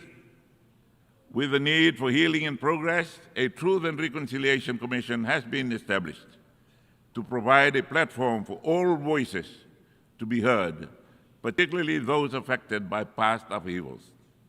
This commission represents our commitment to confronting our history, fostering dialogue between communities, and building the foundation for a more coherent society. While this is progressing, we remain committed to international peace, stability, and the values that unite us as members of the international community. We congratulate those countries that have successfully trodden the path before and encourage those that haven't to get onto it. Fiji is also challenged by an upsurge in transnational organized crime. Drug trafficking has exploited our vast maritime domain, spanning over 1.3 million square kilometers of ocean. This crisis threatens our national security and social fabric while exploiting our limited capacities. Our approach must be holistic, combining law enforcement with mental health support, community-based recovery programs, and trauma-informed care for those affected. Fiji looks forward to working with partners to addressing trafficking sources of supplies, routes, enforcement, disrupting and dismantling supply, reducing demand, healing and rehabilitation of affected individuals and communities. In response to the multitude of issues confronting Fiji, following 16 years of autocratic rule and the responsibilities associated with being the regional hub, a structured way of managing the security front was needed. Fiji launched its national security strategy in June of this year. This came at the back of Fiji's first ever foreign policy white paper and national vision document. The strategy serves as the framework to safeguard Fiji's national security interests in an increasingly complex security environment. Further, the strategy embraces the tenet of regionalism in the 2050 Pacific strategy for the Blue Pacific that also promotes prosperity, human rights, and cooperation with partners. Additionally, Fiji confronts a non-communicable disease pandemic that poses one of our greatest public health challenges in years. Our response strategy aligns with the SDG goals 3 and 4, embracing linked approaches to ensure right lifestyle choices, accessible and quality care, and scaling up healthcare workforce. We are fostering public and private partnership to leverage innovation, expertise, and resources to reduce premature mortality from NCDs by 1/3 by 2030.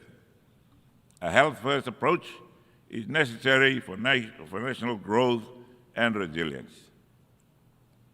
Excellencies, for a small economy, we need all hands on deck. Fiji needs or recognizes the potential of our diaspora community of approximately 300,000 Fijians worldwide. Their remittances exceed $1 billion in 2024. Optimizing this capacity through an appropriate strategic framework will enhance their engagement as partners in national development. I believe that distance does not diminish citizenship, and their expertise and networks are bridges and catalysts for growth and global reach. Fiji welcomes the convening of the Second World Summit for Social Development to be held in Doha in November of 2025. This is a useful platform to address pressing social challenges that disproportionately affect SIDS and the Global South. The summit is an opportunity to renew our collective commitment to ensuring that social progress remains at the heart of our development efforts. Excellencies, as we stand at this juncture of human history, Fiji calls on all member states, on all of us, to embrace with far greater commitment the values which is the foundation of the United Nations. This is a defining moment. We cannot compromise on truth, love, faith, and justice. What hope do we have for the next 80 years if we lose our principles? Peace on earth and goodwill to all men came at a price. Our wisdom is in not having to keep paying that price because we abandoned the values that was the United Nations. We must act with urgency and with purpose at this moment in history as history demands. Our shared humanity depends on our courage to act as one. In those values, you will find Fiji standing with you. Thank you. God bless us all.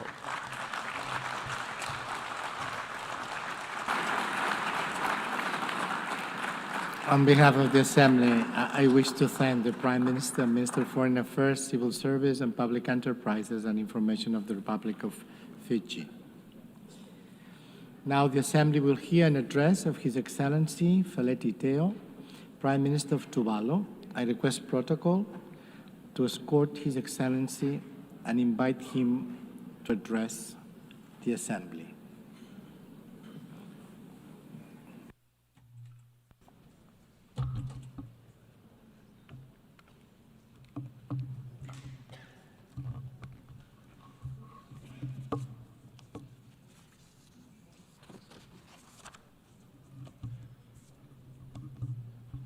Mr. President, Excellencies, distinguished delegates, I am indeed honored to once again address this august assembly as the Prime Minister of Tuvalu.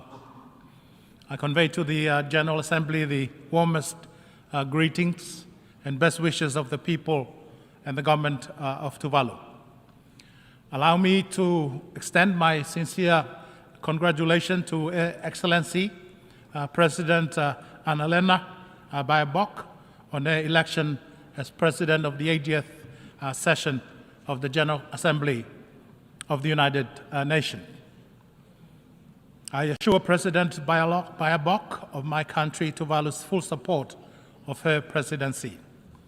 Allow me also, Mr. President, to express my sincere gratitude to the outgoing President, His Excellency Philemon Yang, for his exemplary leadership over the past year. Mr. President, let me also express Tuvalu's heartfelt congratulations to the entire United Nations family for this historic milestone of 8 years of existence. For 8 decades, the United Nations stood as a steadfast pillar of peace, a champion of multilateralism, and a beacon of hope for humanity.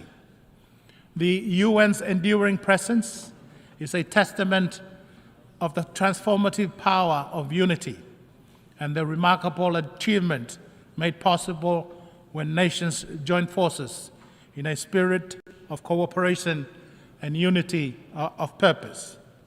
Tuvalu takes enormous pride in its membership of the United Nations, especially as it celebrates its 25th anniversary of UN membership this month.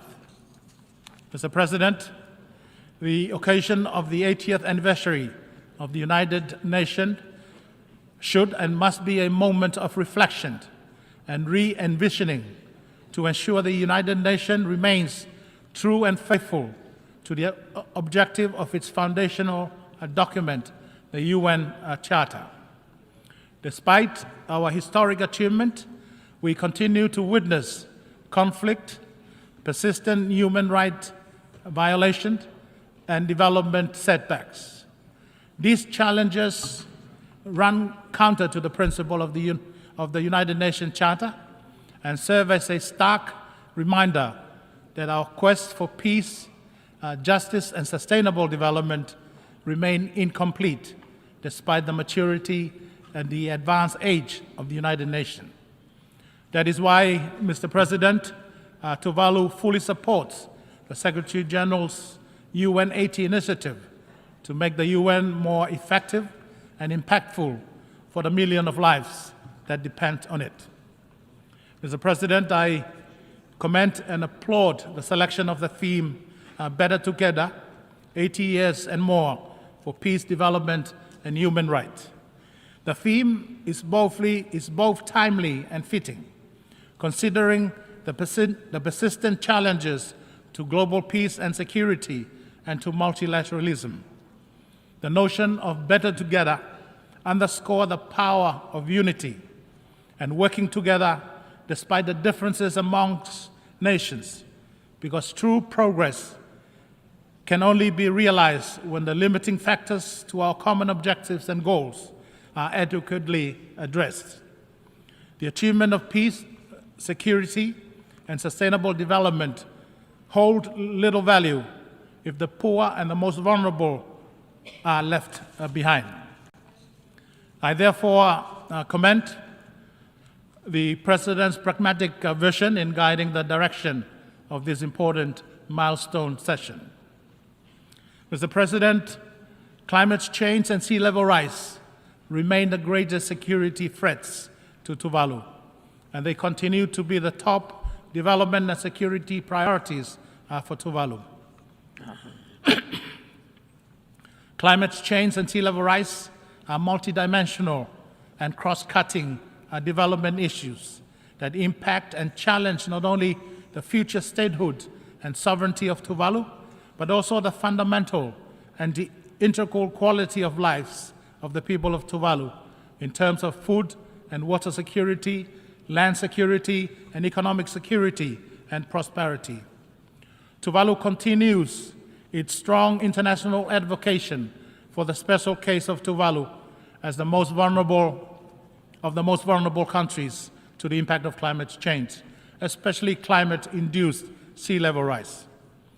Towards that objective, Tuvalu has been vocal and active in its efforts to future-proof its statehood and sovereignty by seeking to influence state practices and international law as they relate to the impact of climate change and sea level rise on statehood continuity and the permanency of properly demarcated maritime boundaries and the right to the resources therein pursuant to the UN Convention on the Law of the Sea. Tuvalu has also taken bold and unilateral actions in this regard. Tuvalu has amended its constitution to ensure Tuvalu's statehood in perpetuity and its maritime boundaries are protected and remain permanent, no matter what happens to Tuvalu's land territory because of climate change.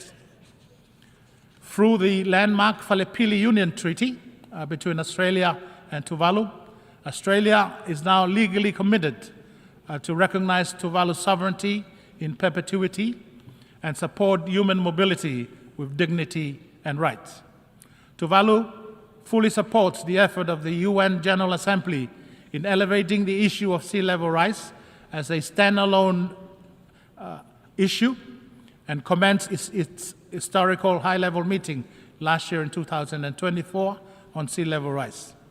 Tuvalu welcomed the decision of the UNGA this year to convene another high-level meeting on sea level rise next year at its 81st session in September 2026, with the view to consider a UN declaration on sea level rise. The journey towards the UN summit on sea level rise next year must be a turning point, securing long-term commitments so that islands, nations like mine, are not left to confront the prospect of irreversible loss and damage. For the anticipated UN Declaration on Sea Level Rise, Tuvalu strongly advocates the inclusion in the declaration of the following matter.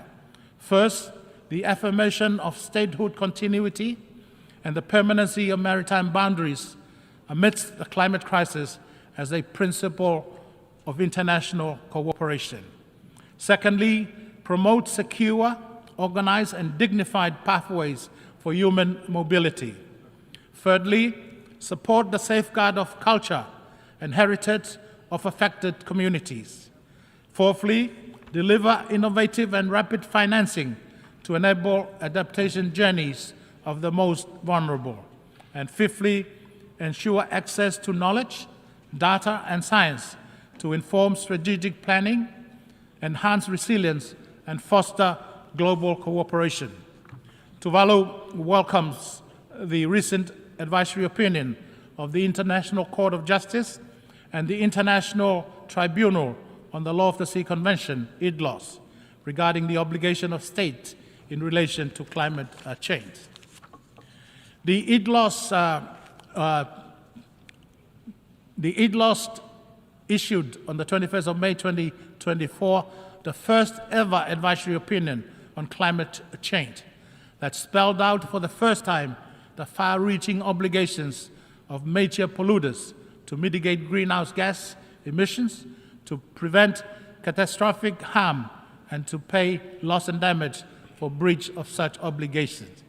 The ICT's landmark advisory opinion delivered in July this year validates that climate change is urgent, and is an existential threat to human life and natural ecosystem. The ICJ and the IDLOS opine that states have a duty to prevent significant harm to the environment, and therefore they must act with due diligence and use all means at their disposal to prevent activities carried out in their jurisdiction or under their control from causing significant harm to the climate system. The advisory opinions also affirm the principle of statehood continuity and the permanency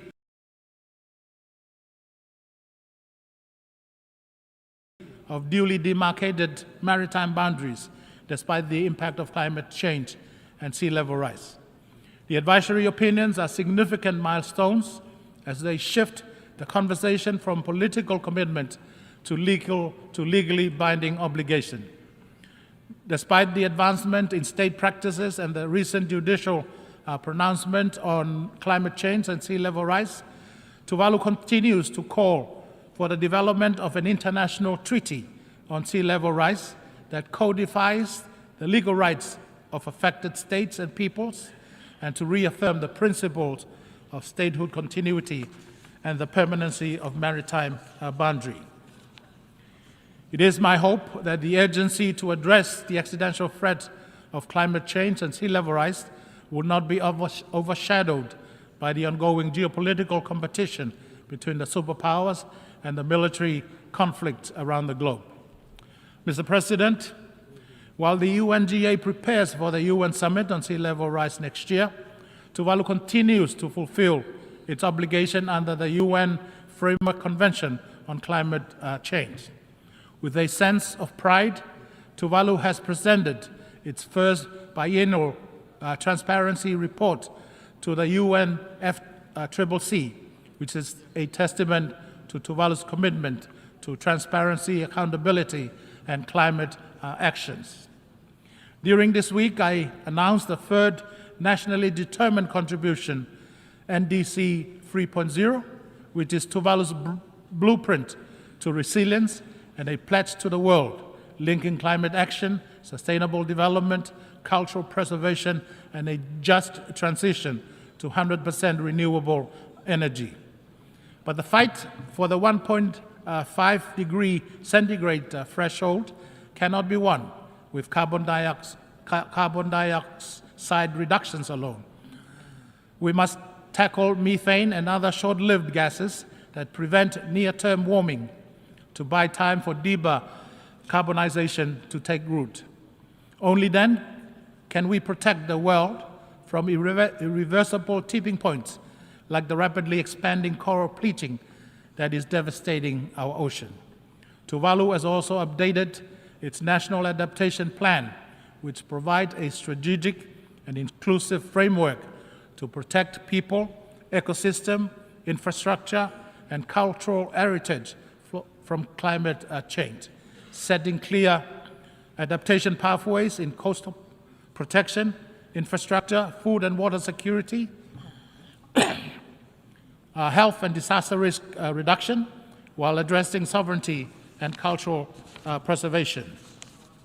Tuvalu also supports the Fossil Fuel Non-Proliferation Treaty Initiative for a just phase-out of the use of fossil fuel, and call on all nations that are serious about confronting the climate crisis to join this initiative and to act decisively to protect our planet and future generations.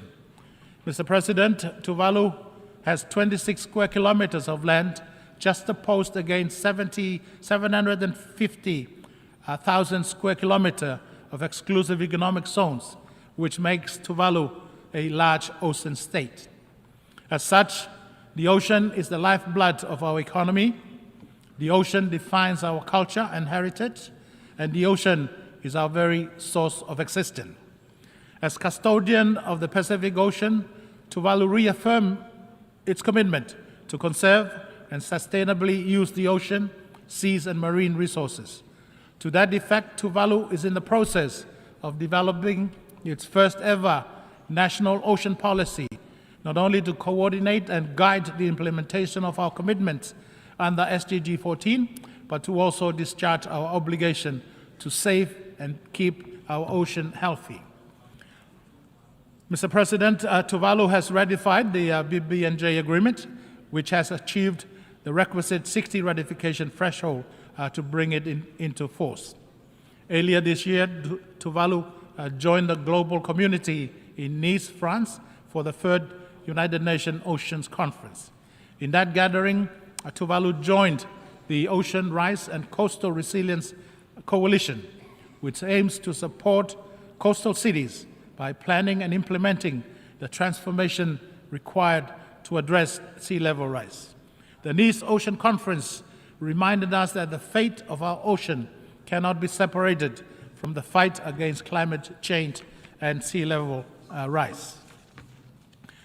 The commitment made in Nice must be carried forward with resolve, including through strengthened partnership and predictable financing that empower frontline community to conserve and sustainably use the ocean on their own term.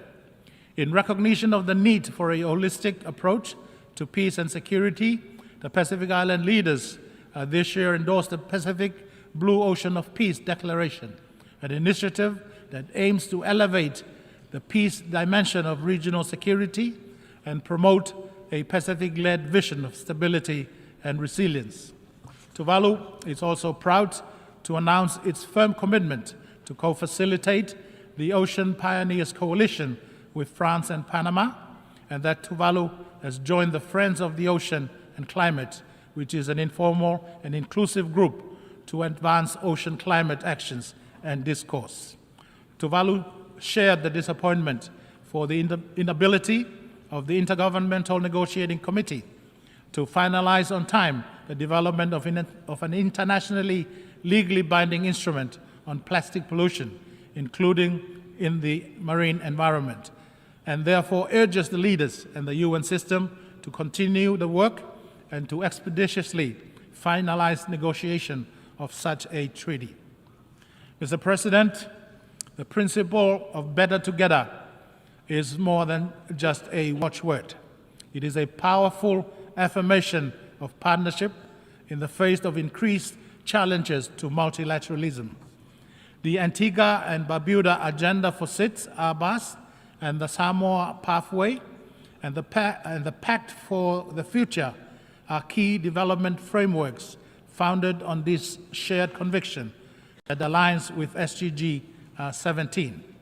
Genuine and durable partnership is not a choice, but a necessity.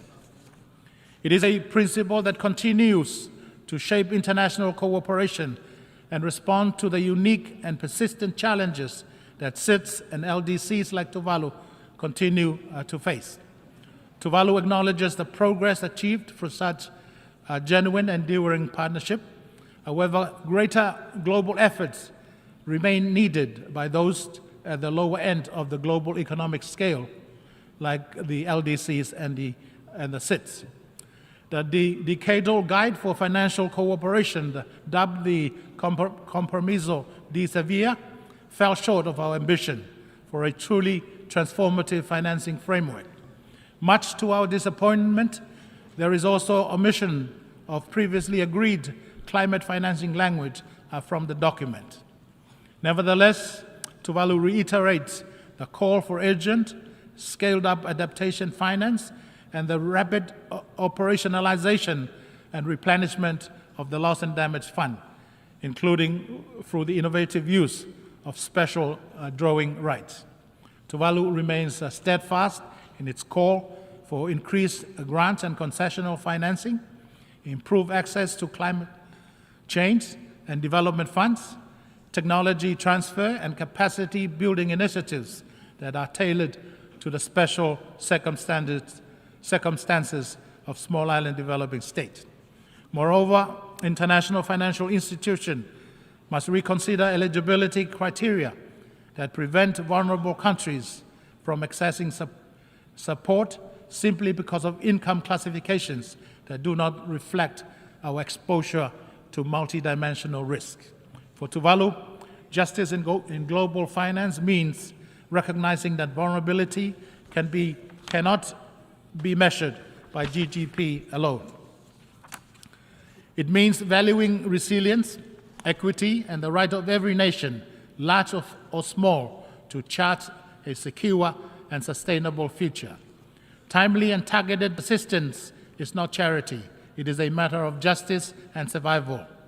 For the foregoing reasons, Tuvalu has joined the Pacific Resilience Facility, which is a Pacific-led and Pacific-managed facility to cater for the specific adaptation needs of Pacific Island countries in the face of climate change. Tuvalu calls on the international community, especially the developed countries and partner organizations, to support the capitalization of the Pacific Resilience Facility. Mr. President, non-communicable disease, NCDs, are the leading cause of morbidity and mortality in the Pacific region and in the world at large, and Tuvalu is not an exception. Poor diet and obesity intrinsically link to the food security challenges are key contributors to this escalating public health concern. Tuvalu therefore welcomes the political commitment demonstrated through the recent adoption of the political declaration on the prevention and control of non-communicable diseases and the promotion of mental health and well-being. The acknowledgement of the need for coordinated cross-sectoral actions reflect a spirit of collective responsibility and exemplify the critical support required by countries most affected by NCDs. At the national level, Tuvalu is fully committed to upholding the commitments outlined in the declaration in our shared pursuit of achieving the global target by 2030. Mr. President, earlier this week we commemorated the 30th anniversary of the 4th World Conference on Women and the Beijing Declaration and Plan of Action, considered the most progressive blueprint ever for advancing women's rights. Tuvalu reaffirms its commitment to gender equality and has taken important steps towards that objective. The Tuvalu Constitution now prohibits discrimination based on sex, embedding gender equality in our highest law.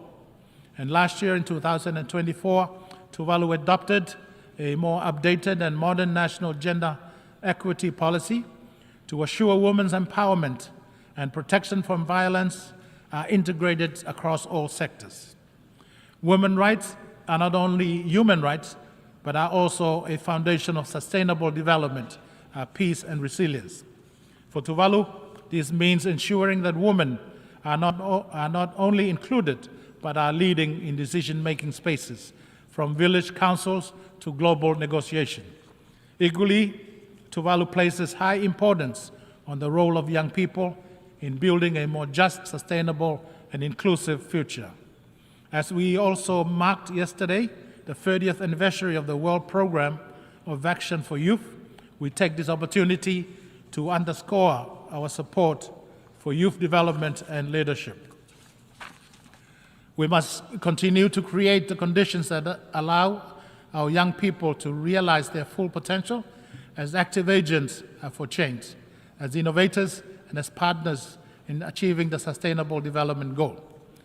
Tuvalu recognizes that inclusive development cannot be achieved without the full and equal participation of women and youth. Mr. President, projecting the principle of inclusivity and leaving no one behind to the UN system, Tuvalu deeply regrets the continued exclusion of the Republic of China, Taiwan, from the United Nations system. As a long-standing and reliable development partner of Tuvalu, Taiwan has consistently demonstrated its commitment to international cooperation, making meaningful contribution across a broad range of development sector. Tuvalu holds the strong view that the UNGA Resolution 2758 does not preclude Taiwan's meaningful participation in the UN system, and Tuvalu calls for the admission of Taiwan as a member of the United Nations and its specialized agency.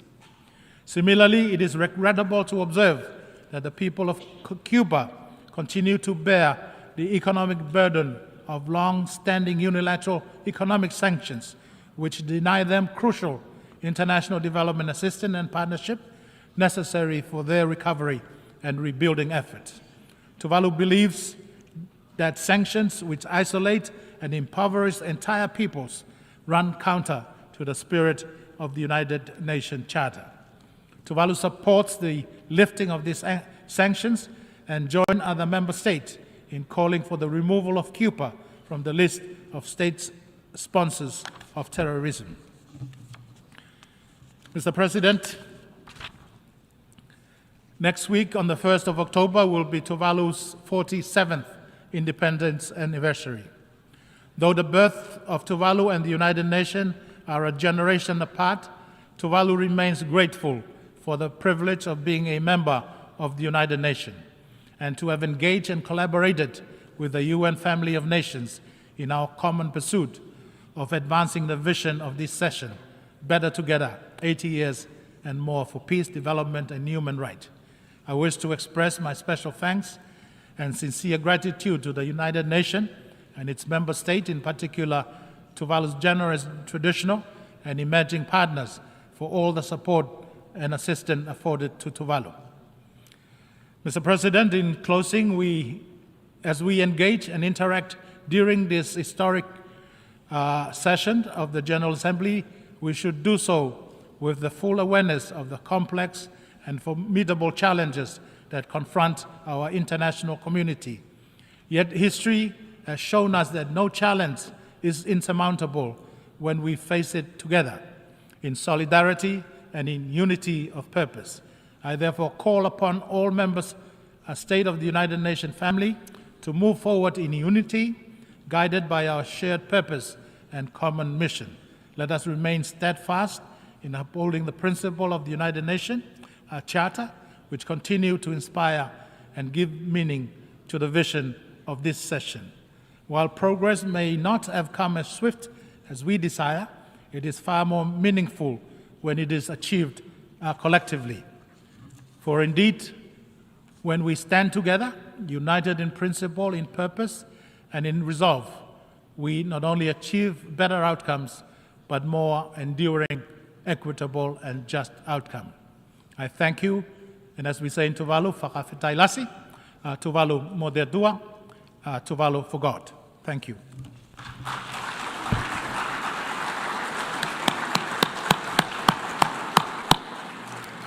On behalf of the Assembly, I wish to thank the Prime Minister of Tuvalu.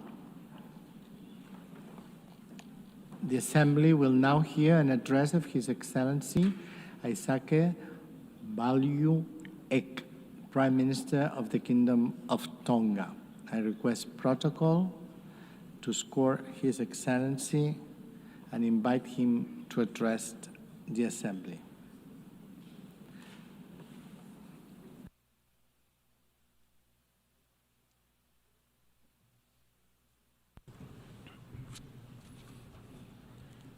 Tapu moe o tua mafi o ko whio i ho taulotolotonga. Distinguished heads of state and heads of government, His Excellency Mr. Antonio Guterres, Secretary General of the United Nations, His Excellency Ms. Annette Baerbock, President of 80th United Nations General Assembly, distinguished delegates, distinguished ladies and gentlemen. Mr. President, allow me at the outset to bring warm Maloelele greetings from His Majesty Government and the people of the Kingdom of Tonga. It is indeed with profound honor to address this esteemed Assembly at its 80th session.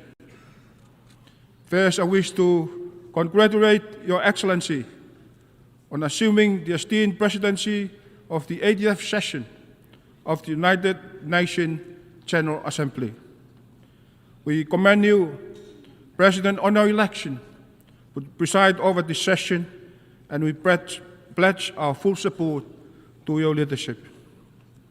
I take this opportunity to also thank your predecessor, His Excellency Philemon Yang, for his able leadership throughout the durations of his mandate. He also paid tribute to the Secretary General, His Excellency Antonio Guterres, Secretary General of the United Nations, for his steadfast efforts in advancing the purposes and principles of the United Nations and the roles he has played.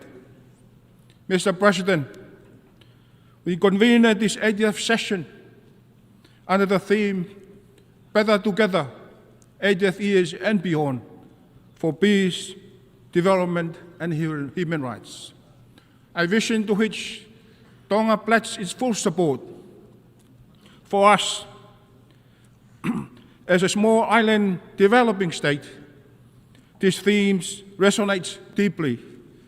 The pursuit of peace, development, and human rights cannot be realized without urgent action on climate change, the protections of oceans, and the resilience of vulnerable communities. At a time when climate change has become a profound security threat. We must rally around the collective visions of the United Nations, for only through solidarity and shared responsibility can we safeguard our planet, uphold the dignity of all peoples, and secure a sustainable future for generations to come. As I stand before you in commemorating the 80th anniversary of the United Nations, I am pleased to share that Tonga will soon celebrate 150th anniversary of our Constitution on 4th of November 2025. Constitution Day is a profound reminder of our sovereignty, unity, and enduring independence. Proclaimed in 1875 by His Majesty King Tupou I, our Constitution laid foundation for justice, the protections of land, and the rights of people. As we mark its 150th anniversary, we celebrate not only a historic milestone, but also a living legacy that continues to guide our nations and inspire our future generations. Mr. President, Tonga reaffirms its steadfast commitment to the purposes and principles of the United Nations Charter, first signed in San Francisco 80 years ago. That historical document continues to guide our collective pursuit of peace, security, human rights, and development. It visions endure as a beacon for multilateralism, reminding us that the challenges we face today cannot only be addressed through unity, cooperation, and respect for international law.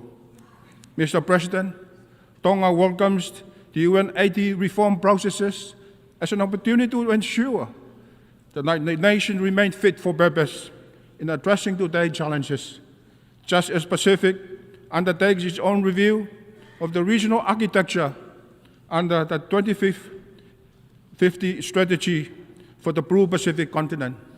For us, reform is not abstract. It is about survival, dignity, fairness, and efficiency.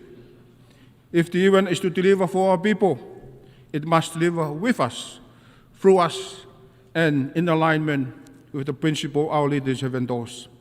This means anchoring regional integrated platforms within the Pacific Islands Forum, ensuring financing flows respond to regionally determined priorities, safeguarding access for the small administrations, easing reporting patterns, and above all, increasing Pacific representations across the UN system and decision-making bodies. Only then can we renew trust in multilateralism, ensure that our voices shape global outcomes, and guarantee that the Blue Pacific continent benefits from effective, inclusive, and responsive multilateral delivery. Mr. President, Tonga welcomes the adoption of the Pact for the Future with its annexes, the Global Digital Compact, and declarations of future generations as both an opportunity to strengthen multilateralism in a time of global crisis, and a responsibility to ensure no nation, however small or remote, is left behind.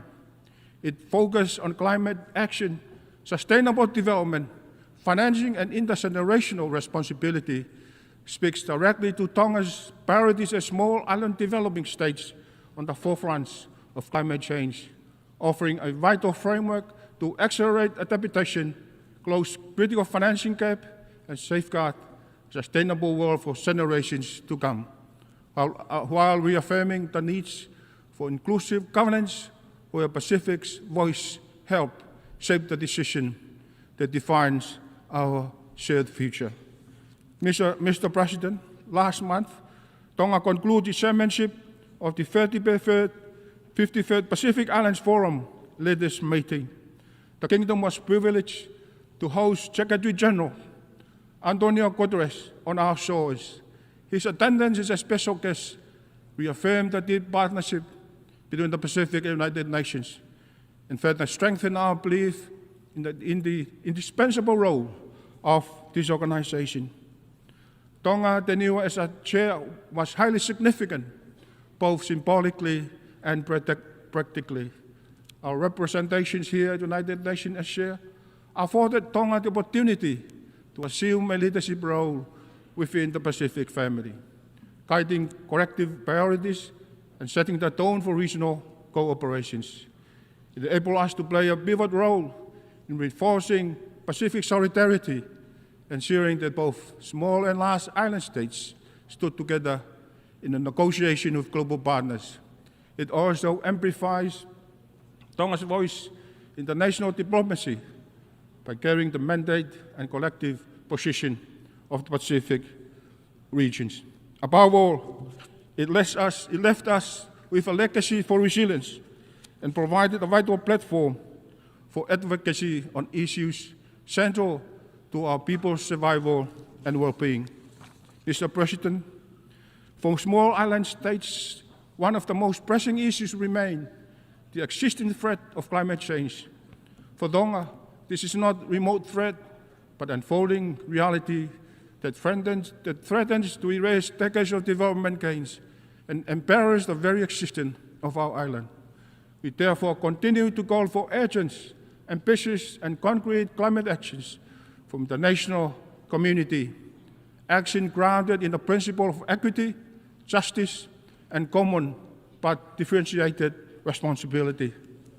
It is in this connection that Tonga support Australia bid to host COP31 in partnership with the Pacific as a Pacific COP. We see this as an unique opportunity to bring the voices of small island developing states to the forefront of the global climate agenda, ensuring that the realities of our peoples are not only heard, but drive the urgency of action. Hosting COP31 in our regions would symbolize a global commitment to climate justice and amplify the call for solutions that safeguards the most vulnerable. Mr. President, Tonga's welcome the landmark advisory opinion of the International Court of Justice on 23rd July, a historic decision affirming that climate change is not only an environmental crisis, but also a profound challenge to international law, human rights, and the survival of our island nations. For Tonga, this opinion is more than a legal milestone.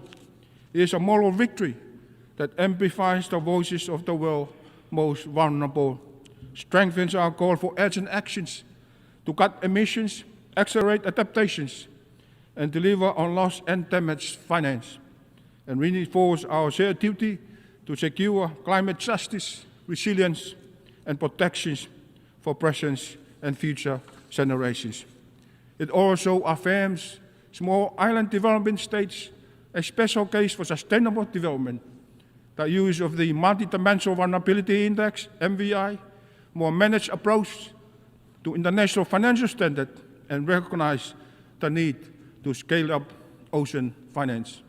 Mr. President, Tonga welcomes the Convention de Sevilla adopted at the 4th International Conference on Financing for Development earlier this year. For Tonga, this commitment is especially significant. It calls for a more inclusive, fair, and transparent global financial system, one that better responds to realities of countries most at risk, including smaller island developing states. This speaks directly to Tonga's priorities, mobilizing equitable financing for climate resilience, disaster preparedness, and sustainable development, addressing that sustainability and ensuring that no country is left behind because of its size, geography, or vulnerability. We see this as a framework that can help transform inequality into opportunity and reaffirms our goal for development finance that delivers for our people and for our future generations. Mr. President, Tonga joined the international community at the 2025 United Nations Ocean Conference in Nice, France, under the theme, Accelerating Actions and Mobilizing All Actors to Conserve and Sustainably Use the Oceans, where we underscore the centrality of sustainable ocean-based economies to Pacific Island countries that rely on the ocean for food security, trade, and culture. And we call for integrated ocean governance, stronger financing for marine conservation, resilient maritime infrastructure, and sustainable transport across our islands, while reaffirming our commitment to the Nice Ocean Action Plan and the political declarations. At home, Tonga has taken concrete steps with the Ocean Management Bill 2025, a landmark framework to conserve biodiversity, manage resources sustainably, and protect our marine environment for the benefit of our people and the future generations. Mr. President, Tonga is proud to have joined the Pacific family in the adoption of the Ocean of Peace Declarations, declaring that the Blue Pacific continent as an ocean of peace. This is more than symbolism. It is a shared regional vision that peace, security, and sustainability are deeply interconnected with how we treat our ocean, how we protect our environment, and how we safeguard our communities. Tonga supports this declaration fully and calls for the principle to be embedded in our international ocean governance, climate actions, and sustainable development of efforts.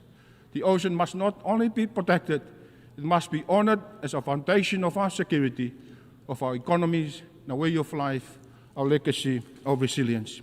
Mr. President, it is in this spirit of resilience that Tonga is proud to host the Pacific Resilience Facility, the Pacific-led, member-owned and regionally managed financing mechanism dedicated to strengthening climate and disaster resilience across our Blue Pacific continent. Tonga acknowledges with gratitude the commitments and contributions already extended by our development partners and friends of the Pacific. And we continue to urge global partners to support a Pacific-led solution, the PRF, designed to bridge the financing gap for small, high-impact adaptation projects. And in doing so, we not only strengthen resilience in the Pacific, but also demonstrate how regionally owned solutions can advance global climate and sustainable development agenda. Mr. President, Tonga continues to strengthen laws to protect our children, especially those who are susceptible to harm from technology in this digital age, and empower our youth, recognizing them as the foundations of our nation's future. Remain firmly committed to safeguarding public health and addressing the dual threats posed by the scourge of drugs and the rise of non-communicable diseases. At the same time, we acknowledge the complex challenges of migrations and deportees, while valuing the enduring contributions of our diaspora to national development.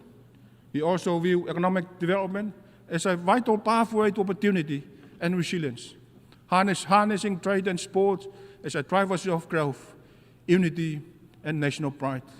Together, these priorities embody Tonga's vision of a just, healthy, and prosperous society where no one is left behind.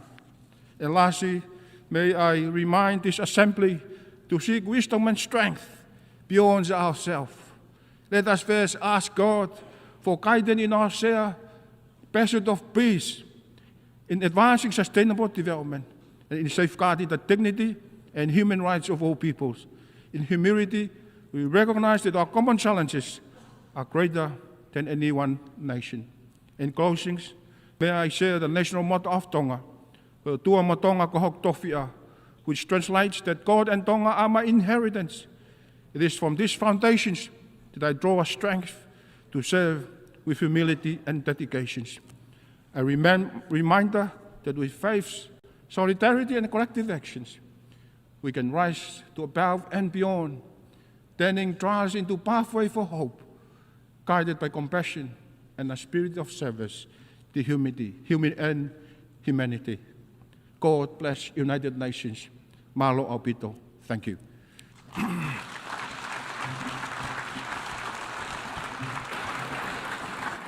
On behalf of the Assembly, I wish to thank the Prime Minister of the Kingdom of Tonga. I now give the floor to His Excellency Tuelupe Maurewe Tele Puumulinuku Onesemo, Deputy Prime Minister of Samoa.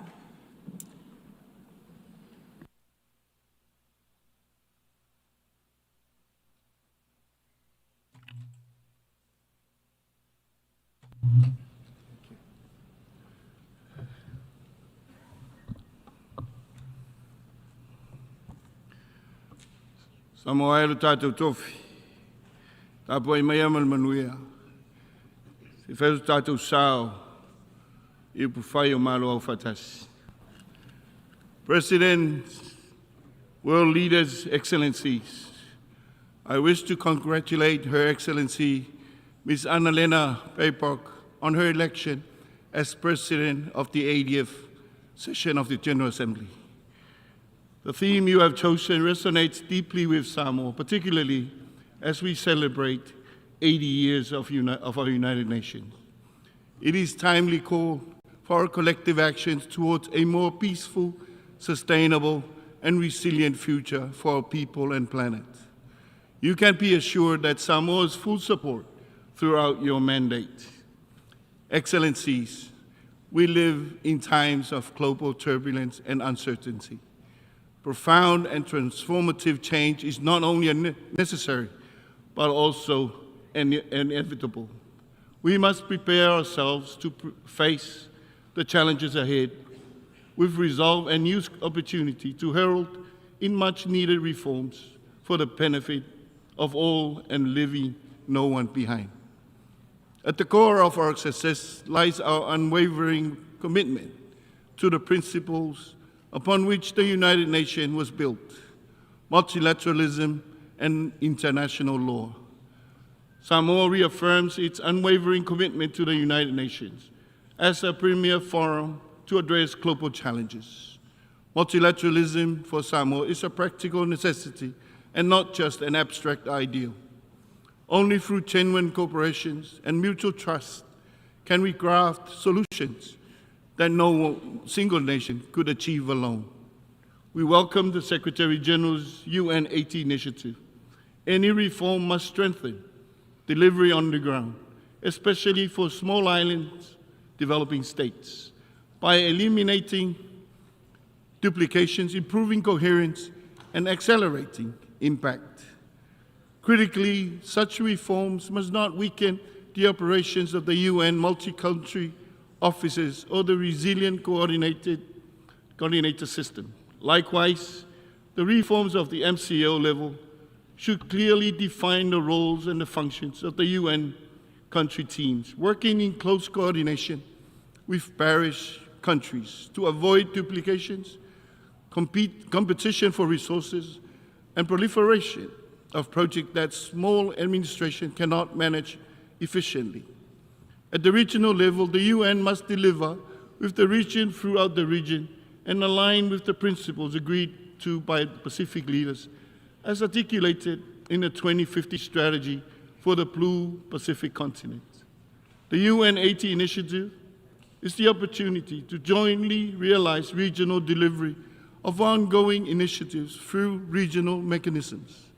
Excellencies, land and the ocean are central to Samoan culture and are also the basis of our people, sense of belonging, our whasinomanga, and our heritage, our tofi.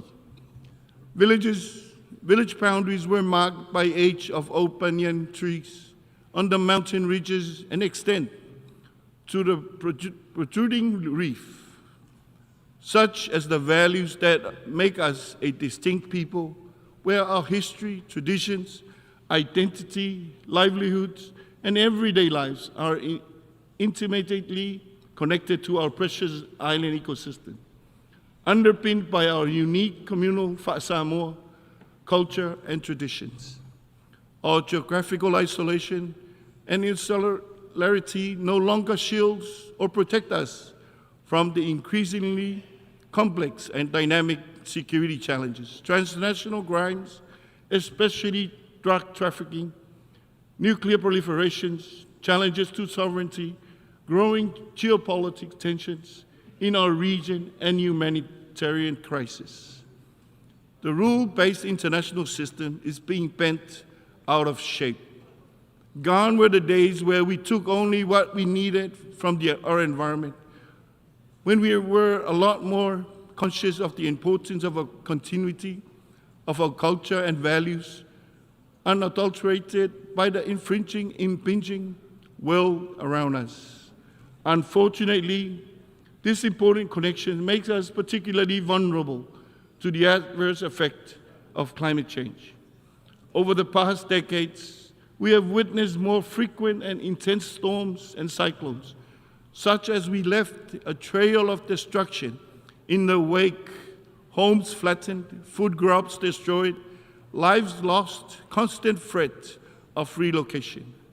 The reality of climate change and increase in severity of disasters mean many communities are at risk of losing traditional homelands as rising sea levels, king tides and storm surges wash away the shoreline, and inland communities experience landslides, living communities devoid of safer and more disaster-resilient land.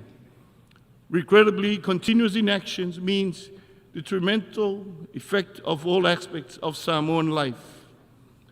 Climate change remains the greatest existential threat to Samoa and other Pacific states. Its impact are more extensively felt by the states due to our special circumstances and the lack of capacity to respond quickly and effectively. We commend the International Court of Justice advisory opinion, which rightly recognizes the climate change not merely as an environmental concern, but as an existential problem of planetary proportion that requires urgent global action. Unless we invest now in climate mitigation and adaptation and resilient economies, we risk compounding both environmental and financial crises. We must do more to turn the tide, to honor our commitments and obligations, and to take urgent and ambitious climate actions now. As we approach COP30 in Brazil, we urge that the new NDCs reflect maximum ambition, including 50% reduction in global emission by 2030. 35 countries responsible for 86% of global emissions must be part of the solution, not just the problem. One can continue to question whether climate change is real, but for Samoa and the Pacific, the impact of climate change confronts us on a daily basis. It is our lived reality. Samoa will be launching its third national determined contribution ahead of COP30. This updated plan, developed through inclusive consultation, captures both the realities and the aspirations of all Samoans. But we cannot do it alone. Excellencies, now is the time for the world to witness firsthand of the consequences of climate change in our region. You can only truly appreciate our challenge if you visit us. There is no better place to discuss climate ambitions and solutions than in the Pacific, where climate change impact is a lived reality. This is why Samoa supports Australia's bid to host COP31 on behalf of the Blue Pacific continent. We also strongly endorse the recent AOSIS declaration on the special circumstances of SIDS. And we can all states, international and organizations, and treaty parties to recognize and reflect these unique vulnerabilities in the design, interpretation, and implementation of multilateral agreements. Excellencies, the Pacific Ocean is our greatest asset that must be sustainably managed for the benefit of our present and future generations. It unites our islands in common purposes. It is our home and our key to a future of infinite promises. Therefore, we continue to call for urgent global actions to implement SDG 14. The third UN Ocean Conference in Nice marked in our global ocean journey, but much more needs to be done. The ocean crisis is a direct result of our choices. The pursuit of economic growth has come at a grave cost to our marine ecosystem. Coupled by the unchecked exploitation of these seabed mineral resources, our ocean face a crisis of limitless proportions. We must take a careful approach that balances economic growth while ensuring environmental sustainability. Samoa hosted the Commonwealth Heads of Government meeting in 2024, at which its leaders adopted the Apia Commonwealth Ocean Declaration. It reaffirms the Commonwealth family's commitment to SDG 14 and calls for action on key ocean issues, including safeguarding our coastlines and homes against the unprecedented impact of sea level rise. The Apia Commonwealth Ocean Declaration was acknowledged and recognized for action as part of the recently issued ICJ advisory opinion. We remain actively engaged in negotiation towards global treaty on plastic pollutions, particularly to protect our marine environment. For Samoa, plastic pollution is a daily battle impacting our livelihoods, food security, and public health. We are pleased that we have reached the required 60 ratifications for the PBNJ to enter into force. We are moving closer to the most important part, its effective implementation. At the national level, through the Samoan Ocean Strategy, we have completed and legally adopted a marine spatial plan which helps implement our commitment to protect 30% and manage 100% of our ocean by 2030. We understand we must sustain that which sustains us now and into the future. Excellencies, climate finance is the bridge for ambitious to action. It must be scaled up, easily accessible, devoid of burdensome conditions, and responsive to the needs of small island states. This way, the climate funds end up in the villages and the communities that need it the most. Financing of development conference in Sevilla was, regrettably, a missed opportunity. Since the Rio conference in 1992, we have made countless pledges and commitments to the development agenda. But too often, we simply rebrand and recycle old ideas while failing to deliver tangible progress. Meanwhile, multilateralism is under siege, and international financial commitments are being eroded. Overseas development assistance is being cut significantly, and the global financing gap for the SDGs stands at $4 trillion. Yet, when it comes to war, funding is never short supply. The stark contrast should give us pause. We must also address and confront the deep systemic inequalities, inequities embedded in our global economic and financial architecture.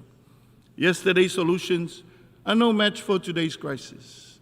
A modern, just, inclusive financial and system must be created, one that recognizes small island states, understands them, and work in the interest of citizens. Debt forgiveness must be linked to measurable progress on resilience building. Samoa supports the incorporation of state contingent clauses in the debt instrument, allowing for suspension during crisis. We look forward to the timely implementation of the Sevilla commitment. Excellencies, non-communicable diseases are now the dominant health burden in Samoa and in the Pacific region. We welcome the high-level meeting on NCDs and call for targeted, integrated actions for SIDS, especially in prevention, healthy food environments, and sustainable financing. Samoa has also developed the region's first national action plan for health security, aligning public health systems with climate adaptation and strengthening surveillance and response capacities. Excellencies, energy is both a driver and an accelerator for Samoa's sustainable development ambition. The digital transformation, including AI and data analytics, offer real opportunities to drive an inclusive, just energy transition, particularly through off-grid solutions and smarter energy planning. However, Samoa's level of in-depthness, often worsened by natural disasters, remains a pressing challenge. As disasters increase in intensity and frequency due to climate change, tools such as risk-informed early action, partnership, and multi-dimensional vulnerability index are critical. We urge swift appointments of members of the MVI Independent Expert Advisory Panel. Excellencies, Samoa remains a peaceful country, steadfast in our commitment to human rights and justice. We remain concerned by the ongoing wars, including Ukraine and Gaza. The terrible loss of civilian lives, displacement of people, as well as the destruction of infrastructure and the environment is something we do not condone. The continued supply of weapons to fuel conflict must end. Due to consideration must be given to the long overdue reform of the Security Council. Excellencies, the tools of bygone era can no longer ensure our collective future. At the regional level, our Blue Pacific has undertaken a review of its regional architecture to ensure it is well aligned to the ambitions of its 2050 strategy. As we pursue UN 80 initiative, it is important to recognize the regional strategy and find alignment. This can help increase the relevance and effectiveness of the UN.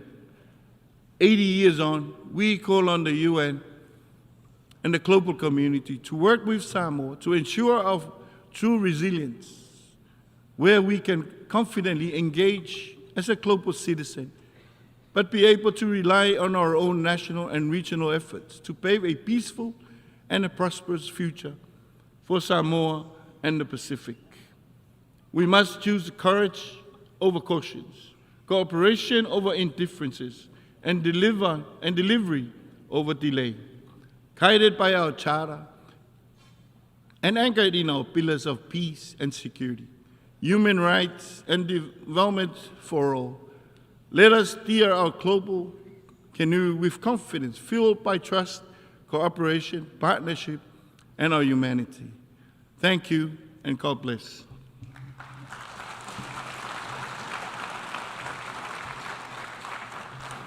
I thank the Deputy Prime Minister of Samoa. I now give the floor to His Excellency Amon Mawira, Minister for Foreign Affairs and International Trade of Zimbabwe.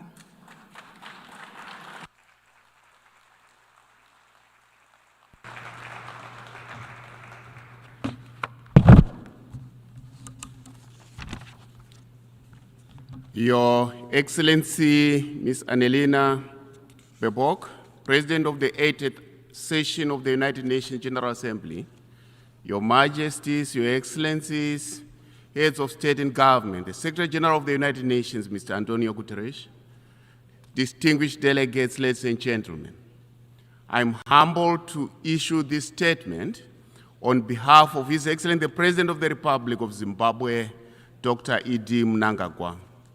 Let me warmly congratulate you, Madam President, on your election as President of the 80th Session of the Assembly.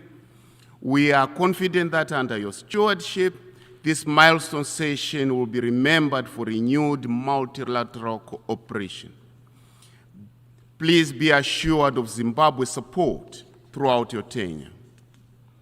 We also wish to pay tribute to your predecessor, His Excellency Philemon Young, for his leadership during a period marked by heightened geopolitical tensions and a retreat from multilateralism. This 80th anniversary of the signing of the UN Charter is a timely opportunity for us to reflect upon the journey of the past 8 decades. The resolve of the 50 nations that gathered in San Francisco in 1945 was to save the world from the scourge of war and conflict. Today, 193 nations are here to bear witness that since then, the United Nations has endured as the legitimate multilateral institution to address issues of global interest and concern. Yet, we commemorate this milestone at a time of profound uncertainty when the world is confronted by escalating conflicts, economic slowdowns, increasing poverty, and widening inequality, humanitarian tragedies, and the vagaries of climate change. Madam President, on the principle of multilateralism, it is our collective responsibility to recommit to the principles and purposes of the UN Charter for the benefit of the present and future generations. As Zimbabwe, we have anchored our foreign policy on multilateralism, guided by the principle of sovereignty, equality, and peaceful coexistence among nations. We believe that no nation can prosper in isolation. Zimbabwe's participation in multilateral processes is therefore aimed at advancing peace and security, human rights, and sustainable development for the integrity, dignity, and prosperity for all humanity. We welcome the Secretary General's UN 80 initiative on reforming the UN. The reform must allow the organization to evolve in line with contemporary realities, while strengthening and not diminishing the voice and participation of developing countries. Any reform that sidelines the aspirations of the global South runs contrary to the very spirit of the UN Charter. For the United Nations to remain effective and responsive, its reform must be member state driven, inclusive, and anchored in the principle of sovereign equality of all member states. This anniversary must, therefore, serve as a solemn reminder that humanity achieves more by working together than working apart and working against each other. Madam President, on the principle of peace and security, it is clear that peace, development, and human rights can only be fully realized through the reform of global governance institutions. The global economic, political, and security architectures established after the Second World War no longer reflect today's realities. In 1945, a large percentage of the current UN member states, including Zimbabwe, were mere colonies. To this end, we reiterate Africa's long-standing call for the comprehensive reform of the United Nations Security Council. Africa's continued total exclusion from the permanent category and underrepresentation among non-permanent members is an aberration which requires urgent redress. Decisions on Africa cannot continue to be made without Africa at the table. We cannot go back to 1884 when Africa was on the menu. Madam President, Zimbabwe underscores the importance of enhanced cooperation between the Security Council and regional organizations, such as the African Union, to address the root causes of conflicts. We believe that sustainable peace cannot be achieved without advancing the women, peace and security, and youth in the agenda. In our region, the Southern African Development Community, SADC, we emphasize inclusive peace processes. We stand by the principle that peace is not merely the absence of war, but the presence of justice, equity, equality, and respect for human dignity. Working with other member states, Zimbabwe has contributed towards the resolution of conflicts in the region, including the spearheading of joint diplomatic efforts with the East African Community under the auspices of SADC in the search for peace in Eastern DRC. Our consistent contribution to UN peacekeeping missions in conflict areas is a testimony to our commitment towards peace and security for all.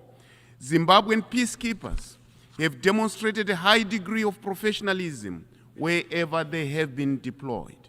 Guided by this legacy of commitment to peace, Zimbabwe has presented its candidature for a non-permanent seat on the United Nations Security Council for the term 2027-2028, determined to share its experiences and make its contributions in promotion of a safe and secure world for all.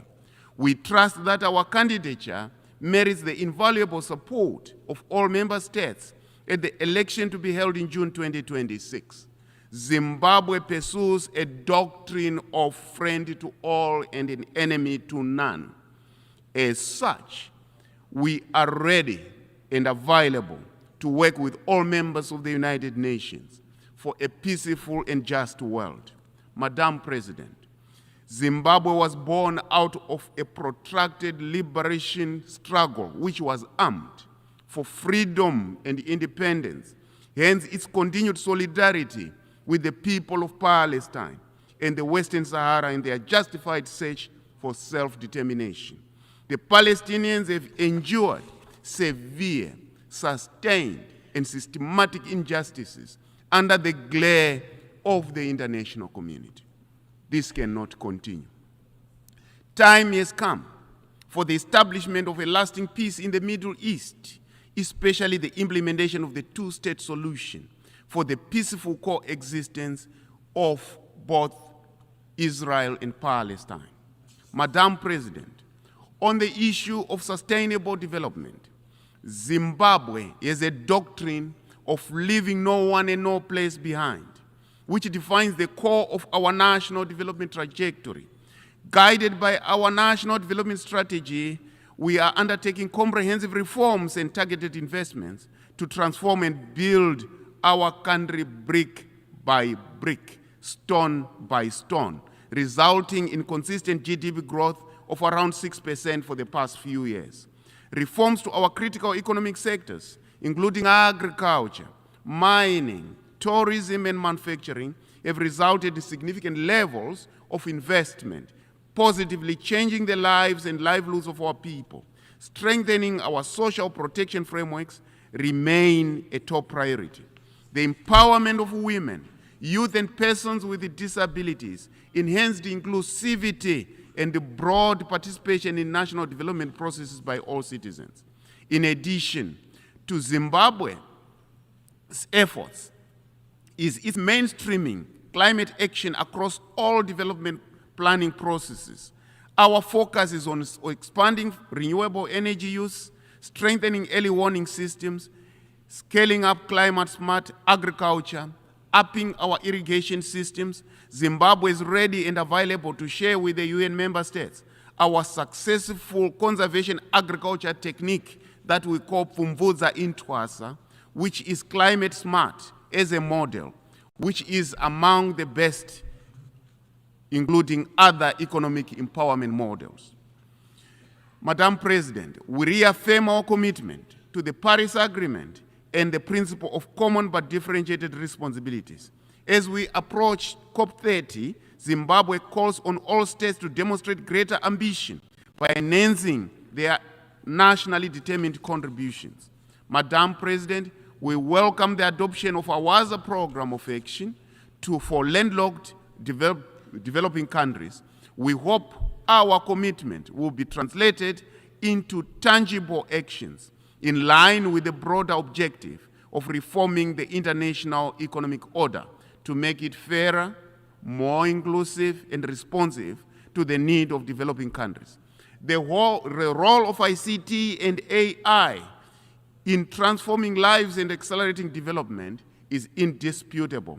It is, however, equally observed that criminals are using ICT for harmful behavior with serious destabilizing consequences to society. Zimbabwe therefore remains supportive for the establishment of frameworks and strategies to combat the use of technology for criminal purposes. The global dialogue on AI governance should assist all countries. We applaud the deliberate effort by the UN Secretary General towards optimizing the benefits of technology while minimizing the potential harmful effects of the same. On financial architecture, we reiterate our support for the commitments undertaken at the 4th International Conference on Financing Development in Seville, Spain. It is important that we implement these commitments and also operationalize the SDG stimulus. Without the means to implement our collective action, regression is inevitable. The global economic and financial system remains skewed against the global south, compounding debt distress and entrenching poverty.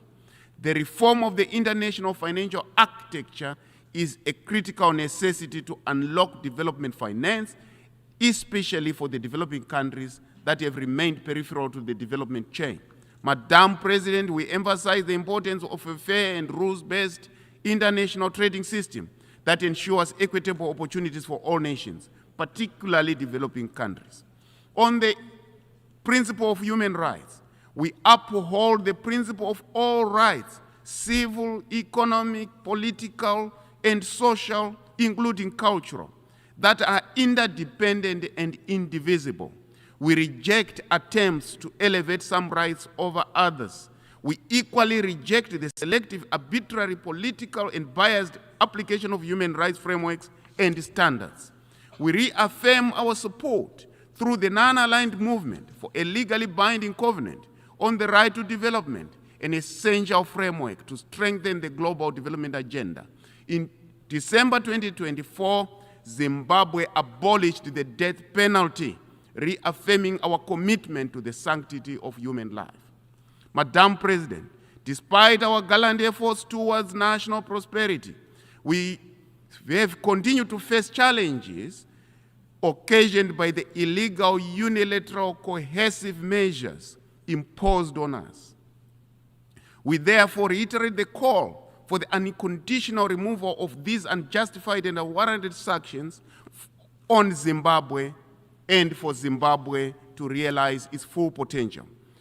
Our people have remained resilient against this adversity, encouraged by the unwavering solidarity and support from our sister SADC countries and the African Union and other progressive partners across the world. We are greatly indebted to this magnanimous pillar of support. Zimbabwe also stands in solidarity with other nations under UCMs, especially the government and the people of Cuba, in their continued fight against one of the longest economic blockades. We reiterate our call for the removal of this comprehensive embargo. We welcome the designation of 4 December as the International Day Against Unilateral Coercive Measures. This should increase voices against the human cost of sanctions, reaffirm diplomacy over domination, and advocate for a return to legality, legitimacy, and multilateral cooperation. Madam President, the United Nations today stands at crossroads amid multiple and intersecting crises. However, let us seize this anniversary to renew our covenant for peace, recommit to development, and strengthen the pillars of multilateralism that truly serves we the people. The greatest lesson from COVID-19 pandemic was that no one is safe until everyone is safe. Similarly, our sustainable future is possible only when we leave no one and no place behind. Let us build the future we all want, the future we are all proud of. I thank you.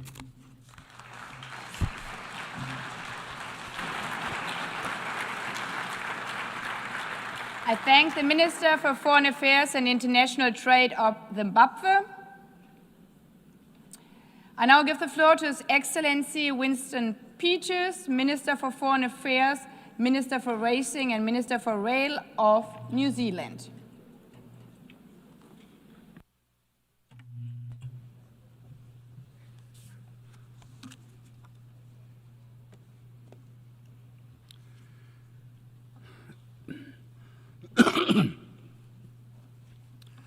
Madam President, 12 months ago, when delivering New Zealand's national statement, we said that never has it been more apparent just how much political leadership is required to respond to the international challenges we face. Political leadership is needed to restore trust in our domestic and international institutions, forge unity, maintain fragile social cohesion, and fill the gaps when the international community, through the United Nations, proves unable to. Traversing events during the past year, that leadership gap has only grown. The international order that has sustained peace for the past 80 years stands on the precipice of breaking down. The shift in the international order from rules to power continues its malignant path, while the Security Council is effectively paralysed on many of the acute geopolitical challenges it faces.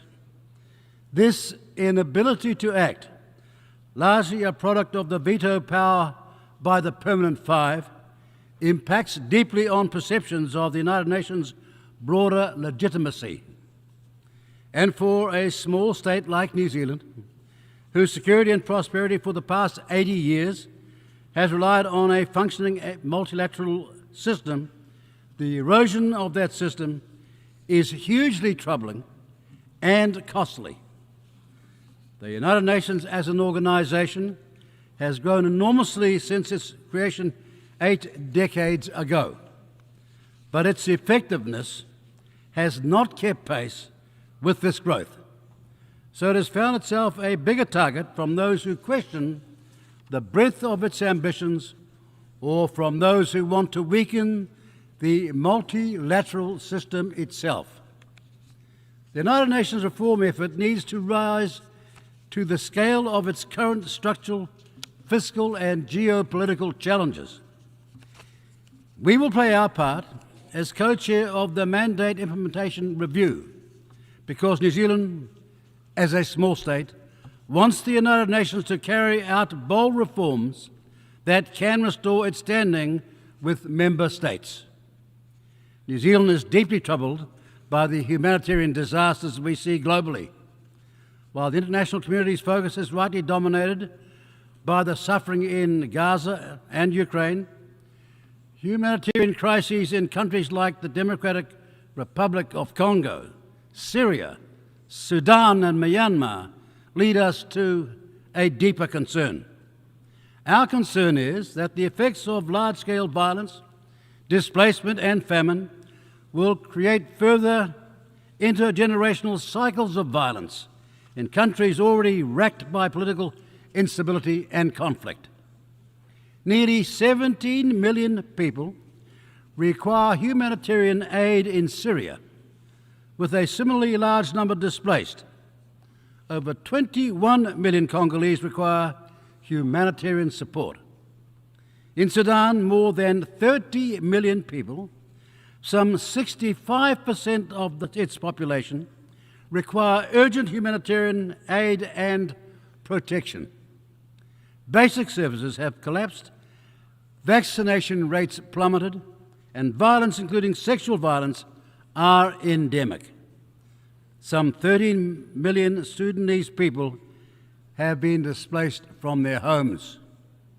In Myanmar, over 3.5 million people are internally displaced and 22 million in need of humanitarian assistance, making it the worst humanitarian crisis in Southeast Asia.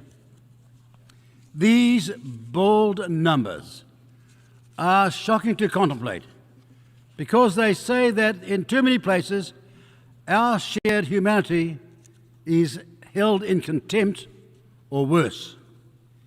We need leadership that creates possibilities, not extinguishes them. Leadership that persuades rather than controls. And leadership that appeals to our better angels, not our worst instincts. We most of all need leadership that meets the common desire for shelter, sustenance, to live in peace, feel secure, and to live with the hope that their children will flourish. Most of all, we need leadership that is courageous. It was courageous leadership that saw Egyptian President Anwar Sadat address the Israeli Knesset in Jerusalem in November of 1977 to extol peace.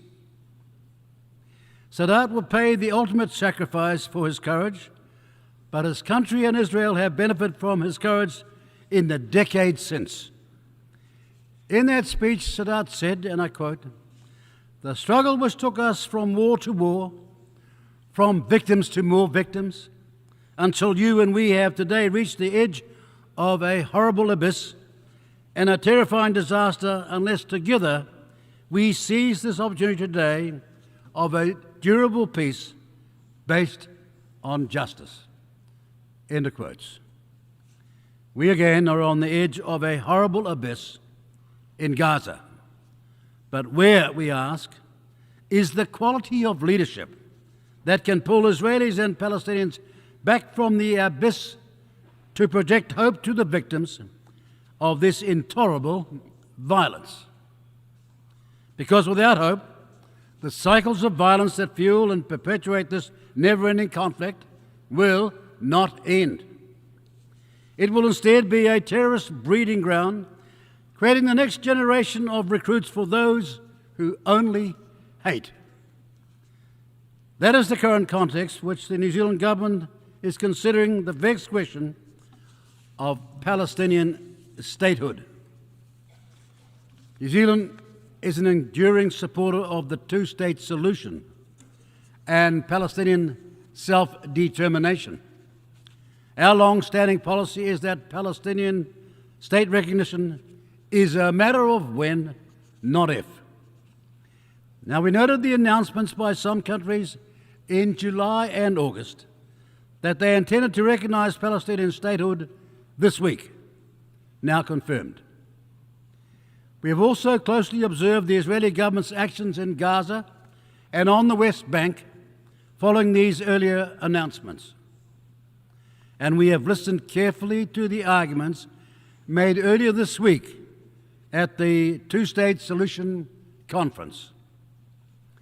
Palestinian statehood recognition is, however, uniquely complicated given it is embedded in a seemingly intractable, never-ending conflict situation. Very few New Zealanders can recall any period of sustainable peace in the Middle East during their lifetimes. And while New Zealand is furthest away from that conflict in the Middle East, we also acknowledge the strongly held views people have about it. New Zealanders were appalled by the barbarity of Hamas' attack on Israel citizens on October 7, 2023, the worst massacre in Israel's history, and Hamas have no plan and no place in any future Palestinian state. They know only hate. Today, nearly 2 years on from the horror inflicted that day, including the continued holding of Israeli hostages by Hamas, we are shocked to our core by harrowing images of famine in Gaza. We are also revolted by what can only be described as a grossly disproportionate response from the Israeli government. However, there is an old saying about a musical instrument that sums up well the vexed question of Palestinian statehood recognition. If the string is too tight, it will snap. But if it is too loose, the instrument will not play. Those countries who hope their earlier signalling of Palestinian statehood recognition would protect and promote the two-state solution have instead seen the Israeli government snap and continue its widely condemned military actions in Gaza, while continuing to develop illegal settlements on the West Bank in defiance of international law. The New Zealand government agrees with the ends sought by partners and acknowledges their good intentions. We commend to the leadership efforts of those countries trying to bring an end to the violence through their diplomatic efforts. We desperately want diplomacy to succeed, and we believe it is those countries with leverage who are most likely to achieve a breakthrough that would show global leadership. However, we do not believe that the current situation represents the last or even best chance to preserve the two-state solution. Rather, we think a future situation when Israeli and Palestinian political leadership is an asset, not a liability, and where other situational variables have shifted the current calculus away from conflict and towards peace, would be more conducive for recognizing Palestinian statehood. Therein lies our dilemma over any decision to recognize Palestinian statehood now, because statehood recognition is an instrument for peace. As an instrument for peace, also does not play, because there are no fully legitimate and viable state of Palestine to recognize. Palestine does not fully meet the accepted criteria for a state, as it does not fully control its own territory or population. There is also no obvious link between more of the international community recognizing the state of Palestine and the aimed objective of protecting the two-state solution. Indeed, what we have observed since partners' pronouncements reveals that recognizing Palestine now will likely prove counterproductive. That is, Hamas resisting negotiation in the belief that it is winning the global propaganda war while pushing Israel towards even more intransigent military positions. Recognition at this time, we also think, is open to political manipulation by both Hamas and Israel. Hamas will seek to portray our recognition of Palestine as a victory, as they have already done in response to partner announcements. Israel will claim the recognition rewards Hamas and that it removes pressure on them to release hostages and agree to a ceasefire. Ladies and gentlemen, because even now, after almost 2 years of this outrage, Hamas refused to give the hostages back. And then, like over 150 countries before it, New Zealand's recognition of Palestinian statehood now would serve as little more than an existential act of defiance against an unalterable state of affairs. We are not ready to make that gesture. Rather, the New Zealand government believes that it has one opportunity to recognise Palestinian statehood, and it would make better sense to do so when conditions offer greater prospects for peace and negotiation than at present. With a war raging, Hamas still in place,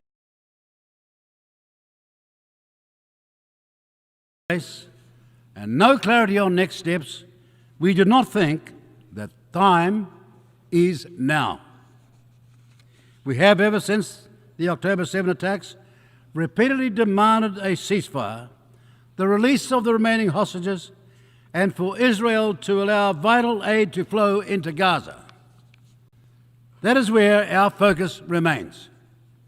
To that end, today, the New Zealand government announces a further significant financial contribution to support the humanitarian crisis in Gaza. Our focus will not shift from where it's needed most. In Gaza, right now, aid must flow and the violence must cease. Ultimately, however, if leaders and their people do not covet peace or cannot overcome their hate, no actions taken by us will shift them from their destructive and ruinous path. But if they do covet peace, and when we see action, not in the form of rhetoric, but of agreements, and when statehood emerges, then institutions to support it, New Zealand will then recognise Palestinian statehood.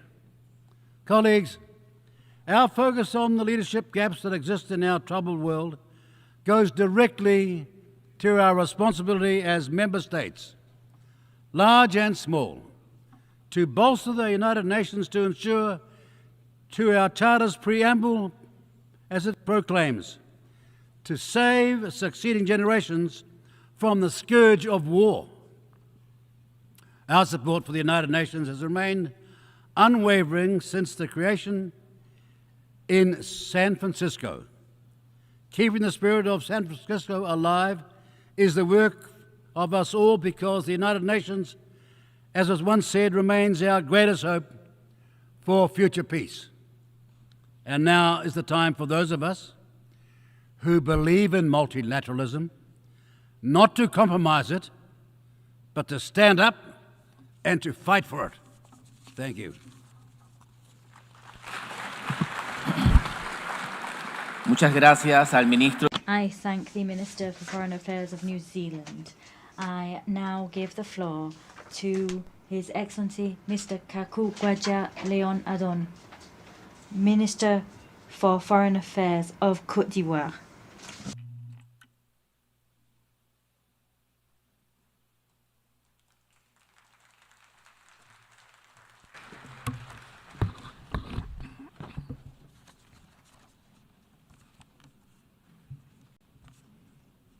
Madame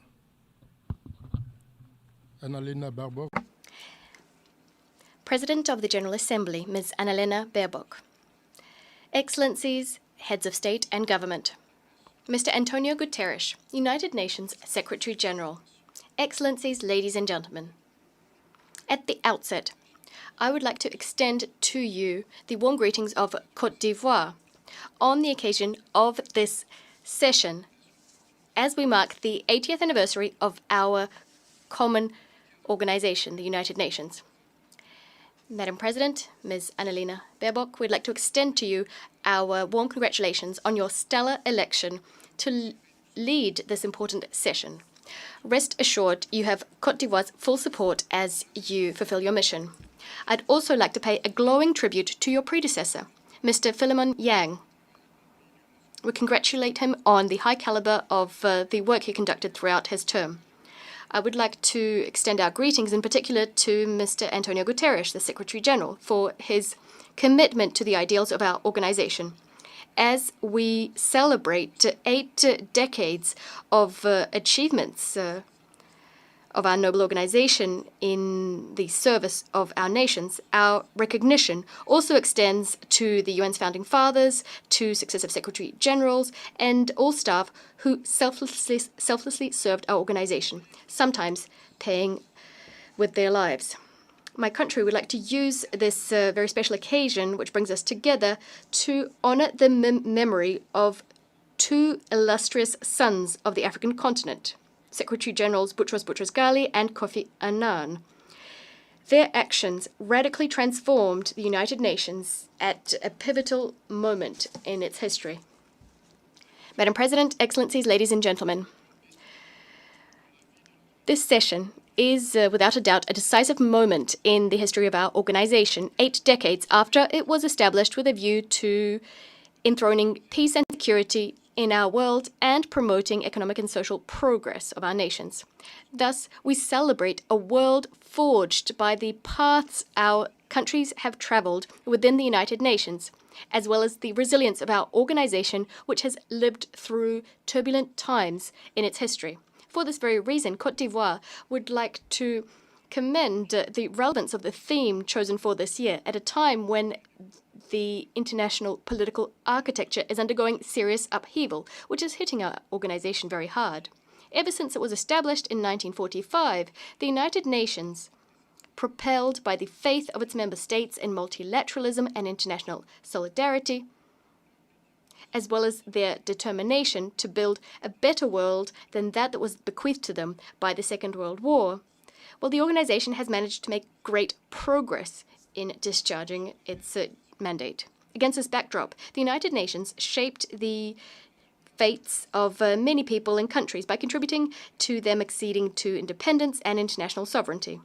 The United Nations also went to great lengths for 8 decades now, to shield our planet from any new global conflict, as well as from any recourse to nuclear weapons. My country applauds the essential action and the crucial role of the United Nations and regional partners as regards the prevention and peaceful settlement of disputes, as well as the deployment of peacekeeping and peace-building operations. In a similar fashion, Côte d'Ivoire welcomes the fact that it has been able to contribute to various UN missions over the last few years. We are also proud to be a party to most chemical, biological, and nuclear ban and elimination treaties. At a time when conflicts and disputes have not abated, the United Nations have constantly been the best framework for our common efforts aimed at peace and security. The commitments helped us to prevent and to circumscribe many a conflict. Nonetheless, they didn't always produce the expected results, nor did they always prevent tragedies. I'm referring in particular to the genocide of the Tutsis in Rwanda between April and July 1994, which left an indelible impression on humanity. And I'd like to recall the pressing need to work together against all forms of conflicts and armed crises. President, ladies and gentlemen, as regards development and social progress, the United Nations rallied all partners behind vast initiatives aimed at supporting developing countries.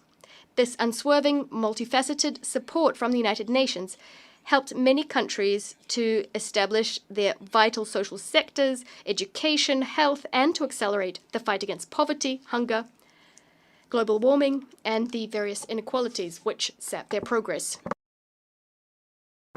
Furthermore, in keeping with the mobilization promoted by the United Nations, decades of commitments on the part of the Bretton Woods institutions, the World Bank, and the IMF have broadened the spectrum of resources being funneled to the development of our countries. My country, Côte d'Ivoire, welcomes important initiatives launched by the United Nations, in particular, the International Development Decades, the Millennium Development Goals, the Sustainable Development Goals, and the Paris Agreement covering climate change. In a similar vein, Côte d'Ivoire applauds the multifaceted humanitarian activities of the United Nations, which regularly save thousands of lives in instances of natural disasters and conflicts affecting many countries. Indeed, thanks to its specialized agencies, in particular the WFP, the HCR, the WHO, UNICEF, and OCHA, the United Nations remains the best structured, most universal global humanitarian assistance actor, a powerful symbol of international solidarity, that advocated for by the UN Charter. Decades of action, that's what we're celebrating throughout this session. They offer my country an opportunity to take stock of the important role played by the United Nations in strengthening the exercise of human rights and democracy the world over, as well as the United Nations' vast efforts aimed at ensuring respect for international law, which is the very bedrock for peaceful relations imbued with solidarity, bringing together different countries. President, Excellencies, ladies and gentlemen, after 80 years in existence, our organization today finds itself at a crossroads. It is confronted with the most serious liquidity crisis in its history, as well as an unprecedented crisis of trust, in particular, a crisis of trust in the Security Council. Under these conditions, the coming decades will throw up major challenges which will put to the test the organization's capacity to respond to people's expectations and to fulfill its mission. Given the world's unpredictable trajectory and the weakening of multilateralism, there is a pressing need, now more than ever, to restore the effectiveness of the United Nations on the basis of inclusive and equitable multilateralism. With this in mind, my country invites member states to reclaim the ideals enshrined in the UN Charter, as well as the constraints that fall to them as regards Charter implementation. We call on member states to revive solidarity which has always steered our actions. This is the collective commitment which will allow us, and of this I'm certain, to tackle global challenges such as climate change, terrorism, scarce development financing, information wars, and regulation of artificial intelligence. Regarding the latter, a source of many hopes and fears, Côte d'Ivoire welcomes the adoption of the Pact for the Future and the annexes thereto, as well as the Global Digital Compact, regulating the use of artificial intelligence, AI. We call for the adoption of binding universal standards so as to regulate the use of AI and digital technologies to ensure that it is used to achieve development for the benefit of all. The UN's effectiveness during this critical period calls for, as a matter of priority, the completion of Security Council reform. The paralysis of this major organ consigns the United Nations and regional organizations to powerlessness. It pushes further away all prospects of peace and the lasting settlement of conflicts and the resolution of global challenges which threaten international peace and security. Now, more than ever, Security Council reform is vital for us to be able to adapt to new international realities and to strengthen the Security Council's legitimacy. Given the impasse which characterizes the negotiations process that's been underway for a number of decades, my country would like to reiterate its call for Security Council reform, which would first and foremost grant Africa its rightful place across all categories of this body, in keeping with the common African position expressed in the Isolwini Consensus and the Siet Declaration. Today, more than ever, the world needs a Security Council that is fully functional, so as to be able to craft just solutions to the conflicts consuming humanity. The reform impetus, which aims to mark the renewal of multilateralism, must also extend to global economic and financial governance through the reform of the Bretton Woods institutions and, more broadly, international financial architecture. Côte d'Ivoire welcomes Africa's accession to the G20, a major step forward. We call for everyone to courageously rally, especially our bilateral and multilateral partners, to rally so as to make up for the precipitous drop in the resources being allocated to financing development, especially in the countries of the South. President, Excellencies, ladies and gentlemen, under the leadership, the visionary leadership of His Excellency Mr. Alassane Ouattara, the President of the Republic of Côte d'Ivoire, we remain resolutely committed to respecting our obligations stemming from the UN Charter. We are attentive to the impact of geopolitical upheaval that is fracturing our world. Despite this downcast international context, Ivorians are tirelessly continuing their efforts so as to complete the process of building a stable, inclusive, resilient, and prosperous nation. On this note, my country would like to once again express its recognition and gratitude to the United Nations, which, thanks to the United Nations operation in Côte d'Ivoire, UNOSI, contributed to the restoration of peace after a decade of socio-political crisis in my country. On security, Côte d'Ivoire is currently a secure country.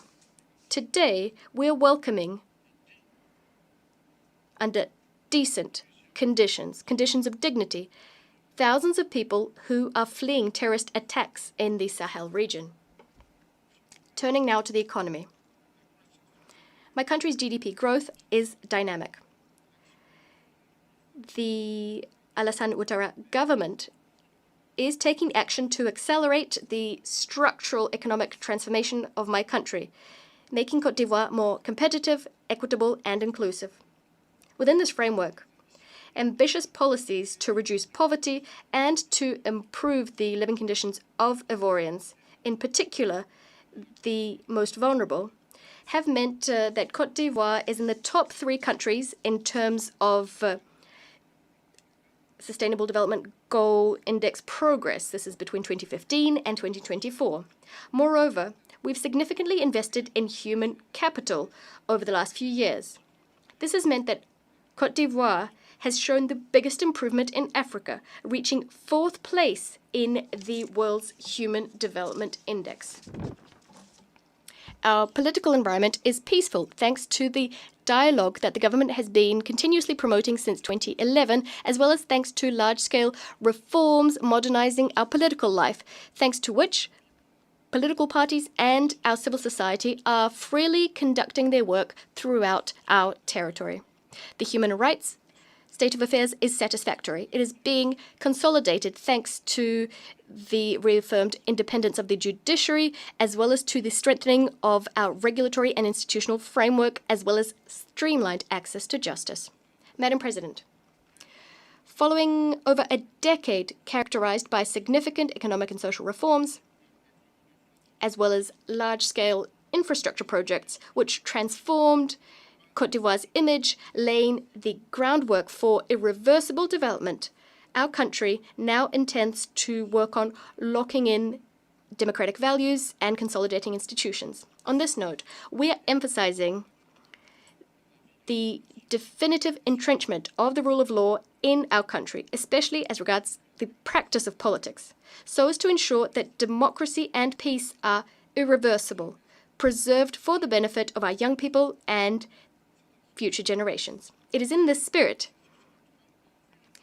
that this spirit is what characterizes the electoral process underway in the run-up to the presidential election scheduled for 25th October 2025. Everything is being done to ensure that this vote, which consecrates my country's democratic maturity, takes place as transparently and peacefully as possible. I thank you for listening to me so graciously. Muchas gracias al señor. I thank the Minister of Foreign Affairs of Côte d'Ivoire.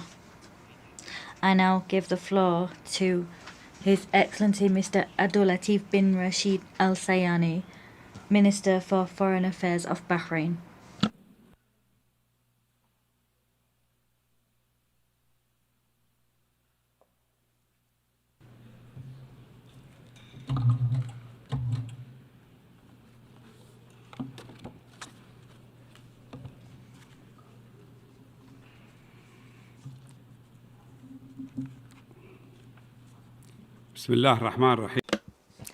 In the name of God, the most gracious, the most merciful, Your Excellency, Ms. Annalena Baerbock, President of the United Nations General Assembly, Your Excellency, the Secretary General of the United Nations, ladies and gentlemen, distinguished delegates, may the peace, mercy, and blessings of God be upon you. It gives me great pleasure to congratulate you, Your Excellency, on your election as President of this session, wishing you every success in conducting its work. I would also like to thank His Excellency, the Secretary General, Mr. Antonio Guterres, for his tireless efforts to strengthen the role of the United Nations in addressing contemporary international issues. Madam President, this 80th session of the General Assembly is convened while the world is facing accelerating transformations and complex challenges.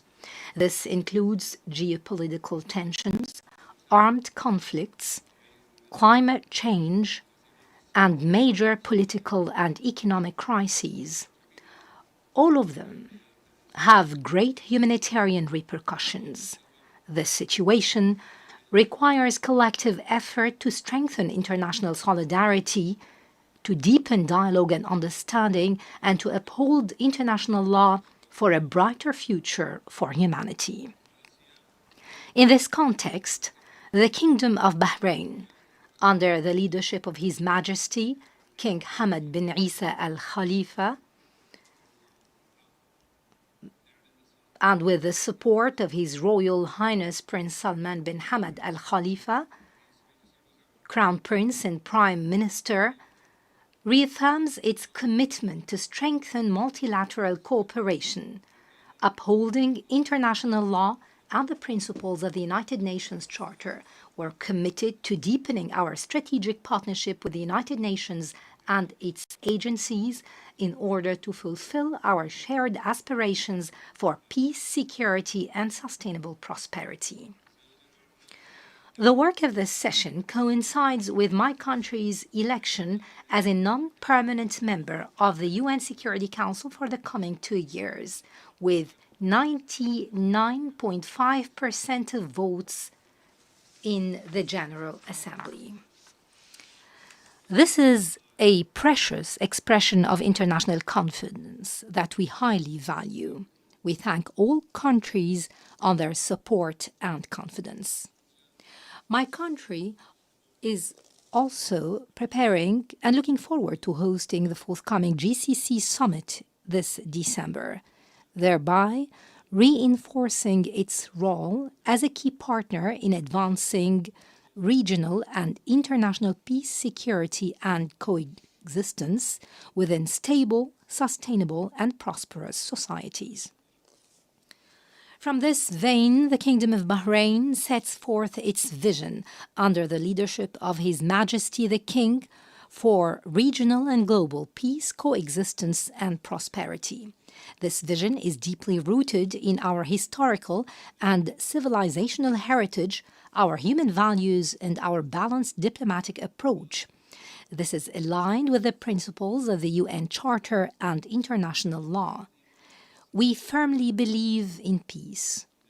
We firmly believe that any conflict can only find a lasting solution through direct negotiations, political will, and a spirit of compromise. For this reason, we welcome all sincere initiatives for mediation and dialogue, proceeding from our belief that diplomacy is the only path to end the cycles of death and destruction. It will help shape a future of dignity and hope for future generations. The Kingdom of Bahrain seeks to advance this vision through the following main pillars. First, a commitment to the peaceful settlement of conflicts, especially in the Middle East. The Kingdom of Bahrain calls for a comprehensive and lasting ceasefire in the Gaza Strip. We call for the protection of civilians, the immediate release of hostages and detainees. We call for expediting the sustained delivery of humanitarian aid, the implementation of the Arab and Islamic Plan for recovery and reconstruction in the Strip, and the firm rejection of any forced displacement schemes. We also reject any settlement expansion or attempts to alter the historical and religious status quo of Jerusalem, a city that has embraced divine faiths throughout history. My country warns of the repercussions of the war in Gaza on regional stability and global interests. We condemned the Israeli attack on the brotherly state of Qatar, which has long played a recognized role in mediation, together with the Arab Republic of Egypt and the United States of America. They aim to reach a lasting ceasefire in the Gaza Strip and secure the release of hostages and detainees. Accordingly, my country calls for negotiations and diplomatic solutions as the path to resolving the Palestinian question in line with the rules of international law and the UN Charter. We urge the international community to respond to the initiative endorsed by the 33rd Arab Summit, the Bahrain Summit, that calls for an international peace conference in the Middle East. This would lead to direct negotiations leading to a comprehensive and sustainable solution to the Palestinian-Israeli conflict. The Kingdom of Bahrain welcomes the decision of the General Assembly to endorse the New York Declaration on the peaceful settlement of the Palestinian question and the implementation of the two-state solution. We commend the growing international recognition of the State of Palestine and the concerted efforts undertaken by the Kingdom of Saudi Arabia and the French Republic in this regard. Bahrain further emphasizes the need for peaceful solutions to the crises in Syria, Lebanon, Sudan, Libya, Yemen, Somalia, and beyond, in a manner that guarantees their sovereignty, unity, and territorial integrity. It must also secure their people's rights to stability and sustainable development. This approach is based on the principles of good neighborliness, non-interference in internal affairs of other countries, and the rejection of the use of or threat of use of force. The Kingdom also affirms the importance of joint action to rid the Middle East of weapons of mass destruction. It should be spared the risks of any arms race or military escalation. We call for the resumption of U.S.-Iranian negotiations to resolve the Iranian nuclear file in a manner that promotes global peace and security. The second pillar is the promotion of a culture of peace, tolerance, coexistence, and dialogue between religions and cultures. This would be pursuant to the principles of the Kingdom of Bahrain Declaration on Freedom of Religion and Belief. We call for an international convention to combat religious hate speech and racism, and banning the abuse of digital platforms to incite extremism, radicalism, or terrorism. Turning to the third pillar of the Kingdom of Bahrain's vision, it is related to strengthening international strategic partnerships for security, peace, and prosperity. In this regard, we take pride in the comprehensive Security, Integration, and Prosperity Agreement, CCPA, signed between the Kingdom of Bahrain and the United States of America, along with the United Kingdom. His Royal Highness, the Crown Prince and Prime Minister, described it as a launching point for a multilateral framework that brings together like-minded states to achieve stability and prosperity, and an effective model of a comprehensive vision based on mutual respect and common goals. My country seeks to enhance partnerships with states, organizations, and regional and international groupings.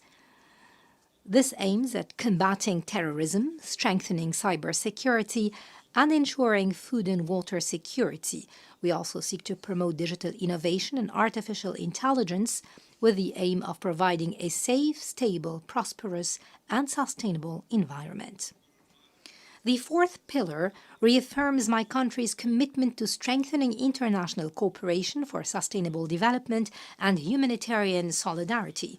This includes tackling poverty around the world. The Royal Humanitarian Foundation in the Kingdom of Bahrain undertakes the implementation of numerous health, education, and relief projects worldwide. The Kingdom is also pursuing the implementation of its initiative, endorsed by the Bahrain Summit, to provide health and education assistance to those affected by conflicts and disputes in the region. This supports the SDGs to ensure that no one is left behind. The Kingdom of Bahrain, proud of its fruitful cooperation with the United Nations, reaffirms its commitment to sharing its experience as a leading model of reform and constant development. We work on modernizing legislations, providing a homeland of tolerance, coexistence, religious freedom, and humanitarian work.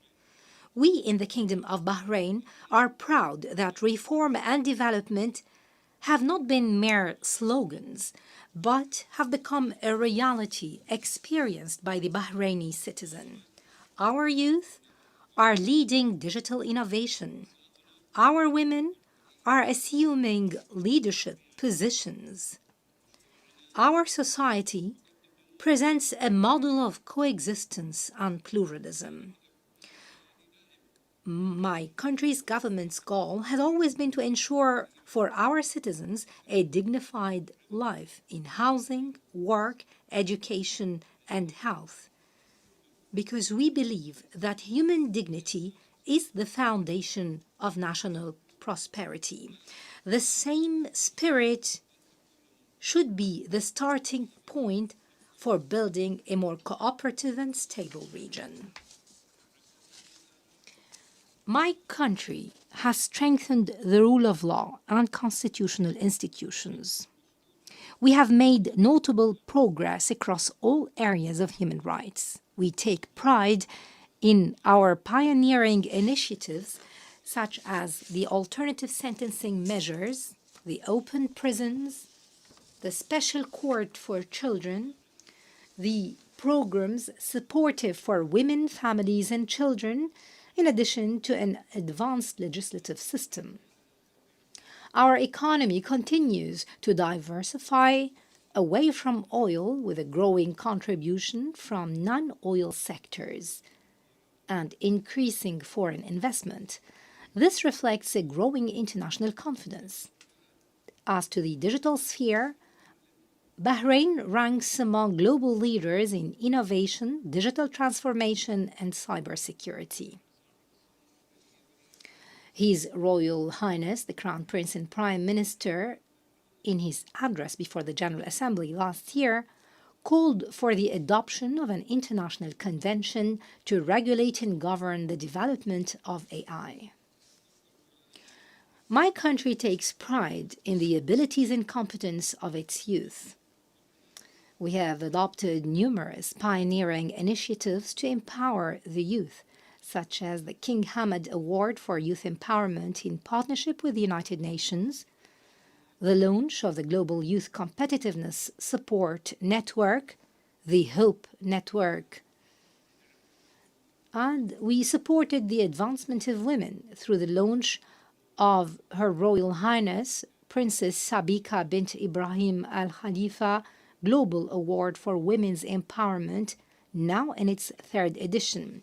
This comes in addition to our membership in the Executive Board of UN Women for the coming 3 years.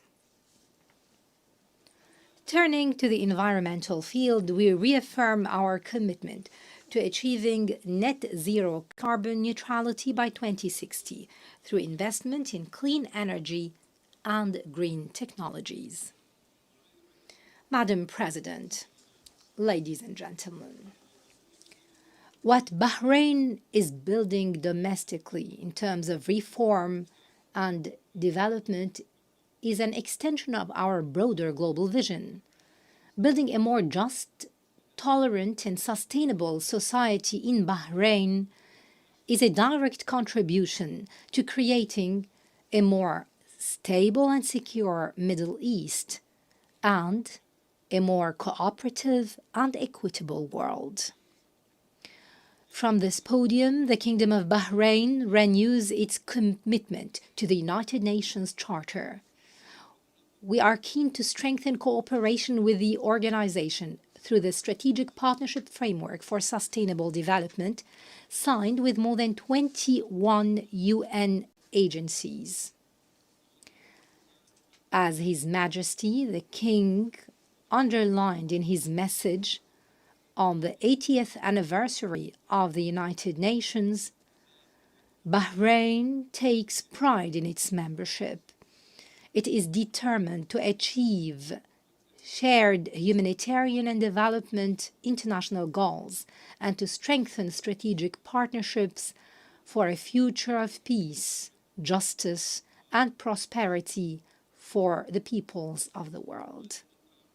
From this standpoint, my country calls for the reform of the UN system to enhance its effectiveness, transparency, to maintain international peace and security. We need to ensure the representation of developing countries in decision-making. My country, throughout its upcoming non-permanent membership in the Security Council, is committed to promoting dialogue, building bridges of peace, consolidating tolerance and coexistence, supporting the protection and promotion of human rights, advancing sustainable development, and enhancing the Council's efficiency in addressing global challenges. The decisions we take in this session do not only shape our present, but will determine the fate of generations yet unborn. Will they inherit a world torn apart by conflict and division, or a homeland of peace, prosperity, and human cooperation? Let us work together to realize the essence of this session's theme, better together. Better together to rise up to the human values enshrined in the UN Charter. That brings us together. Let us make this 80th session of the General Assembly a turning point toward a more just and humane international order, with peace that upholds dignity and fulfills the aspirations of our peoples, that brings prosperity that secures our shared future. The coming generations deserve a world that embraces their dreams, unrestrained by fear and unburdened by conflict. We pray to Almighty God to guide us all to outcomes would bring goodness and progress for all humanity in a world that is safer, more just, more sustainable, and more prosperous. Thank you. Peace be upon you. Muchas gracias al... My thanks go to the Minister for Foreign Affairs of Bahrain. I now give the floor to His Excellency Ivan Gil Pinto, Minister of Foreign Affairs of the Bolivarian Republic of Venezuela.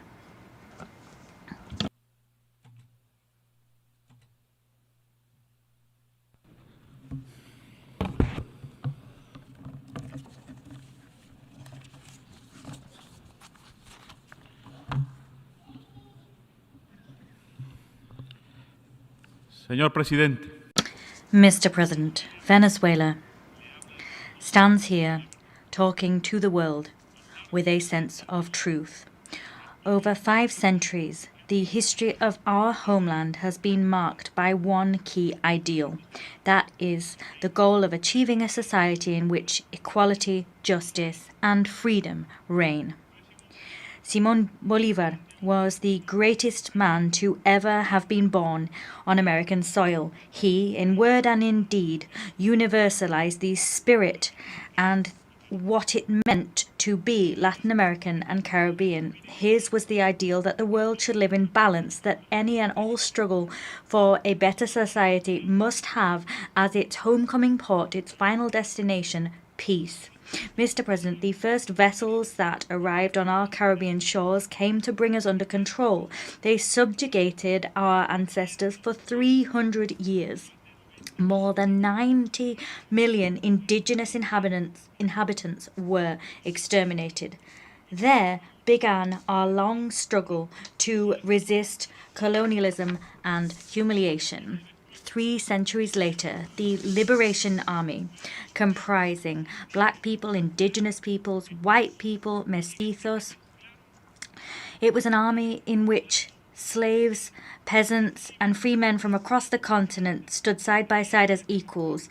They came up from the coasts of the Caribbean Sea and rose up to Ayacucho and its mountains to free South America once and for all. Mr. President, we have been a country that has learned to struggle for its own destiny and control thereof.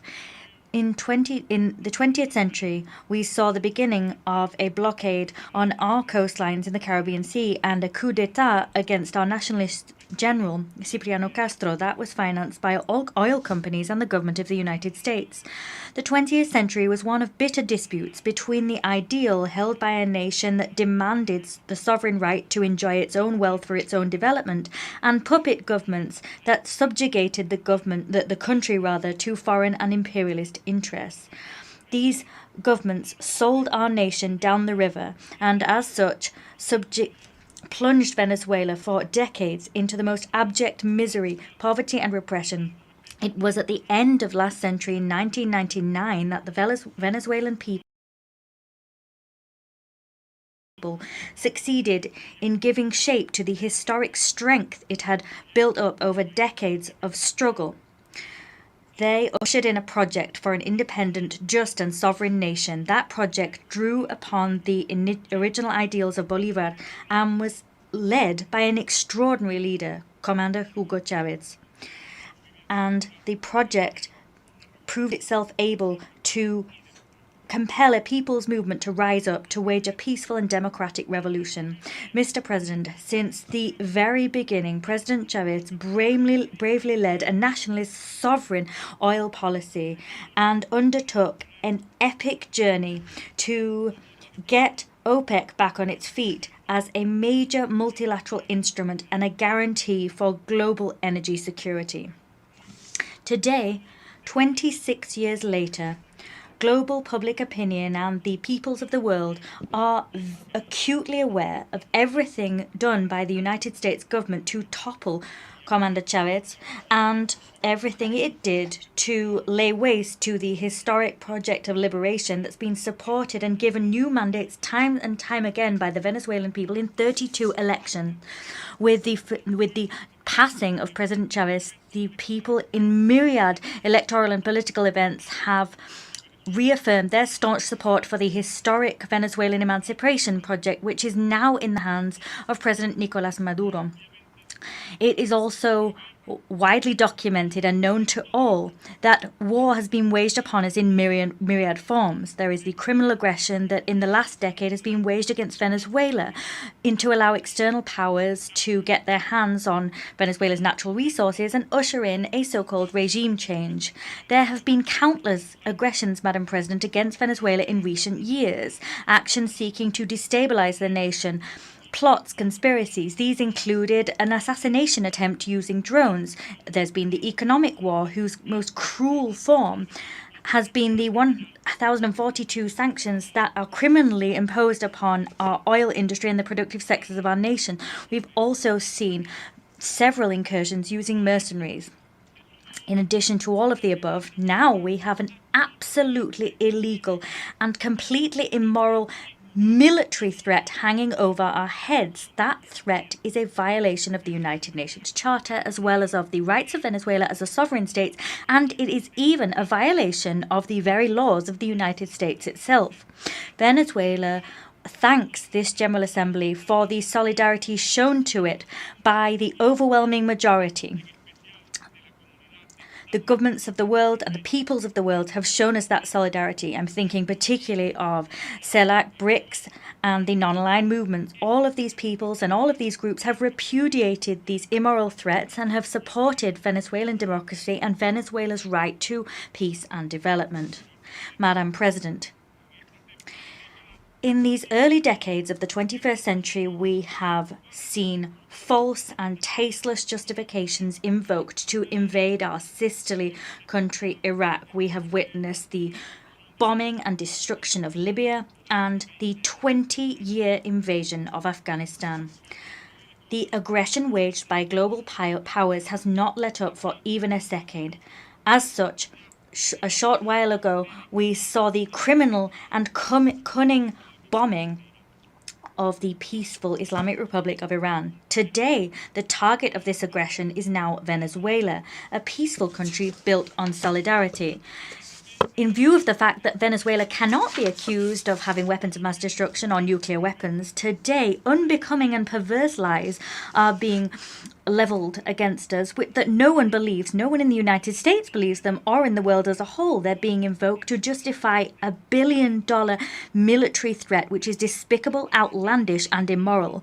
Consequently, we're once again grateful to global public opinion and the public opinion of the United States. We're also grateful to the governments and the peoples of the world that are speaking out against this attempt to bring war to the Caribbean and South America in order to usher in a regime change which will allow external powers to rob the immeasurable oil and gas wealth of Venezuela. We are not surprised, Madam President. We are all well aware that the people of the United States have time and time again voted for governments that promised to bring peace and put an end to eternal war. Governments that promised to devote themselves to resolving internal problems. Poverty, the addiction epidemic, unemployment and inequality, which today characterize the U.S. and its society. And we've seen time and time again how the noble people of the United States have been disappointed. For this reason, Today, Venezuela wishes to reaffirm it is dedicated to peace as Simón Bolívar was. We are devoted to our self-determination and, on the basis of the United Nations Charter, we once again affirm that we have a right to defend our sovereignty and to defend peace in the Caribbean and across South America. Venezuela is part of this new pluripolar world that has been ushered in. Simón Bolívar in 1824, in the altitudes of Junín, was driven forward by the same ideal when, on the eve of a decisive battle, said to his soldiers, "Peru and the whole of America is clinging to you as a hope for peace, the daughter of victory. Even liberal Europe is watching you, enchanted under a spell, because the freedom of the new world is a hope harbored by the universe as a whole."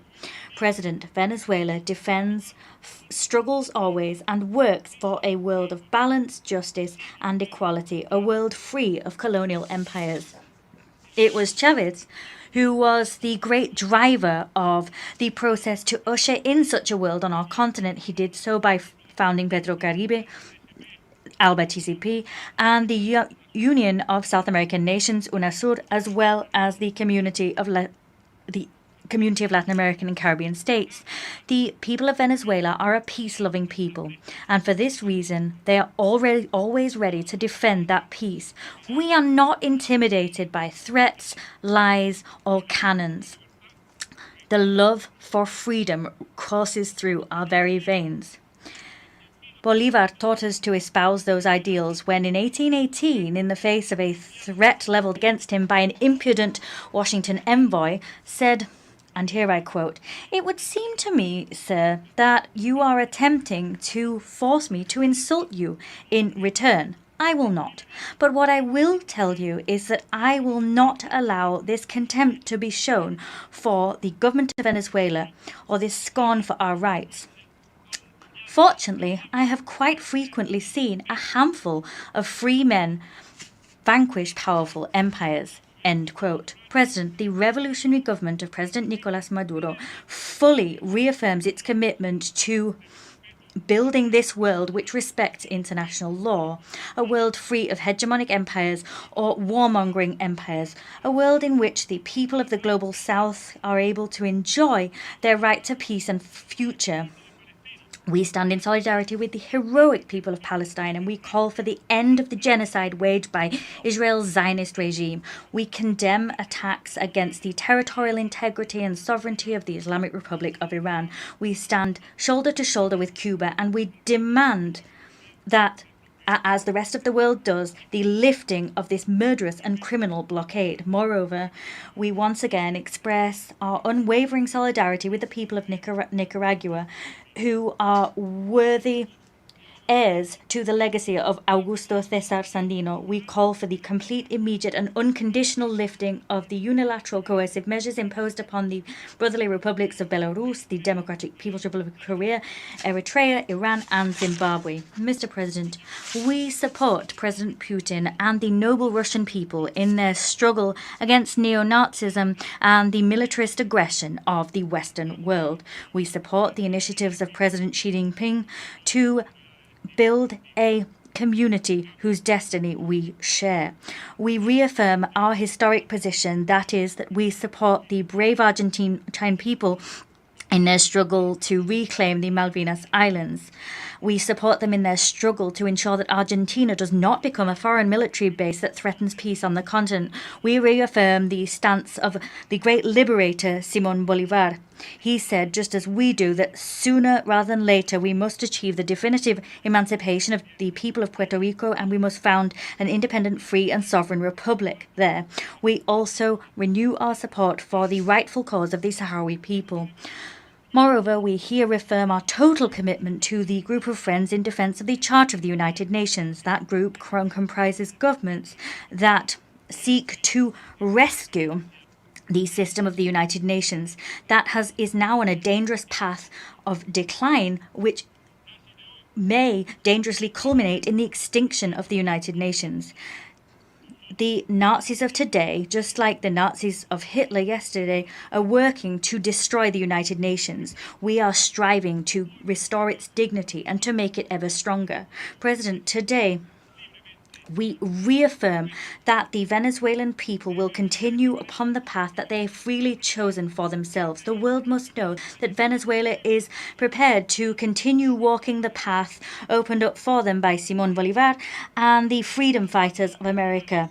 We have given shape to a powerful national union. We stand together. We say before the world that Venezuela has never been, is not, nor will it ever be a threat for any nation whatsoever.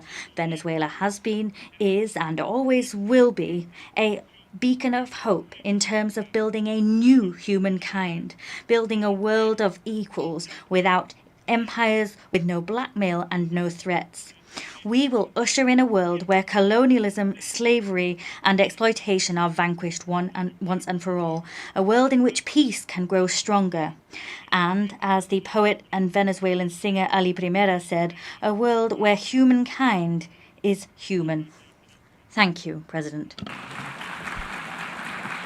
Muchas gracias al señor. I thank the Minister of Foreign Affairs of the Bolivarian Republic of Venezuela. I now give the floor to His Excellency Dhananjay Ramphumi, Minister of Foreign Affairs of Mauritius.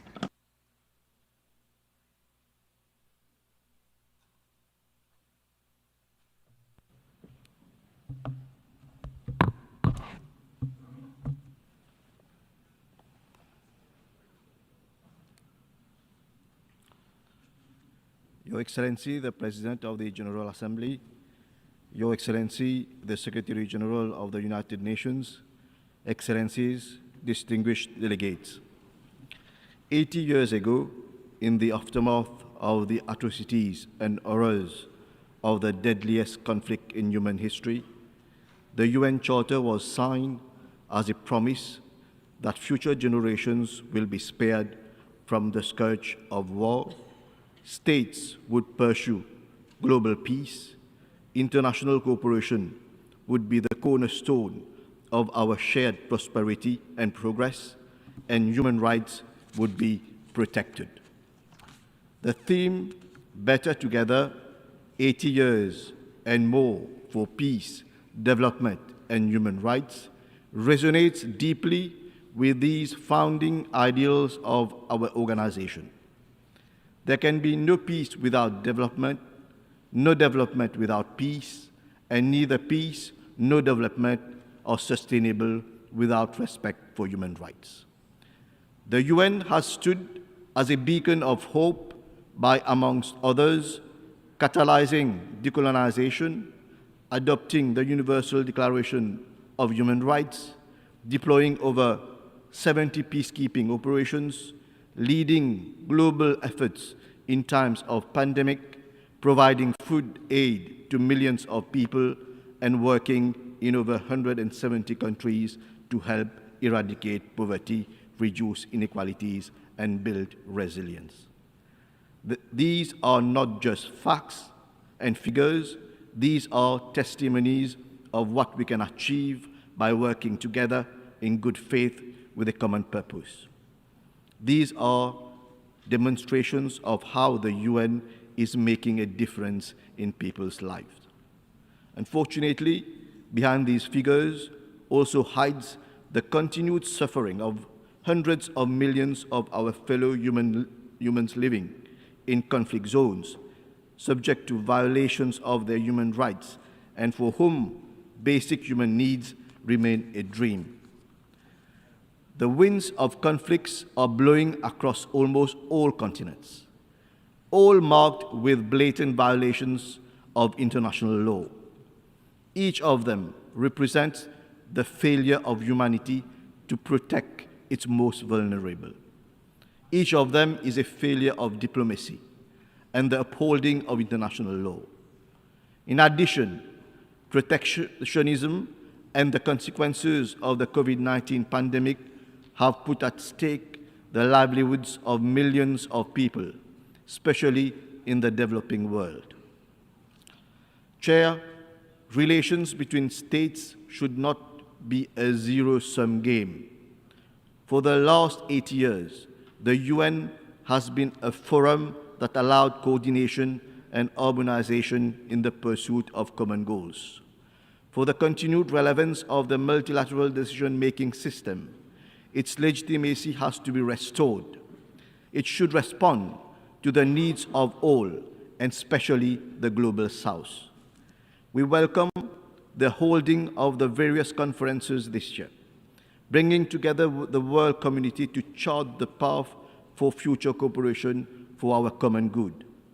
For instance, we met in Nice for the Ocean Conference and in Sevilla for the Conference on Financing for Development.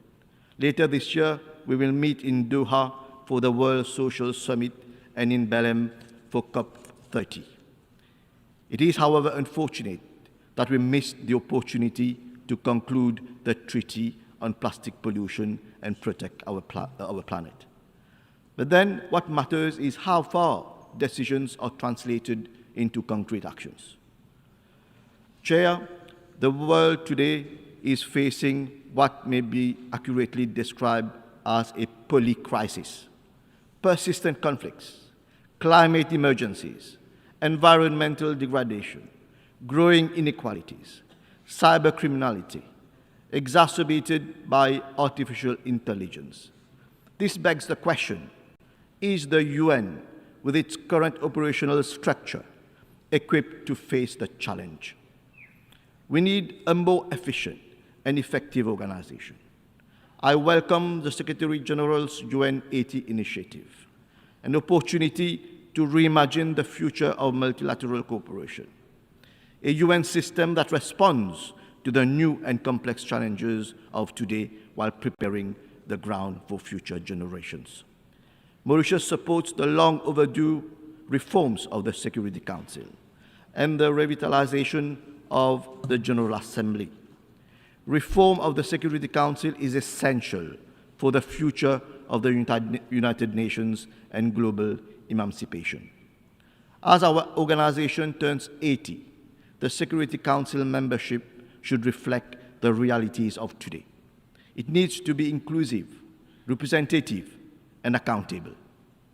Africa makes almost 30% of the UN membership. Yet, it is unrepresented in the permanent category in the Security Council. Africa has the legitimate right to have its say in matters of the world, with no less than 2 permanent seats on the Security Council.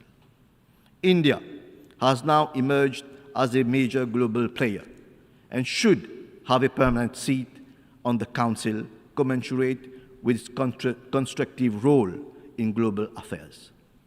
Mauritius also supports the G4 and the L69 in their efforts to promote a constructive dialogue on a more representative and equitable composition of the Security Council. Mr. President, Mauritius is fortunate to have a robust and viable democratic system. The new government elected in November last has been entrusted with the duty of making Mauritius better and bringing the people together, a mission that echoes well with the theme of this 80th session. Mauritius will continue to place people at the center of its national development, with particular focus on women, youth, and vulnerable groups. True prosperity can only be achieved when economic growth, social inclusion, and environmental sustainability advance together. Mauritius remains committed to this path. As a small island developing state, faced with the devastating impacts of climate change, external economic shocks, and geopolitical uncertainties, we value multilateralism. We value the role of the UN in shaping a world governed by the rule of law and not allowing the force of anarchy to take over. Chair, in 2015, we committed to the global ambition of ending poverty, protecting our planet, and ensuring that all people enjoy peace and prosperity through the UN Agenda 2030. We are just 5 years from our own deadline. Globally, the SDGs are far off track. Finance remains the major challenge faced by SIDS like Mauritius. We need long-term investment in sustainable development and strong multilateral cooperation. Climate change is a reality. Mauritius is not spared from its cataclysmic impact. Episodes of prolonged droughts, flash floods, and cyclones are more and more frequent. Air temperature has increased by up to 1.39 degrees Celsius. Sea level is rising by 8 millimeters per year compared to the global average of 3.3 millimeters. The socio-economic challenges posed with these irreversible changes are enormous for us to face alone. Amongst others, our tourism industry is affected. Agricultural production is decreasing, and food security is real cause for concern. The historic advisory opinion of the International Court of Justice on climate change last July is clear and unambiguous. We all have a responsibility to protect the climate system. Obligations under the Paris Agreement to provide financial support, technical assistance, and technology transfer are binding. Mauritius calls upon all member states to translate these legal obligations into concrete climate action and enhance support for the most vulnerable groups. The international community should ensure that the assistance that we need for adaptation, mitigation, and building our resilience are made available. Chair, we are pleased to note the greater recourse to the ICJ in recent years. We hope that the reforms agenda will include measures to increase its effectiveness in peaceful settlement of dispute. Mauritius particularly applauds the advisory opinion of the ICJ on the Chagos Archipelago, which paved the way for negotiations that led to the signature of an agreement in May this year between the governments of Mauritius and of the United Nations. This is a vindication of international law. In this context, Mauritius is strongly committed to protecting and preserving the pristine marine environment of the Chagos Archipelago. In this regard, it is in the process of establishing a Chagos Archipelago marine protected area, whilst taking into account the aspiration of Mauritian citizens of Chagosian origin to resettle in the Chagos Archipelago. Mauritius extends its deep appreciation for the support received from UN member states right from the early 70s up to the adoption of the UNGA resolution on the 22nd of May 2019 in support of the ICJ advisory opinion.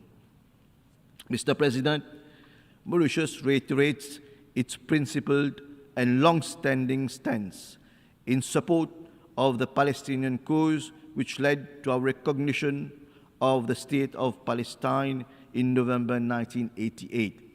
78 years after the adoption of General Assembly Resolution 181, the State of Palestine continues to be denied full membership of the United Nations. Mauritius welcomes the overwhelming support for a two-state solution and endorses the New York Declaration on the peaceful settlement of the question of Palestine and the implementation of the two-state solution. We call on the international community to spare no effort to achieve this solution. Chair, the transformative potential of AI and digital technologies are undeniable, but they also represent real challenges for contemporary society. AI's capabilities should be harnessed responsibly and collectively. There is need to build a global governance architecture through multilateral negotiations that will ensure safe, secure, ethical, and inclusive use of AI. Resource and capacity constraints of developing economies have to be acknowledged and addressed. The digital divide should not be allowed to widen further. We welcome the recent establishment of the UN Independent International Scientific Panel on AI and the Global Dialogue on AI Governance. Monsieur le Président, President, I would like to reiterate my country's commitment to fully supporting regional cooperation as well as the pooling of the efforts of Indian Ocean Rim countries in the interests of all of us. This is our regional version of Better Together. Mauritius is honored to host on its territory the headquarters of 2 Indian Ocean country organizations, specifically the Indian Ocean Commission and the Indian Ocean Rim Association. In 2012, we concluded an agreement with the Seychelles, the aim being to co-manage a vast maritime area. We are now working on its implementation. I would like to recall that following the recognition of our sovereignty over the Chagos Archipelago by the United Kingdom, Mauritius now expects the same outcome as regards our sovereignty over the island of Tromelin.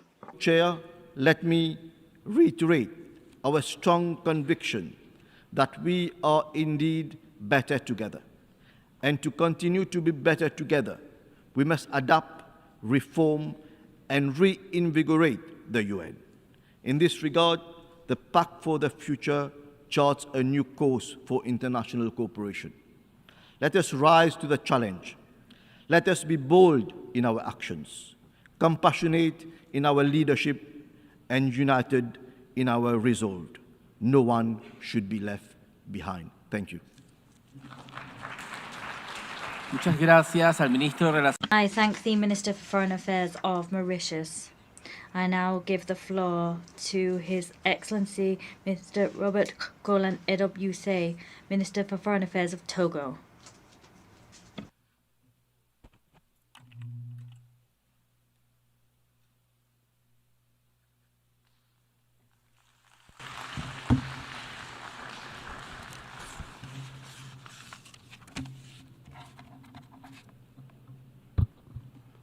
Madam the President of the 80th session of the United Nations General Assembly, Excellencies, Head of State and Government, distinguished Head of Delegation, Mr. Secretary General of United Nations, ladies and gentlemen, I would first like, on behalf of the President of the Council of Togo, His Excellency Faure Nanyazingbe, the government and the people of Togo, to extend our warm congratulations to Madame Analeka on her election as the President of this 80th session of our General Assembly. Faced with the many challenges confronting our common organization, Madam President, I wish to assure you of my country's full support and express my deep conviction that your leadership and relational intelligence will enable you to successfully lead work of this session.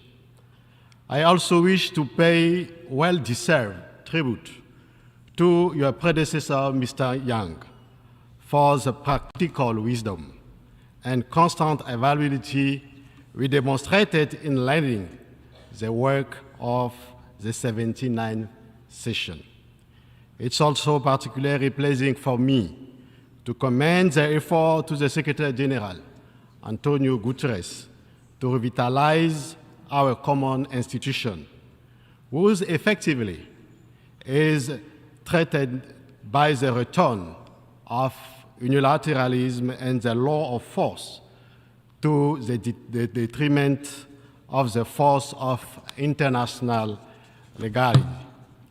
In an international context of extreme confusion, where everything is upside down, it's not easy to be Secretary General of the United Nations. That is why Togo gives you its full support. Madame la Présidente. Madam President, ladies and gentlemen, how can I possibly talk to you about global affairs without talking about the remarkable performance of our country, Togo? Rest assured that Togo is doing fine. Togo is doing better than some. In service of our populations, my country, Togo, has in recent years notched up significant achievements, progress that has been largely recognized by many. There is the implementation of the SDG agenda. The government has made Agenda 2030 not a simple reference framework, but rather the real lodestar of its public policy. More than 70% of the SDG's targets have now been integrated into national strategies, particularly through the government roadmap for 2020 to 2025. That roadmap comprises four key pillars: social development, economic development, environmental development, and governance. Some examples of our work now. We have reforms that have been done to improve the public finance management system and reforms of our public investment system. And to improve things on these fronts, we've done remarkable work. We've seen the digitization and simplification of tax and customs procedures, and that has led to the increased tax revenue being collected by the Togolese tax office. We've operationalized a one-stop shop for tax collection and for the submission of accounts. That means that people can submit digitized accounts and tax returns in one place. We have digital issuance of land deeds, and we have operationalized our tax policy unit. We have public-private partnership work, and that's increased public-private partnerships. We can now, in terms of improving our business climate, list the following reforms. You can have online meetings. We've reduced waiting time to process cases through the courts for business recognition, etc., etc. So various reforms have been staged by the government of Togo under the aegis of my president in the 2025 roadmap. This work has led to a number of projects that we can list before you. In Togo now 96% of our territory can access healthcare, and that's been the case since 2023. That's an increase of 19.23% on 2020. We've also seen the launch of universal health coverage for 3 million people. Now, 3 million people are covered by such health insurance, including the pupils covered by school insurance. 26% of people had access to drinking water in 2024. That's a 26% increase on 2020. There is now a great deal more access to electricity, and that's reduced dependency on external sources of energy and electricity.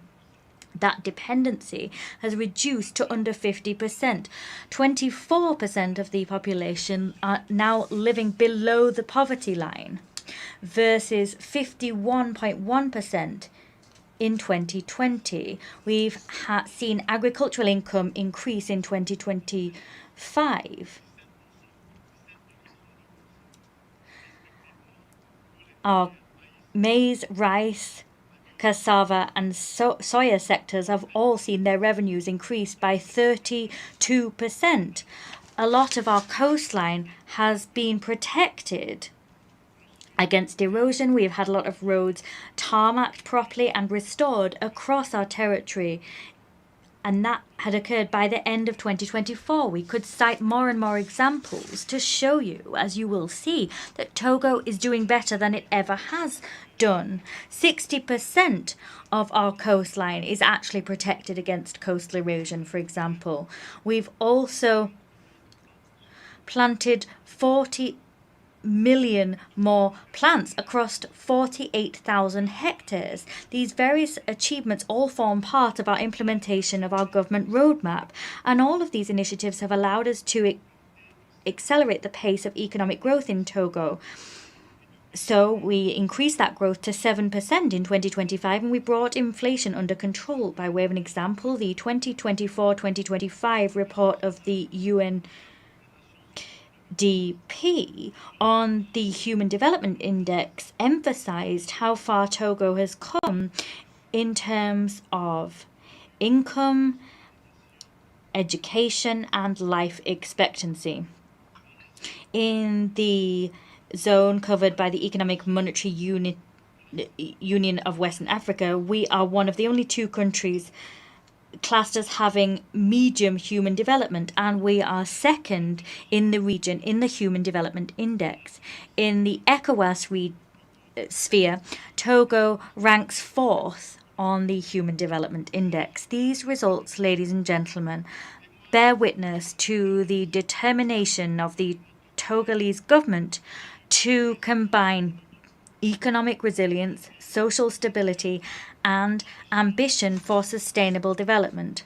This in a global context beset by manifold challenges. Madam President, my country is modernizing and is looking to the future with confidence. However, the efforts we've made in that regard are still at risk of being undone by the terrorist threats hovering over the Sahel and the whole of West Africa. I wish at this high rostrum to pay a much-deserved tribute to all victims, both civilian and military, that paid the ultimate price in this bitterly difficult struggle. Madam President, ladies and gentlemen, in 2025, the United Nations marks its 80th anniversary, 80 years since its birth. And 80 years is the age at which you can say you've become mature and begin to look back at your life and progress made. We've walked a long way together, but we need to overcome obstacles and usher in a fairer world. As such, the world cannot stand idly by and fail to heed cries we're hearing from all corners of the world to change the international order. That was an international order imposed upon us by a handful of states to serve all manner of interests 8 decades ago. Ladies and gentlemen, as you are well aware, the African Union selected a theme for 2025, which was justice for Africans and African descendant persons through redress and reparations. There is a bitter thirst for justice on the African continent, which needs to be understood, and Africa's struggle for reparations should be understood through that lens. Africa is crying out for justice and redress, which is the form that justice needs to take.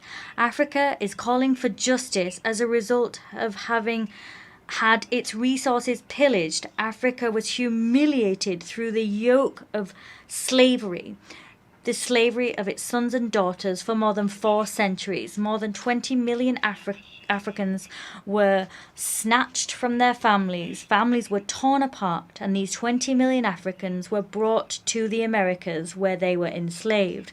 The souls of millions of men await justice. Africa is calling for justice. Justice, having seen its history upturned through a century of colonialism. It was thrown off its rightful course and wants justice as a result. Africa is calling for justice because it has paid with its blood and its own resources for the prosperity of other continents. Africa is demanding justice because between 80 and 90% of its cultural heritage is today in foreign museums. Africa is demanding justice because African human remains remain in the hands of foreigners outside of the continent, and that violates the most sacred laws of humankind. Africa is demanding justice because its significant contribution to the defeat of fascism in the 20th century was overlooked and cast aside when the United Nations was founded, the United Nations where we are today, in 1945. Africa is demanding justice because she was excluded and has been excluded for 80 years from the decision-making bodies across the globe. Africa is demanding justice because the Security Council needs to properly represent all the peoples of the world among it. Africa demands justice because its children continue to be victims of racism and humiliation around the world. Africa demands justice because, as has been said, there exists a unique and unprecedented moral debt toward African people, which has not yet been paid. Humanity has never been so humiliated as it was through the enslavement of the Forbes and the colonization of Africa, the cradle of our human civilization. Soyez rassurés, mesdames. Rest assured, ladies and gentlemen, Africa is not stuck in the past.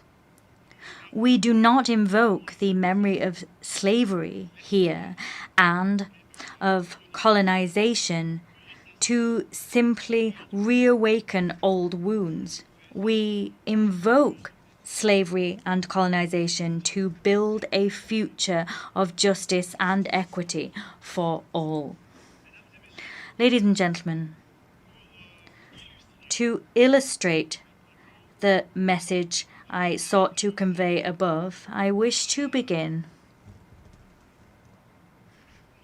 by showing you a map of the world. Ladies and gentlemen, please look, if you will, at this world map. It is a map that all of us studied at school. This is the map right here. We call it a planisphere. To use a technical term, we call it the Mercator projection. It is named after a cartographer who you all know, the cartographer Mercator. And you can see yourselves that on this map that we all use, there's a problem. If you can't see the problem, I'm going to help you to understand the problem as an African man. Candidly speaking, the Mercator projection is something we inherited from the 16th century. It reduces the African continent to about half its genuine size. At the same time, it swells North America and Europe unfaithfully. Africa extends over 30 million square kilometers. In other words, 3 times the surface area of the United States. However, on this world map, it seems scarcely any bigger. With a surface area of 30.3 million square kilometers, including all the islands, it covers 20% of Africa, the land surface area.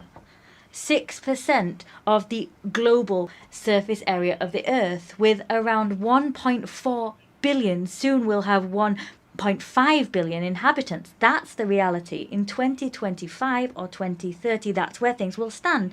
So it accounts for about 18% of the global population. The size of Africa here is intentionally reduced. It's minuscule in real terms.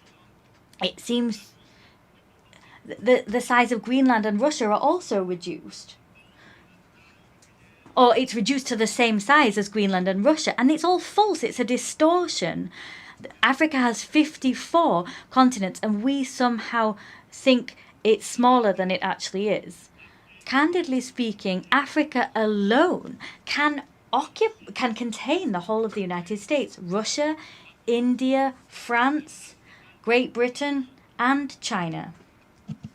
It can contain all of those countries. It is for that reason, ladies and gentlemen, in support of the African Union, we call for Africa's depiction on world maps to be corrected. And we seek to do that with the campaign that we ask the United Nations to support. The name of that campaign is Correct the Map. Geography must be decolonized. There needs to be a new political map of Africa.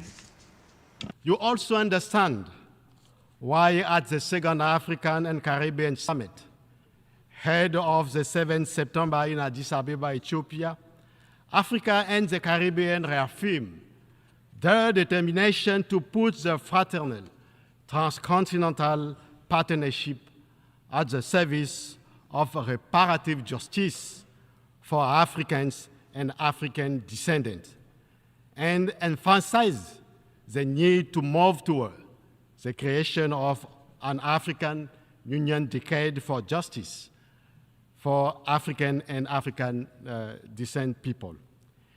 I wish here to salute our brothers and sisters in the Caribbean who grasped the meaning of this struggle. You have understood that by standing together for the cause of reparation, we will advance in more effectively. This too is the essence of the Pan-Africanism, a Pan-Africanism for justice and for the cause of reparations. It was the same test for justice that promoted Togo to submit to the deliberative bodies of the African Union, the initiative that led the decision adopted by the Assembly of Head of State and Government of our continental organization on 16 February this year to classify slavery, deportation, and colonization as crimes against humanity and genocide against the people of Africa. This decision marks a major event for Africa and people of African descent, for it counters the logical whereby descendant of perpetrators dictate the term of the debate and name the crimes, rather than the rightful have the people who suffer those crimes in the flesh. Mesdames et messieurs, Ladies and gentlemen, the United Nations must not remain indifferent to reparative justice, because the crimes and injustices from the past that are not met with redress and reparative justice will simply fuel crises and conflicts in our age and will fuel those to come even later still. Current crises are fueled by the injustices of the past that are not resolved because people live with the memory of their wounds. Providing reparations for the crimes and injustices of the past is part of the remedy we need to apply if we are to restore peace to our world and repair relationships between civilizations. As a continent of resilience and hope, Africa embodies this bitter need for reparative justice. The recognition of past injustices, particularly through tangible actions to bring about reparations, is a vital step towards establishing a sustainable peace and full social cohesion. It is for this very reason that from this high rostrum and in the most solemn terms, I wish to call global public opinion to action. I wish to pique your conscience. You must show the courage, have the courage to tackle the issue of reparation. Today, Africa is standing before the world and demanding reparations. Calling for reparations is not about pointing the finger at anyone. Calling for reparations is an act of working for the good of humankind and for our own well-being. Doing justice for the crimes of the past is to repair history. Repairing history is a step to lifting obstacles so that justice can flow and that more equity can come into our world. Asking for reparations is an act of dismantling systems based on exploitation that continue to influence and shape the lives of several peoples. Asking for reparations is to save the world from forgetting its own history and keeping the memory of millions of peoples alive. What we're doing in asking for reparations is seeking to correct the damage done to us in the past. We're seeking to free the world from discrimination and racism. We're seeking to step out of this relentless trap of exclusion and the denial of justice. We expect reparations from the world. There are those as a result of the Atlantic slave trade and colonization. Reparations, however, must also involve the proper reform of global trade systems and global economic and financial reforms. We must see the restructuring of debt, structural reparations to allow just and equitable representation of Africa in international bodies and the international system as a whole. The reparations that we demand from this rostrum should not simply comprise material compensation. They must also take the form of sustainable investment in education, infrastructure, healthcare, science and technology, such as to allow Africa to